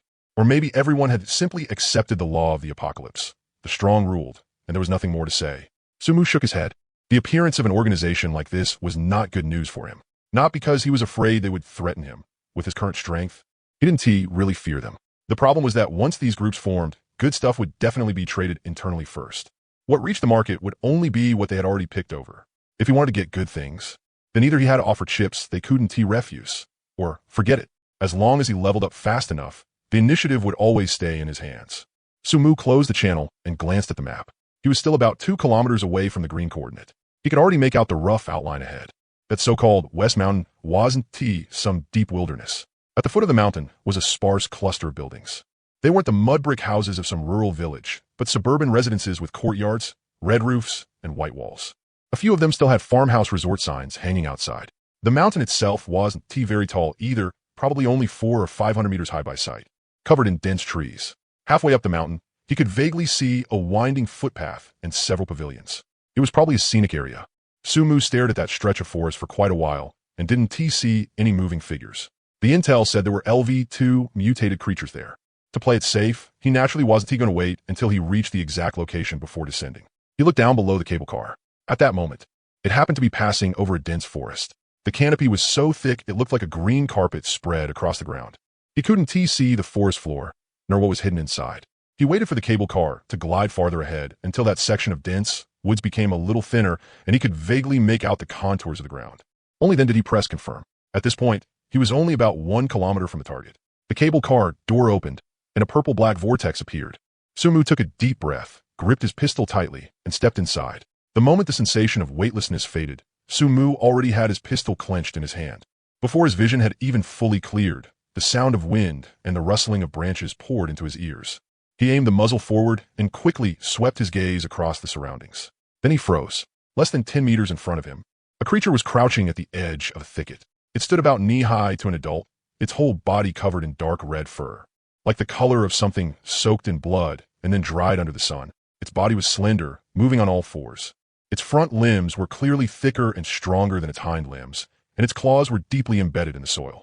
A long tail swayed slowly behind it, and the tip split into 2 forks like 2 slender daggers. What stood out the most were its eyes, vertical pupils, amber-colored, glowing with the cold. Eerie light under the shade of the trees. Its ears stood upright, and at the tip of each ear was a tuft of long fur sticking out like 2 antennae. It looked like a cat, but it wasn't a cat. A picture instantly flashed through Sumu's mind. The cat demon from DNF. This was exactly that thing. The dark red fur, the forked tail, the upright ears. He had seen it countless times in the game, but never had he faced one in reality. At this moment, that cat demon had also noticed him. Its vertical pupils suddenly contracted, its ears flattened back, its spine arched, and a low hiss rumbled out of its throat. The next second, it kicked off with its hind legs and pounced at Sumu. It was very fast, far faster than a zombie. But Sumu's reaction was even faster. He didn't use the wrench. Instead, he fired directly because he didn't know the other side's level. So naturally, he used his strongest attack. Bang, bang, bang, bang. Bonus attack triggered. The 4 gunshots came so close together, they almost sounded like one string. For a total of 2 attacks. The first bullet hit the cat demon square in the head, blasting open a bloody hole in its forehead. The second bullet followed immediately after, striking the exact same spot. The cat demon's pounce stopped abruptly in midair. Its body looked as if it had been slapped by an invisible hand, and it dropped straight to the ground, twitched twice, and stopped moving. Killed LV2 cat demon, white, experience +1. In truth, the kill notification had already appeared the moment the first attack landed. Sumu had only fired the second shot out of instinct before stopping after the kill. Sumu didn't go to look at the wooden box, nor did he check the corpse. He turned and ran. The gunshots were too loud in the silent forest. No one knew what they might attract. His experience was to run right after a fight and never stay where he was. Keeping low, he quickly passed between several large trees and crouched behind a patch of bushes. He listened carefully for a while. No footsteps, no growls, no sound of branches being snapped underfoot. He waited a few more seconds before slowly standing up. Then he found a tree thick enough and climbed up it in a few quick moves. Standing on a sturdy branch, he finally had time to observe the surrounding environment. This was a mixed forest, with pine trees and broadleaf trees interspersed together. There was a fair amount of open space between the trees, and sunlight filtered through the canopy, casting mottled patches of light and shadow on the ground. No zombies. At least within his field of vision, there wasn't a single one. He took another careful look around. No wandering gray-white figures. No stiff, sluggish movement. He couldn't even see any traces of corpses. In this forest, it seemed there were only cat demons. Sumu let out a breath and opened the system panel to check the kill record from just now. Cat demon, LV2, strength, 15, constitution, 26, agility, 23, spirit, 8, skills, pounce kill, rapidly pounces toward the target, dealing heavy damage, tear claw attack. Has a chance to inflict bleed, 23 points of agility. Sumu's brows rose slightly. That speed really was far beyond zombies. If not for the pistol, relying only on the wrench in close combat, it probably wouldn't have been so easy to deal with. He glanced at the experience bar again, 77/200. A level 2 cat demon only gave 1 point of experience. To reach level 3, he still had to kill more than 100 of them. A long road ahead. Sumu did not rush to pick up the box. Instead, he first opened the map to check the location of the retreat point. At this look, his brows furrowed. All 3 extraction points were in front of him. The nearest one was to the northeast, about 7 kilometers away in a straight line. The other 2 were farther. One at 9 kilometers, the other at 11. 7 kilometers. In the previous 2 drops, the nearest extraction point had only been 1 or 2 kilometers away. This time, it had directly tripled or quadrupled. Sumu leaned against the tree trunk, his mind calculating rapidly. Did this mean that as the cable car kept moving forward, the extraction points would get farther and farther away? If that was the case, then he would have to stay out in the wilderness longer, face more monsters, and take on greater risk. After thinking for a bit, Sumu couldn't help but shake his head. There was no good solution even if he thought more about it now. He could only develop as fast as possible in the early stage, run faster, and kill harder. He shook his head, slid down from the tree, and crouched as he went back the way he came. The cat demon's corpse was still lying there, and beside it was a wooden box about the size of a palm. Sumu crouched down, picked up the box, and opened it. Obtained, cat demon tooth X1. Just one tooth. No food, no water, no materials. Only a single tooth, about the length of a fingernail, with dried blood still clinging to the root. This thing was probably some kind of material. Sumu put the tooth into his backpack and kept moving forward. On the road ahead, he moved very carefully. The density of cat demons in the forest was far higher than he had expected. He had gone less than 500 meters before he ran into 3 of them. One lone cat demon was squatting by a tree root licking its paw, while 2 others were moving through the bushes together. Sumu didn't fire. He discovered a pattern. These cat demons reacted to gunshots completely differently from zombies. When zombies heard noise, they swarmed over, but cat demons were the exact opposite. After he shot the first cat demon dead, he noticed that the rustling sounds that had originally been around him actually went quiet after the gunshot. They were running away. Sumu tested it a few times. He quietly approached a lone cat demon with his wrench, brought it down with one swing, and killed it instantly. There was no movement around him, but when he shot the second one dead, there was an obvious burst of hurried scrambling in the nearby bushes. The other cat demons had run off. These things were afraid of gunfire. That discovery made him decide to use his gun as little as possible. It wasn't because he wanted to save bullets. Right now, he had plenty. He just didn't want to scare away all the cat demons nearby. He was still counting on these things to level up. So for most of the journey that followed, Sumu used his wrench. A cat demon was crouching under a tree with its back to him. He lightened his footsteps and crept over, raised the wrench, and brought it down. Thud, thud. Killed LV. 2 cat demon. Experience +1. A cat demon poked its head out from the bushes and happened to meet his eyes. Before it could pounce, Sumu had already thrown the wrench. The wrench spun through the air and smashed precisely into the cat demon's head. Thud, thud. Killed LV. 2 cat demon. Experience +1. 2 cat demons crossed a clearing in the woods, one in front and one behind. Sumu waited for the one in front to pass, then suddenly rushed out and smashed the wrench at the one in back. After dealing with one, the one in front had just turned its head when the wrench was already there. Thud, thud. Experience +1. Experience +1. Only when he occasionally ran into small groups of more than 3, or the kind with especially high agility that were hard to get close to, would he pull out his gun. One shot was enough. Even though these cat demons had around 26 constitution, they still couldn't take a single bullet. Based on his guess, without armor, his M500's base firepower value of 22 should deal 22 points against constitution, and if it hit a vital point, then 44. Of course, that was only his guess because this thing didn't show damage numbers, and there was no detail monster information either. There was no data at all to support it. After each gunshot, there would always be a disturbance in the surrounding bushes, then it would quickly go quiet again. Just like that, fighting as he moved. More than an hour passed, and his experience bar rose to 108 out of 3,200. 31 points of experience. 31 cat demons. He stopped, leaned against a tree, took a sip of water, and summarized what he had discovered along the way. The density of cat demons in this forest was very high, but there were almost no other monsters. The whole way here, he hadn't seen a single zombie.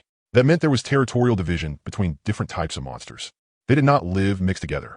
Another discovery was that the proportion of level 2 monsters was much higher than before. In the previous zombie area, the ratio between level 1 and level 2 had been roughly 20 or 30 to 1. But here, about 1 out of every 3 cat demons was level 2. Although they were all LV 2, the difference in attributes was not small. He had encountered one that was obviously larger, with strength close to 25 and agility over 20. It had been much harder to deal with. Sumu glanced in the direction of his target. There were less than 100 meters left to the blood ginseng's coordinates. He did not keep moving forward. Instead, he stopped and climbed the tree with the best view. Based on his previous experiences, there was definitely something powerful guarding treasures like this. The intel said there was LV 2 monster, but he guessed it was at least green quality, maybe even blue. He lay on the branch and stared at the area ahead for a full 5 minutes. It was a relatively open clearing in the forest. Sunlight shone down directly, lighting up the ground brightly. In the middle of the clearing was a large rock, and beside it grew a clump of low bushes. But he didn't spot the blood ginseng. He could only rely on the green dot marked on the intel to confirm that should be its location. Sumu stared over there, then swept his gaze around the surroundings again. There was nothing. No wandering cat demons, no lurking figure, not even a small animal in sight. The area around the clearing was so quiet it felt strange. The only sound was the rustling of wind through the treetops. Where was that LV 2 monster? He waited for a while longer, and still there was nothing. Either it was hidden too deeply for him to find, or there was none at all. The previous times had just been luck. He had happened to run into situations where monsters were guarding the treasure. Sumu wasn't planning to gamble. He touched the grenade at his waist, then looked at the blood ginseng's position. Walking over directly was too risky. If that monster was hiding underground or could turn invisible, then getting close would just be feeding himself to it. Use a grenade, but he didn't plan to throw it at the blood ginseng itself. If he blew the fruit to pieces, then this whole trip would be for nothing. Sumu slid down from the tree, backed up 20 meters, and found a position where he could see the clearing without being spotted directly. Then he pulled the pin on a grenade and threw it toward a patch of vegetation at the edge of the clearing, about 5 meters away from the blood ginseng. The grenade traced an arc and fell into the bushes. It landed precisely at the base of that plant. Weak point lock activated. Boom! Dirt, broken stones, and snapped branches were blasted everywhere. The shockwave flattened the surrounding bushes in all directions, and smoke and dust rose more than a person's height. Sumu raised his gun and stared fixedly through the smoke at the blood ginseng's direction. The smoke slowly began to clear. In the middle of the clearing, the large rock was still there, and the clump of bushes was still there, though a huge crater had been blasted out and thick smoke was billowing up. There was nothing else around. No monster rushed out. No roar sounded. No movement at all. Sumu waited a bit long. Still nothing. Either that monster had been blown to death by the grenade, or was never here in the first place. He slowly stood up, tightened his grip on the pistol, and walked toward the clearing one step at a time. His gun stayed aimed in the direction of the blood ginseng. He kept his footsteps light, stopping every few steps to sweep his gaze around. 30 meters, 20 meters, 10 meters, nothing. Even so, Sumu remained extremely cautious. He held his firearm ready, making sure he could spot a target and shoot at any moment. His gun stayed aimed in the direction of the blood ginseng. He kept his footsteps light, stopping every few steps to sweep his gaze around. He kept moving forward.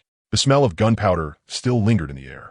Far off in the distance, birds startled by the explosion could vaguely be heard flapping their wings as they fled into the sky. But this place was strangely quiet.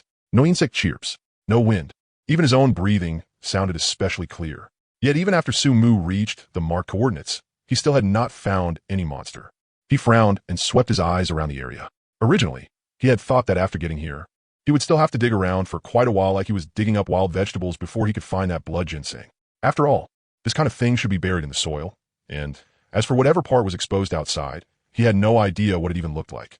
But when he lowered his head and looked at the ground, he froze. Not because he could not find it, but because it was way too obvious. Because what kind of plant bleeds? Less than half a meter from his feet, a thread of dark red liquid was seeping out from the surface of the soil. As if some blood vessel underground had been sliced open and blood was slowly oozing out through the cracks in the dirt. That red was so thick it did not look like sap at all. It looked more like fresh blood. Even stranger, just from smelling it. Sumu felt an incomparably refreshing sensation shoot straight to his head, and his whole spirit lifted. He crouched down and lightly tapped that patch of loose soil with a wrench. With a soft collapse, a chunk of the surface soil caved in, revealing a fist-sized hole beneath.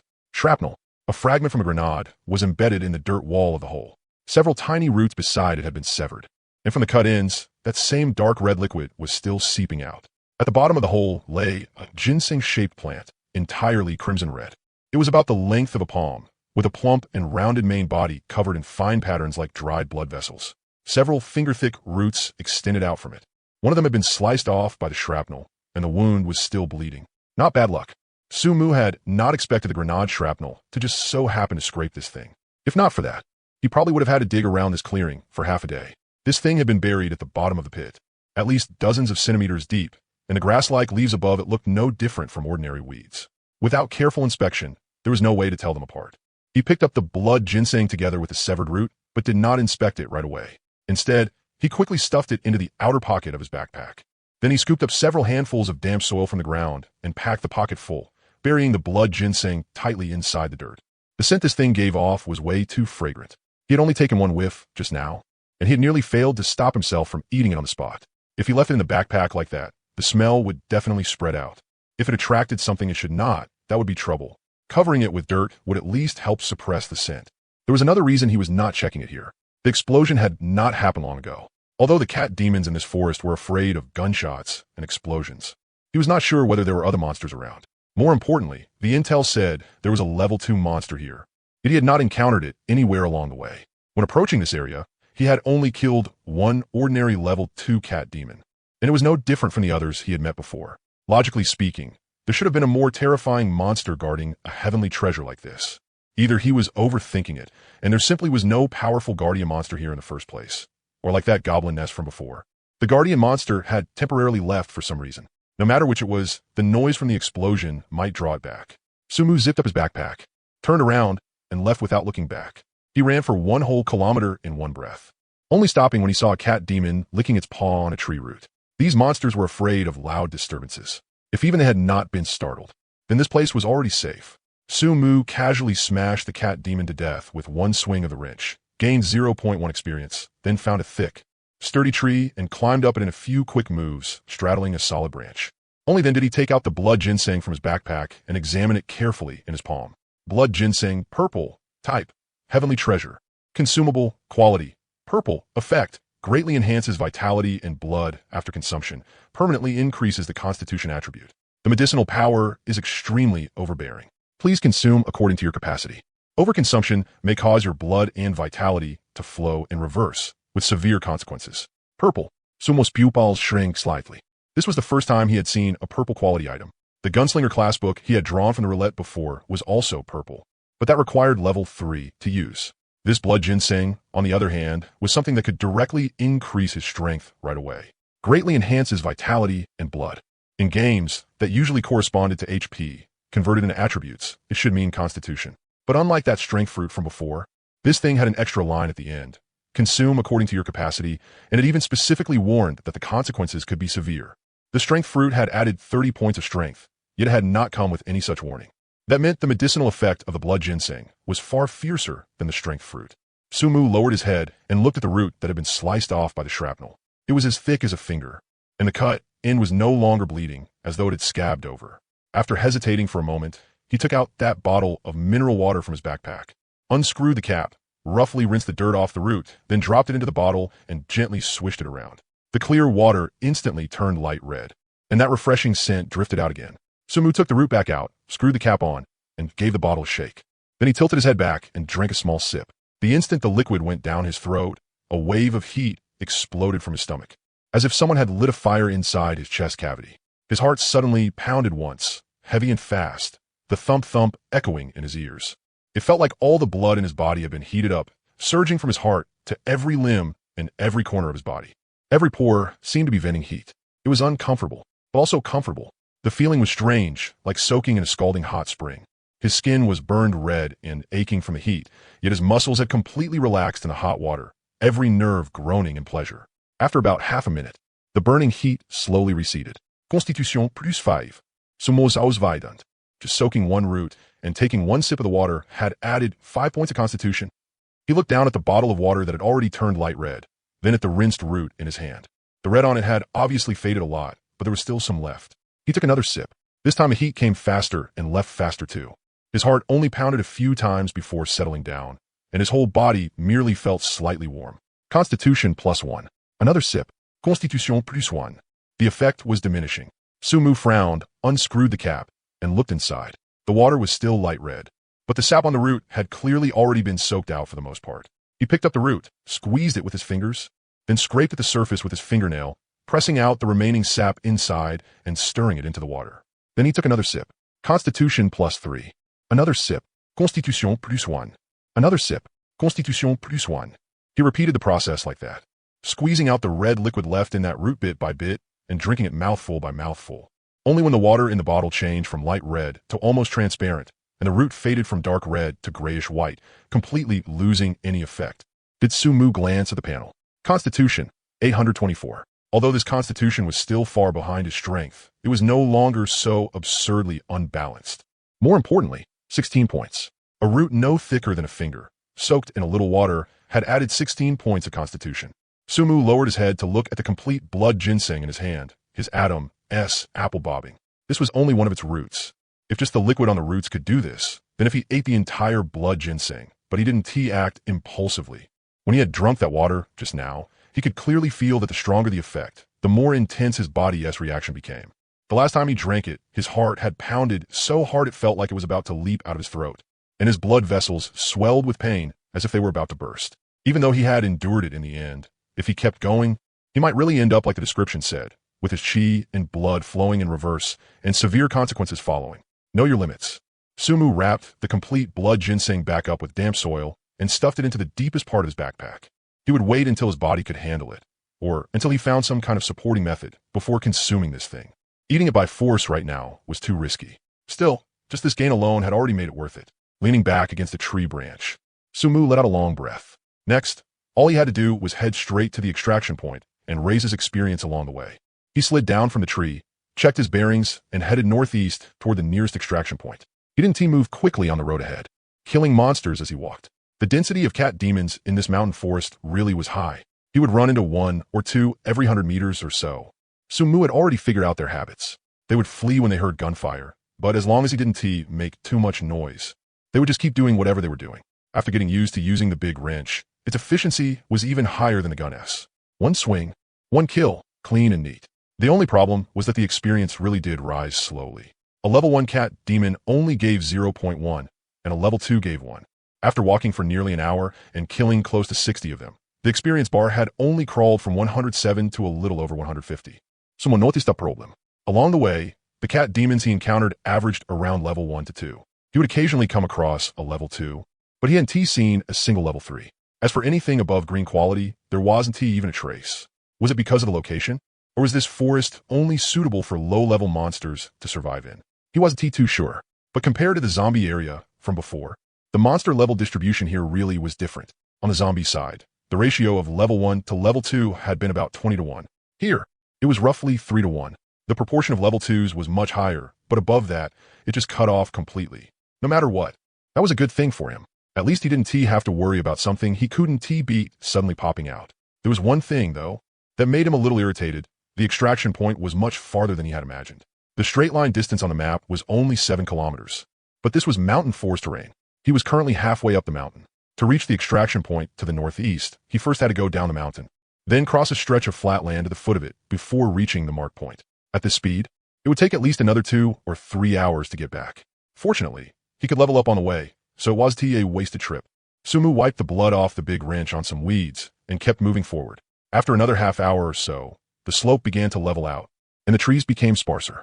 Through the gaps between the trunks, he could already see the outline at the foot of the mountain. It was a village. No, to be precise, it was a field of ruins. The remains of houses were scattered across the flat ground at the foot of the mountain like a toppled pile of building blocks. Some houses had collapsed roofs, exposing the dark beams inside. Some walls were still standing, but they were covered in cracks and vines. Others had only their foundations left, more than half swallowed by weeds and shrubs. It didn't look like it had just been destroyed. The degree of weathering on the bricks and stones, the thickness of the vines, and the mottled marks on the walls all made it look more like it had been eroded over a long period of time, or had rapidly aged under the effect of some kind of power. Possibly both. Sumu stopped, crouched behind a clump of bushes, and carefully observed the ruins. Then he saw the cat demons. Not one or two, but a whole group. They wandered around the various corners of the ruins in 2s and 3s. Some lay on collapsed rooftops basking in the sun. Some moved through the broken walls and rubble. Some squatted on the edge of a well platform, licking their paws. With one glance, there were at least more than 20 of them, and most of them were level 2. Sumu's gaze swept over the cat demons, just as he was about to consider whether to go around them. Suddenly, his eyes stopped. In front of a relatively intact ancestral hall in the center of the village, a cat demon far larger than the others was crouching there. That thing was at least 2 to 3 times the size of a normal cat demon, and its entire body was covered in dark green fur. Not leaf green, but the kind of green that looked moldy, poisonous. The fur on its back stood straight up like steel needles had been driven all over it. Its eyes were scarlet, and its slit pupils were twice as thick as those of an ordinary cat demon, giving off a cold, ghostly glow in the shadows.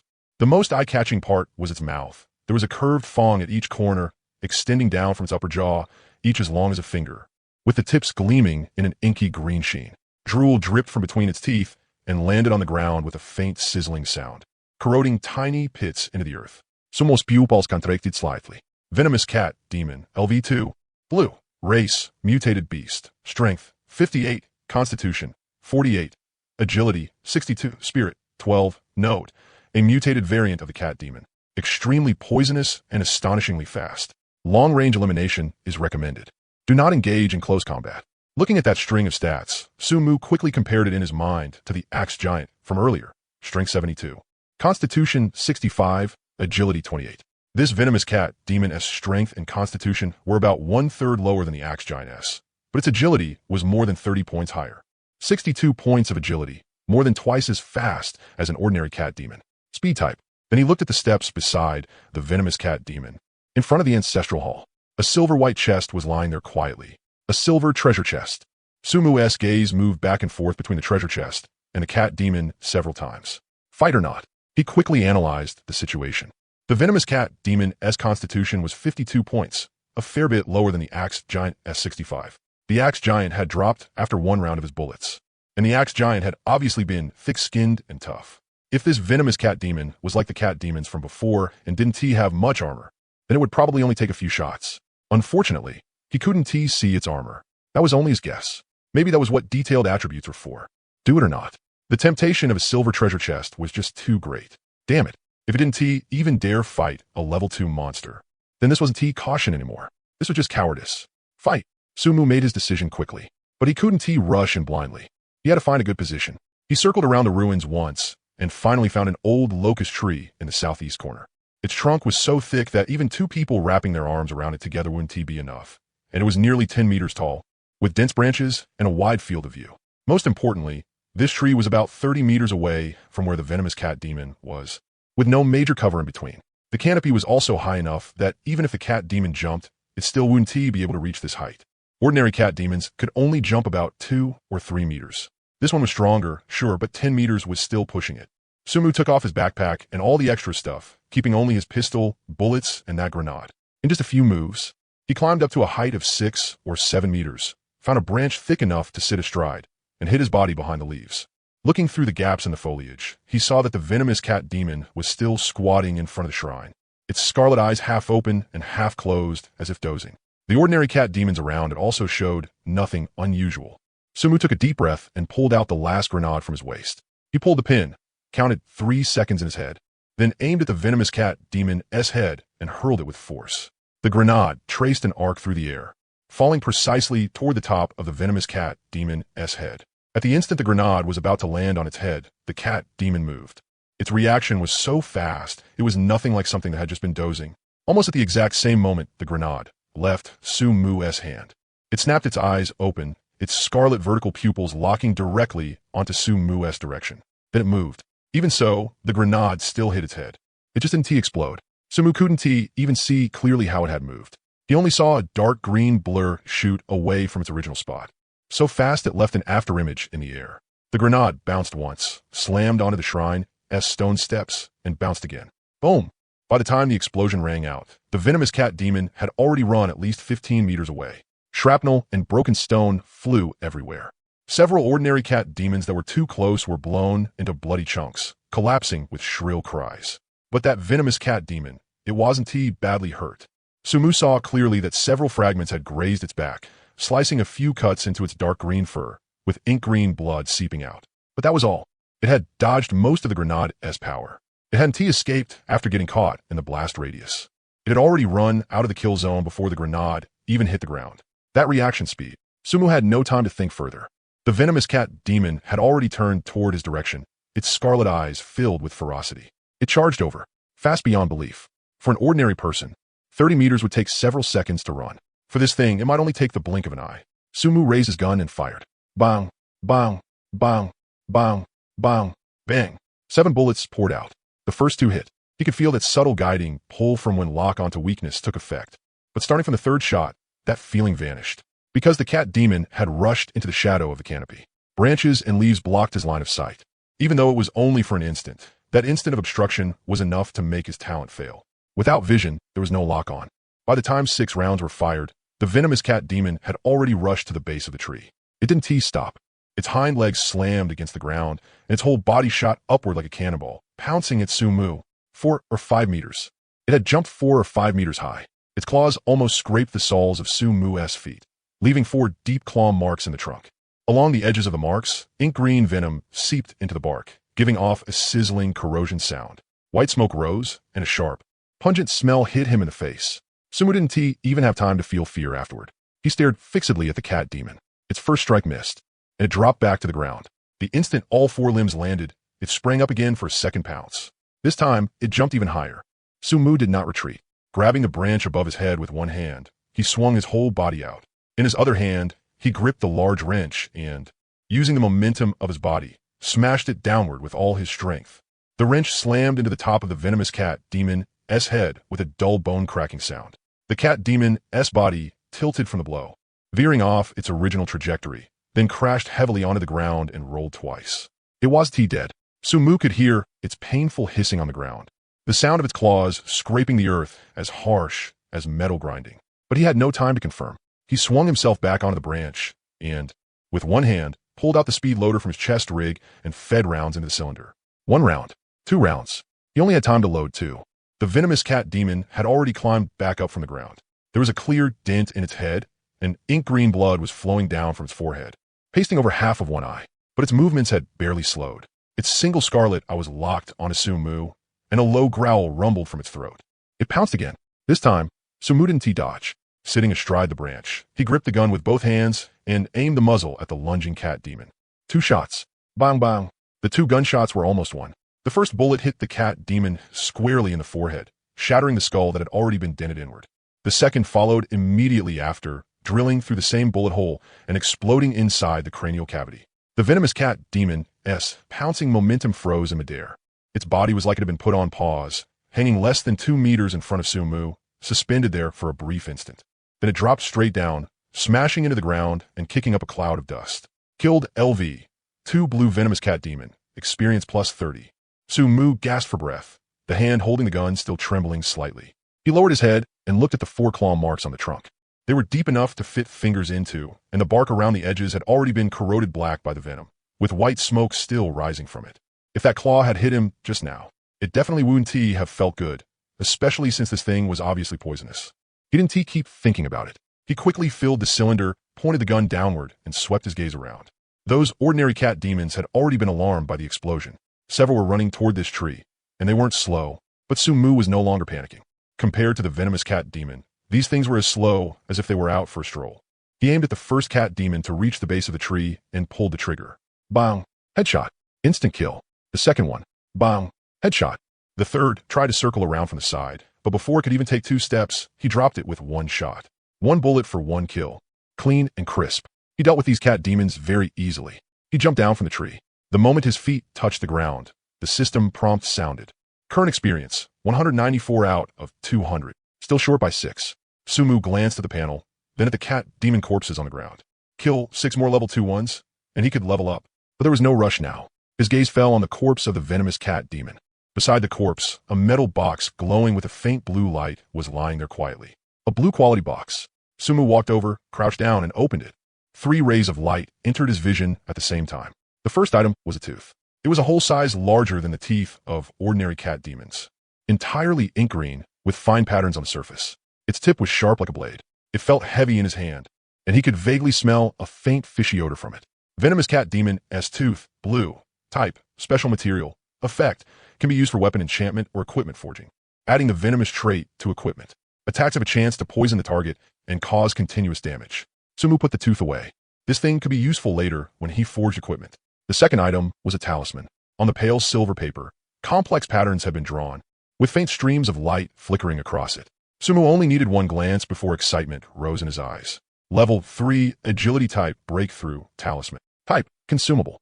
Effect, when LV2 experience reaches 200 out of 200, using this item allows breakthrough to LV3, and forcibly biases the attribute points gained after leveling toward the agility line. A level 3 Breakthrough Talisman. Sumu almost couldn't stop himself from laughing out loud. He had just been worrying about not having a breakthrough talisman for level 3, and now one had been delivered right to him. Agility type wasn't his first choice. What he wanted most was strength type, but agility wasn't bad either. He had already experienced firsthand just how terrifying a venomous cat demon with 62 agility was. If he could get similar attributes, his combat power would undergo a qualitative leap. The third item was a red glass bottle the size of a finger. The bottle was tiny, and the liquid inside was a vivid, glowing red like concentrated blood, giving off a faint fluorescent shimmer under the sunlight. There was no label on the bottle, but the moment Sumu picked it up, a system prompt popped up. Small recovery potion, blue. Type, consumable. Effect, instantly restores 20 constitution and injuries. Effective below level 10. Note, severed limb regeneration, internal organ repair, toxin removal. As long as you're not dead, it can pull you back. Sumu looked at that line, and his pupils contracted slightly. Healing injuries. This wasn't a game. If you got hurt here, it would show up for real. For example, if your leg was broken, then you truly wouldn't be able to walk, and it would hurt too. He had already learned that from the chat channel long ago. And this potion could restore broken legs, shattered internal organs, and nerves corroded by toxins. That was equivalent to half an extra life. Sumu carefully placed the potion into the innermost pocket of his chest rig and zipped it shut. This thing would absolutely not be used unless it was a last resort. He stood up and glanced at his experience bar. 194 out of 200. Still short by 58. Get the treasure chest first, then level up. He quickly crossed the ruins, crouched down in front of the ancestral hall steps, and pressed both hands against the lid of the chest. Open. The silver chest lid was lifted. There were only 2 items inside, but each one made his eyes light up. The first was a dark gun barrel attachment, about half a palm in size, with fine threads on its surface. One end had a standard muzzle thread interface. He picked it up and examined it, and the system prompt immediately popped up. Universal suppressor, green. Type, firearm attachment. Effect, greatly reduces the sound produced when a firearm is fired after installation. Compatible with most firearms. Durability, 100 out of 100. Note, functional attachment. No stat bonus. Detachable and reusable. Sumu's eyes lit up. A suppressor. This had come at the perfect time. The biggest headache every time he fired before was how loud it was. It would attract monsters, and it would also scare monsters away. With a suppressor, he could fire freely while staying concealed.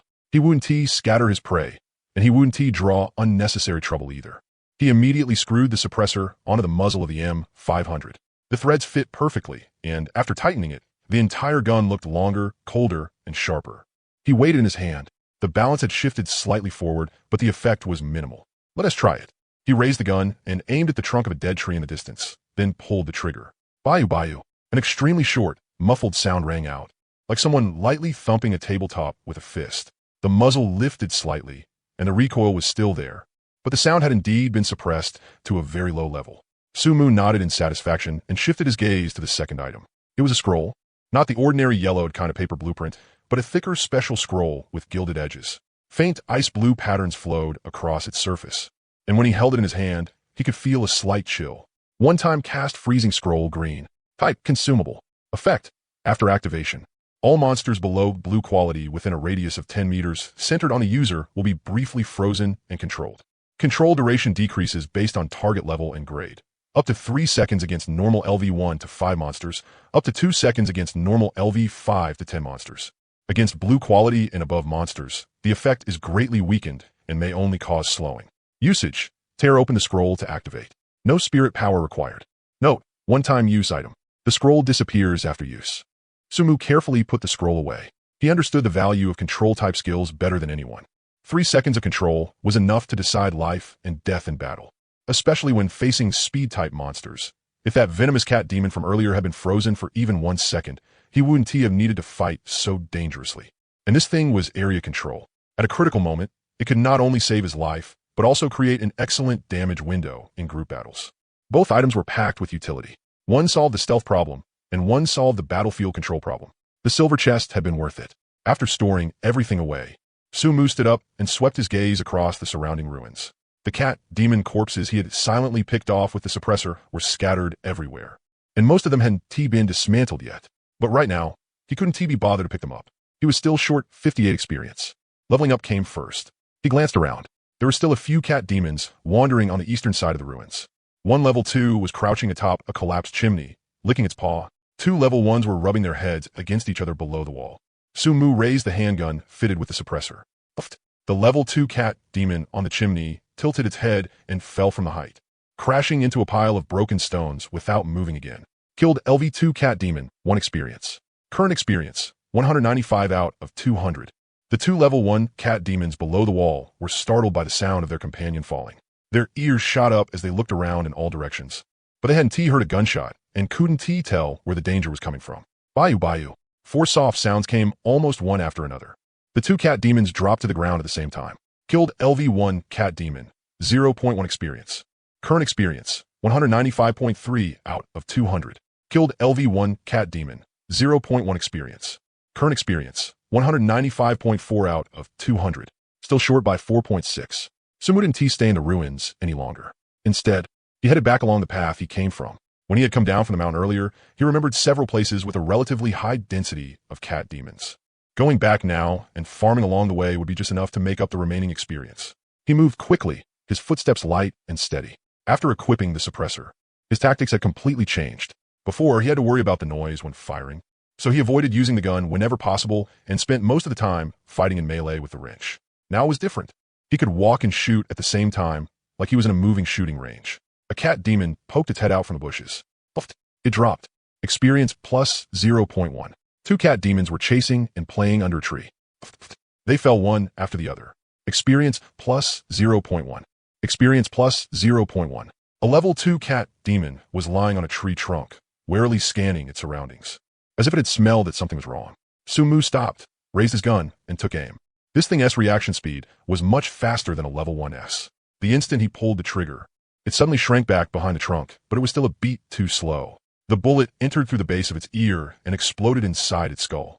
The corpse fell from the tree and slammed into a pile of fallen leaves. Killed LV, 2 cat demon, EXP 1. Current EXP, 198 out of 200. Still short by 13. Sumu quickened his pace and found the last lone level 2 cat demon on the mountainside. Killed LV, 2 cat demon, EXP 1. Current EXP, 199 out of 200. Still short by 3. He swept his gaze around and found no other cat demons. Just as he was about to keep moving forward, the corner of his eye caught something moving in the grass. A level 1-1, very small, like it had only recently reached adulthood. It was crouching behind the bushes, trembling. The gunshots, just now, had been muffled by the suppressor. But the sight of its own kind dropping one after another had clearly scared it badly. Sumu raised his gun. Killed LV, 1 cat demon. EXP 0.1. Current EXP, 199.8 out of 200. Still short by 0.2. He waited a while, but no new cat demons appeared. So close. Sumu frowned and opened the system panel to glance at the EXP bar. 199.8 out of 200. Kill 2 more level 1-1s or 1 level 2-1, and that would be enough. He quickened his pace and headed toward the extraction point. The map showed that there was still a large stretch of forest ahead, unless something unexpected happened. The density of cat demons there shouldn't be low. Sure enough, in less than 5 minutes, another level 1 cat demon appeared ahead. Bayou. EXP 0.1. Current EXP, 199.9 out of 200. The last 0.1. Sumu slowed his steps, his eyes sweeping through the forest. A level 1 cat demon was lying on a rock, basking in the sun, completely unaware that danger was approaching. He raised his gun and aimed at that furry little head. Killed LV. 1 cat demon, EXP 0.1. Current EXP, 200 out of 200. EXP full. Level breakthrough available. Sumu slowly let out a breath, put away his pistol, found a thick, sturdy tree, and climbed up it in a few quick moves, straddling a solid branch. He took out the pale silver, level 3 agility type breakthrough talisman blue, and studied it in his hand for a moment. Shimmering light flowed across the surface of the talisman. The silver patterns looked alive, slowly moving across the paper. Holding it in his hand, he could feel a faint warmth from it, as if it were breathing. Level 3 agility type breakthrough talisman, blue. Effect. When LV 2 EXP reaches 200 out of 200, using this will allow a breakthrough to LV3, and will forcibly skew the attribute points gained after leveling toward the agility path. Sumu took a deep breath. Use. The talisman turned into a streak of silver light and merged into his body, just like last time he leveled up. A warm sensation rose from his abdomen and quickly spread through his limbs and entire body. But this time, the feeling was gentler. It wasn't like the intense tearing and reconstruction from before, but rather a slow, continuous seep-in. White light moved through his body like countless tiny streams, washing over every inch of flesh and every bone. He could clearly feel that his body was undergoing some subtle change. Not an increase in strength, but lightness. Yes, lightness. His whole body was becoming lighter. It felt as if excess weight had been drawn out of his limbs.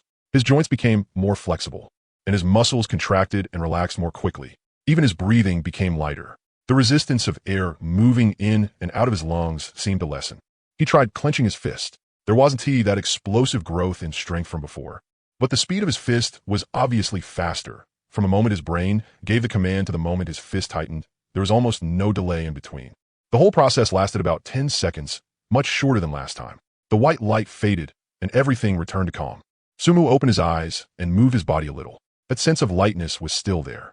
It felt like he had taken several kilograms of weight off himself, and his movements were far more nimble than before.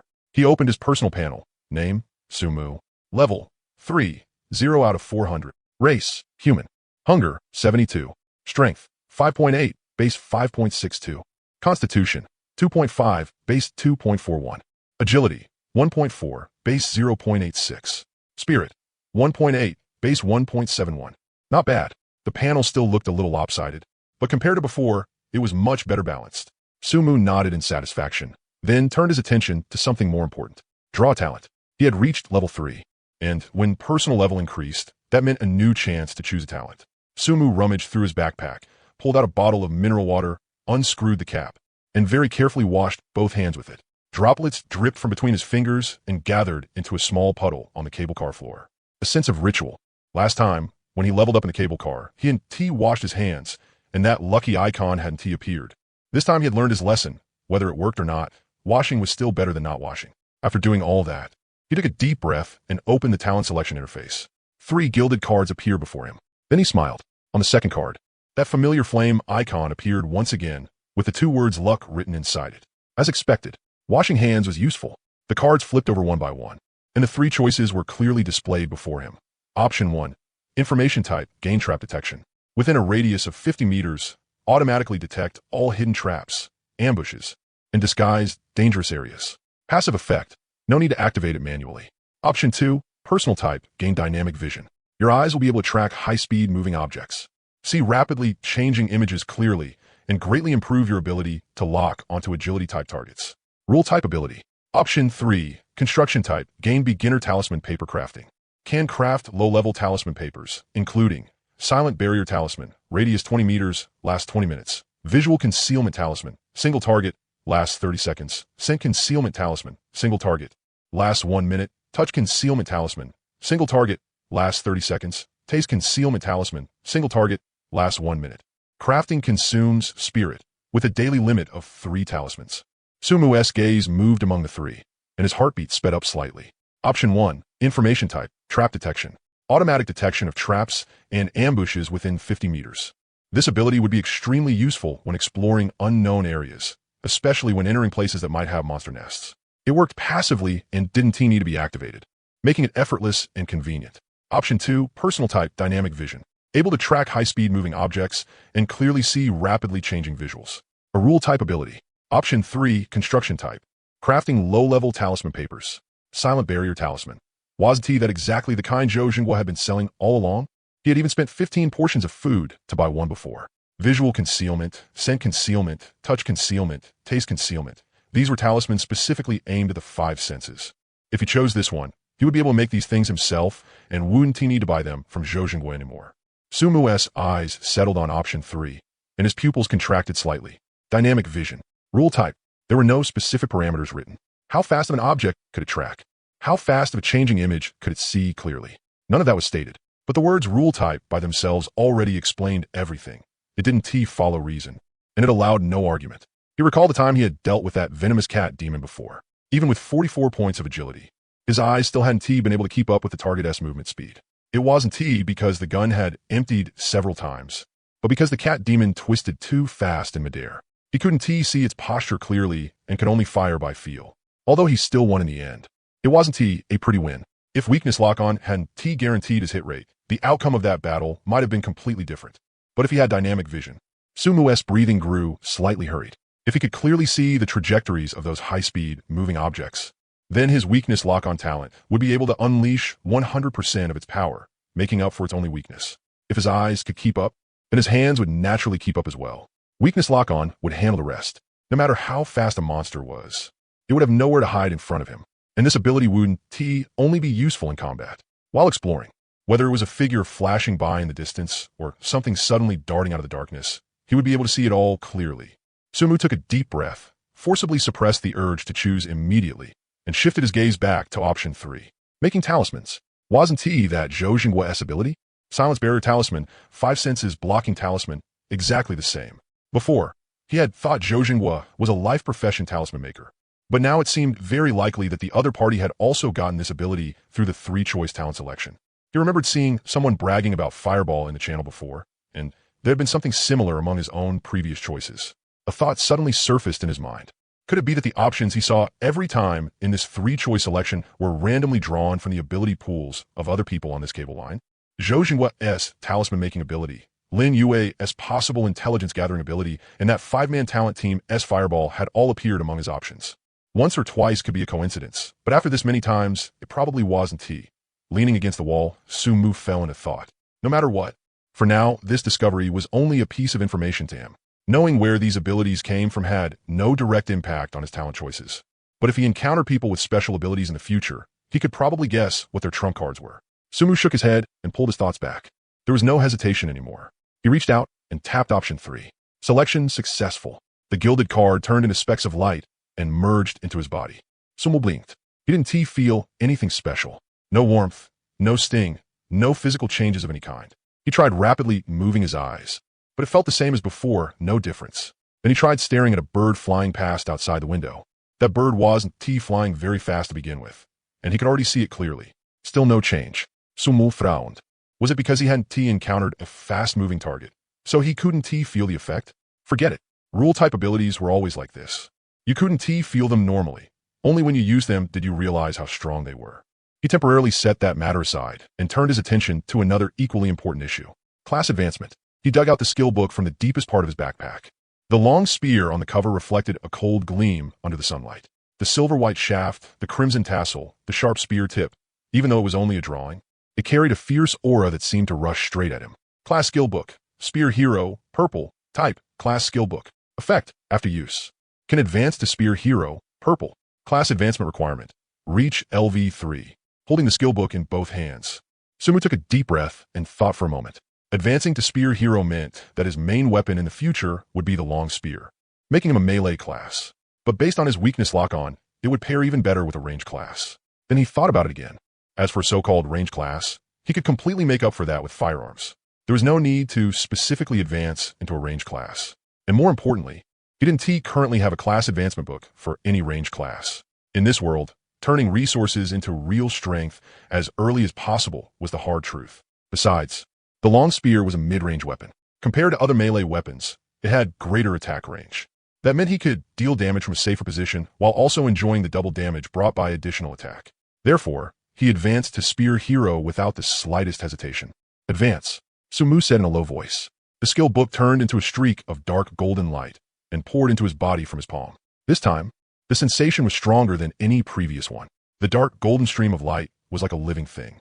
It burrowed through the skin from his palm and spread rapidly along his blood vessels and meridians. It wasn't warm, it was scorching hot, like red-hot iron bars branding him from the inside. Every inch of muscle, every bone was being reforged and rearranged by some kind of power. Sumu gritted his teeth and tightly grabbed the tree branch beneath him. He could feel that something was awakening inside his body. It was an instinct. Not a skill learned later, but something carved into his bones, as natural as breathing. How to grip a long spear, the angle to thrust, the timing of a sweep, the rhythm of a charge. This knowledge flooded into his mind like a tide. There was no need to think, no need to practice. It was as if he had been born knowing it. At the same time, his body was also changing. The muscles that had previously swelled because of the strength fruit were now becoming even tighter. Not the exaggerated lines trained out in a gym, but a leaner, smoother form. As if every bit of strength had been compressed to the extreme without a trace of excess fat. His bones let out faint cracking sounds. He could feel his spine straightening, his shoulder blades adjusting, even the joints in his fingers rearranging themselves. Everything was changing in a direction better suited for combat. The most obvious change was in his hands. His palms became rougher, his knuckles thicker, and several hard calluses appeared between thumb and forefinger, marks that would only be left by years of spear training.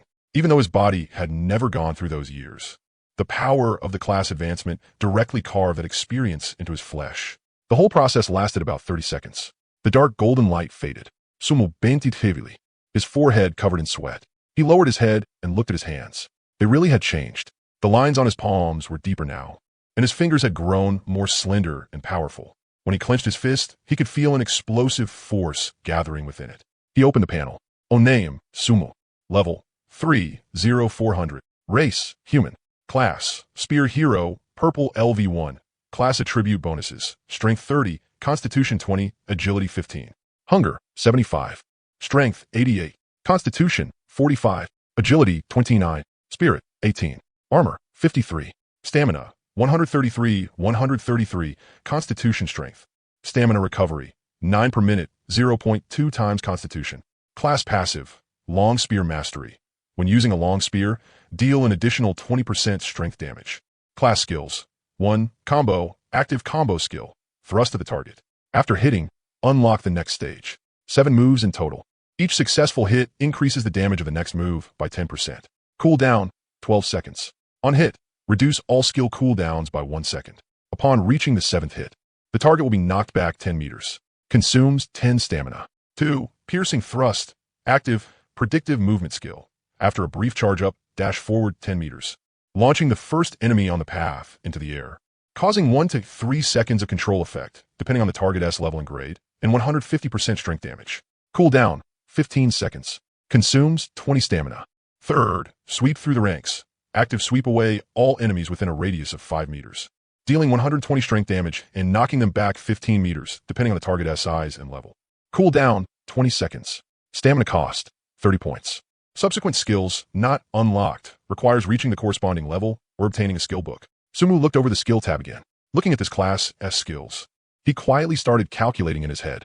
It had a gap-closing control skill, burst damage, and area knockback. There were only 3 skills, but the functionality was already quite complete. Piercing thrust could be used to open with crowd control, gale combo thrust for full damage output, and sweep through the ranks to finish or control the field. The logic of the combo was extremely clear, but if he wanted to truly bring out this class S damage, the key was still using the first combo skill well. Based on the description, this thing should be somewhat difficult to land, and once it wasn't used well, it would probably only hit once at most, which would make it a completely trash skill. But if all 7 hits landed, the damage would undergo a qualitative change. Then again, wasn't this thing basically perfect for him? The corners of Sumu's mouth lifted slightly. With the talent, any attack will lock onto a monster's weak point in his hands as long as the other party was within his attack range. Could it even escape? In other words, for him, this combo skill simply had no risk of being interrupted. As long as he attacked, it would definitely hit. Stacking all 7 layers was guaranteed, and the plus 10% damage per strike was also guaranteed. On top of that, the effect of the passive 100 battles was that every hit reduced the cooldown of all skills by 1 second. With his hit rate, the trigger frequency of this passive was practically at its limit. The first skill, Gale Combo Thrust, had no cooldown and lasted 12 seconds. Piercing Thrust had a 15-second cooldown, and Sweep Through the Ranks had a 20-second cooldown. After one full combo, all skills would be reduced by 7 seconds. That meant the cooldowns became 5 seconds, 8 seconds, and 12 seconds. If this was paired with the 3-second launch control from Piercing Thrust, then he could rush in first. Open with Piercing Thrust to knock the enemy into the air, follow with Gale Combo Thrust for all 7 spear strikes. Then use Sweep Through the Ranks to send them flying.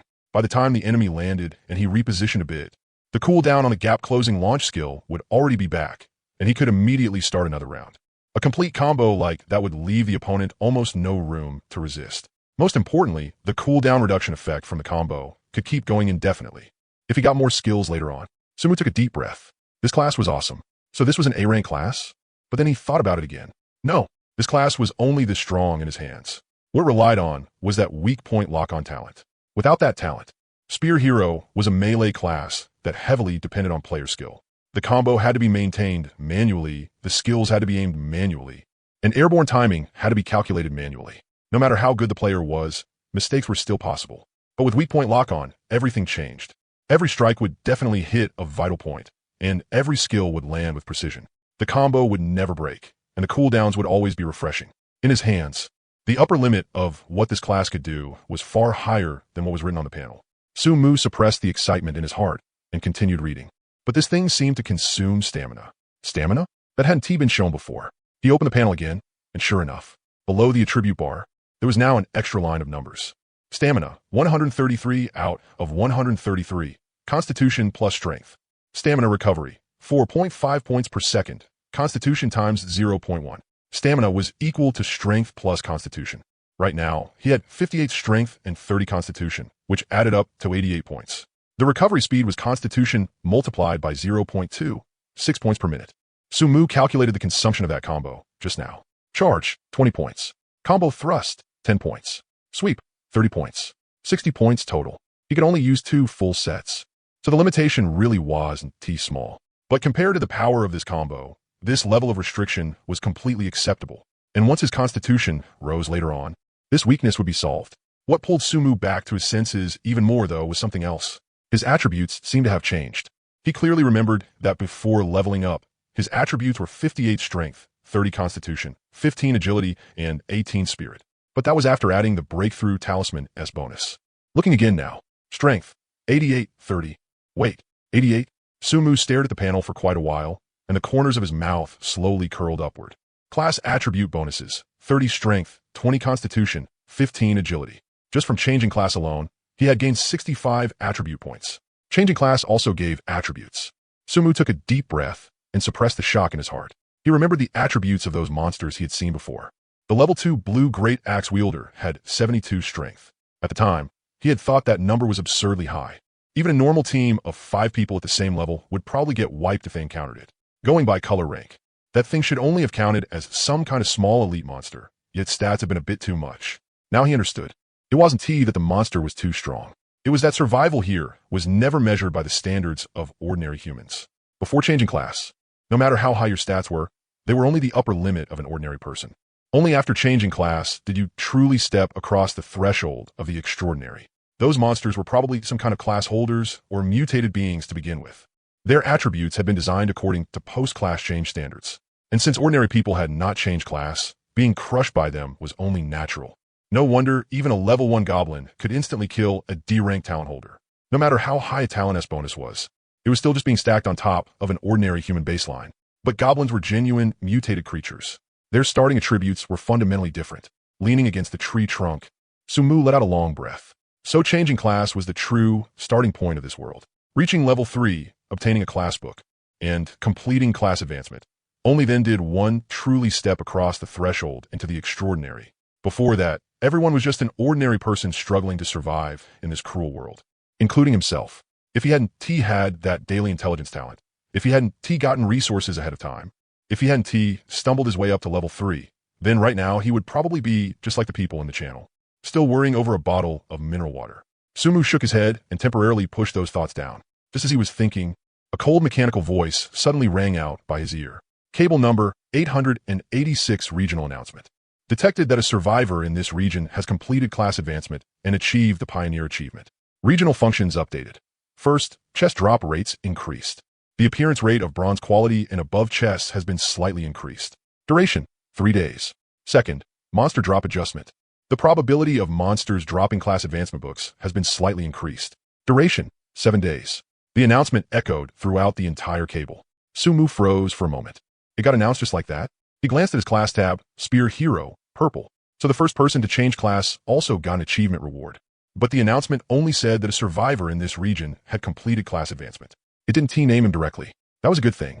He didn't want everyone to know he was the first person to change class. Sumu opened the chat channel, wanting to see everyone's reaction. Sure enough, the messages had already exploded. Class advancement? What the hell is that? I'm not even level 1 yet. And someone else already level 3? And change class 2. Pioneer achievement. Big shot, come out and show yourself. The chest drop rate increased. That's good news. Messages were flying by at a crazy speed. Some were shocked. Some were envious. Some were discussing the new functions, and some were trying to figure out who that pioneer was. Some guessed it was Zhou Jinghua, because his organizational ability was strong and he had killed the most monsters. Some guessed it was the captain of that 5-man talent team, because their efficiency was the highest. Others guessed it was some big shot who had been lurking the whole time, quietly developing since day 1. Sumu had sold a class skill book in the channel before. It was blue grade, called Battlefield Doctor. Could it be the buyer? Possible. After all, that was the only class book anyone had seen so far. Can healer class really be the first to class change? No way. Healers don't even have combat power. What if she's a battle healer? A battle healer is still a healer. How could a healer be the first to kill enough monsters to reach level 3? Sumu looked at the discussion and the corner of his mouth twitched. He had already traded that Battlefield Doctor book to Lin Yue. If Lin Yue had used that book to class change, then she would be the second person to class change, not the first. But he didn't explain. Let them guess all they wanted. As he was reading, one inquiry after another popped up. Sumu glanced at them and ignored them. There was no need to answer this kind of thing. Just as he was about to close the channel, another message popped up. Zenda Zhao Hongyuan. Sumu recognized the name. It was the captain of the 5-man talent team people had discussed in the channel before. Supposedly, every member had a combat-type talent, and they worked together well. Yesterday, they had already been able to deal with 2 or 3 zombies on their own. Today, 3 of them had reached level 2, and they were in the spotlight. Zhao Hongyuan, who did you sell that Battlefield Doctor class book to? No greeting. No polite wording. Not even a simple may I ask. It sounded like he was asking something that should naturally be answered. Sumu raised an eyebrow and didn't reply. A few seconds later, another message popped up. Zhao Hongyuan, I'm talking to you. Sumu stared at that line for 2 seconds, his finger pausing over the screen. Then he opened Zhao Hongyuan's profile and chose to block him. Clean and decisive. First, that class book had been given to Lin Yue. It was a transaction between the two of them. No matter what the other side wanted, he had no obligation to reveal the buyer's information. That was the most basic professional ethics. Second, if the other side had used a normal tone, even if he had only added a simple "may I ask," Sumu might have considered his wording and politely refused. After all, someone capable of organizing talent users was better to befriend than offend. But this superior, condescending attitude. Sumu shook his head. He couldn't be bothered to argue, and he couldn't be bothered to teach the guy how to behave. Blocking him was the simplest solution. Out of sight, out of mind. After closing the chat window, he was just about to get up and stretch when a familiar notification sound suddenly rang in his ear. It wasn't the gentle prompt from the talent selection of 3. It was a more solemn, more formal system announcement tone. Detected that you were the first survivor on Blue Star Cable to complete a class change. Hidden achievement unlocked. Class expert. Reward. Second class slot unlocked. You may choose one additional class for class change. The class change requirements are the same as for your first class. You must reach LV3 and use the corresponding class change book. Note, dual class system activated. You may freely switch between the two classes. Attribute bonuses are shared, and skills have independent cooldowns.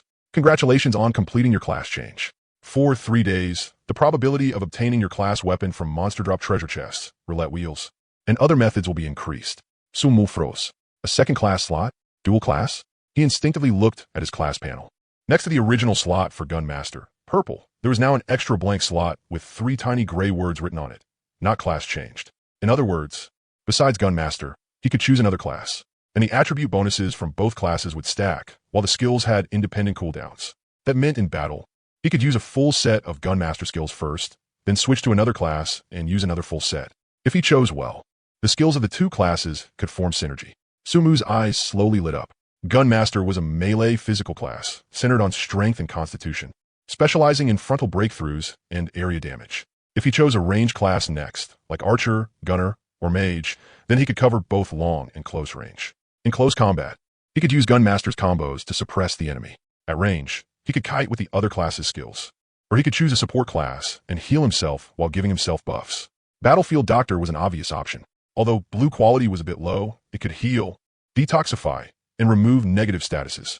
Its survival ability was top tier. Or he could choose a control type class and max out his control chain. Gunmaster itself already had a knock-up from its thrust skill and knockback from its sweeping strike, if he paired it with freeze, stun, or other control skills. Sumu took a deep breath and suppressed the excitement in his heart. It was still too early to think about that. He only had 2 class books before. The purple Gunmaster had already been used, and the blue Battlefield Doctor had been given to Lin Yue. As for the remaining one, he glanced at his inventory. It was completely empty. He needed to get another one, and he couldn't just get any random one. The choice of a second class was tied to the upper limit of his future combat strength, so he had to be cautious. Ideally, it should complement Gunmaster, either make up for range damage, survivability, or control. But there was no use being anxious now. A class book was the kind of thing you could only come across by chance. He could only wait for an opportunity. Sumu shook his head, temporarily put the matter aside, and continued walking toward the retreat point. The woods were very quiet. The afterglow of the setting sun filtered through the canopy, casting mottled light and shadow across the ground. Occasionally, a breeze blew through, making the leaves rustle, as if someone were whispering in the distance. Sumu didn't walk fast. The spear was slung behind his back, and he held the M500 in his hand. Even though he now had a class weapon, the handgun's advantage in ranged output was still irreplaceable, especially when dealing with agile monsters, and especially when he didn't even have a long spear weapon yet. Another cat demon appeared ahead. Level 2. It was crouching on a tree root, licking its paw, completely unaware that danger was approaching. Sumu raised the gun and aimed. After equipping the suppressor, the sound of the shot had been lowered to an extremely faint level. The moment he pulled the trigger, all he heard was a short, muffled puff, like someone lightly thumping a table with a fist. The bullet flew from the barrel and accurately struck the cat demon in the head. Then Sumu saw something he had never seen before. 42. A number floated up above the cat demon's head, bright red and especially eye-catching in the sunset. Critical hit. Weak point damage. Sumu was stunned for a moment, his fingers stopping inside the trigger guard. Before, when he killed monsters, the system would only display prompts like kill XXX, experience +X. It had never shown specific damage numbers. But now, he looked at his status panel, then at the cat demon's corpse in the distance. After reaching level 3, he could even see damage numbers now? No, that wasn't right. It wasn't a change brought by leveling up. It was class change. After class change, more digitized information had been unlocked. A direct gunshot dealt 40 points of critical damage. That confirmed Su Mu's previous speculation about firepower value. At the same time, it also confirmed his thought that class change was the true starting point of this survival game. Su Mu walked forward a few more steps and found another cat demon. Level 1, smaller in size, currently napping on a rock. He raised his hand and fired. 38. Another critical hit. 38 damage. A level 1 cat demon's HP was probably around 40 points. If a normal attack hit a vital point, one shot was enough to kill it instantly. He fought and farmed as he moved, his EXP bar slowly crawling upward. When he killed the 9th cat demon, a gray box dropped on the ground. Su Mu opened it. Obtained, spear gray X1. A dull gray spear appeared in his hand. The shaft was rough, and the spearhead was covered in rust. It looked like the kind of thing that had been dug out of a trash heap. Spear gray, type, class weapon, sharpness, 6, durability, 30-30 note, the lowest quality class weapon. But at least it's a spear. Su Mu equipped it casually. The spear vanished from his hand, as if it had melted into the void. With a thought, the spear condensed out of thin air again and appeared in his palm. Another thought, and it vanished. Another thought, and it appeared. It was as smooth and natural as breathing. Su Mu looked at his hand, then at the dull gray spear. Deep in thought. Su Mu looked at his hand, then at the dull gray spear, deep in thought. When he had equipped the handgun before, it definitely hadn't worked like this. He had to draw the gun from his waist, and after using it, he had to put it back. If he wanted to reload, he had to do it manually. But this gray spear was different. Once equipped, he could summon it any time and dismiss it any time, like it was part of his body. He opened the system panel and carefully checked the description for the equipment slot. Class weapon. After equipping, it can be summoned or dismissed at any time and does not take up backpack space. Summoning is limited to weapons of your own class. So that was it. After changing classes, the rules of the equipment slot had changed. Before, even though he could see the handgun and armor on the panel, he still had to take them out by hand. Now it was different. Class weapons could be summoned directly out of the void. Use them when he wanted, put them away when he wanted. This feeling of man and spear as one was the true meaning of a class change. Su Mu put away the gray spear and continued forward. Now that he had the spear, he decided not to use firearms for farming monsters for the time being. Skills needed real combat to get familiar with, and the cat demons in front of him were the perfect sparring partners. A few minutes later, another cat demon appeared ahead. Level 2. It was crouching on a tree root, licking its paw, completely unaware that danger was approaching. Su Mu tightened his grip on the spear and slowly stepped forward. The cat demon's ears shot up. It seemed to smell something and suddenly turned its head. Its amber vertical pupils met Su Mu's eyes, and a low growl rumbled from its throat. It pounced. It was fairly fast, but in Su Mu's eyes now, it was only SOSO. Combo strike. The spear thrust through, the tip piercing the cat demon's lower jaw with precision. The force at the spear tip exploded inside its skull, and hidden power burst out. Killed LV. 2 cat demon. EXP +1. Su Mu withdrew the spear and instinctively glanced at the skill bar. He knew combo strike's cooldown was 9 seconds. But at this moment, 9 seconds. Su Mu froze for a second. No, he clearly remembered that when he had used thrust earlier, the cooldown had started counting down from 12 seconds. But from the moment he attacked to the cat demon's death, at most it had only been 2 seconds. So how had the cooldown already jumped to 9? Had he remembered wrong? Or seen it wrong? Su Mu frowned and didn't rush to a conclusion. He simply kept walking. About 5 minutes later, another cat demon entered his field of vision. Level 2. It was lying on top of a rock sunbathing, its tail slowly swaying behind it. Su Mu slowed his pace and stopped about 10 meters away. He took a deep breath, locked his eyes onto the cat demon, and lightly tapped the shaft of the spear with his finger. First, confirm the cooldown. He glanced at the skill bar. Thrust, available. Then he moved. Combo strike. The spear flicked up, and the spear tip hit the cat demon's lower jaw. Just like before, it was a one-shot kill. The corpse flipped halfway through the air before crashing heavily to the ground. Su Mu didn't look at the corpse. He stared fixedly at the skill bar. The thrust icon dimmed, and the cooldown number began to tick. 12, 10. Stop. 10 seconds. Su Mu's pupils contracted slightly. From a moment he attacked to the kill, it had taken at most 1 second, but the cooldown had already dropped from 12 seconds to 10 seconds. In other words, in that 1 second, the cooldown had advanced by 2 seconds. 1 extra second shaved off. Su Mu stood there, staring at the skill bar as his mind raced. Additional attack. His talent. After any attack hits, trigger 1 additional attack. Meant that on the surface, that strike had looked like 1 attack, but from a system's perspective, it had counted as 2.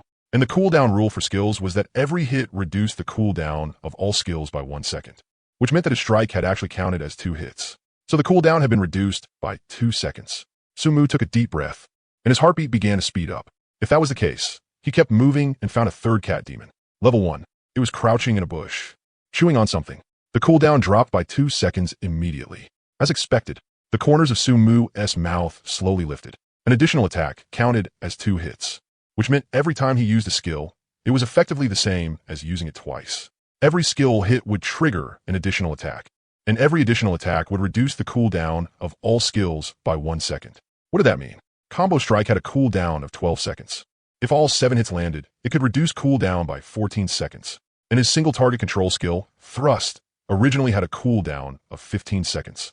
As long as he landed all 7 hits, the 14-second cooldown reduction would leave only a 1-second gap. That meant he could completely open with Thrust and chain straight into Combo Strike, forming a loop. This was way too ridiculous. In that case, even blue-grade monsters weren't impossible to fight. About 30 minutes later, as he made his way along, Sumu kept farming monsters and confirmed again and again that one skill really did reduce cooldown by 2 seconds each time. And now, a dark green figure appeared in the forest ahead. It wasn't an ordinary cat demon. The thing was about half a man's height, its body covered in dark green fur. Not the green of leaves, but a moldy, poisonous kind of green. Every hair along its back stood upright like rows of steel needles. Its eyes were crimson, and its vertical pupils glowed with a cold, eerie light in the shadows. The most eye-catching feature was its mouth. There was a curved fong on each side of its lips, extending down from the upper jaw. Each was about finger length, and their tips gleamed with an inky green sheen. Venomous cat dimwon. Level 2. Blue quality. Sumu stopped and looked around. There were no other cat demons. Just this one all alone. He tightened his grip on the spear, a faint smile rising on his lips. If he had run into something like this before, he would had to pull out the handgun, use grenades, climb a tree, and spend ages calculating everything.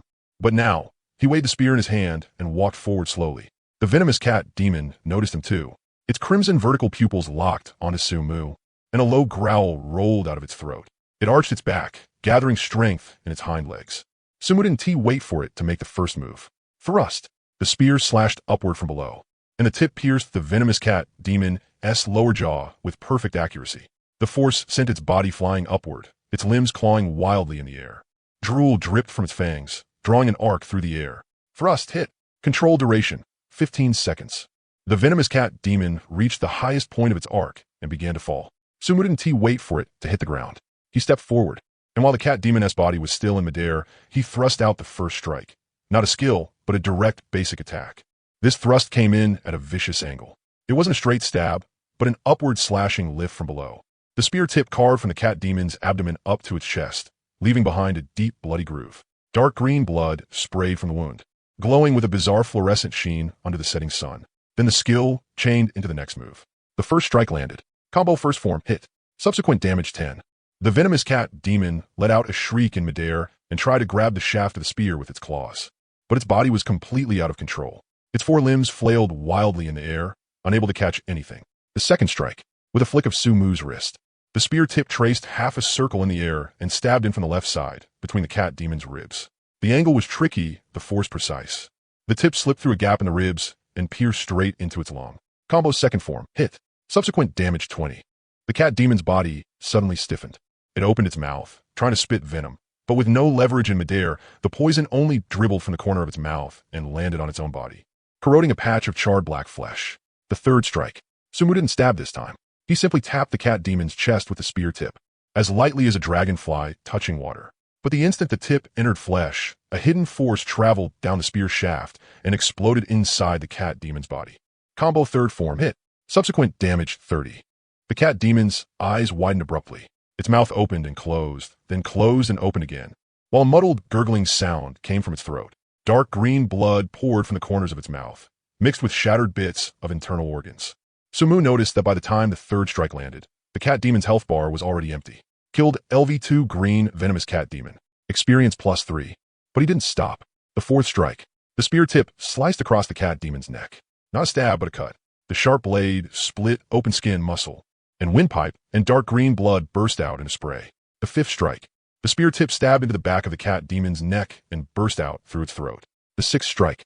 With another twist of his wrist, the spear tip churned half a turn inside the cat demon's skull cavity. The seventh strike. The long spear shot forward, launching the cat demon's corpse through the air. It slammed into a large tree, then slid limply down. Then came thrust. The venomous cat demon's corpse was sent flying into the air again. He didn't continue with the piercing combo skill. Sumu withdrew his spear and stood in place, looking at the mangled corpse on the ground. It had been a total of 9 strikes. It sounded like a lot, but in reality, it had all been completed within 4 seconds. Even so, thrust had still linked in perfectly, and the venomous cat demon had actually died on the 3rd strike. A level 2 blue quality monster, something he previously had to rely on a pistol, grenades, and terrain advantage just to barely deal with, was now dead before he had even finished one full combo. The gap between class holder and a non-class holder was absurdly huge. He remembered when he fought that blue giant axe brute before. It had 72 strength and 65 constitution, and a chain had restricted its movement. He had needed 7 pistol shots, every single one hitting the head, just to barely kill it. Back then, he had thought he was already very strong. After all, most people in the channel were still worrying over a bottle of mineral water, while he could already solo a level 2 blue quality monster. But looking back now, what kind of strength was that? At the time, he had no class bonuses, no class skills, and no class weapon. He had been relying entirely on a green quality pistol and 2 rule type talents to hold the line, even against a monster restrained by a chain. He had needed that much effort, but now, a level 2 blue quality monster died before one combo was even finished. He hadn't even used sweeping through the army as a finisher, hadn't used a second combo string, and hadn't switched to a ranged weapon. This was what it meant to class up, a leap from ordinary human to transcendent being. But soon, Sumu couldn't help shaking his head. The boost after classing up really was huge. Increased attributes, unlocked skills, freely summoned weapons. On anyone, that would count as a complete rebirth. But what truly let him achieve a qualitative transformation wasn't the Spear Tyrant class itself. It was his talents. Weakness lock, extra attack. Without those 2 talents, Spear Tyrant would only be a fairly solid melee class. But paired with them, Sumu recalled what it felt like to use thrust just now. Without weakness lock, what would this skill have looked like? He had tested thrust by itself before, activating it without a target. His body would uncontrollably dash forward 10 meters. And the whole process took about 2 seconds. If there was a monster close to him within that straight 10-meter line, he could probably reach it in a little over 1 second. But if there was nothing in that line, he would rush out like an idiot, completely unable to stop, exposing himself to danger.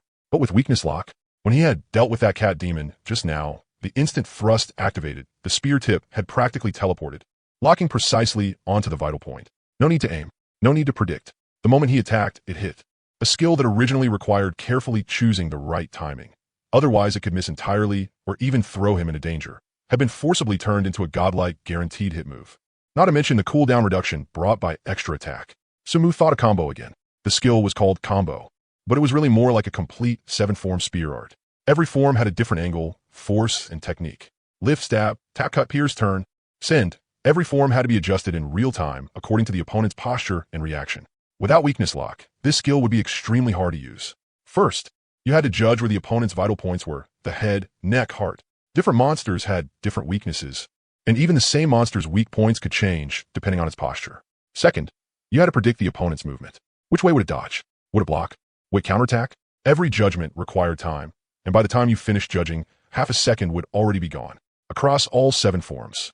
Just the time spent judging and adjusting would take several seconds. But a launched monster only stayed controlled in midair for 2 seconds. By the time you finished judging, it would already have landed, and the combo would have long since broken. That wasn't even mentioning the transitions between forms. After the first lifting strike, the angle and height at which the opponent was launched would affect the second strike's angle of attack. After the second stab, the opponent's landing point and posture would affect the choice of the third strike. Every form had to be adjusted based on the result of the previous one. For a normal person to perform this combo, reaction time alone would consume the entire control window. But Sumu didn't need to judge, didn't need to predict, and didn't need to adjust. Weakness lock made all the judgments for him. The spear tip would find the vital points on its own. He only needed to do one thing, attack.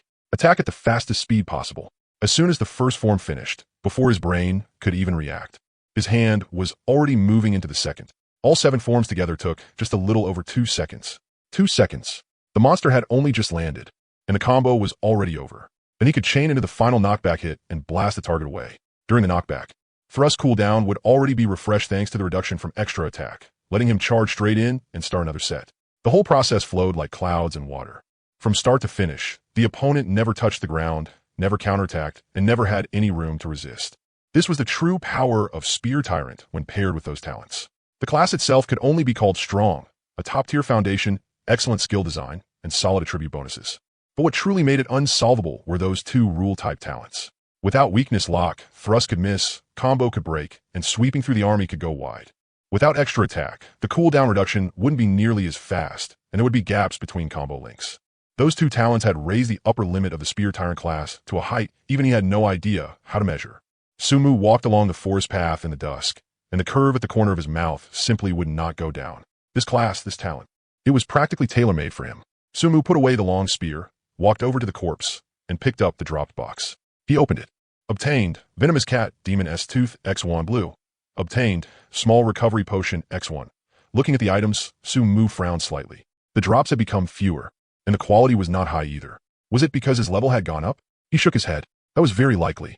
After all, this thing's experience had also directly shrunk by 10 times. He put the items away and kept walking forward. After reaching level 3, the efficiency of gaining experience had plummeted. A level 2 cat demon only gave 0.1 experience, and for a level 1, he had to kill 2 just to scrape together 0.1. If it were before, he would have long since lost interest in wasting time in this patch of woods. But now it was different. The martial techniques of the Spear Hero class needed to be honed in actual combat. The angle, force, and timing of every thrust could not be summed up by numbers on a panel. The system gave you the framework, but filling that framework and truly mastering it depended on yourself. Sumu tightened his grip on the long spear and continued deeper into the forest. For the next hour or so, he barely stopped. Cat demons, goblins, and occasionally a few lone zombies. He fought whatever he saw. Piercing thrust to start, combo strike to finish, and sometimes a sweep to clean up things lunging at him from the side. The more he fought, the more skilled his technique became, and the faster his reactions grew. Later on, he no longer even needed to deliberately think about what technique to use. His body would make the judgment on its own, where the spear tip should point, how much force to use, how to turn the angle. Everything became as natural as breathing. More importantly, he discovered that his sense for danger was also changing. Before, when something unexpected happened, he had to first see clearly what it was, judge how to deal with it, and then make his move. Now it was almost instinctive. The spear was summoned from the void, and he was already charging out. From perception to action, there was almost no delay in between. This was what the class advancement brought. Not a boost in stats, but the awakening of combat instinct. Of course, there was a price as well. Farming low-level monsters at a high level made the drop rate absurdly low. In more than an hour of fighting, he had killed at least 40 or 50 monsters. The level 1 ones did not even drop a bottle of water, and the level 2 ones only occasionally dropped something. A few teeth, a few scraps of hide, a lowest grade small recovery potion. On the first day, these would have counted as pretty decent gains. But now Sumu could not even be bothered to look at them twice. Better than nothing. He casually stuffed the items into his backpack and continued forward. The forest gradually became sparser, and the terrain also started to flatten out. According to the map, he was already close to the foot of the mountain. Past another thicket ahead was that stretch of open farmland, and the extraction point was on the other side of the fields. Sumu quickened his pace and was just about to pass through the dense patch of woods ahead. A heavy smell of blood hit him in the face.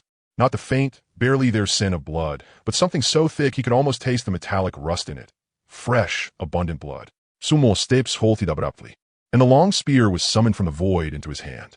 He lightened his footsteps, lowered his body, and moved toward the direction the smell was coming from.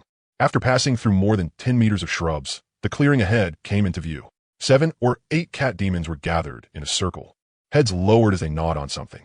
Their dark red fur reflected a strange sheen under the setting sun, and the sounds of chewing and tearing mixed together like the whispers of some wild beast. Bloodstains covered the ground everywhere, and drag marks stretched in all directions, with several leading into the nearby bushes. Sumu's gaze passed over the cat demons and landed on what they were feeding on. Corpses. Human corpses. 4, no, 5. Scattered across the ground. Some had already been torn beyond recognition, their limbs twisted at unnatural angles. Fragments of clothing were mixed in with blood and flesh, barely enough to make out that they had been wearing some kind of dark uniform. Entrails were strewn around nearby, being fought over by the cat demons. Sumu gripped the long spear tightly and walked forward expressionlessly. The cat demons noticed him. The one nearest the outer edge raised its head, its amber vertical pupils meeting Sumu's eyes, and let out a warning hiss from its throat. The others gradually stopped chewing as well, turned around, arched their backs, flattened their ears, and took on attacking stances. 8 cat demons. 6 level 1, 2 level 2. Sumu did not use any skills. The long spear swept sideways, the shaft carrying a whistling gust as it slammed into the frontmost cat demon, sending its whole body flying into a tree trunk. It slid limply down and died on the spot. The second one pounced forward. Sumu sent out the spear tip, piercing through its eye socket and out the back of its skull. The third tried to ambush him from the side. Sumu shifted his body and dodged. then drove the butt of the spear backward into its skull. The sound of cracking bone was clear and sharp. A little over 10 seconds later, all 8 cat demons were down. Sumu put away his spear and walked toward the 5 corpses. Up close, the details were even more horrifying. The bodies had been badly eaten. The abdominal cavities of several corpses had already been hollowed out, their internal organs nowhere to be seen. Their limbs were covered in bite marks and tearing wounds, and in some places even the bones were exposed. Most of the skin on their faces had been torn away, leaving only blurred flesh and shattered bone. But Sumu's attention fell on traces that should not have been here. Blade wounds. On one corpse's shoulder was a deep cut, extending from the collarbone all the way to the chest. The cut was neat, with smooth edges. It had been made by a sharp weapon, not chopped slashed. The wound was very deep, nearly splitting the entire shoulder apart. The cross-section of the bone was clean and even. It had been severed with a single strike. Another corpse had several long, thin wounds on one arm, as if something extremely sharp had sliced across it. Not claws. A cat demon's claws would leave tearing wounds with jagged, uneven edges. But these wounds had neat edges and uniform depth. They were caused by a bladed weapon like a knife or sword. Sumu crouched down and carefully examined the angles and positions of those wounds. These slash marks were distributed across the fronts and sides of the corpses. Some were on the arms. Those had been left by blocking motions. Some were on the torso. Direct, fatal hits. They had been fighting before they died. Not against monsters, but against someone holding a blade. Sumu stood back up and swept his gaze across the surroundings. There were several fresh marks on the tree trunks. Not claw marks, but blade marks. The angle of the cuts was very low, rising from bottom to top. They were not especially deep, but they were very clear. A few severed branches were scattered on the ground, their broken ends clean and even, completely different from the ragged damage caused by cat demons biting and tearing. Someone had ambushed and killed this team here. After killing them, the smell of blood had drawn over the cat demons, and the cat demons had chewed the corpses into their current state. What confirmed it even more was that all of these people's backpacks were gone. Sumu fell silent for a few seconds, his brows gradually drawing tighter. What he had been most worried about had still happened. From the first day he entered this world, he had known this kind of thing would happen sooner or later.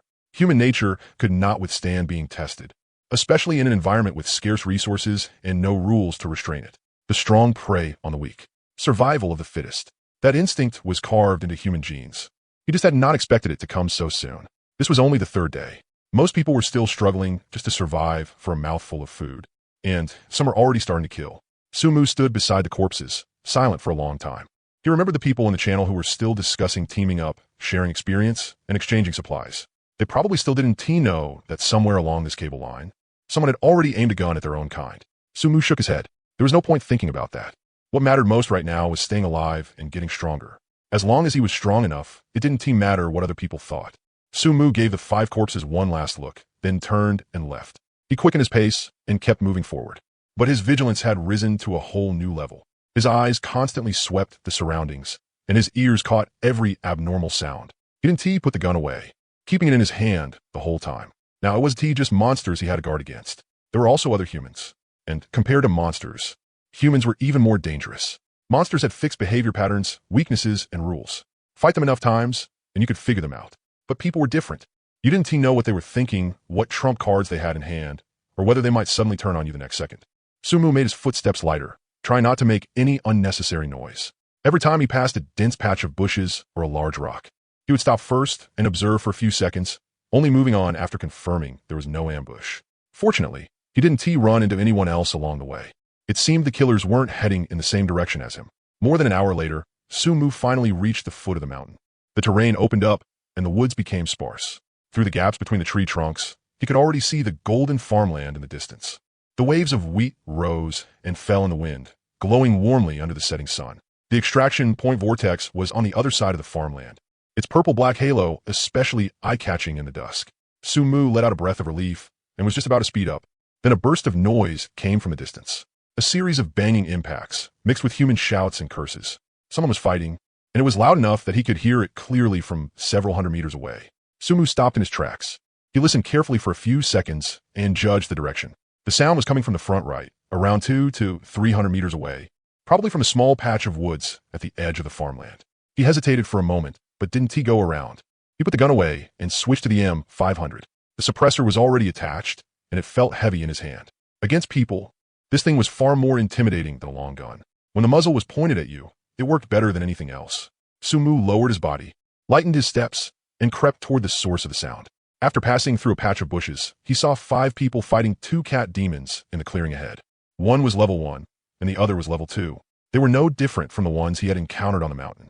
But the way those 5 fought made Su-Mu take a few extra looks. Their coordination was very solid.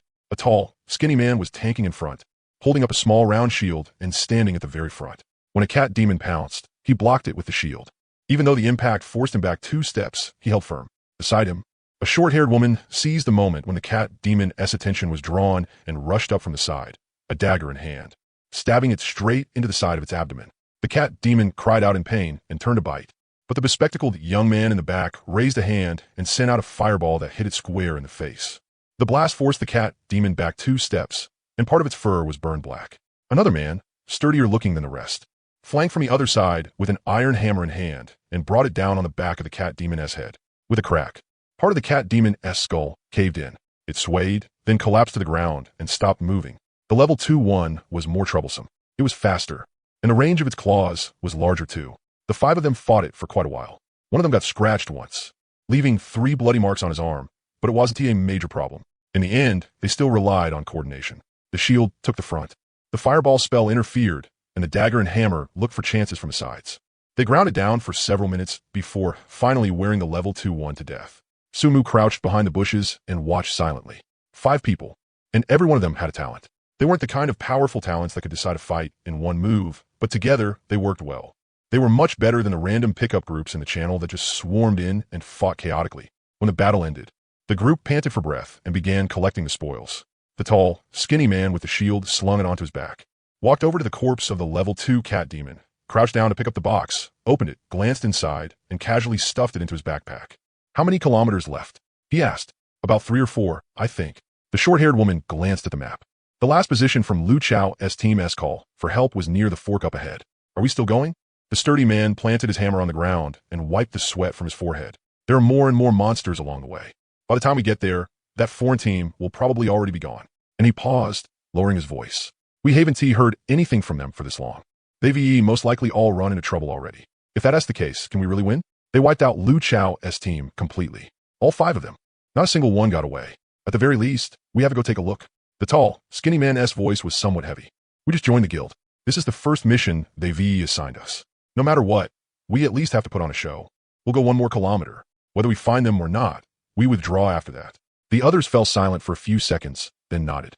Su-Mu crouched behind the bushes, his pupils narrowing slightly. A foreign team. They had wiped out Lu Chao's team completely. A somewhat frail-looking young man pointed at the bush where Su-Mu was hiding, his voice tense. Su-Mu frowned. He had been spotted. His concealment hadn't been bad. But the other side had 5 people spread out rather widely, so it was normal that someone might have seen him from the side. But after taking a look at the person who noticed him, Su-Mu was more inclined to think it was the effect of some kind of talent. He didn't panic. He put away the M500, dusted the dirt off himself, and walked out from behind the bushes. 5 pairs of eyes landed on him at the same time. Su-Mu swept a glance over the 5 people's positions. The shield was at the front left, the fireball user at the rear right, and the dagger and hammer users on both sides. It was a coordinated formation, not random standing. If he turned on them right now, could he instantly kill all of them? Yes. Start with a thrust from the long spear, send the shield user flying. Sweep aside the hammer user, chain attacks to take out the fireball user and the dagger user, then finish off the frail one last.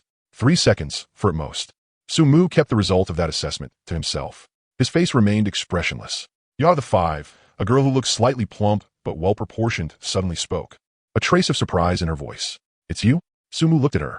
Round face, fair skin, a ponytail, and eyes that weren't big but were bright. He was sure he didn't know her. Her looks weren't the breathtaking type, but she definitely was the kind you'd forget after seeing once. Qingwan, you know him? The tall, skinny man, who was probably the captain of this team, turned to look at the girl, sounding a little surprised.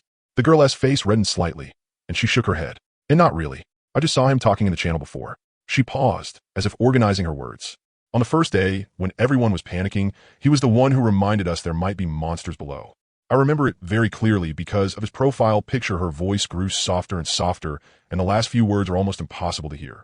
But she didn't continue. There was no way she could say, because he was too handsome. So I remembered him at a glance, right? They had known each other for less than 3 days. Even though they were already teammates, saying something like that in front of everyone would be way too embarrassing. Luckily, she was quick-witted. She suddenly thought of something and added, also, he asked the one who traded that Dr. Class skill book in the channel before. I remember it clearly, because everyone was talking about that book at the time, and his name showed up in the channel a lot. The moment those words came out, the expressions of the others changed. A class skill book. At the current stage, everyone knew exactly how valuable a class book was. Anyone who could bring out something like that was definitely no ordinary person. The skinny, tall captain glanced at Sumu. There was a bit more scrutiny in his gaze, but his guard dropped quite a bit as well. For someone to appear alone in a place like this, he was either an idiot or someone with real strength. And a person who could take out a class skill book obviously was the former. Still, one person was a little too thin on manpower. There were 5 of them, and every one of them had a talent. They had been working together for 3 days, and they had killed at least dozens of monsters. No matter how strong one person was, how strong could he really be? You're alone? The captain asked. Sumu nodded. Yeah. Before the captain could say anything, the round-faced girl, the one called Qingwan, spoke first. It's very dangerous to be here alone. There was genuine concern in her tone, not just politeness. Not just the monsters, she said, lowering her voice. Recently, there have been foreigners in this area hunting people from our side. One of our teams already got hit. As she spoke, she looked at the captain, as if asking for permission. The captain was silent for 2 seconds, then nodded. Then he looked at Sumu, his tone turning formal. Brother, we're from the Gifted Guild. I'm the captain of Team 3, Han Lei. These are all my teammates. He pointed at the people beside him and gave a brief introduction. Then he changed the subject. Our guild is expanding recruitment right now. The quota from above is 5 to 7 people per team.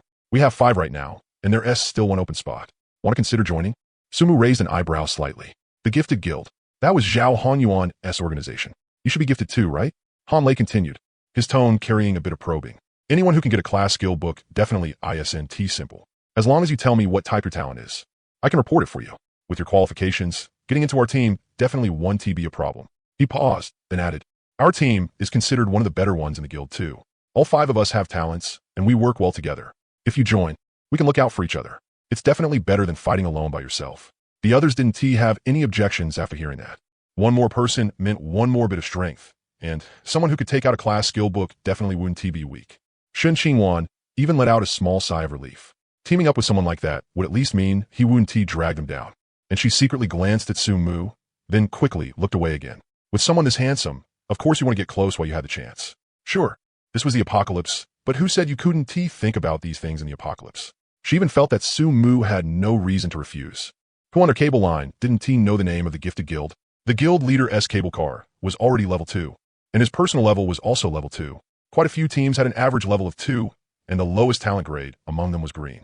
This was practically public information in the public chat. Being able to join an organization like that was an opportunity anyone would dream of. Yet Sumu only gave him a calm look and said, no need. I'm used to being alone. I don't like restraints. After saying that, he nodded to the group. Farewell. Then he turned and left, clean and decisive, without the slightest hesitation. The 5 of them froze where they stood, looking at each other. After several seconds, the sturdy man named Sun Lei was the first to react. He muttered in a low voice, doesn't he know what is good for him? Maybe he doesn't have a talent. The short-haired woman with the short blade, Zhou Xiaojia, added. Otherwise, who wouldn't want to join the Gifted Guild? The others thought about it, and felt that made sense. After all, in their eyes, the Gifted Guild's terms really were excellent. Anyone who could join basically wouldn't refuse. If he did refuse, then it was probably because he had no talent and was afraid of being exposed. Only Shen Qingwan looked at Su Mu's back, and an indescribable sense of disappointment rose in her heart. No talent. Instinctively, she felt that didn't seem right. That man's eyes had been too calm, so calm that it was as if he didn't take anything seriously at all. That wasn't fake composure.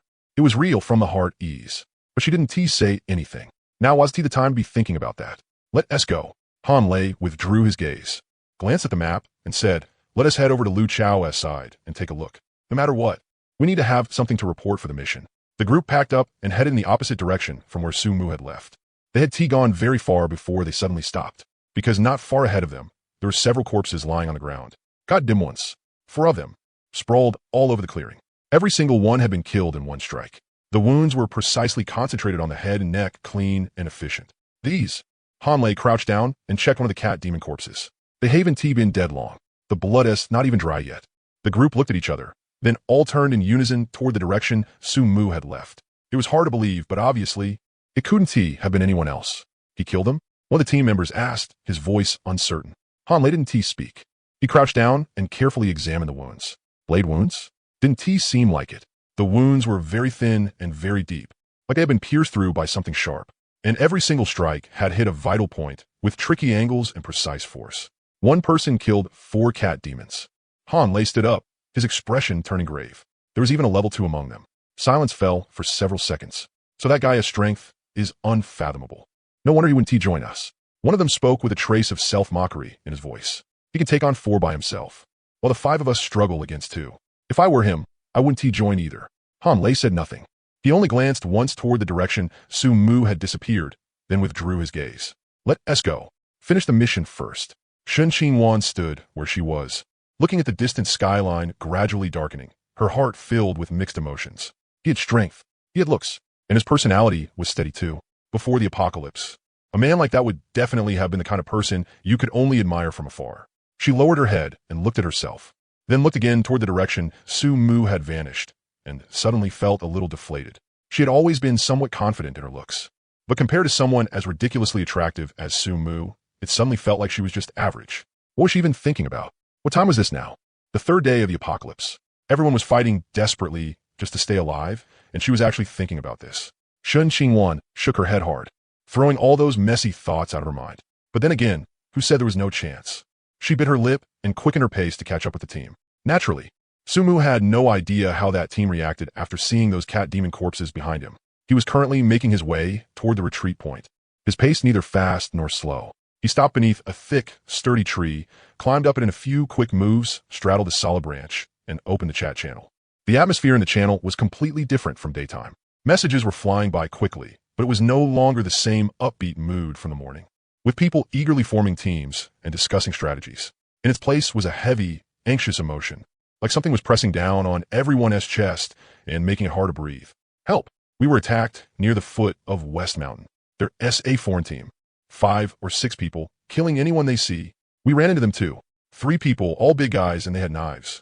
2 from our team got away, but old one got hacked down. Who the hell are they? Why are they killing us? What else could it be? They're stealing supplies.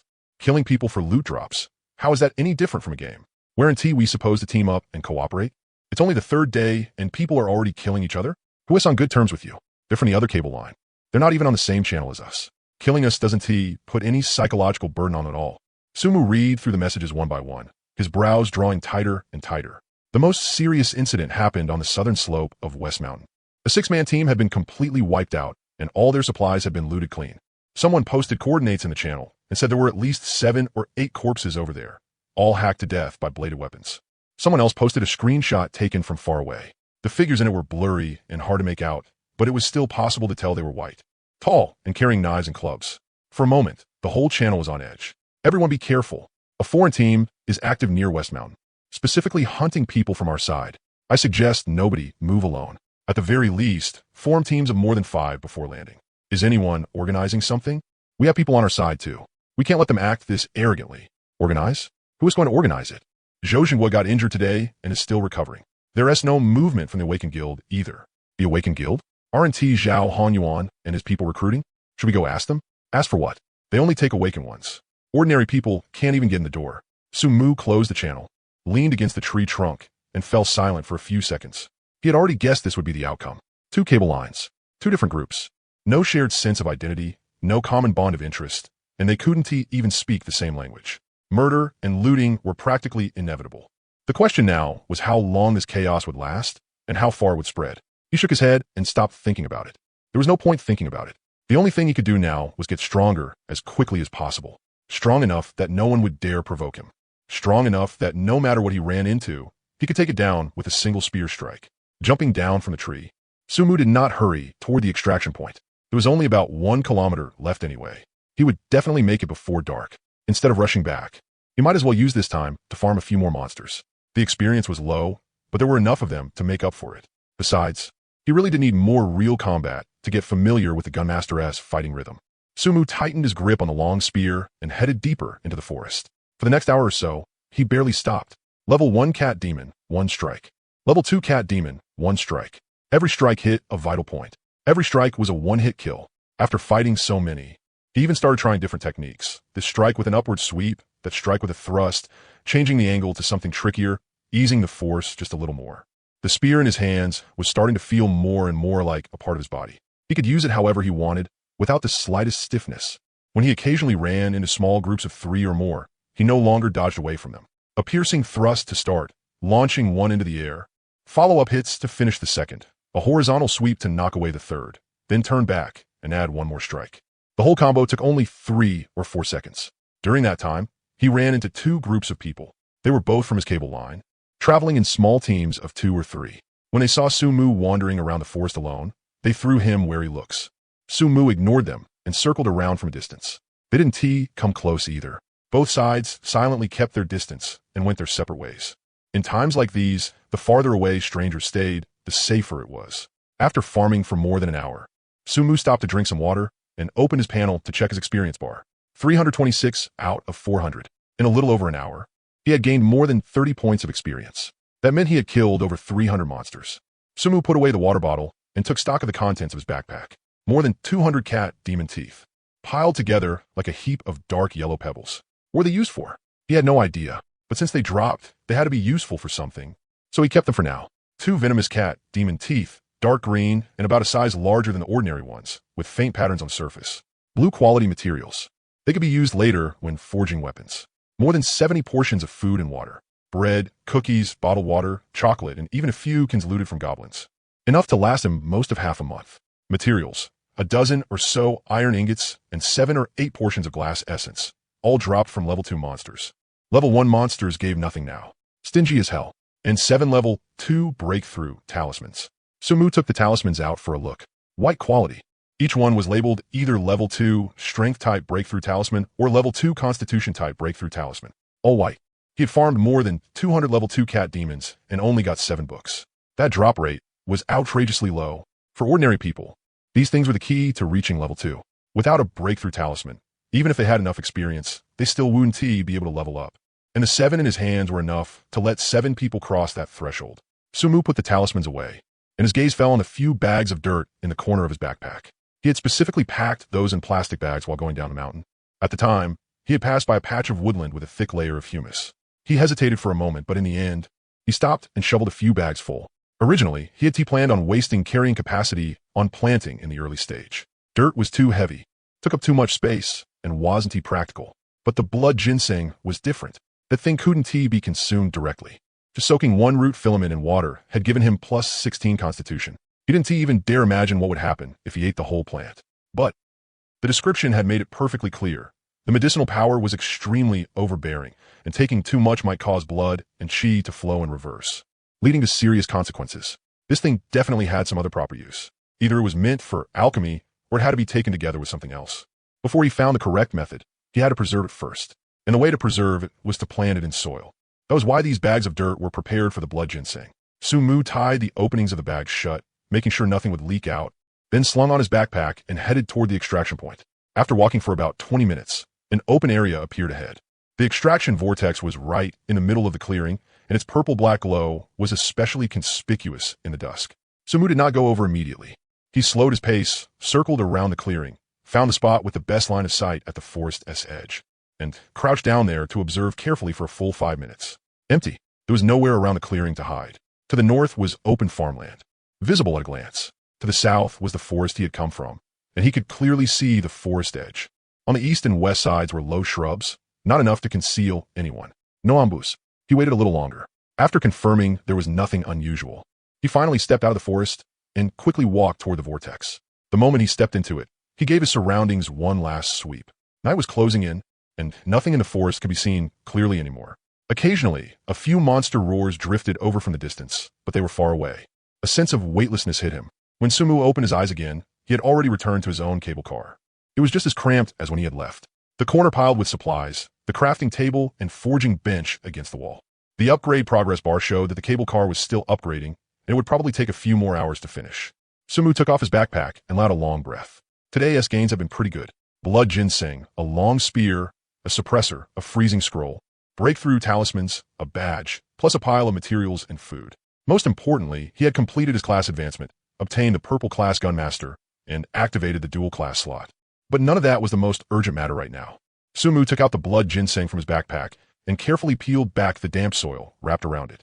The blood ginseng lay quietly in the dirt, its whole body crimson red its surface covered in fine, dense patterns. The root that had been severed by shrapnel earlier had stopped bleeding at the break.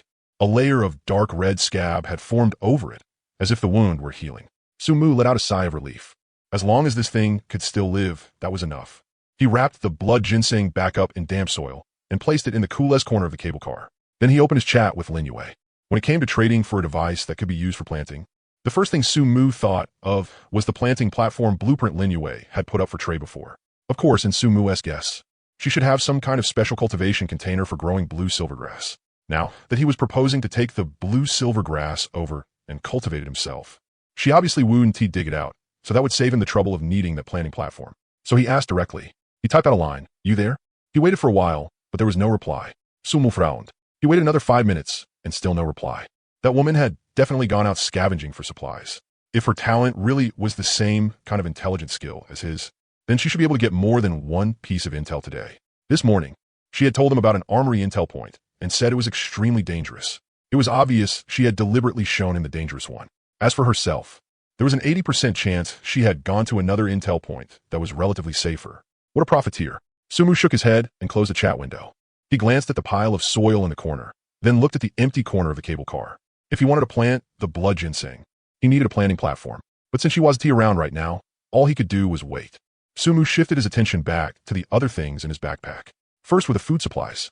There were more than 70 portions, and together with what he had left from before, it was enough to last him for over a month. He sorted the food by category: bottled water on the left, bread and biscuits on the right, canned food and chocolate in the middle. Then came the materials: iron ingots, glass essence, cat demon teeth. He gathered the iron ingots and glass essence together and put them into the material box beside the crafting table. There were way too many cat demon teeth, more than 200 of them, piled together like a small mountain. He took out a few to study them, but didn't he find any special use for them, so he stuffed them into a bag and shoved it into a corner. This stuff would definitely be useful in the future. As for what for, he could figure that out later. There were only 2 venomous cat demon teeth. He put them in a small box, separately, apart from the ordinary teeth. Blue quality materials would come in handy later when crafting weapons. Last were the 7 level 2 breakthrough talismans. Sumu held them in his hand and flipped through them. 1 strength type, 2 constitution type, 2 agility type, and 2 intelligence type. These things were useless to him if he kept them. He was already level 3, so level 2 breakthrough talismans were no longer useful to him. But if he traded them away, they were definitely valuable goods. Right now, most people were still stuck at level 1. Breaking through to level 2 was their most urgent need, and the drop rate for level 2 breakthrough talismans was outrageously low. He had killed more than 200 level 2 cat demons and only gotten 7 books. An ordinary team would never be able to farm that many. After thinking it over, Sumu decided to keep one and put it in the channel to bait out independent players who had blueprints. After all, most talented individuals and ordinary people had already joined guilds by now, so good stuff naturally wouldn't flow out. So for the remaining 6, he planned to trade them with Zhou Jingua. He opened his chat with Zhou Jingua and sent a message. "You there? Got a deal for you." He waited a long time, but there was no reply. Sumu sighed. Great. Not one of them was around. He opened the channel again and put up 1 level 2 strength-type breakthrough talisman, attaching a message, selling a level 2 breakthrough talisman. Only trading for blueprints. No food, no materials. If you have blueprints, private message me. The moment the message went out, his private messages exploded. "Boss, I got iron ingots. 10 of them. Want to trade? How about food? 50 portions. Trade? Please, I only have 1 white weapon. Will that work?" Sumu read through them one by one. All nonsense. What he wanted was blueprints, not food or materials. He lacked neither of those. Just as he was about to close the private messages, another message popped up. Zenda, Zhuming. The note said, Talented Ones Guild External Relations Department. Zhoming, Brother Sumu, about that level 2 breakthrough talisman of yours. I got a blueprint here. Take a look and see if it works. A blueprint S stats were sent over. Wooden stick blueprint, white, type, weapon blueprint, effect, can craft wooden stick gray. The corner of Sumu's mouth twitched. A wooden stick, gray quality. This thing needed a blueprint? Couldn't you just pick up a branch from the roadside? He replied directly, I already have this blueprint. Got anything else? The other side was silent for a few seconds, then sent a paragraph. No other blueprints for now. But brother, the main reason I contacted you ISNT for trading. Our vice president, Zhao Hongyuan. You might be heard of him. He asked you about that class change book before, and you didn't reply to him. He is a little unhappy about it. Now he has put word out that if anyone runs into you and sends him your coordinates, their LL be a reward. Sumo's brows furrowed. I'm giving you a heads up here. Zhou Ming's tone was still quite polite.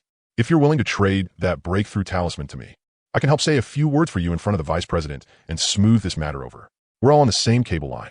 There is no need to make things ugly, right? Su Mu stared at the message for a few seconds, then opened Zhou Ming's profile and selected block. Clean and direct. He leaned against the wall, his brows drawn tightly together. Not because of Zhou Ming's threat.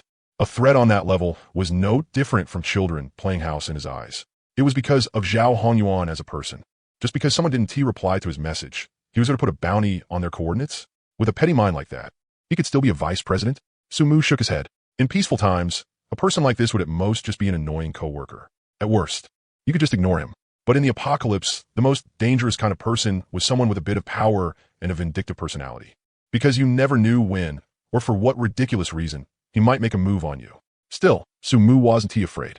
If Zhao Hongyuan really dared to come looking for trouble, the gun in his hand wasn't he just for show. A level 2 talent user? In front of a level 3 class change gun tyrant, there was basically no difference from paper. But this incident did remind him of something. He had offended some people. So he needed to be more careful from now on. Especially when landing and evacuating, he had to stay extra alert and not let anyone corner him. Su Mu kept the matter in mind and continued looking through his private messages. After the breakthrough talisman had been listed, most of the people contacting him were independent players. The blueprints they offered were all ordinary white-quality junk, and he had no interest in them. Just as he was about to close the messages, another one popped up. Sena, Tianyuna, Tianyun, Polisu, Yuleya. I finished today, S arrows. Take a look. A trade request popped up. 200 wooden arrows were lined up neatly in the trade slot. Su Mu froze for a moment. He checked the time. Past 4 in the afternoon. Yesterday, Chun Jun had made over 200 arrows for him. And today he had made over 200 more? This guy didn't pull another all-nighter again, did he? What time did you get up? Su Mu waved. 6 o'clock. Tian Yun replied quickly. Slept for 4 hours. That's enough. Couldn't sleep anyway. So I might as well make more arrows. Su Mu feels silent. Slept for 4 hours and spent all the remaining time carving arrows. He genuinely had to admit defeat in front of this level of grind. He pressed confirm and put away the arrows. The quiver was already full, so these new ones could only be stacked in the corner for now. Then he put up 20 portions of food and hit trade. Chin Jun accepted the food. After hesitating for a moment, he sent another message. Brother Su, there is something I want to ask you. Go ahead. Do you still have that level 2 breakthrough talisman? Su Mu was a little surprised. You want it? Chin Jun replied very quickly. I just wanted to ask if you could save it for me first. Once I trade for the blueprint with food, I'll give it to you. Su Mu frowned. What do you need a level 2 breakthrough talisman for right now? He asked. You don't even have time to grind monsters. Chin Jun replied quickly, sounding somewhat puzzled. I do get experience. Chopping down one tree gives 0.1 experience, and shaving arrows for about an hour gives 1 point of experience. I'm already at 20 experience now. Somos vinga stopped. Chopping trees gives experience? Shaving arrows gives experience too? He subconsciously opened the system panel and searched through it for a long while, but couldn't find any explanation related to that. The system had never mentioned this kind of thing before. Are you sure? He asked. Yeah, I'm sure, Chin Jun said. It's not much, but it adds up over time. I've shaved almost 500 arrows these past 2 days. That alone gave me 5 experience. Adding in the tree chopping, it's 20 total. Su Mu leaned against the wall and stared at those words for a long time. Making items gives experience. Chopping trees gives experience. These everyday actions actually counted as experience. He had never noticed this before, because he had always leveled up by killing monsters. Killing one level 1 monster gave 1 point of experience before he changed classes. But Chin Jun was different. All of his experience came from chopping trees and shaving arrows. That works too. Su Mu took a deep breath and firmly engraved this piece of information into his mind. The significance of this discovery went far beyond Chin Jun simply being able to level up. It meant that even ordinary people with no combat power had a way to gain experience and raise their level. Chopping trees, mining, gathering, crafting, as long as they worked, there would be rewards. This would affect the entire cable line ecosystem. But now wasn't the time to think about that. Then don't bother trading for it. In the future, just use wooden arrows to offset the price, all right? The other side was silent for a long time. All right, there was no refusal. It sounded like Chun Jun had made a huge decision. Su Mu, on the other hand, didn't think too much of it. Chun Jun was the kind of person who was steady, hardworking, and knew gratitude. In times like these, people like that were rare. If he could help, then he would help. Besides, he wasn't helping for free. The arrows Chin Jun made were the most important consumable in his quiver. The higher Chin Jun's level and the stronger his abilities became, the more arrows Su Mu would get, and the better their quality would be. A mutually beneficial arrangement. Why not? And naturally, Su Mu also hoped Chin Jun could go farther. Just after Su Mu closed his chat with Chun Jun, another message popped up not long after. Zenda, Ling Yu Vai. There was only one sentence, so brief it didn't sound like her style at all. Got any medicine? For treating external injuries. Somos vingerspost. He stared at the line for 2 seconds, his brows slowly drawing together. Treating external injuries. You're injured? He asked. The other side didn't answer. After a few seconds of silence, a trade request popped up, not a text reply, but a blueprint thrown over directly. Sumu opened it, and his eyes instantly lit up. Medicinal wine formula, blue. Type, consumable blueprint, brewing formula. Effect, can brew medicinal wine. The effects of the medicinal wine depend on the type and quality of the herbs soaked in it. Basic effect, restores a small amount of constitution and relieves fatigue. Require materials, grain, coarse grains rice, 30 portions, glass essence, 1, herb, 1, different herbs produce different effects. Brewing time, 10 minutes. Note, the quality and type of herbs will directly affect the medicinal wine's effects. High-quality herbs may produce medicinal wine far beyond the basic version. A blue blueprint. Sumu took a deep breath. Where the hell did she get this? A blue quality formula was absolutely top tier in the current trading market. Every blue item he had gotten from the roulette before had been extremely valuable. And if this medicinal wine formula was used with good herbs, what level of medicinal wine could it produce? His gaze stopped on the line different herbs produce different effects, and a thought instantly flashed through his mind. Herbs. Did blood ginseng count as an herb?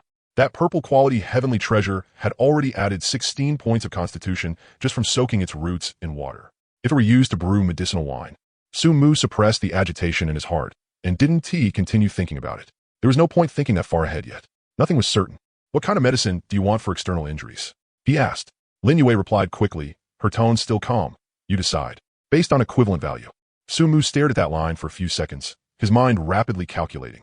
This woman definitely went treasure hunting today. And her harvest was pretty good too, at least more than 2 intel points, otherwise she wouldn't have gotten a blue blueprint. As for that armory intel she had told him about before, she had clearly said it was extremely dangerous, which meant she obviously was going there. She had most likely gone to another intel point that was relatively safer. What a profiteer. But this time, he wasn't all that angry. Because he had gotten quite a lot from Lin Yue too. The crafting station, tempered glass essence, grenades. Which one of those wasn't good? They were both just taking what they needed. Still, just how badly was she hurt? With Lin Yue's personality, she would never ask for help over a minor injury. She would rather tough it out herself than show weakness in front of others. If she was taking the initiative to ask for medicine, then the injury definitely wasn't light. After thinking for a moment, Sumu pulled out a bottle of small recovery potion from his backpack.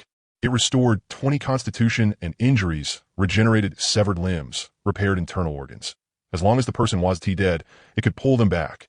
He had originally kept this thing for emergencies to save his life. But after changing classes, he had gotten 2 more bottles, so it wasn't quite as precious anymore. Using it in a trade now didn't hurt that much. Besides, the value of the medicinal wine formula Lin Yue had offered was far above this bottle of potion. What was more, he glanced at the blood ginseng in the corner, wrapped in wet soil. If the medicinal wine formula really could use blood ginseng for brewing, then trading away this potion definitely wouldn't be a loss. He placed the potion into the trade window and clicked confirm. Almost the instant he put it up, the other side confirmed as well. Sumu froze for a moment. That straightforward? With Lin Yue's personality, shouldn't she bargain first, probe a little, then drag it out for ages before agreeing? What was going on today? But on second thought, if she was this urgent, then her injuries really were serious. She didn't even have the mind to haggle anymore and directly traded the blueprint for medicine. Sumu shook his head, too lazy to guess further. The item had already been traded out. Whatever situation she was in had nothing to do with him. He put away the blue blueprint, his gaze falling onto the blood ginseng in the corner, and the corners of his mouth lifted slightly.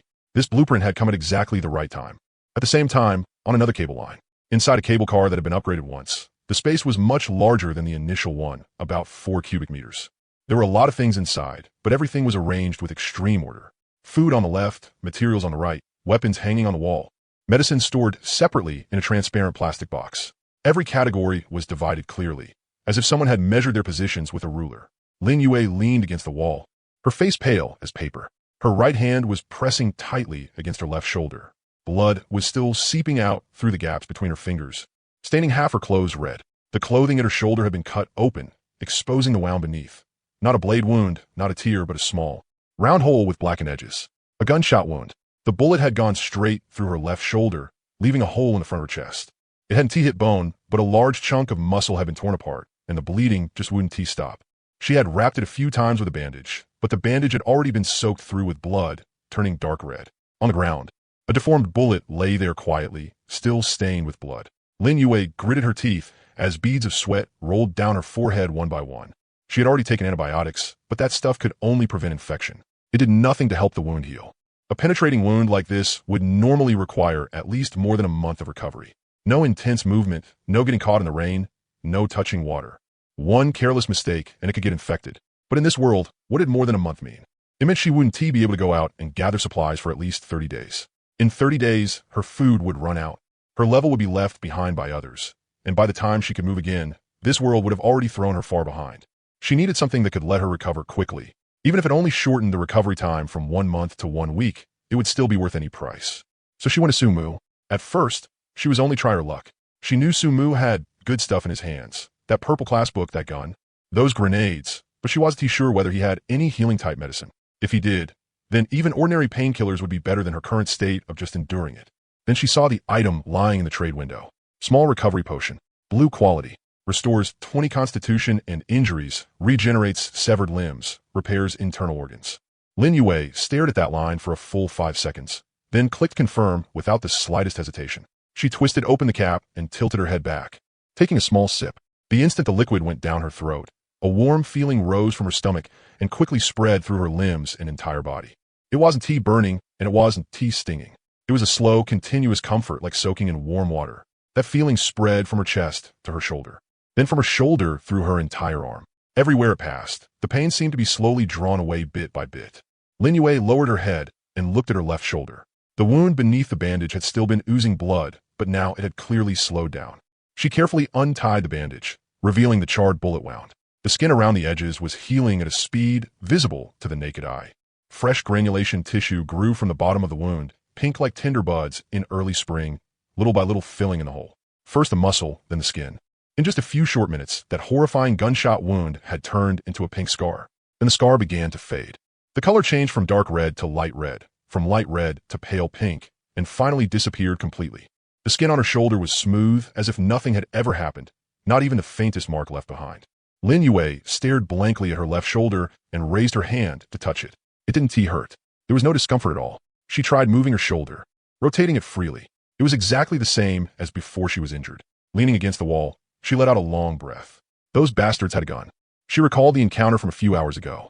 She had just come out of that intel point, holding that blue blueprint in her hand, and was about to find an extraction point to leave.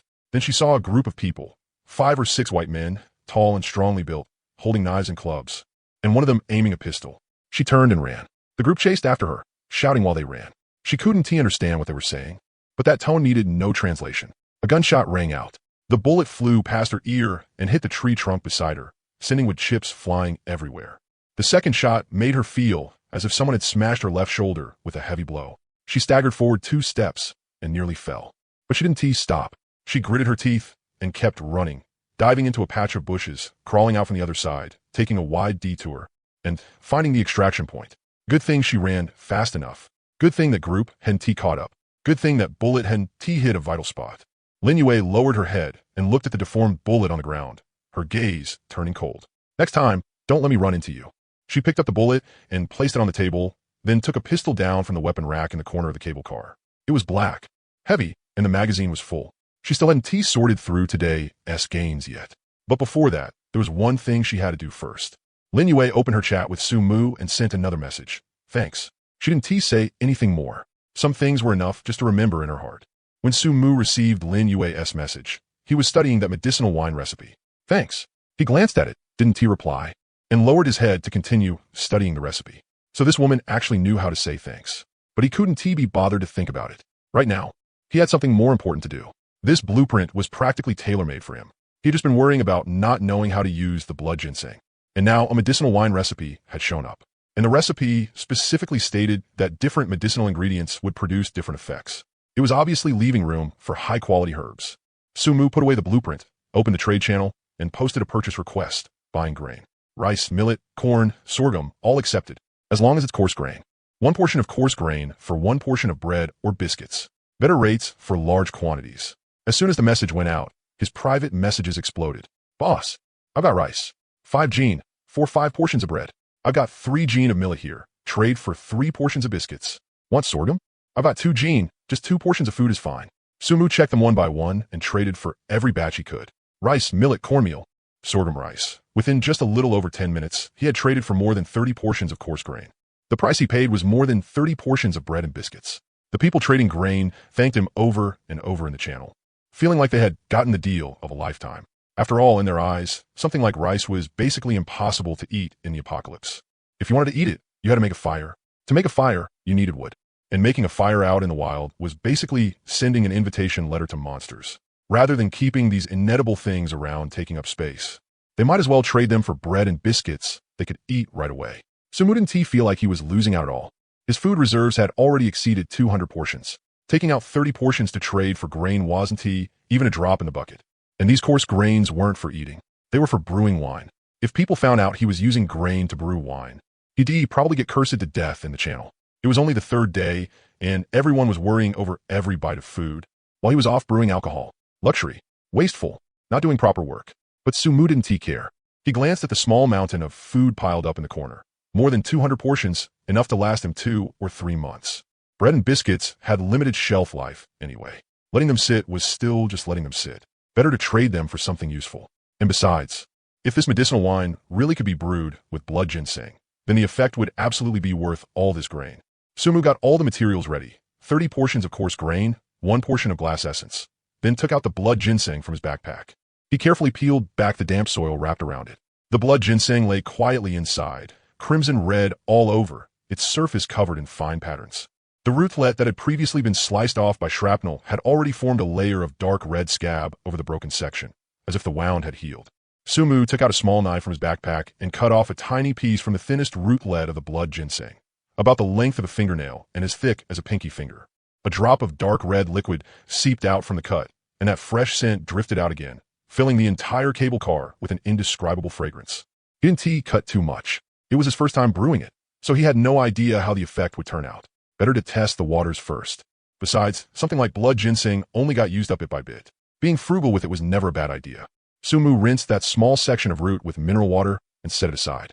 Then he wrapped the blood ginseng back up in damp soil and returned it to the corner. Next, he opened the medicinal wine recipe. Do you want to brew medicinal wine? Consumes grain 30, glass essence 1, medicinal herb 1. Time required 10 minutes. Confirm. And the moment he confirmed it, a glass jar appeared out of thin air on the crafting table. It was about the size of 2 fists, transparent, with a wooden stopper at the mouth. Following the recipe instructions, Sumu first poured 30 portions of coarse grain into the jar, then added that small section of blood ginseng root. Finally, he poured in the glass essence. The stuff melted when heated, turning into a transparent liquid that soaked all the grain and medicinal herb inside. Once the mouth was tightly sealed, a faint blue light spread across the crafting table. Medicinal wine brewing in progress. Remaining time, 9 minutes 58 seconds. Leaning against the wall, Sumu stared at the countdown, a little expectant. 10 minutes wasn't long, but wasn't exactly short either. He opened the chat channel and scrolled through it casually. Same old messages, people buying, selling, complaining, calling for help.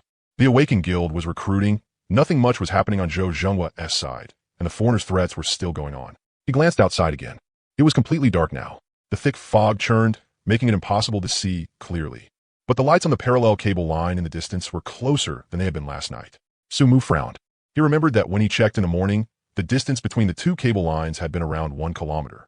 But now by eye, it looked like only 5 or 600 meters. They were getting closer. This thing wasn't fixed. The distance between the 2 cable lines was shrinking. Not quickly, but they were definitely drawing closer. If this kept going, sooner or later, the 2 cable lines would merge together. When that happened, Sumu didn't continue the thought. When soldiers came, he would block them. When floodwater came, he would dam it. Thinking too much now was useless. He looked outside again, his gaze passing through the thick fog and falling below the cable car. The height of the cable car was changing too. During the day, it had been at least 200 or 300 meters above the ground.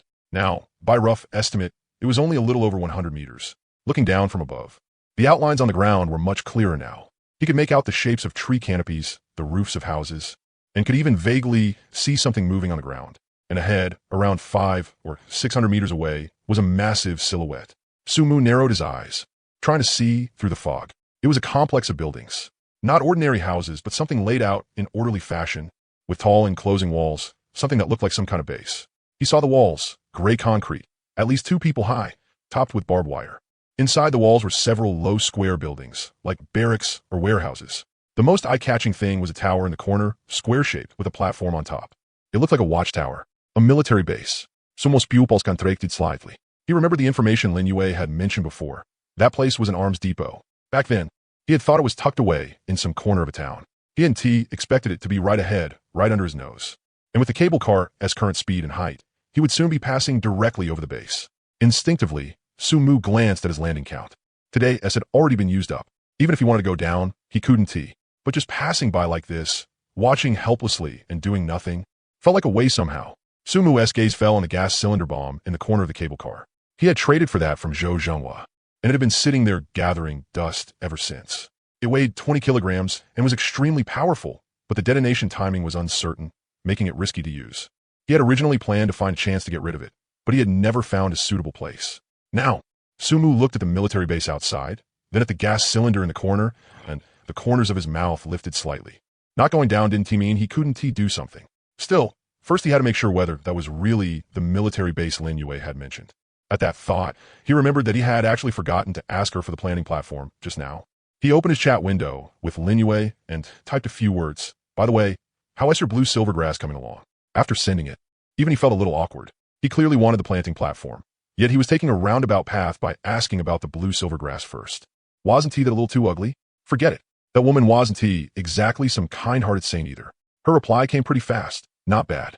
It's growing well. Why? Sumu thought over his wording for a moment. I was thinking, since your blue silvergrass has already been cultivated for a while, why not let me keep raising it over here? Your side doesn't have much space anyway, and I just happen to have room here. You want the planting platform, don't you? Sumu. This woman, could she not be so direct? I knew you weren't being that kind. Lin Yue sent another message, followed by an eye roll emoji. I already used the planting platform blueprint, so I can't give that to you. But the planting platform itself, I can make one for you for free. Sumu froze for a moment. Free? What is the condition? He asked. No condition. Sumu stared at those words for several seconds, feeling like something was off. Since when had this profiteer become so generous? Last time, he had traded 2 barrels of fuel for 3 blueprints, only for her to turn around and make fuel lamps out of them and sell them for 700 or 800 portions of food. Even now, just thinking about it made his chest ache. And now she was suddenly saying she'd give him a planting platform for free? Has the sun risen in the west? No conditions, really? He asked again. Are you annoying or what? Forget it if you don't want it. I want it. Sumu didn't hesitate in the slightest. Whatever her goal was, he would get it first and talk later. It wasn't like he was stupid. If she asked for anything excessive afterward, he could just refuse. After thinking for a moment, he asked one more thing. By the way, is the military base you mentioned up ahead? I can see a huge complex of buildings from cable car. It has walls and a tower. Looks like a military camp. The other side went silent for a few seconds. Yes, that's south the place I was talking about. Sumu glanced at the cluster of buildings outside, which was getting closer and closer, then asked, There's a level 5 monster inside? Yes. The information I got listed it as unknown level, suspected to be above level 5. And that thing, Lin Yue paused, not an ordinary monster. What do you mean? Exactly what it sounds like. I advise you not to go there. Sumu's brows furrowed. Got it, Sumu replied. My landing count is already used up anyway.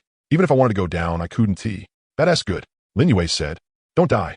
Sumu didn't reply again. He closed the chat window, and his gaze landed on the gas cylinder bomb in the corner. There was a level 5 monster in there. In an area with a level 5 monster, the other monsters probably wouldn't be low level either. Level 3, level 4, maybe even other level 5s. If he threw a bomb down there, however many it killed was however many it killed. Farming a bit of experience shouldn't be a problem, right? He might as well treat it as clearing inventory. Sumu walked over to the control panel and opened the external weapon interface. There were 2 weapon slots on the roof of the cable car. One had a small arrow case installed, and the other was empty. Place the simple gas canister explosive device. Confirm. The liquefied gas tank disappeared from the corner of the cable car and appeared in the weapon slot on the roof. Through the operation interface, Sumu glanced at the tank and saw that it was firmly secured in the slot. A thin line was attached to the fuse, stretching all the way to the control console. Deployment method, manual detonation. After lighting the fuse, you may choose immediate deployment or delayed deployment. Sumu didn't rush to make a move. He stared at the cluster of buildings outside the window as it drew closer and silently estimated the distance. At the cable car as current speed, it would still take a few minutes to reach directly above the base. I'll throw it once I'm over the center. The cable car moved forward slowly. The outline of the military base became clearer and clearer. Gray concrete walls, topped with rust-streaked barbed wire. Several low buildings inside the walls. Square and boxy, looking like barracks or warehouses, and a square watchtower in one corner, its platform at the top completely empty. Quiet. Too quiet. Even if a military base had been abandoned, there should still be monsters wandering around. But after watching for so long, Sumu hadn't seen a single moving thing. Were those monsters hiding inside the buildings? Or were they waiting for something?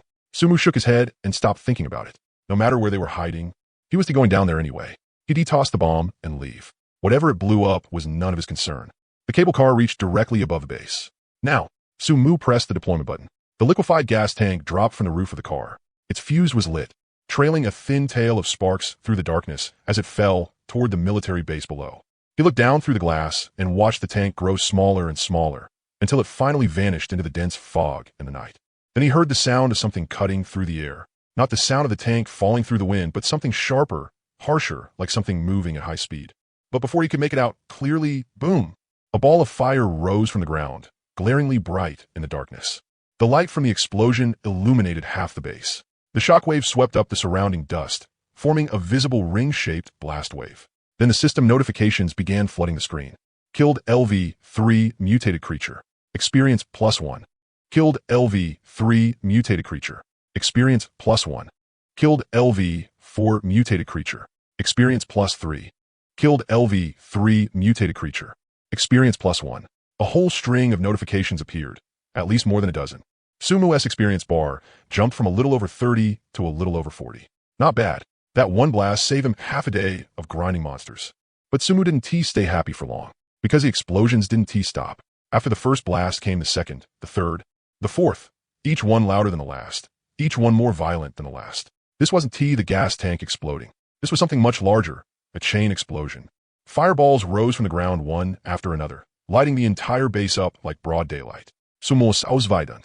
The explosions kept coming one after another like falling dominoes, with no sign of stopping at all. The cable car began to shake violently. Not the slight tremor from before, but real, large-scale shaking, like someone below was yanking on the cable and whipping it around wildly. Sumu grabbed the control console to steady himself. His eyes locked on the view outside. Flames shot into the sky. Thick smoke billowed. The explosions were deafening. Even from more than 100 meters up in the air, the sound still felt like a heavy hammer smashing against his eardrums. And the system notifications had completely gone crazy. Killed LV-3 mutated creature. Experience +1. Killed LV-4 mutated creature. Experience +3. Killed LV-4 mutated creature. Experience +3. Killed LV-5 mutated creature. Experience +20. Killed LV-4 mutated creature. Experience +3. Sumos pupils suddenly contracted. Level 5. That level 5 monster had been blown to death. He stared at that notification, his heartbeat speeding up. A level 5 mutated creature. 20 experience points. He had only managed to grind a little over 30 after an entire afternoon before. And now he got 20 in one go. And it still wasn't over. The explosions were still continuing, and the notifications were still flooding in. His experience bar jumped from the 40s to the 60s, from the 60s to the 80s, from the 80s to over 100, and finally stopped at 312.4 out of 400. Sumu stared blankly at that number, his mind going empty. 312.4. He was only a bit more than 80 points away from level 4. He looked down at his hands, then out at the sea of fire beyond the window, the corner of his mouth twitching. Was his luck really this good? Did he directly set off the ammunition depot and blow up the entire base? Originally, he had only wanted to toss a bomb down there, leave some experience, and clear out his inventory. But with this blast, he had directly wiped out the enemy's whole nest. Level 3, Level 4, Level 5, a huge swath of them had been blown to death. His experience had jumped from a little over 30 straight to over 300, nearly a tenfold increase. Sumu took a deep breath, leaned against the wall, and stared at the ceiling for a long while. Then he laughed. Not a smug laugh, but something hard to describe, a laugh tinged with absurdity. Luck really was impossible to explain. But very soon, he couldn't laugh anymore, because he thought of something. With that many monsters blown to death, how many treasure chests must have dropped? Level 3, Level 4, Level 5. The treasure chests from every one of those levels would be far better than the ones he had opened so far. Blue, or maybe even purple. If only he could go down and pick them up. Sumo glanced outside. The base below had already turned into a sea of flames, with thick smoke rolling everywhere. He couldn't see the ground at all, and night had already fallen. Dense fog churned through the area, making everything invisible. Even if he still had landing attempts left, he wouldn't dare go down at a time like this. What a shame. No attempts left. Sumu shook his head and forced those thoughts away. Being able to get the experience was already pretty good. As for treasure chests, that would just depend on fate. Just as he was thinking that, a message popped up. A trade request from Lin Yue. One planting table, placed neatly in the trade bar. The asking price field was empty, so it really was free. Before he could hit confirm, Lin Yue's next message arrived. Was that just now you're doing?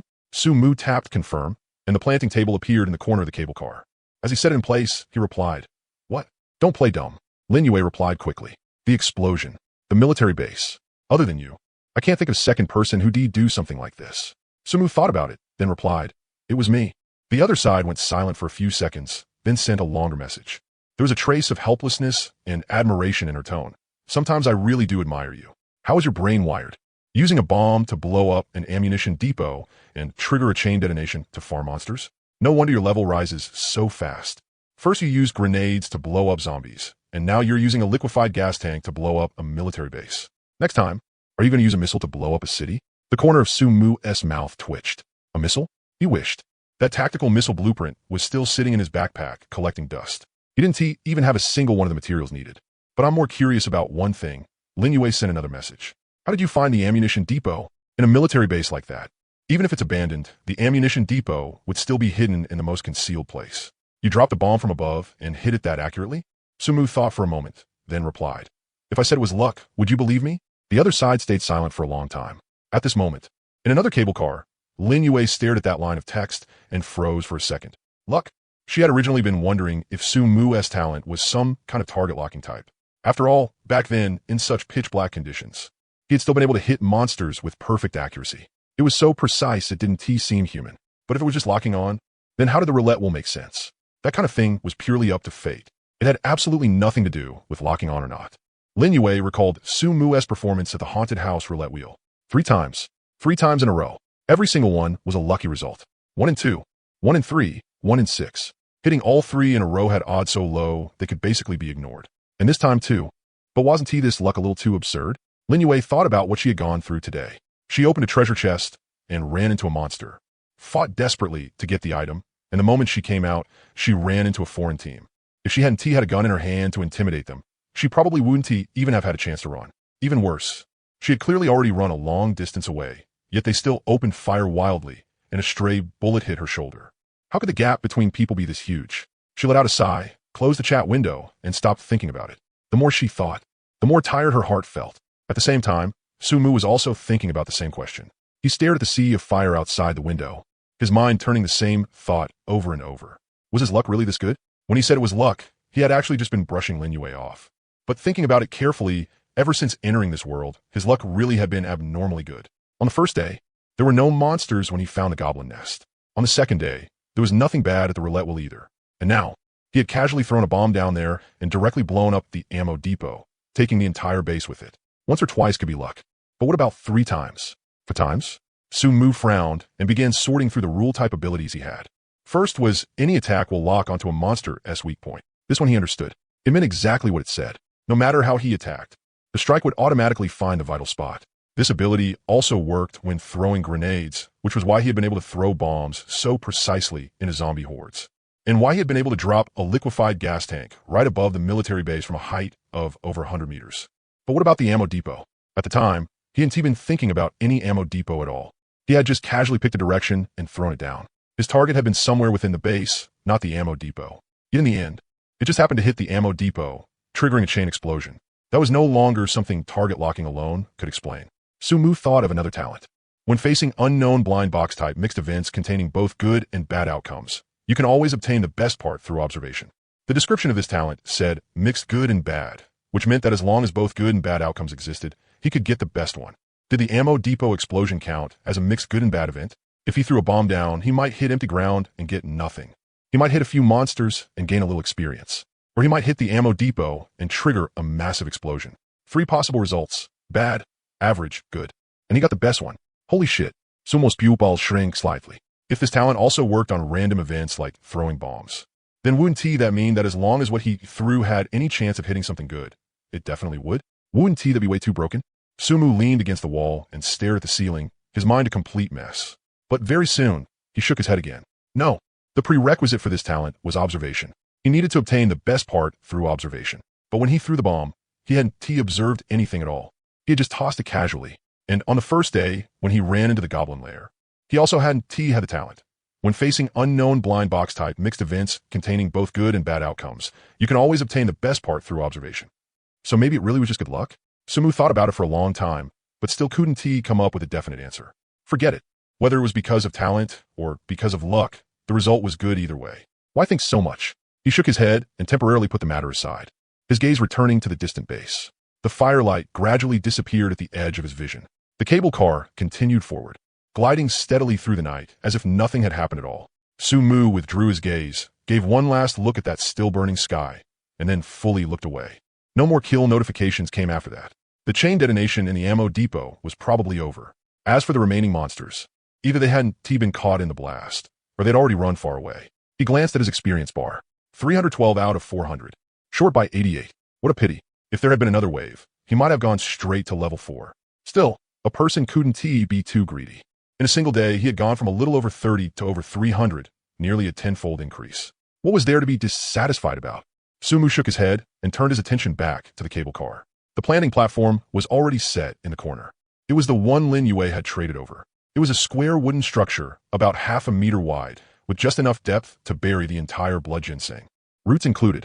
There was a thin layer of nutrient soil on top, included by the system, but the amount wasn't quite enough. Sumu poured in the bags of dirt he had brought down from the mountain earlier, spread it flat, then poured in some bottled water and mixed the soil evenly.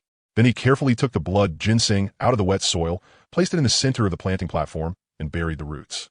The moment the roots touched the soil, the blood ginseng moved. Not the kind of swaying caused by wind, but as if the entire plant had come alive. Its roots rapidly drilled into the soil, and its stem and leaves trembled slightly, as if stretching its body.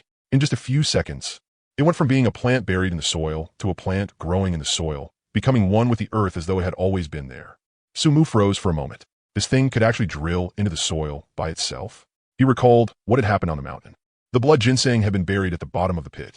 If a grenade fragment hadn't sliced through its roots and caused its juice to seep out, he never would have discovered it.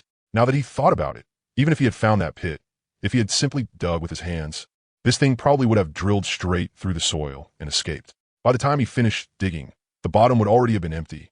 A delayed sense of relief rose in his heart. As expected, treasures of heaven and earth really weren't that easy to obtain. The reason he had gotten it was, first, because the information had included precise coordinates, and second, because the grenade fragment had happened to slice through its roots.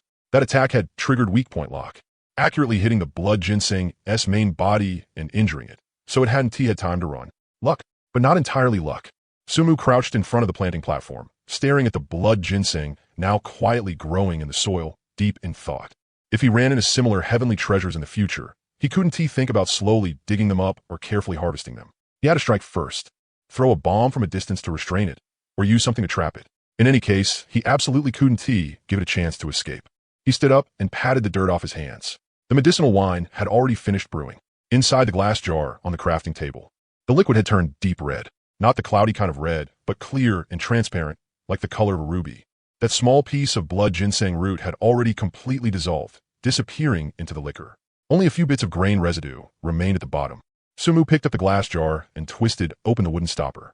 A rich aroma of wine rushed out. It wasn't the sharp smell of ordinary baijiu, but carried a faint sweetness, a fragrance like herbs and fruit mixed together. He opened the system panel to check the medicinal wine's attributes. Blood ginseng medicinal wine blue. Type, consumable. Effect. After drinking, permanently increases constitution by 15 points, agility by 10 points, and strength by 10 points, while also slowly restoring a large amount of damaged constitution and providing a pain relief effect. Can only be consumed after soaking for 12 hours. Note, only the first 3 jars are effective.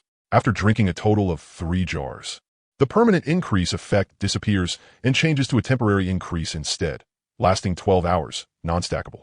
Sumu stared at the line of text, his pupils shrinking slightly. 15 points of constitution, 10 points of agility, 10 points of strength. That was nearly double the 8 points of constitution he had estimated before, and it even came with extra agility and strength. And there was also that line about slowly restoring a large amount of damaged constitution. This thing didn't just boost stats. It could also be used as a healing medicine. Although he didn't know whether it had the same severed limb regeneration level effect as a small recovery potion. Just the pain relief effect alone, plus continuous healing during everyday combat, already made it an extremely practical ability. The only pity was that only the first 3 jars worked. After that, the permanent increase would turn into a temporary one, and the effect would be greatly reduced. 3 jars. In other words, at most he could get 45 points of constitution, 30 points of agility, and 30 points of strength from the blood ginseng medicinal wine. Sumu glanced at the size of the blood ginseng in the corner and made a rough estimate in his heart. 1 jar used 1 small section of root fiber, and 3 jars used 3 small sections. The root fiber he had cut off was just the thinnest one. The main body of the blood ginseng still had 5 or 6 thicker ones left. Enough. The only trouble was time. 1 jar needed to soak for 12 hours. So 3 jars meant a day and a half. And that was assuming continuous brewing. If other formulas also needed blood ginseng, he would have to keep some in reserve. Sumu sealed the glass jar again and placed it beside the planting bench. Wait, it was useless to rush anyway. Just as he was thinking that, a message popped up. Zenda, Chu Zengul. Brother Su, sorry about that. I was busy just now and didn't see your message. I'll take all those second-level breakthrough talismans you mentioned. What kind of blueprints do you want? Leaning against the wall, Sumu thought for a moment before replying. You can send me any blueprints related to cable cars. I'll pick some and trade based on value. Zhou Zhenghua didn't say much more and directly sent over a list of blueprints. Sumu looked through them one by one. Most of them were basic white-quality blueprints. Iron ingot crafting, glass essence refining, simple workbench. He either already had those or had no use for them. He quickly scrolled down until he saw 3 items, and his finger stopped. The first one, granary, basic. Type, cable car building blueprint. Effect, stores grain, protects against rot and moisture, and extends food shelf life. Construction requirements. Iron ingots X10, strange stones X10. Construction conditions. Cable car level must reach LV5 and unlock a secondary slot. Or find an ownerless cable car for modification. Current cable car level build limit. 1. Sumu's gaze lingered for a long time on the line, saying cable car level must reach LV5 and unlock a secondary slot. A level 5 cable car could unlock a secondary slot. He had known absolutely nothing about this before. What was a secondary slot? Another car compartment? Or extra building space that could be attached? Whatever it was, that piece of information alone was already very valuable. And the granary itself was also quite useful. He had more and more food now, and bread and biscuits had limited shelf life. If he didn't preserve them properly, they would spoil over time. The granary solved that exact problem. More importantly, the construction conditions mentioned or find an ownerless cable car for modification. Subconsciously, he looked back. Through the rear window of his cable car, he could see the one behind him. Ever since last night, that cable car had never lit up again. The person inside was most likely already dead. Ownerless cable car. Sumu stored that information away and continued reading. The second blueprint, wooden plank. Type, cable car building material. Effect, produces 1 wooden plank, which can extend outward from the cable car and expand space. Requirements, wood X1, strange stone X1. Attributes, armor 1. Load capacity, 100 kilograms. Note, extremely fragile. Must be used together with reinforcement measures. Sumu's eyes lit up. Extend outward from the cable car and expand space. That meant the cable car space couldn't only be expanded through upgrades. It could also be increased by building planks outward. A single wooden plank only had 1 point of armor and was as fragile as papier-mâché, but its significance wasn't in how sturdy it was. Its significance was in the possibility it provided to expand outward. Since there were wooden planks, there would definitely be sturdier materials too. What about steel plate blueprints? What about concrete blueprints? Just because they weren't available now didn't mean they would never appear later. And this thing could be used to build a platform. Lay wooden planks outside the cable car and use them as a balcony. Put an arrow tower on it. Put beast traps on it. Even put a planting bench on it. It wouldn't take up any internal cable car space. Sumu took a deep breath and looked at the third item. The third one wasn't a blueprint, but a scroll. Building upgrade scroll, white, type, consumable. Effect, raises the level of a non-core building on the cable car that is below LV2 by 1 level. Requirement, strange stones, X20. Note, only effective on cable car auxiliary buildings. Cannot be used on the cable car body itself. Cannot be used on buildings above blue quality. Sumu's gaze landed on the words non-core building. Buildings on the cable car, arrow towers, beast traps, granaries, wooden plank platforms. These all counted as non-core buildings. That meant this scroll could upgrade them to level 2. His small arrow box was currently level 1, with a base firepower value of 15. If it was upgraded to level 2, how much would the firepower value increase to? Would the range increase? Would the reload speed become faster? He didn't know, but it would definitely be stronger than it was now. Sumu didn't hesitate. I want all 3, he replied. Name your price. Zhou Zhenghua replied quickly. 3 blueprints for the 3 second-level breakthrough talismans in your hand. Sumu thought about it. 3 for 3 blueprints. One of them was even a scroll, which was worth more than an ordinary blueprint. This trade wasn't a loss. Deal. The transaction was completed. The 3 blueprints and scroll appeared in Sumu's hands, while the 3 breakthrough talismans went to the other side. Sumu was just about to close the chat window when Zhou Zhenghua sent another message. Thanks. Sumu froze for a moment. Thanks for what? Wasn't this just a normal trade? But he quickly understood. What Zhou Zhenghua needed most right now was breakthrough talismans. He was preparing for a decisive battle with that knocking ghost, and the brothers under him had to raise their levels as quickly as possible. And the drop rate for second-level breakthrough talismans was absurdly low. If they relied only on farming them themselves, who knew how long it would take? These 3 breakthrough talismans could at least let 3 people reach level 2. To Zhou Zhenghua, this wasn't just an ordinary trade. It was timely help in a snowstorm. No need to thank me. It's just a trade, Sumu replied. He paused, then added one more question. Have you come up with a way to deal with that thing? The other side was silent for a while. We'll take it one step at a time. Zhou Zhenghua's message carried a heavy exhaustion. But tonight I had most people pair up in 2s and use the shared lodging function to stay together with the 2 of them back to back. That should prevent a sneak attack. Sumu raised an eyebrow slightly. The shared lodging function. He had only unlocked that after raising his cable car to level 3. Unexpectedly, Zhou Zhenghua had already started using it, and using it this thoroughly. 2 people per cable car, back to back, 1 facing the door and 1 facing the window. No matter which direction that thing came from, someone would be able to see it. This method really was reliable. What about your side? Sumu asked. Are you alone? I found a like-minded friend, Zhou Zhenghua said. Tonight, the 2 of us will be in 1 cable car, facing the same direction, waiting for it to come. Sumu fell silent for a few seconds. Facing the same direction. Not back to back, but both facing the door. That meant they weren't passively defending anymore, but actively waiting for that thing to come to them. They were planning a final battle. Then Zhou Zhenghua sent another message. That level 2 breakthrough talisman is extremely important to me. Thank you. Sumu didn't pick up on that topic. After thinking for a moment, he typed out a line, wishing you success. The other side didn't reply again. Sumu closed the chat window, leaned against the wall, and looked at the faint lights flickering through the thick fog outside the window, staying silent for a long time. What exactly was that thing? From Zhou Zhenghua's description, it was an old man, dressed in dull gray clothes, standing in the ruins after the explosion, watching them through the firelight. There was an expression on its face, like it had seen something interesting. It didn't attack. It didn't chase. It just stood there and watched. But it killed people, 1 every half hour, precise as a clock. Anyone who heard the knocking and had their back to the door would die. Zhou Zhenghua had said that only those who had seen it would be targeted by it, and seeing it didn't necessarily mean with one's own eyes. Hearing it described in words also counted. Sumu touched the handgun at his waist. He had seen that thing. Zhou Zhenghua had told him about it. So sooner or later, it would come for him. But he didn't plan to actively wait for it like Zhou Zhenghua did. He had his own rhythm, his own plan. When the time came, it would naturally come. Before that, all he needed to do was keep getting stronger, strong enough that no matter what came, he could take it out with a single shot. Sumu pulled back his thoughts. Just as he was about to close the chat window, another message popped up. Zenda Shen Qingvan. Sumu glanced at the name, and the image of the round-faced girl he had met at the foot of the mountain today appeared in his mind. She had a ponytail, fair skin, and eyes that weren't big but were very bright. A member of Team 3 of the Talent Guild. He opened the message. Shen Qingwan. Sumu, are you there? I have a deal. Sumu frowned. A deal? Someone from the Talent Guild wanted to trade with him? After thinking for a moment, he replied, What deal? The other side didn't waste words and directly sent over a blueprint. Ghost fire, white, type, building trap. Effect.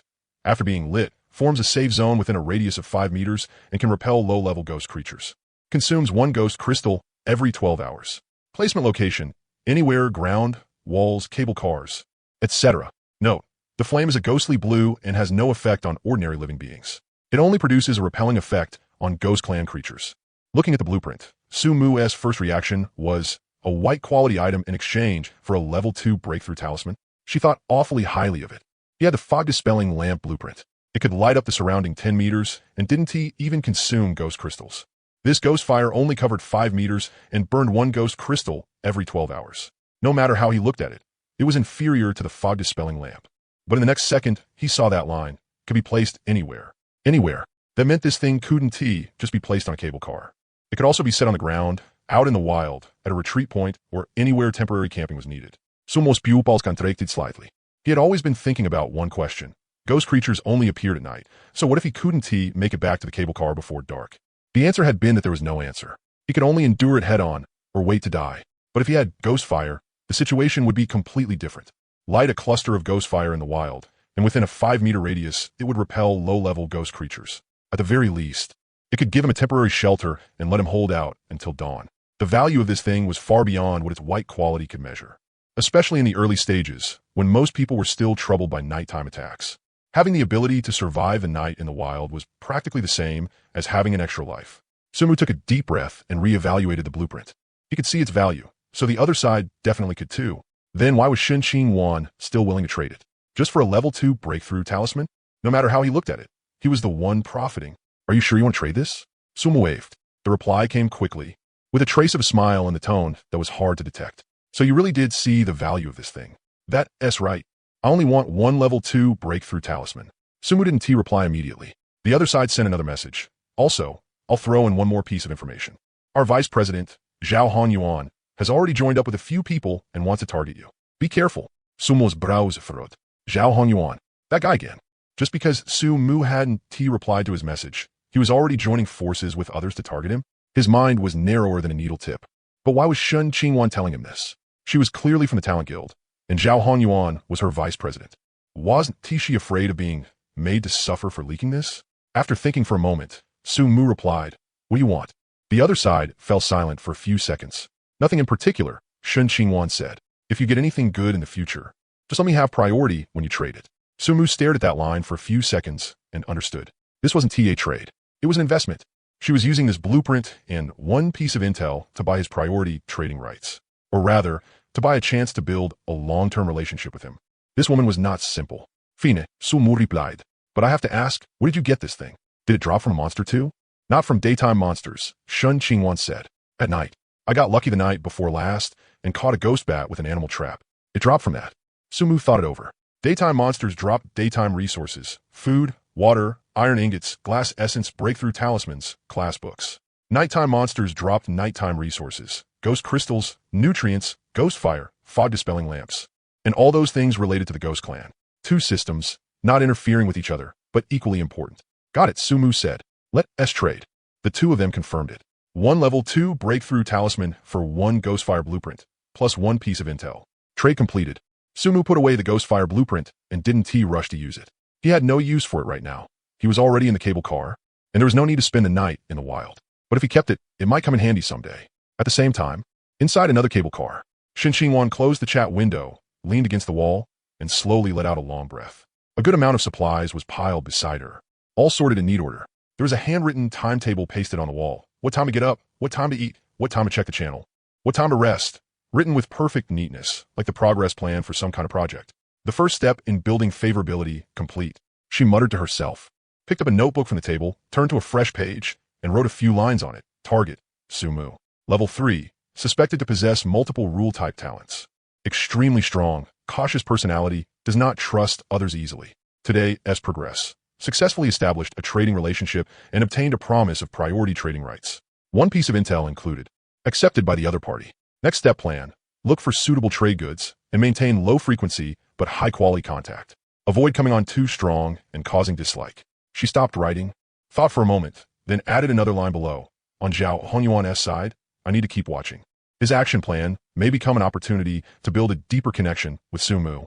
After writing that, she closed the notebook, leaned against the wall, and stared at the ceiling in a daze for a while. The night before last, she'd gotten lucky and caught a ghost bat with a beast trap, and it dropped a Ghostfire blueprint. At the time, she thought the thing was pretty useless, a 5-meter range, and it consumed ghost crystals. It seemed worse than just hanging a few more oil lamps. It wasn't until today, when she met Sumu at the foot of the mountain, that she suddenly realized the true value of this thing wasn't in the item itself, but in the fact that it could become the first trade between her and Sumu. A strong person wouldn't care about ordinary resource exchanges.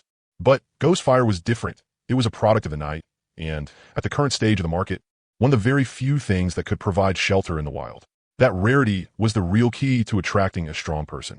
And she had bet right. Sumu saw the value of Ghostfire at a glance, and completed the trade without the slightest hesitation. The corners of Shen Qingwan's lips lifted slightly.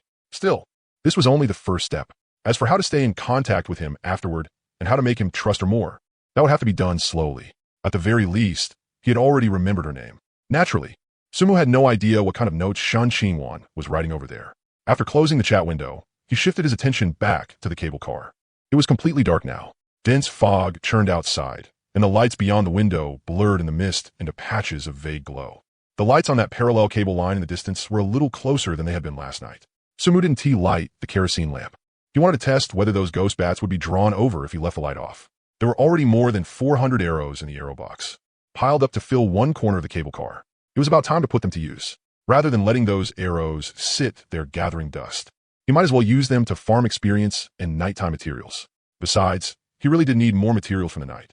Ghost crystals, nutrients, and those special items that only dropped at night. For example, that ghost fire blueprint from Shunqing one had come from a ghost bat. Of course, what he lacked most right now was ghost crystals. Without those, a lot of blueprints currently couldn't be crafted. Sumu walked over to the control console and checked the arrow box as status. Small arrow box, LV1.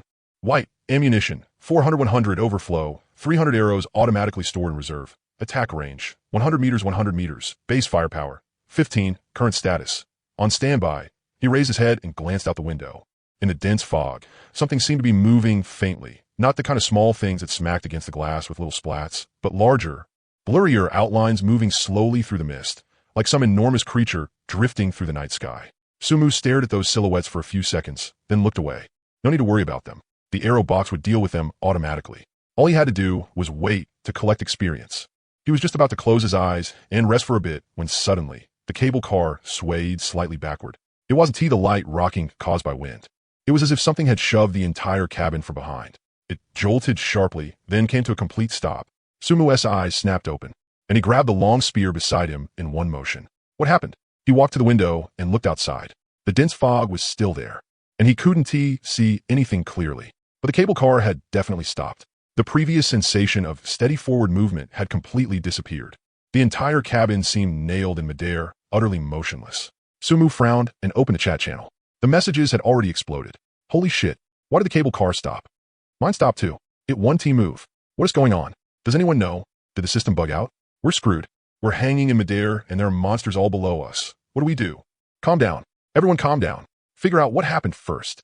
No one knew what had happened. There was no announcement, no prompt, no system message of any kind. The cable car had simply stopped without warning. Like an elevator with its power cut, suspended in midair without moving an inch. Sumu stared at the channel for quite a while, his brows knitting tighter and tighter.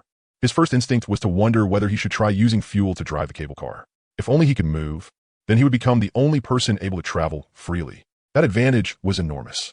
But the next second, he rejected the idea. The bird that sticks its head out gets shot first. In a situation where nobody knew what was happening, the first person to move would become the most obvious target. If there was any danger, he would be the first to bear the brunt of it. He wouldn't be that early bird. Besides, why had the cable car stopped? Was it a system malfunction? Some monster-esque ability? Or a rule of this world itself? Before he understood the reason, acting rashly would only expose him to danger.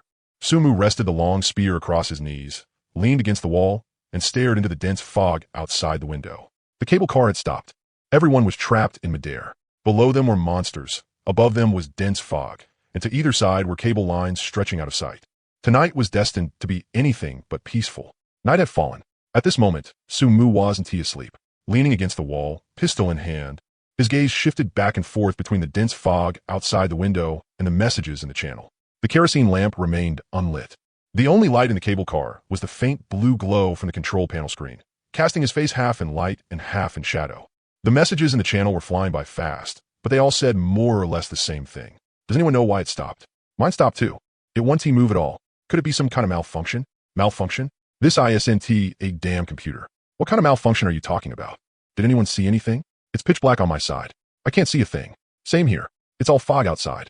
I can't even see the cable car next to me anymore. Sumu read through them one by one, but didn't find any useful information. No one knew why the cable car had stopped. No one knew how long it would stay stopped. No one even knew whether this was a normal occurrence or if something had gone wrong. Until one message made his finger stop. Did any of you notice what looked like a city up ahead? Right when the cable car stopped, I happened to glance into the distance. Through the fog, I could vaguely make out a huge outline, like high-rises, but I couldn't see it clearly. As soon as that message appeared, the channel went quiet for a moment, then exploded. A city? What city? I saw it too. Straight ahead. The fog is too thick, so I could only see a huge dark mass, but the outline really did look like a cluster of buildings. We passed so many towns before and never stopped. Why did it stop here of all places? Could this be intentional? Is it making us land here? Land my ass. Going down in the middle of the night is just asking to die. Then why stop here? No one could answer that question. The discussion in the channel shifted from why it had stopped to what was going to happen, and the atmosphere grew heavier and heavier. Some people started recalling the terrifying experience of the first night. Some guessed that something even more dreadful might appear tonight. Some had already begun leaving their last words in the channel. Sumu closed the channel, walked to the window, and tried to look ahead through the dense fog. He couldn't see anything at all. His dynamic vision talent let him see high-speed moving objects clearly during the day, but at night, in front of this thick fog, that ability was completely useless. He needed light. He needed to drive away this damn fog before he could see what was around him. He needed a fog-dispelling lamp. But making a fog-dispelling lamp required 10 weird crystals, and he only had the few he had saved up before, nowhere near enough. Even more troublesome, up until now tonight, no monsters had attacked his cable car at all. The arrow box was perfectly quiet. The beast trap hadn't triggered either. And the surroundings were so silent it felt like a land of death. No monsters meant no weird crystals. No weird crystals meant no fog-dispelling lamp. Without a fog-dispelling lamp, he could only be like this, seeing nothing and knowing nothing. Sumu took a deep breath and forced himself to calm down. Being anxious was useless. Wait. He sat back down, opened the channel again, and kept watching the messages. About more than 10 minutes later, one message made him suddenly sit up straight. Look ahead. Is that firelight? I can vaguely see a red dot on my side. It looks like something is burning. Sumu immediately walked to the window and looked forward. Deep in the thick fog, there really was an extremely blurry point of light. Dark red, flickering in and out within the black fog, like a piece of charcoal about to burn out. If you weren't deliberately looking for it, you wouldn't notice it at all. Someone had lit a fire inside a cable car. No, not a lamp. A fuel lamp wouldn't give off this kind of color. And it wouldn't make the flame stand out so much in the thick fog. That was real, burning fire. Something was on fire. Sumu stared at that red dot for a few seconds, then opened channel. Sure enough, more people had noticed it. I see it too. Up ahead. Maybe dozens of car slots away. There's firelight. I see it too. What is that? Is a cable car on fire? No way, right? How would a cable car catch fire? Who would light a fire inside one? If it's not a fire, listen. Do you hear anything? The channel went quiet for a few seconds. Then someone named Lu Yong sent a message, his tone clearly trembling. I'm near that spot. I can hear sounds. Sounds of fighting, really loud, and the sound of things slamming into sheet metal. There are at least 3 people fighting inside that cable car. The channel instantly fell silent. Sounds of fighting. 3 separate voices. Only one person could own a cable car. Anyone else inside had to be invited in. Zhou Jinghua. That name flashed through Sumu's mind instantly. Zhou Jinghua had said that tonight he was going to fight that knocking ghost to the death. 2 people, facing the same direction, waiting for it to come. Now there was firelight in that direction, sounds of fighting, and 3 voices. It was him. Sumu stared at the red dot growing dimmer and dimmer, his fingers lightly tapping on the long spear. He wanted to know what was happening over there. But he was too far away, at least dozens of cable car slots apart. In the thick fog, he couldn't see any details at all. All he could do was watch that red dot go from bright to dim, from dim to almost invisible, and finally disappear completely. The firelight went out. The channel was deathly silent. No one spoke. Everyone was staring in that direction, waiting for something, but nothing happened. No messages, no announcement, no movement of any kind. A long time later, Lu Yong finally sent another message, his voice shaking even more than before, as something crawled out of that cable car. I can't see what it is. It's too dark, but it's crawling along the cable line, coming this way toward me. What thing? Is it a monster? Run now. Run? How do you run when you're on a cable car? The channel turned into complete chaos. But Lu Yong never replied again. Sumu frowned and stared in that direction, repeatedly weighing a possibility in his mind. Crawled out of the cable car, moving along the cable line. If it was a monster, it should be able to fly. Crawling on the cable line. That was something a person would do. Zhou Jinghua. He opened a chat with Zhou Jinghua and typed the line. How is your side? He waited a few seconds. No reply. He sent another message. Still alive? This time the reply came quickly. Only 2 words, barely one. It got away. Sumu let out a breath of relief, but right after that, his brows furrowed again. Barely 1 meant he had won, but not easily. And that second sentence. It got away. That thing had escaped. It wasn't dead. It got away. Sumu waved. We drove it off, but we didn't kill it. Sumu fell silent for a moment, then asked again, how did you deal with it? What methods did you use? The other side went quiet for a while, then sent a short paragraph. Everything we could use, we used. If you run into it in the future, Zhou Jinghua's final message was if you can run, then run. Don't try to act tough. Sumu closed the chat window, leaned against the wall, and stared at the ceiling. If you can run, then run. But could he run? That thing would chase along the cable line. And he was on the cable line, with nowhere to escape. But then, on second thought, Zhou Jinghua and that friend of his, 2 people with no class advancement and stats far below his, had still managed to drive that thing away. He was also mainly a physical damage dealer, but his stats completely crushed theirs, and he also had 2 rule-based talents, weakness lock-on and extra attack. If that thing came for him, it wasn't certain who would drive off home. What he really feared was rule-type abilities. Like the kind where turning your back meant death. That kind of thing didn't follow reason. It didn't care about stats or levels. If the rules said you would die, then you would die. Sumu took a deep breath. No matter what, he had to raise his strength first. Once the blood ginseng medicinal wine finished soaking, his stats could rise by another chunk. Once he fully mastered the spear hero skills, his combat power could climb another level. By then, if that thing still dared to come, he touched the M500 at his waist, then looked at the long spear laid across his knees. Physical attacks don't work. Then he'd just fire a few more shots. One layer of skin wasn't enough to break through. Then he'd blast through 2 layers, 3 layers. He refused to believe there was anything in this world that couldn't be killed. On the channel, after staying silent for nearly 20 minutes, Liu Yang finally sent another message. It's not a monster. It's a person. The one who crawled out of that cable car was a person, badly injured and covered in blood. He crawled onto my cable car, knocked on my door, and I let him in. What did he say? Someone asked. He didn't say anything. He passed out as soon as he came in. I bandaged him up a little. He is still unconscious right now. What does he look like? Is he one of our people? Yes. He looks like someone from Zhou Jingwe's team. I saw his profile picture in the channel before. Another wave of commotion broke out in the channel. Some people started guessing what exactly had happened. Some tried contacting Zhou Jingwe. Some suggested going to check that cable car. But even more people chose silence. They could vaguely feel that what had happened tonight was far more complicated than they had imagined. Sumu didn't join the discussion. He closed the channel and turned his attention back outside the window. More than 10 minutes later, finally a long-lost sound rang out. Top, tap, top. It wasn't the dense, rain-like impact from the first night, but sparse, intermittent knocking, as if something were tentatively touching the glass. The arrow box moved. Whoosh thud, auto-aim, auto-fire. As long as something entered its range within 100 meters, the arrow box would fire a wooden arrow without the slightest hesitation. Those things flew very fast. But in front of the arrow box's lock-on, no matter how fast they were, it was useless. Kill notifications began to flood the screen. Killed LV. 1 bizarre creature. EXP 0.1. Killed LV. 1 bizarre creature. EXP 0.1. Killed LV. 2 bizarre creature. EXP 0.1. Sumu glanced at the experience bar, then looked at the blurry shadows outside the window. These things weren't high level. Level 1 gave 0.1. Level 2 also gave 0.1. About the same as farming cat demons during the day. But there were a lot of them. The arrow case fired almost once every few seconds, and the kill notifications came non-stop. Unfortunately, there were no treasure chests. Sumu quickly noticed this problem. The things killed by the arrow case fell from the air and dropped to the ground. At a height of 100 meters, once they fell, they were gone. He could only watch helplessly as those possibly existing boxes disappeared into the darkness. What a waste. After hesitating for a moment, Sumu turned off the arrow case's auto-fire. EXP was important, but his EXP had already reached the full cap for level 3. Without supplies, this was pure waste, especially bizarre crystals. Right now, he urgently needed bizarre crystals to make a fog-dispelling lamp. Without a fog-dispelling lamp, he could only be like this, unable to see anything and forced to take hits passively.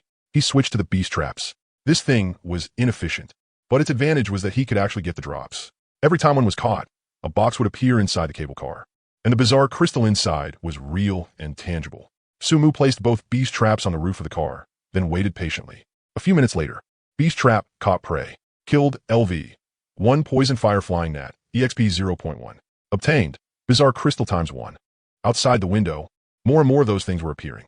Through the beast traps, he also got a clear view of their outline.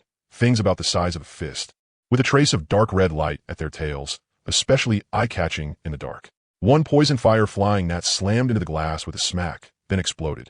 Dark green liquid splattered across the glass, making a sizzling corrosive sound and leaving behind a scorched black mark. Sumu frowned. This thing could self-destruct? He leaned closer and looked at the mark on the glass. The corrosion was very shallow. For the glass of a LV 3 cable car, this level of damage was almost negligible. But then he thought of the people in the channel who were still stuck with level 1 and level 2 cable cars. This level of corrosion might be fatal to their sheet metal compartments. He opened the channel. As expected, the messages had already exploded. Holy shit, this thing can self-destruct. It corroded a hole in my metal shell. Same here. The glass is fine, but the metal shell can't take it at all. Help! The top of my cable car got corroded through. Those things are dropping in from above. Use glass. Acidic stuff doesn't work on glass. Who has glass essence? Buying at a high price. The channel instantly erupted, messages scrolling by at incredible speed. Some people had figured out the acidic nature of the venom. Some had started buying glass essence at high prices. Others were sharing crude methods like using quilts and clothes to resist the corrosion. Panic and chaos were spreading. But the instinct to survive was forcing everyone to desperately think of solutions. Sumu looked at those messages but didn't join in. He closed the channel and turned his attention back outside the window. Time slowly passed. Soon, people in the channel also found a way to deal with it. These things would corrode objects on impact, but they couldn't corrode glass. Some figured out that it was acidic venom, and acid couldn't react with glass. For a while, the price of glass essence shot up rapidly. That was because someone in the channel could turn glass essence into glass. As long as they used glass inside the cable car as a shield. Then even after the metal shell was destroyed, the monster's next impacts would hit the glass they were holding. The monsters generally didn't attack from above or below, which meant that as long as you formed a glass defense, you could hold out. Without glass, you could also use cotton-based items, which would at least slow the corrosion a little. Even if you had neither, you could still barely survive this night. As for what came after, that would be a problem for later. Sumu casually traded some of the glass essence in his hand for food and stored away. He didn't lack this stuff for now anyway, so getting some food reserves wasn't bad. As for his side, the corrosive liquid from these monsters didn't affect his defenses much. Although the cable car's durability was dropping too, after being hit for more than half an hour, it had only barely gone down a little. It posed no threat at all. He continued farming bizarre crystals with the beast traps, patiently waiting until he gathered enough materials for the fog-dispelling lamp. He turned off the channel and kept staring at the beast traps. Time passed second by second. 1 hour, 2 hours, 3 hours. The efficiency of the beast traps really wasn't high. On average, they only caught one every more than 10 minutes. But they were reliable. After 3 hours, Sumu had saved up 8 bizarre crystals. Adding the ones he had left from before, he finally had enough for 10. Sumu took a deep breath and opened the fog-dispelling lamp blueprint. Kraft fog-dispelling lamp, 11 vern. Cost: high-strength glass essence times 10, bizarre crystal times 10, tungsten filament times 3. Confirm. A faint glow appeared on the crafting table. Various materials manifested out of thin air and began combining automatically. More than 10 minutes later, a spherical lamp about the size of a basketball appeared in Sumu's hands. Its outer shell was transparent glass. Inside was a long, thin tungsten filament. The base was made of metal, with a small fuel port on it. Fog-dispelling lamp, LV1 white. Type, built-in cable car hanging accessory. Effect, dispels dense fog within a 10-meter range around the cable car, and illuminates that area at night. Fuel consumption, 0.01 liters of fuel per hour or 0.01 bizarre crystal. Current fuel, none. Sumu installed the fog-dispelling lamp on top of the cable car. The light came on. It wasn't the dim yellow glow of a kerosene lamp, but a cold white light with a somewhat glaring brilliance, like a high-powered spotlight. The beam pierced through the dense fog, lighting up the 10-meter area around the cable car. Sumu finally saw what was outside clearly. Those things were packed densely outside the edge of the light, like a curtain of dark red. Their bodies weren't much bigger than fists. Their overall outline looked somewhat like moths, but their wings were semi-transparent and covered in dark red patterns. Their bodies were grayish-brown, their abdomens swollen, and a trace of dark red light glowed at their tails, like a fuse that could ignite at any moment. The most disgusting part was their heads. No eyes, no mouths, just a round lump of flesh covered in tiny holes. Dark green slime continuously seeped out of those holes, dripping down and trailing long thin threads through the air. Poison fire flying gnats. There were both level 1 and level 2 ones. The level 2 ones were a size larger, and the red light at their tails was brighter too. Sumu stared at them for a few seconds, and his brows gradually relaxed. They weren't coming for him. The flying direction of those poison fire flying gnats was fixed, from east to west, all flying in the same direction, neither too fast nor too slow, like some kind of migratory bird on the move. The cable car had just happened to be blocking their route, which was why it kept getting hit. They had no intention of attacking actively. They hadn't even noticed the cable car's existence. They were just flying mechanically, crashing mechanically, and self-destructing mechanically. If the cable car hadn't happened to be in their way, these things wouldn't have posed any threat to it at all. But that was what made it even more terrifying. Sumu looked at the endless stream of poison fire flying gnats flying over, and a chill rose in his heart. They weren't here for the cable cars. They were just passing by, and that alone had already caused heavy casualties among the survivors on this cable line.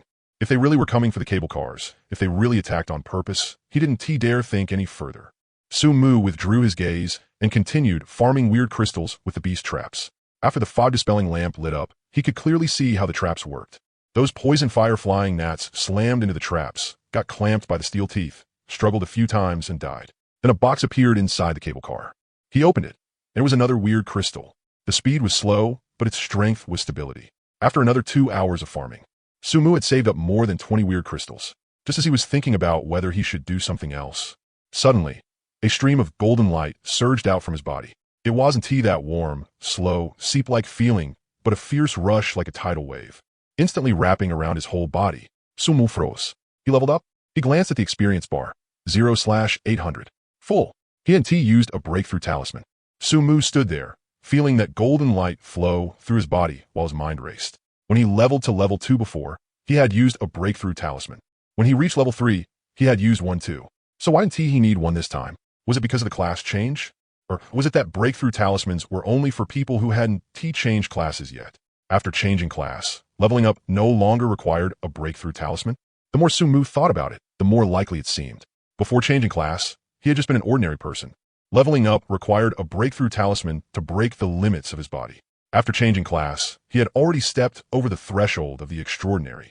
The limits of his body had been redefined by the class system, so leveling up had become something that happened naturally. If that was the case, then the value of breakthrough talismans had to be reassessed. They were only useful for people who hadn't changed class. To those who already had, they were worthless. The golden light faded, and Sumu opened his personal panel. Name, Sumu.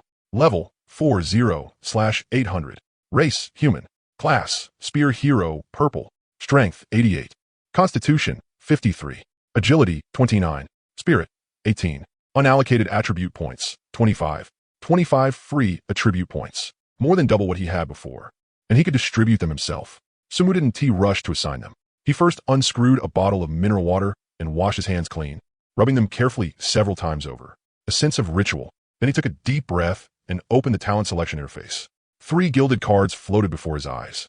On the third card, that familiar flame icon appeared again. Luck. The corners of Sumu's lips lifted slightly. Sure enough, washing his hands worked. The cards flipped over one by one, and 3 options appeared clearly before him. Option 1. Information type gained the danger warning ability. Within a radius of 50 meters, automatically detect creatures hostile to the host and mark them as red dots on the minimap. Passive effect, no manual activation required. Option 2. Personal type gained the steel body ability. Reduce physical damage taken by 10%. Effective against piercing, slashing, and blunt force damage. Rule type ability. Option 3. Building type gained the material collection ability. All materials belonging to the host within attack range will be automatically teleported to a designated area inside the hostess cable car. Passive effect, no manual activation required. Filter function available. Sumu's gaze swept over the 3 choices, and his heartbeat quickened slightly. Option 1. Danger warning. Automatically sense hostile creatures within 50 meters and mark them on the minimap. In unknown areas, this ability was practically god tier. No matter where the other side was hiding, as long as it held hostility toward you, you could spot it in advance. The risk of being ambushed would be reduced to the minimum. Option 2. Steel body. 10% physical damage reduction. Simple and brutal, but extremely effective. 10% damage reduction meant he could withstand attacks that would have seriously injured him before. His survivability would rise sharply. Option 3. Material collection.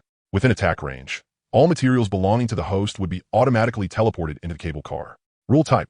Sumu's gaze settled on option 3. Automatic material collection. He remembered when he had farmed monsters with the arrow case before. Every box that dropped on the ground had gone to waste. He couldn't get a single one. If he had this ability back then, those dropped boxes would have automatically appeared inside his cable car.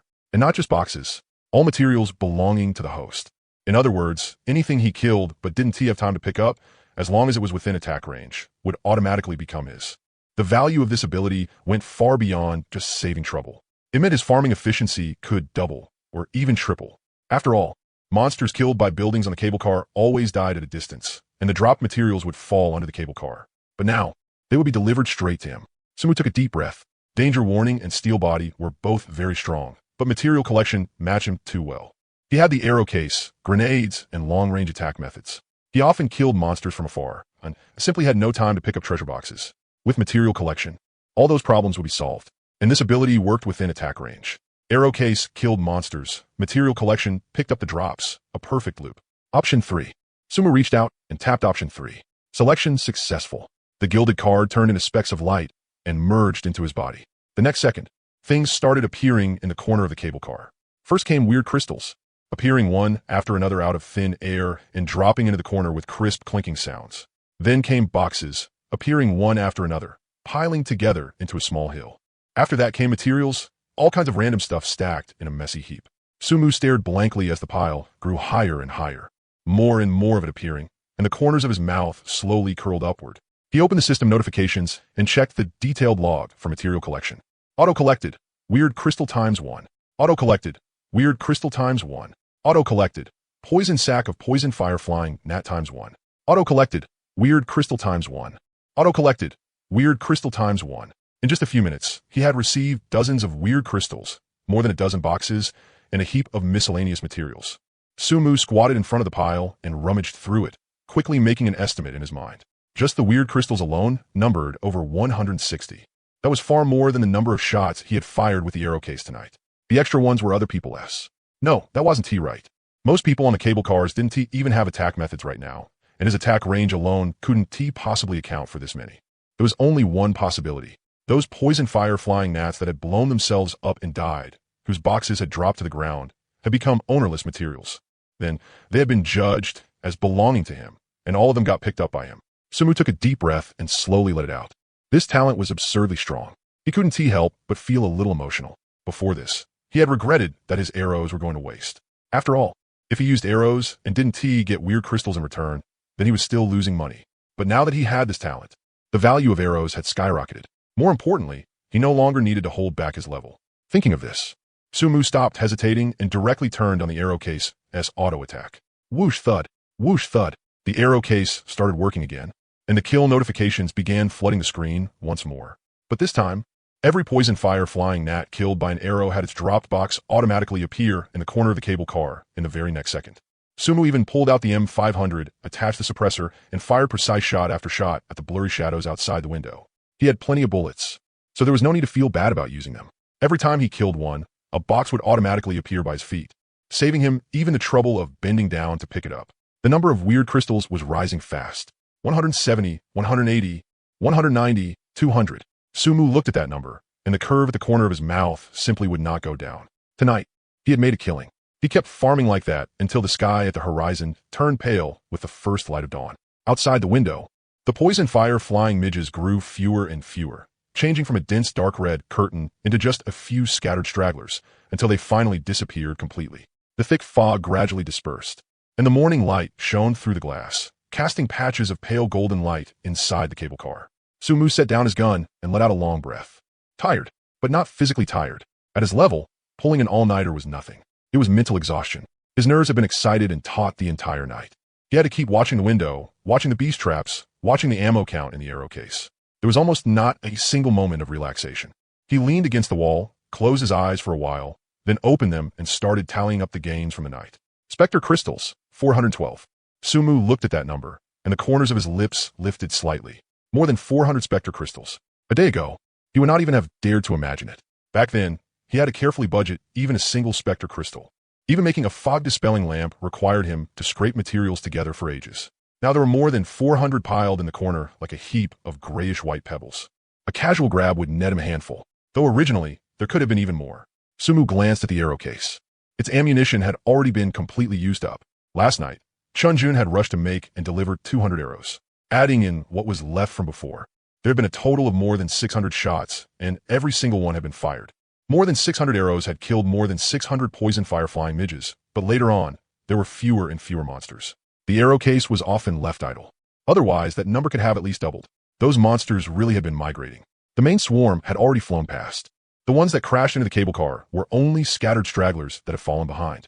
By the second half of the night, there was almost nothing left to shoot. He could only rely on the beast traps to slowly build up his gains. Sumu took another look at his bullet stock. Of the 1,000 9mm bullets he had crafted for free yesterday, he had used less than 500. It was not that he did not want to use them. There simply were no monsters to shoot. Within a visibility range of 10 meters, the area was completely empty. There was not even a ghost of anything in sight. No matter how many bullets he had, there was nowhere to fire them. Once daylight came, he would be able to freeload another 1,000 bullets. This talent was practically tailor-made for prolonged warfare. The wooden arrows, on the other hand, had all been used up. More than 600 of them. Not a single one left. Sumu opened a chat with Chunjun and sent a message. Take a rest today. If you have time tomorrow, make some more arrows. No need to chop trees anymore. Just buy wood directly from the channel. There was no reply from the other side.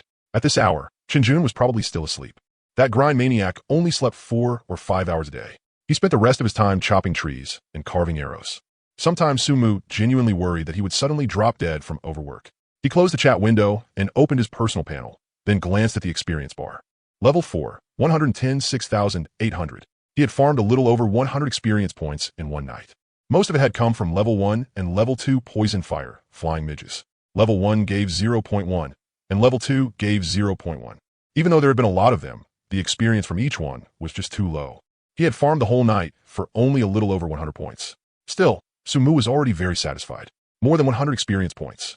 During the day, he would have had to kill over 1,000 cat demons to get that much. Nighttime was tiring too, but at least he did not have to run around. He could just sit there and wait. Next were the attribute points. He still had the 10 free attribute points from leveling up that he had not assigned yet. Sumu thought for a moment, then opened the attribute panel.